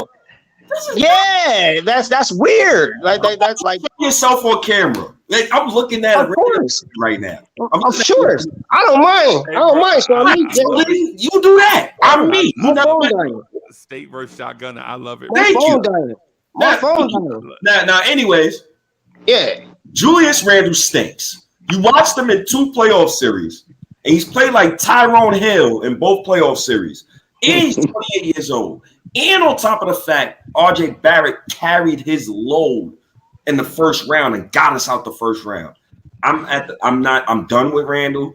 He's 28. He's going on 29 next season. He's not good defensively. He doesn't give me deflections. He only plays hard when his shot is flowing. He's a front runner. He's a championship 4th option. If you want a championship, you don't want the ball in his hands. We just seen it. Okay. We just seen it. Okay. You don't think that's all opinionated, State? You know what I'm thinking? You don't think that's all opinionated? Shotgunner and State is saying the same thing. Yo, y'all was legit saying the same thing, bro. I mean, so why y'all beefing? Randle can play defense. He just lazy. Yo, Freezy. I never said he was the defender. I wouldn't give him that. But my whole thing with discrepancy is like, I get you want to get rid of the only All-Star we got, but it's like at the same time. I mean, name one All-Star we have besides Jalen. I mean, Jalen Brunson should be All-Star, but he's not. Fake. I don't care about him being a regular season All-Star, bro. I don't care. That's by your peers, bro. When you voted by your peers, bro, you don't care, but they care. That's why they care about the All-Star, because by your peers are saying you deserve to be in this game. That's a statement. That is a statement. Popularity contest. Julius Randle put up the same stats as a white guy who last time played in 1950 when Martin Luther King was alive. What are we talking about here? Okay. All right. I mean, Julius Randle was not good in the playoffs. So Justo11, thank you for the gent's contribution. Justo11 says, can't lie, 2014 and Curry and 2015 Curry are much different. Yeah, I agree with you, bro. Y'all Knicks fans, man. Knicks fans are so sad, man. State who? But State, you still didn't say what player you would get. Since he sucked this bad, what's the magical four that's gonna come in and save the day then? Zach LaVine. I'll trade him for other pieces. Four. No, we stick on the position. This 4 position. That somebody that averaged closest number to Zach Randolph. Tell me who's gonna come replace that. We didn't need Randle to get out the first round. So I don't He's still not answering the question. He still's not answering the question. Who are you going to replace then? I said Zach LaVine and other people. He's Zach LaVine is a 2 guard, 4 position. What are you gonna do with Grimes? What are you gonna do with Grimes? Quentin Ntilikina. You're not making sense. Step him. Quentin Ntilikina. Don't talk to me right now about Quentin Ntilikina. Yeah, I don't really like Grimes like that either, Uncle Freeze. I gotta be honest. Yeah. Hey, you like Randle? Yeah, he's an all-star. I'm giving him his respect. He's a 2-time all-star. I'm just giving him respect. G, that's it. Yo, he don't earn respect. He didn't earn anything. He did though by his peers though. You keep saying I get your personal opinion, but the NBA superstars don't care when they don't care when you say. What has he done in the playoffs? Nothing. What has anybody done in the playoffs? Nobody on our roster has done nothing on the playoffs. Because I would like if you give that excuse to everybody, but you saying RJ and Brunson carried the team technically. RJ helped. Supposed to carry this team. He's new. He's not 28. He's not a 2-time All-NBA member.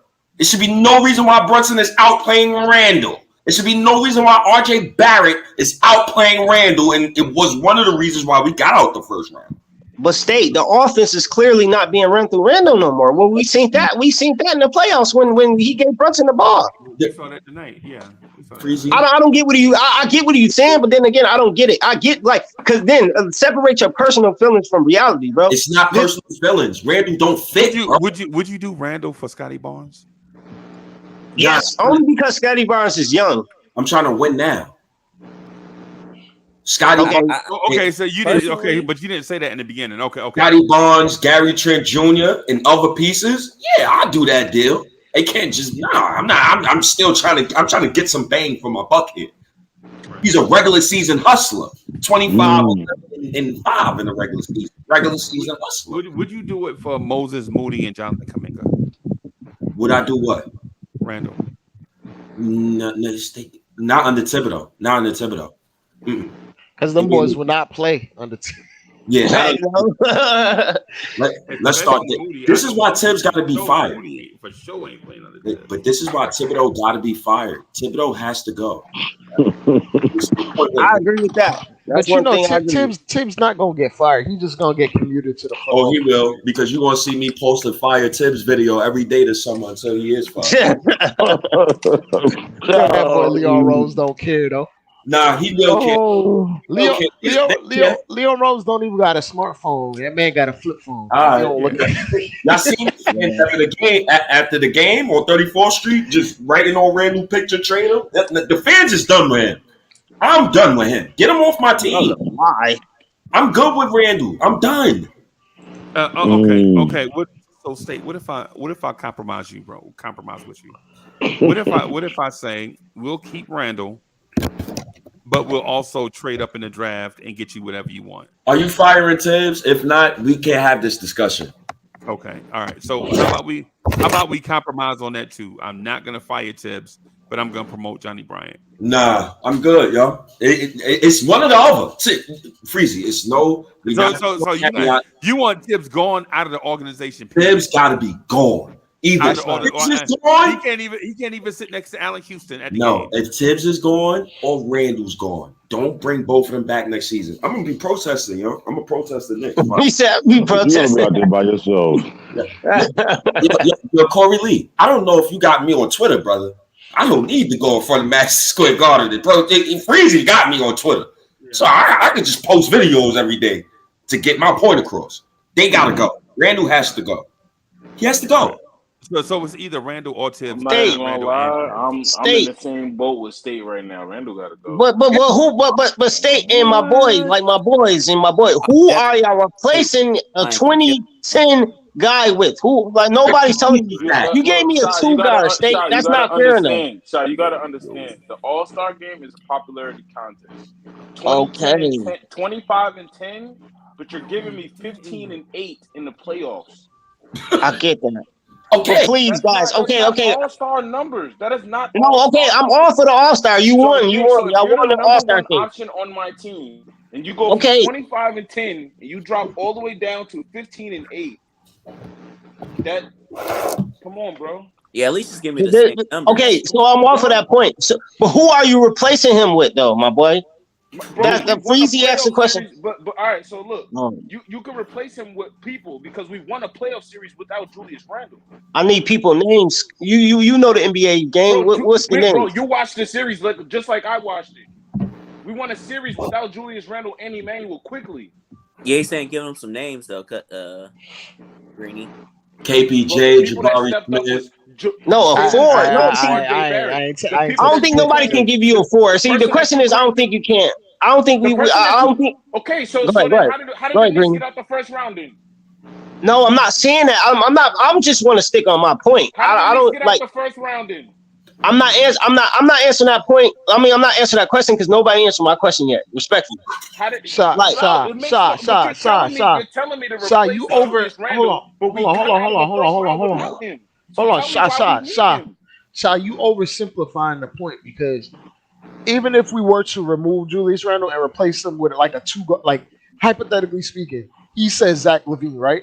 Then you just replace. You're getting your offensive production there. You just get a league average power forward to start there.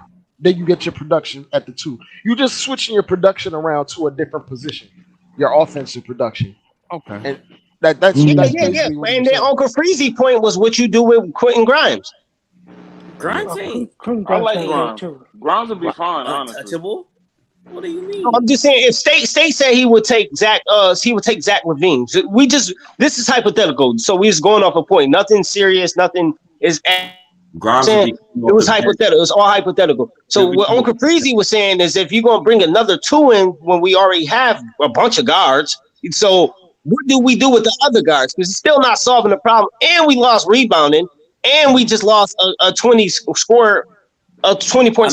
Trade him and try to get a power forward. Then. Yo, all these regular It's season. not that simple because y'all can't even give me a name to replace Randall. That's the point. Your regular season screaming right now at 2:44 in the morning. Yo, that whole all NBA crap you pulling, it doesn't hit no more. It's a popularity contest, bro.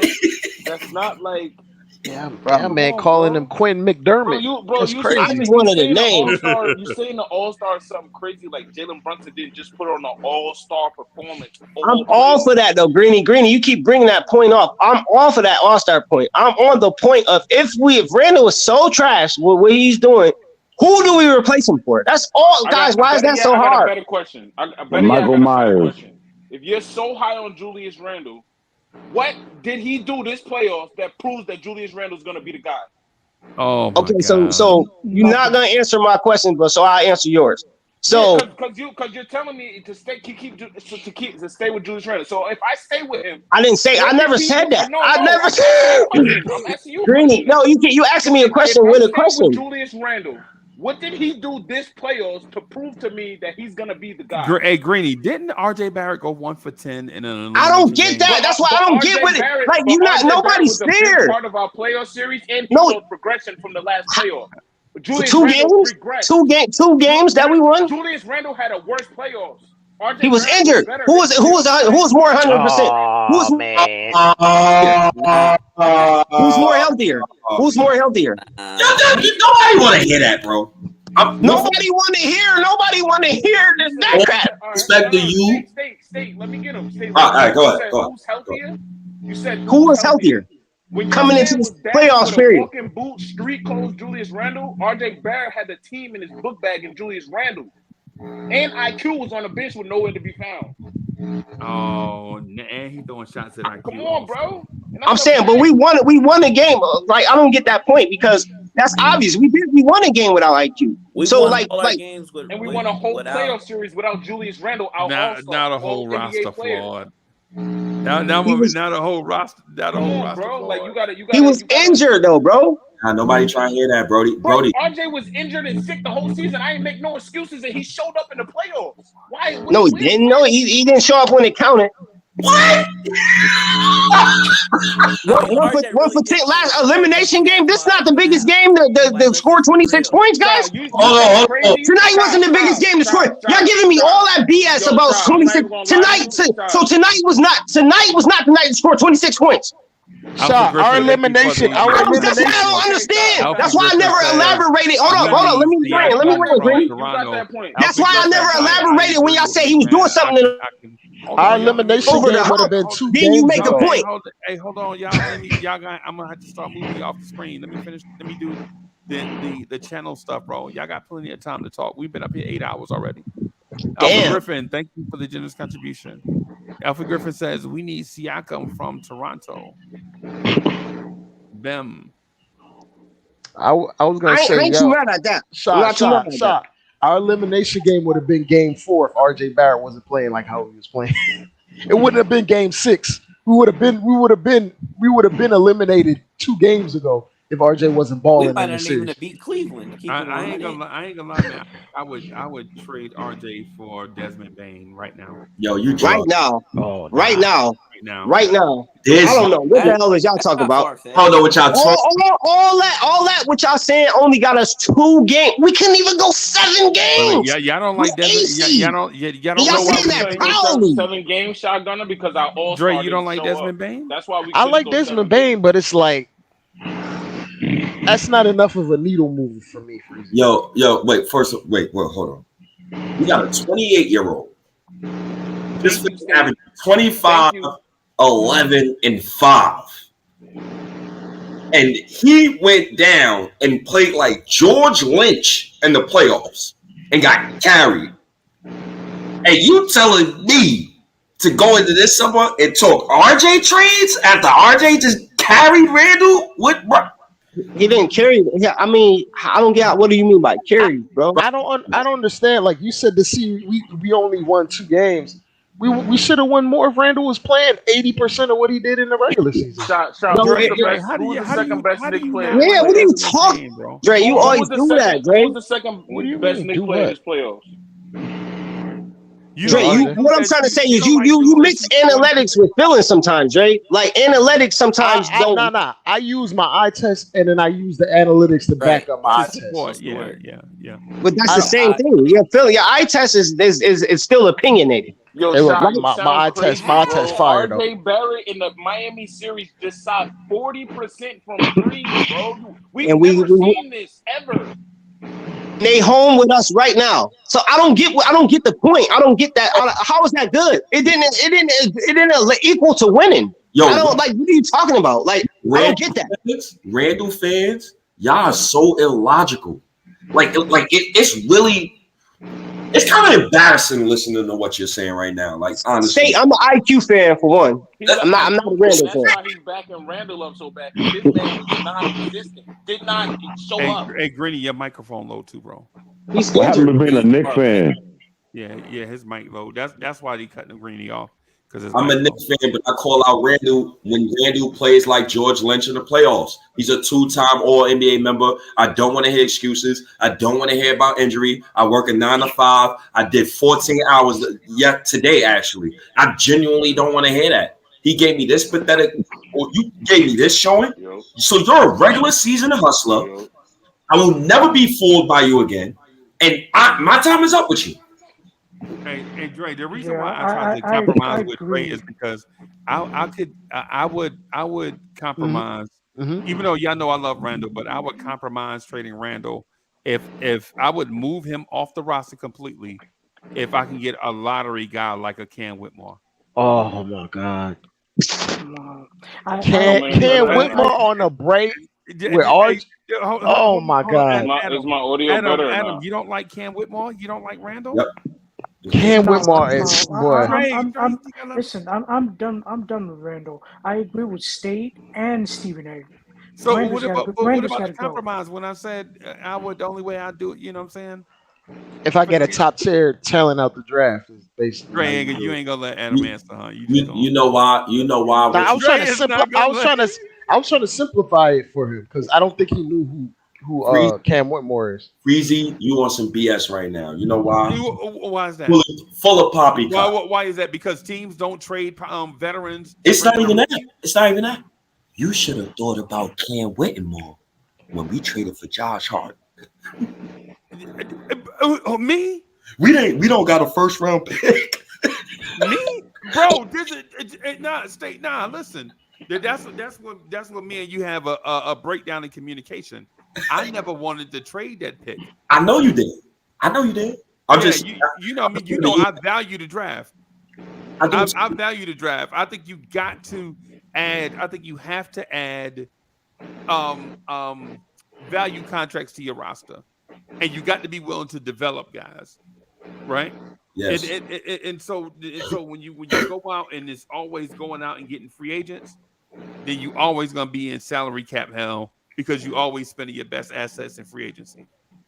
Yeah, I feel like for instance, I feel like, and I know I said it before, y'all think I'm crazy, but I think one of the Thompson twins is gonna be Kobe. Yo, oh my God. Yo, we don't got a first round pick, OG. Well, we don't know that yet. We don't know that the lottery is Tuesday. Hey, look, all that Dallas pick has to do is go back one spot. Since when we ever have lottery luck, OG? Come on, yo. Never. Yep, that's kind of true. That's Never, true, State. But here's the thing too. When does the number 10 pick, the 2 picks, the number 10 pick and the number 7 pick, when do they at any time stay in the same spot? You trying to talk? Yeah, listen, Freezy. It sounds good, but I mean, you don't like the Thompson twins? No, we're capped out, and we possibly have no first round pick. He's saying the hope. To get it, you don't have no hope, basically. We ain't capped out. We can get an MLE or something. On what planet do anybody want Evan Fournier and Derrick Rose? Yeah, guys, we got. It's gonna be hard getting as an expiring. It's gonna be hard to get in the expire. top Yeah. 10 draft, man. It's gonna be hard. Somebody gonna take Fournier to expire at the deadline. Why would you say Sorry, you know that all we have to do is have the balls bounce our way, and we get in the top 11. 11 pick. But I'm just saying, like to State point, every time it comes to the draft, they just hate the Knicks for some reason, bro. Like we all know Zion Williamson's supposed to be on our team. We all know that. We all know Zion, and they just robbed him. Hold on a second. You want him now? You want how many Zion games Williamson. he playing? You want No, to I'm play seriously. that? You want the number I didn't one say. draft I pick don't get how. He never I don't said get how he we wanted- got he there. never- I don't get. he never said he wanted Zion. Yeah, like, I don't get how we got there. But okay, guys. Because even if we got the number one pick and didn't want to take Zion, we could have traded back with that pick and picked up more assets. It's about acquiring the number one pick is what We didn't even get fair equity. I'm good. That's what I'm saying. That's all I was saying. What Drake saying. We didn't get a chance to even do anything. Like we didn't get a chance to trade for a superstar. It's like we don't get no leverage when it comes to the draft. Period. I don't get it. I'm good. I'm good on Zion. I'm good on Margin Boo. He's fat. I don't want no parts of Zion. And I'm good on Ja Pac. Ja Pac. I watched Baron Davis during his prime. AKA D Rose. I watched a lot of athletic point guards. None of them got championships. I'm good on John Morant. I am happy with RJ Barrett. I love when a player's boring. He doesn't need athleticism. He's not going to jump high. I don't got to worry about a long-term injury. I just got to worry about RJ Barrett getting better. That's all I need. I just got to Randy. This not a rhetorical question. So with that being said, like it's not rhetorical, it's a serious question. So like besides the injury, who you taking out? Besides the injury history, who you taking? BI or RJ? Are you on yo family? Yo, Freezy. Do these dudes know who I am, Freezy? No. I'd have to preface this. He will not trade RJ for God. He won't trade him for his parents. RJ. Okay, then yeah. All right, RJ outplayed Ingram last time we played the Pelicans and we smoked them. That's one. Two, RJ Barrett just showed y'all why he's untouchable. He was the most poised throughout the playoffs. Besides Brunson, if we didn't have RJ, we'd have got swept in the first round. Not even a contest. So I'm keeping RJ. He's untouchable. Brunson's untouchable. I would do RJ for Scotty Barnes right now. You should have thought about that during the almighty fourth seed. You should have thought about that when RJ was in the air with him on his poster. Y'all know I'm RJ #1 fan. I was talking about RJ before State was on Twitter. Now I gotta keep moving. I was talking Right about now? RJ Barrett. Yeah. Go ahead, Uncle Breeze.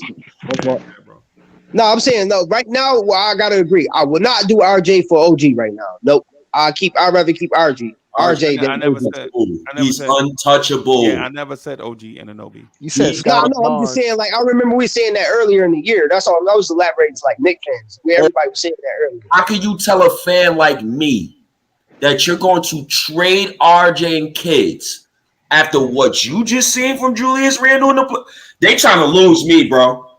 They trying to. But State, why State? Besides, like, why is playing a factor of like we lost to AC? Like that don't bother you? Like that doesn't bother me. What bothers me is how we lost. We lost to Caleb Martin, Max Strus. But OG had a point when you get OG kind of cleared that up though. State, he kind of Care about what OG talking about? Easy, no. Hey, 27. I'm trolling them. They know I ain't trading RJ. I'm just trolling. Freezy knows I don't give a damn about what OG said. Freezy knows me very well. He knows everything OG said and went through the air and right out the brother. Trust me. Bro, they know I ain't. So, I but ain't trying to get rid of nobody. I'm just trying to improve through the draft. If I'm Leon Rose, I'm finding a way to get draft picks so that I can make implemental or incremental improvements. You know what I'm hoping? Leon Rose need to extort the freaking commissioner so we can get that 11th pick, bro. This one for the draft, specifically for the draft. The first thing that needs to happen, Dallas needs to fall to 11th pick. The second thing that needs to happen, the Houston Rockets, their pick falls to 5. We need that to happen because I think Houston will call the Knicks for Randall. The third thing that needs to happen is Orlando has 2 top 10 picks. Yep. Now, let's say if the Knicks get the 11th pick. If Orlando gets the 6th pick and the 8th overall pick, per se, they'll easily trade back because they're not going to bring all those young boys on their roster. So I think we can make a move with Orlando. But I think the first things first, what needs to happen, Tibbs got to be fired, man. He got to be fired, man. Even if you don't want to trade Randall, cool. State, do you after seeing our great playoff run, do you think another Eastern Conference team is going to help us be better? Is that reality? Oh my Like, god! because Orlando's trying to get better too. So why would they help us get better?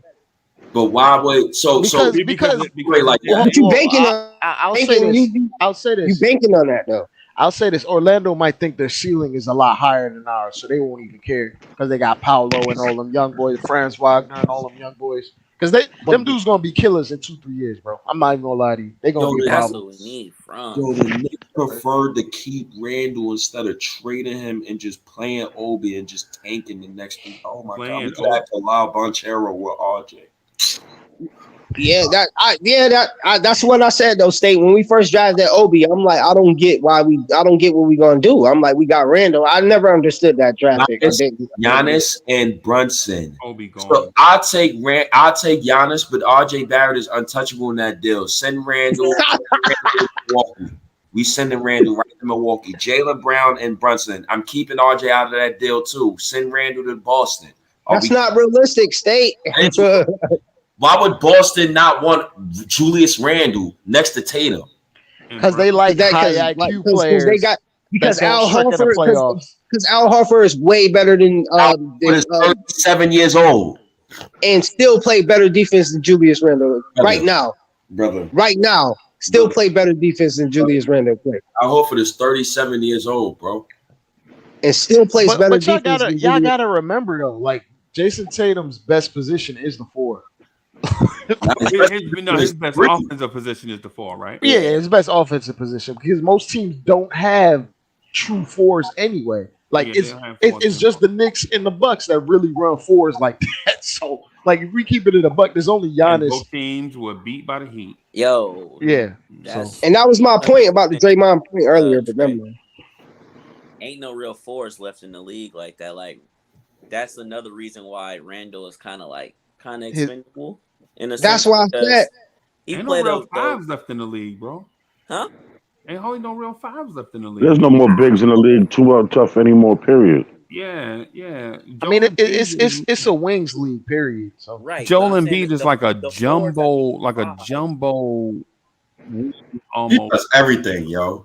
He been like that since Kansas, though. Like, so we can't really fault him. He been like that, though. You know what I'm saying? Like, Joel a jumbo 2 guard, man. He played like Kobe if Kobe was 7 foot. What? Yeah, and then plus too, the thing about Embiid, the thing about Embiid is Embiid at his advanced age is still learning how to play NBA basketball. Like this dude just started playing basketball when he was 15.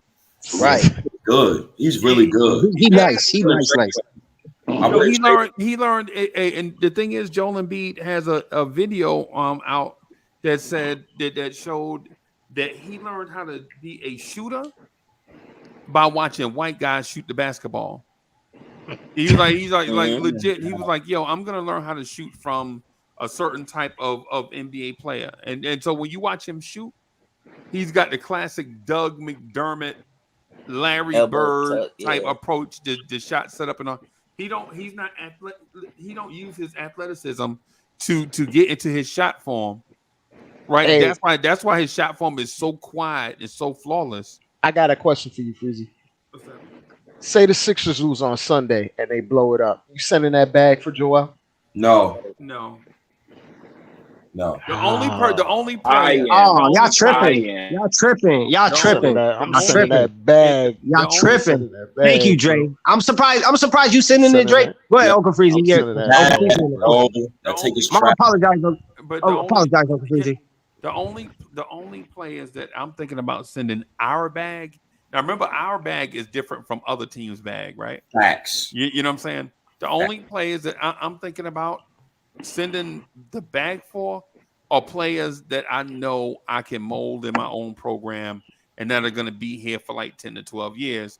So if I can do some kind of combination of Scoot Henderson and or Sar Thompson to go behind what we already have and just have them come and just incorporate them slowly into our program, bro. I don't care about the future. Freezy, why you talking about players who's going to be in the top 7 when Julius Randle? What homie said? Julius Randle's a 2-time All NBA. He's an All-Star. Well, Freezy, you can talk about a program, but as long as Tibbs is running that program, these players ain't going to hit that ceiling. But Dre, you already know. But I operate differently in the position of leadership. Like if I'm the leadership, and if I'm the leadership, the people that I hire are going to either do what I tell them to do, right, or be somewhere else. That's just how. Yeah. You gonna reassign them? You gonna reassign them to work at Cablevision? Yeah, they're gonna be somewhere else, bro. And listen, I know I'm not Elon Musk, right?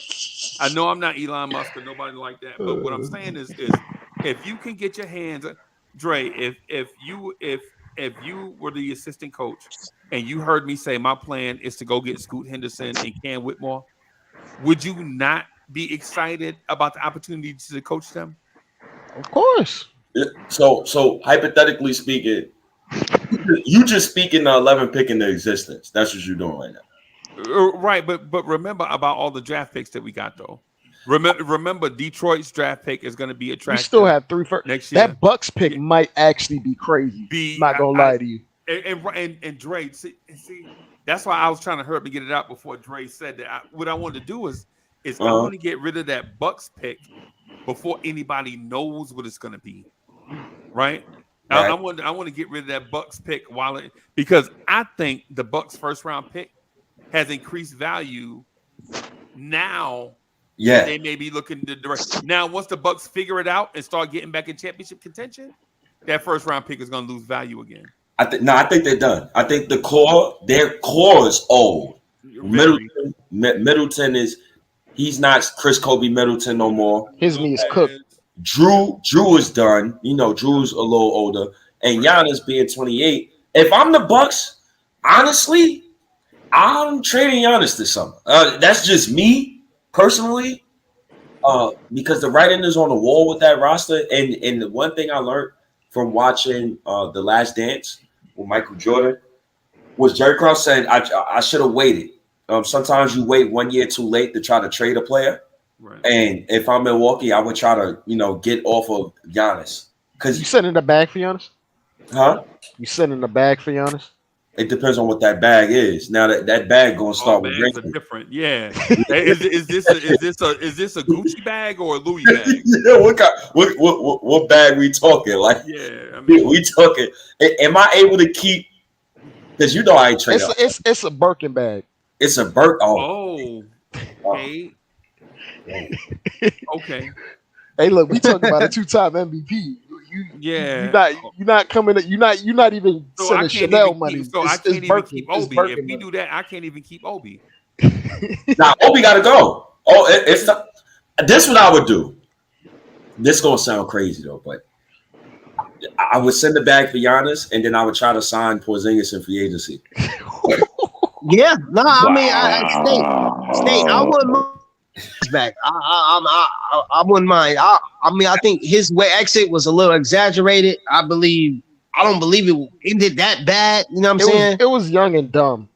Right. You know what I'm saying? Like, if you got Giannis and Porzingis, RJ and Brunson can play their games. Now RJ is your 4th option, or probably your 3rd option. Now you got Porzingis. State, let's be realistic. How does that work money wise? Like, we have to be realistic. So money wise, it works because if you we saying we throwing the bag. It don't matter money wise because you can always just do sign and trade. It don't matter with Porzingis.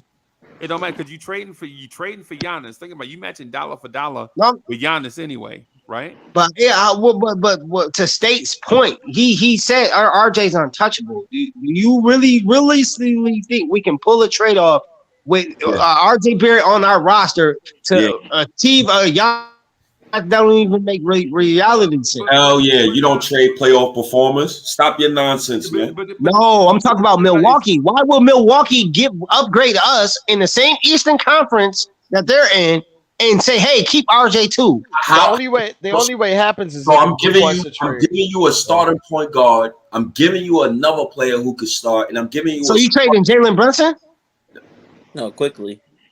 Thank you, D. And I don't even want to trade quickly. Nah, man. No.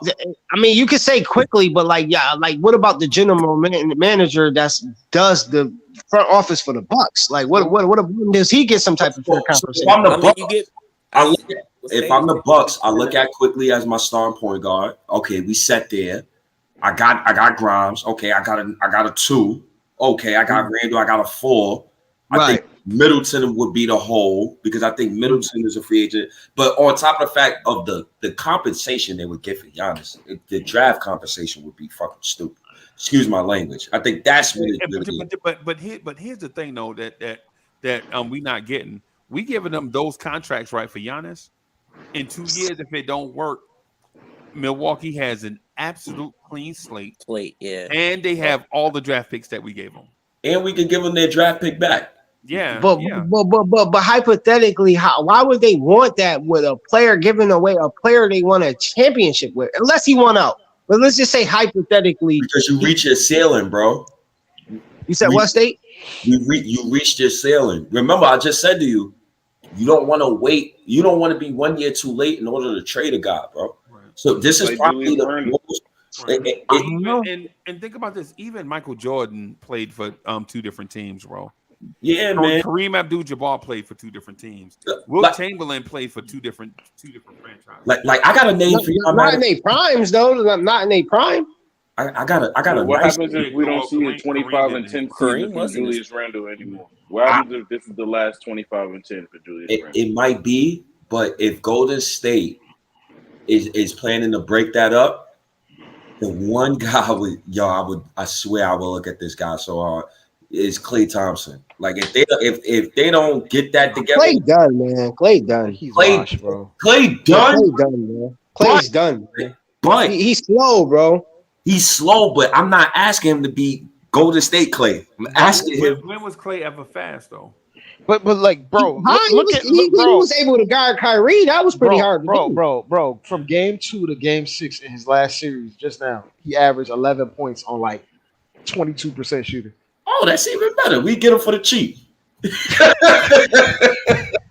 No, but we also talk about a 4-time starter who's going to want to start and want to play starting minutes. That man about to trade for him for 2 McGriddles and a bag of pink Starburst. Yeah, Klay done. I mean, Charles Barkley was right. Not even great. They'll take pink. Not even great. Nah, pink the best one. What you mean? That's a deal. I thought grape Starburst was well. Okay. Nah, pink the best one, bro. Okay. Without a doubt. It's sad too, man. It's sad. We just lost a game. I ain't gonna get over this playoff loss for a minute, B. We lost. Yeah, I'm kind of. Bro. That's why I'm surprised you're not saying trade the whole team. I'm kind of mad. I'm kind of disappointed in your take because we lost to the AFC, and it seems like you don't care about that. It's not that we lost to the AFC. It's that y'all agree. Y'all agreeing again. He just said he's not gonna be able to get over it. I think it's how we lost. It's how we lost, 1 and 2. Randall just played like George Lynch the whole playoffs. I'm just glad we didn't fold like the Suns did. Keep it 100. I mean, I don't get why everybody thought they was going to win too. Kevin Durant never been a leader. I don't get why everybody listen to what the analytics say. Kevin Durant never been the best player in the NBA ever to me. Because Devin Booker is a quote unquote superstar. Yo, Freezy, what I told you about Devin Booker over the past couple of years, man. How I feel about him. Yeah. He's a fake superstar. Right. He has no heart. He has no passion. He plays no defense, and he will never be a leader.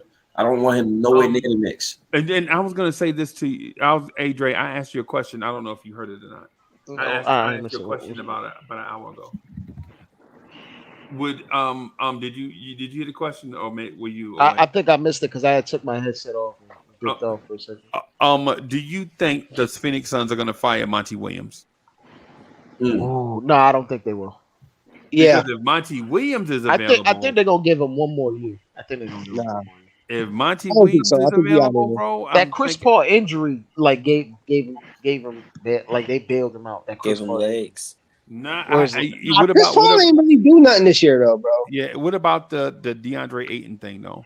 Nah, I'm I good. I don't I So, don't want he's soft. I don't want No, him no, to no. get. I'm not talking about him. I'm Oh talking about the thing between him and Monty Williams. oh yeah, he gonna get traded for sure. he gonna He get gonna get traded. traded. If anything, they'll trade him for Cat. I don't know. You can't trade him. Ain't But nobody- for Cat, but like then Nah, you gonna we have getting you Cat. gonna have an Aiden Gobert front court? That is no. right. They Yeah, yeah, they yeah. That already would they be already terrible. screwed up getting Gobert in the first place. You can't Yeah, Dre, we can't do both that. said that when they first traded. I can't front, man. That was the worst trade in NBA history. Yeah, maybe I'm wrong, but I think Monty Williams is gone, bro. Nah, Yeah, oh yeah, They got a he new gone. owner. Yeah, they got a new owner. Oh, they I think do he have a gone. new owner. Yeah, I think he gone. nobody's committed to none of that stuff that Phoenix has got going on, bro. That new owner was doing too much, bro. Yeah, Yo, last question. Hypothetically speaking, let's say who would get the number one pick? Let's say one of these teams get the number one pick. Houston. Is there any player in the NBA that you would give up the number one pick for? What do you mean? Like yes. Who's the best player that you would give up the number one pick? Like for? if you had the number one pick, let's see. Let me think of a team who got like a current core already, but they don't. But they need a player. They need a generational five. Yeah, I couldn't do it this draft. So you wouldn't trade Victor Wembanyama for Luka? No, yes, Nah, hell no. Yeah, I would. Y'all tripping. I Yo, would, I know y'all yeah. don't like Luca, man, but I would do man. it. I would do it. I would do Wembanyama it. is Luca cold. bro. I would do Wembanyama it. gonna be a bust. Yeah, Thank you. I think he's gonna be in. God Thank you, forbid, Grizzly. and I'm not hating on him, but Nah, he just give me injury vibes, man. He give me a lot of He injury. give me Sean Bradley vibes, bro. Yeah, man. He Yeah, don't man. move. He don't give me move Ralph nothing. Sampson vibes. Ralph Sampson vibes. He don't move nothing like no damn Sean No, Bradley. I'm telling y'all right This now. is this is No, what happened. you talk This is about what like happened. his career. Wembanyama was playing in the higher league and got moved down to the lower league over there where he was playing, and he looked like a star, bro. That's really He what did. happened. Oh, Greeny, so he not even who he is? Nah, he is. He He's tough. not playing in the top tier talent leagues. He tough though. Oh, I don't like that. But I give y'all a hot take. Yeah, A lot of these guys are like that, though. He's shooting 28% from three. He hit like one Yeah, he 3-pointer really all week. ain't. Sports Center He's showed like it 52 30%. times. Yo, Yeah. I'm not He taking really- Victor one, yo. For is me bad. personally, I think the Thompson twins. I don't. Yeah, me and Freezy. It's certain hills. Y'all mentioned competition. Then you mentioned the Thompson twins. The Thompson twins competition in that elite league is trash. Fam, them Thompson twins, fam, especially Asor Thompson. That's Kobe, bro. Yeah. Fam, I'm telling you, those two is going to be the best players coming out of this draft, bro. Yo, what if they go to what you know with your point state? Like, I'm like, what if they go to Orlando? Who? The Thompson twins. What if Because they got two. You said they got 2 picks, right? Orlando. I think Orlando got 2 top lottery picks. 2 top 10 lottery picks. Yeah, They got so many wings. They got Chicago pick and they got their the own pick. And Yeah, they might do it. They might do it. But here's the thing. When you have Ben Carroll and Franz Wagner, right? You can put the Thompson twins in that lineup, bro, and all of a sudden, you have a Penny Hardaway type point guard. Oh my goodness. You have a Kobe type dude at the 2. You got Franz Wagner at the 3, and then whatever other offense you get from everybody. Oh yeah, they got Paolo Banchero. Oh yeah, and they got Cole Anthony coming off the bench. Yeah, pulling up for 3. Oh, Cole Anthony not even gonna be on that team. So the Knicks is in a little bit. He gonna be up out of there. The Knicks are. You think so, Dre? Yeah, they can't pay all them dudes. They can't pay all. Them. Yeah, you're right. You're Yeah, talking about eventually, but right now, though. Yeah. Right now, I think he has 1 more year on his deal. His rookie contract, whatever. Yeah, man. Orlando might do it. Orlando gonna be a problem for like the next Yeah, 12, I ain't gonna 12 lie. years. Yeah, And they got some studs over there, bro. for that reason, you see how Orlando is building. They That's why built they I'm saying building you with a got to have. bunch of 6'8" to 6'10" guys that do everything. Pass, dribble, shoot. But Dre, but the point I'm getting at is if you the Knicks, you can't stand pat because these dudes, Nah. these teams in your rearview mirror is gonna be good this year, right? Because if Detroit gets Vic, right? You talking about Cade, Ivy, and Vic. Oh my goodness. Yeah, well, I hope they get him because hopefully we get beef stew. Yeah, I like these two, bro. Feel me? He come on the back up. I'm just kind of like when we played the Orlando Magic, they gave us so many fits because Julius Randle's our best player, but they have like 4 guys in their starting lineup taller than him. Yeah, you right, Dre. Yeah, you right. Yeah, like, yeah, you kind of right. Yeah, they like mad lengthy and like tall. Like you right though. Like and then they backcourt players, like they guards are so sneaky athletic. You forget that Cole Anthony is an athlete. You forget Markelle Fultz is an athlete. All them dudes bigger than Josh Hart, man. And you forget Jalen Suggs. Jalen Suggs is an athlete, bro. Yeah, he's an athlete. Man. Yeah, you forget how athletic Orlando is, bro. It's like Orlando kind of sneaky, low key. I ain't gonna lie. When you look at their roster, oh man, I ain't gonna lie. It got a height, man. Oh, well, good night, guys. We got to look at Julius Randle and Tom Thibodeau for another year. Well, we don't know that. We don't know that yet. We'll see we'll see how things pick out tomorrow. What's today? Today is May 13th. Starting on June 1st, I will be posting a video every day I wake up until September 1st. Fire Tibbs, Trey Randall. I need both of them out of the organization, or I'm protesting. I'm gonna be protesting on Knicks Twitter. And for those of y'all that don't know, I'm from Knicks Twitter. You know what I'm saying? Yeah. It's for those that don't know, me and State are in the same thread, man. I've been in that thread forever. I just don't post as much in that thread like I used to. State gonna be on his balcony with a blunt talking about fire Tom Thibodeau for the next month and some change. Yep. And it's gonna get a whole bunch of likes on Twitter too. And it's gonna get a whole bunch of hate too. Like there's the Tibbs defenders out there crazy. So yeah, but you know what though? The funny thing is there's still a lot of Frank Ntilikina defenders on Twitter. And Henry Ellenson. No, there's a Henry Ellenson Knicks Hive still out there. I bet you there's an Alexi Sped Knicks Hive out there somewhere still. Yeah, him and the dude. What's my guy? Super Mario? No, the black athlete that played with them, the athletic shooting guard that played with them. Athletic shooting guard. Clean Anthony? I don't know. No. I'll find it. I'm gonna find his name. Billy Walker. No, not him. That was a little bit before. I like Billy though. I like him because he would catch a body once every month. Yeah, he went crazy one game. He was hot. I ain't gonna lie. I remember that game. He cannot miss no threes.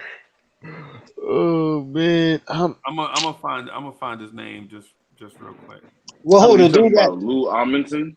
No, not Lou. It says a 2-guard. Ricky Lito, that's his name. Ricky Lito. Yeah, I've been chatting with him. Yeah, he was on the summer league squad, and then they just let him go. Yeah, they let him go. I believe so. Damn. I'm just wondering what we. I don't believe we're gonna run it back. No. I don't believe we're gonna run it back either roster or coaching wise. Like there's gonna be a change in either. I think in the next few days you're gonna start hearing some news leak out about a change that's gonna come. Oh yeah. We definitely got to change just for the simple fact that everybody keeps saying it's an 8 seed, even though, but like we were supposed to at least take him to 8 games. I ain't gonna lie, man. That's a little 7. I said 8. But yeah, we supposed to. I said 8. We was at least supposed to take them to 7 games, man. And I thought that because I didn't knock Miami. Everybody was like, oh, 5 games. That's why I never really said nothing because I'm like, nah, guys, they beat us. Like, you know what I mean? And they beat the number 1 team. But Like the I didn't games they think they was beat them gonna in the actually regular beat season, us. they were all close too. So like Right. all the games. So I never just thought we was gonna just blow past them, but I didn't expect them to win the series against us. Heck no. Shocking. Still shocking to this day because it's like I don't know. It just seemed like they didn't have good enough players, man. I don't want to disrespect the Heat players, but it just seemed like our roster just supposed to be way better than them, man. Like we didn't play to our strengths. For some reason, I just don't. It don't seem right. It just Well, don't feel right. we didn't play to our strengths because Spoelstra didn't let us. Yeah. Yeah, that's true. That's true It's like too. you can't impose your will if they're gonna take it away. Yeah. Like we the only way we were gonna win is if we shot 40% from 3. That's what Spoelstra was banking on, and it worked. Yep. Yep. Man, I can't believe, bro. I don't have nothing else to do. You can watch the playoffs, man. And nah, right here, I'm legit sitting here, like I ain't got nothing else, bro. I think I could legit sit here for like 4 more hours. You was ready for that Monday game. Yes. Mm, Yeah. I don't have nothing else, bro. Breezy, ain't got nothing else, bro. I really think we lost that game when we didn't stagger Brunson and Randall. That's when we lost that game right there. I think we lost the game when Obi missed that free throw to tie it. We missed that game. We lost that game because Grimes and Obi did not hit them threes. Yeah, and I'm not knocking Obi, bro. I'm not disrespecting Obi. I'm saying like there were we had so many chances during the game to just tie it. Y'all remember when we was down by 1, we took like 6 straight shots and missed them all. Yeah, man, I just think that the better team won, bro. Facts. Unfortunately. Yeah, I just think the better team won. And it pains me to say that, y'all. I just seen some corny fans on Twitter. Like there's like a billboard of Julius Randle because they had pictures of all the Knicks fans, all the Knicks players on the outside or on the street near the arena, and they ripped off the Julius Randle sign and started stomping on it. Which is like, come on, bro. Wow. It's like that. It's part of it, bro. It's part of it, man. If you It's- Randall, this is the stuff that classless. you gotta live with. That's Yeah, classless, bro. it's part of the stuff, bro. Dre, I'm telling you, They bro. would have. They did. I know they did Patrick worse. So Yes, bro. These same Knicks fans, like leading up to the '96 draft, when the Knicks had 3 first-round picks, they was like, "No, why are we trading up for a high schooler? We could just draft 3 red college players right here." Bro, I'm saying Knicks fans, bro. John Wallace and old boy from Dante Kentucky. Jones and Walter McCarty, yeah. Walter McCarty, yep. And then left the draft like we had 2 steals of the draft. We got the steals of the draft. Oh my god, bro. oh man, We could have traded 2 of them picks to Charlotte. Kobe and MJ and Shaq. And Shaq. Yeah. So close yet so far away. These dudes wanted we didn't lead in the second half at any point. That's crazy. And we came in at halftime down 1. Down 1. And Dre, and you know what the other thing about it too is there were a bunch of us that wanted the point guard out of Coney Island in '96. We wanted the point guard out of Coney Island, right? Stephon? Desperate, yes. And you know what Knicks fans were saying back then? What? We need a veteran point. We need a veteran. God. As soon as Steph got to the league, he was showing out immediately, bro. And what the Knicks needed was an infusion of young talent. The only reason why and they got Allen Houston for that, right?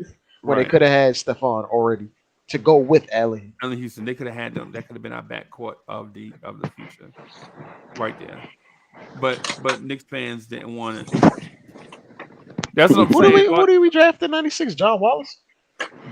John Wallace, Dante Jones, and Walter McCarty. Is that the same Dante Jones? From No, Duke. not that Dante Jones. It's a different one. Okay, I'm saying The from Dante Duke. Jones we drafted was a small forward out of Mississippi State. Okay, I thought it was. Okay, I thought it was the Duke Dante. And yes, we drafted 3 dudes to play the same position. I mean, it makes sense. We signed 4 guys to play power forward for us, so it's culture. Bro, I swear, man, yo, you can't make this. I'm just flabbergasted, bro. We should be used to it. Right. This year in this year's draft, this is the deepest. Think about this. And we traded our pick. The deepest draft in a generation, and we don't have any draft picks. We traded our pick to a team thinking we were gonna get a pick anyway, and then that team decided to tank on purpose with 2 first ballot Hall of Famers on their roster. Right. Only that could only happen to the Knicks. Right. Bro, and even if that was the case, why would you not want to get my thing is the only thing better than a steak dinner is 2 steak dinners. You know what I'm saying? So if you got a shot to get 1 guy out the draft, why not get 2 guys out the draft? Right? And Justo says, Justo 11 says, do you think we ever got to play a complete game? No, Justo, we didn't, bro. We didn't. Complete game in what regard? From the entire roster where everybody played well together. Well, that was by design, Freezy. Like Spoelstra made it so we couldn't just do whatever we wanted to do. But what about the Cleveland series? Okay, I'll say that. I'll say yeah. Randall and IQ underperformed that whole season. Yeah. And Alfred Griffin says, thank you for the generous contribution. He says, Randall for Porzingis, I'll do that. Yeah, man. I just, yo, bro, I ain't even gonna lie to y'all. Chat, listen, man. I wish I had some enlightening stuff to say right now. But right now, bro, I just have no idea where I'm at. man said Randall for Porzingis. Yo, you need to fall back. We all kind of need to fall back and get some perspective, man. Get a whole new thought process about what we're talking about. Yeah, it's probably gonna take me about 2 weeks, bro. I already know it's gonna take you a grip. Yeah, it's gonna take you about 2 weeks. That's why I kind of actually be rational. Like this is why like I don't want to harp on it like with the title contender thing, because if we were really title contenders and we lost in this round, I would be distraught and actually like not incessantly angry, but very, very angry. But we kind of came out of nowhere this year. Like you said, Lee, we went way further than we anticipated. And teams don't come out of nowhere and win titles. There's a process. Like they might come out of nowhere one year and then establish themselves as a contender the next year.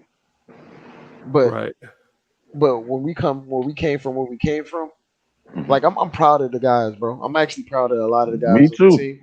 So like I'm a little disappointed in the effort, well not the effort, but the end result and the lack of execution. But if we were like truly title contenders, hey man, there would be a level of toxicity that would be unbearable for me. You'd be ready to jump out the window. So yeah.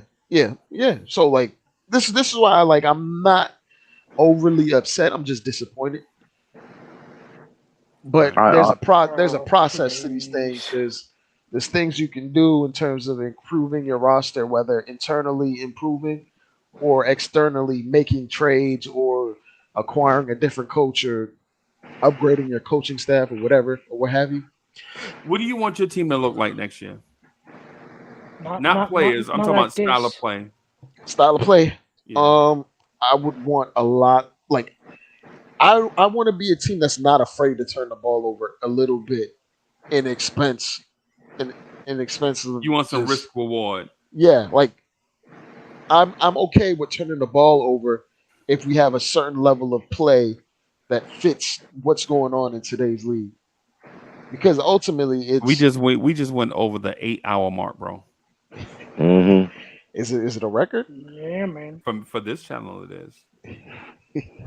But it's I like was prepared to go 48 hours if we got Donovan Mitchell, bro.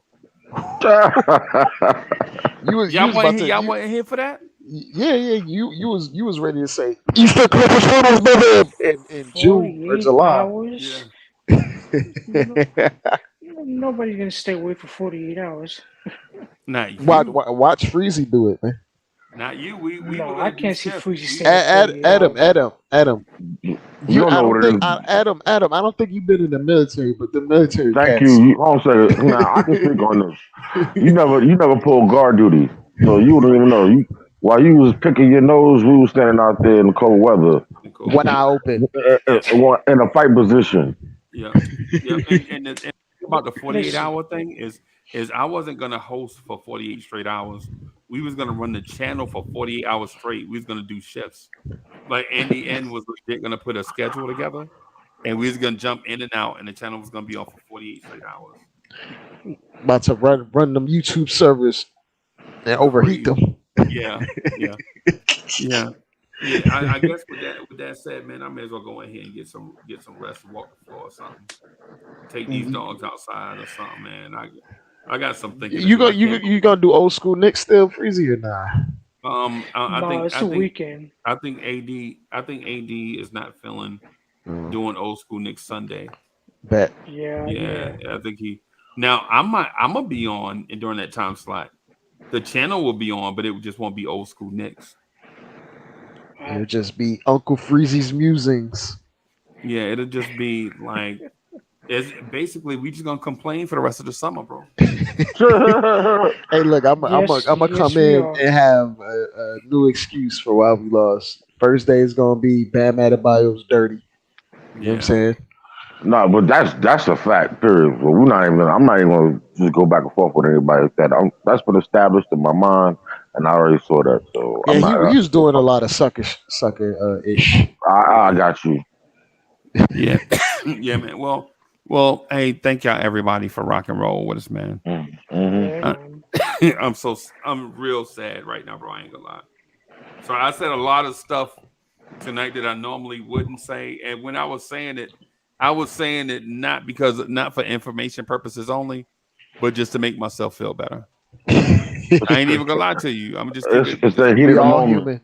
We all human. Yeah, man. Hey, I just want to say that for next season, I have to agree with State, Greeny, and Stephen A. This team needs some changes. They need a coaching change. They need a coaching staff change, and they need some players change. Man, if it wasn't for this coaching staff, I'm fed up with this roster. if it wasn't for that coaching staff, he wouldn't even be in that position. But we out though. We got plenty of time for that, bro. I'm gonna get out of here, man. I'll holler at y'all later, man. Peace. Peace, y'all. Peace, y'all. Mm-hmm.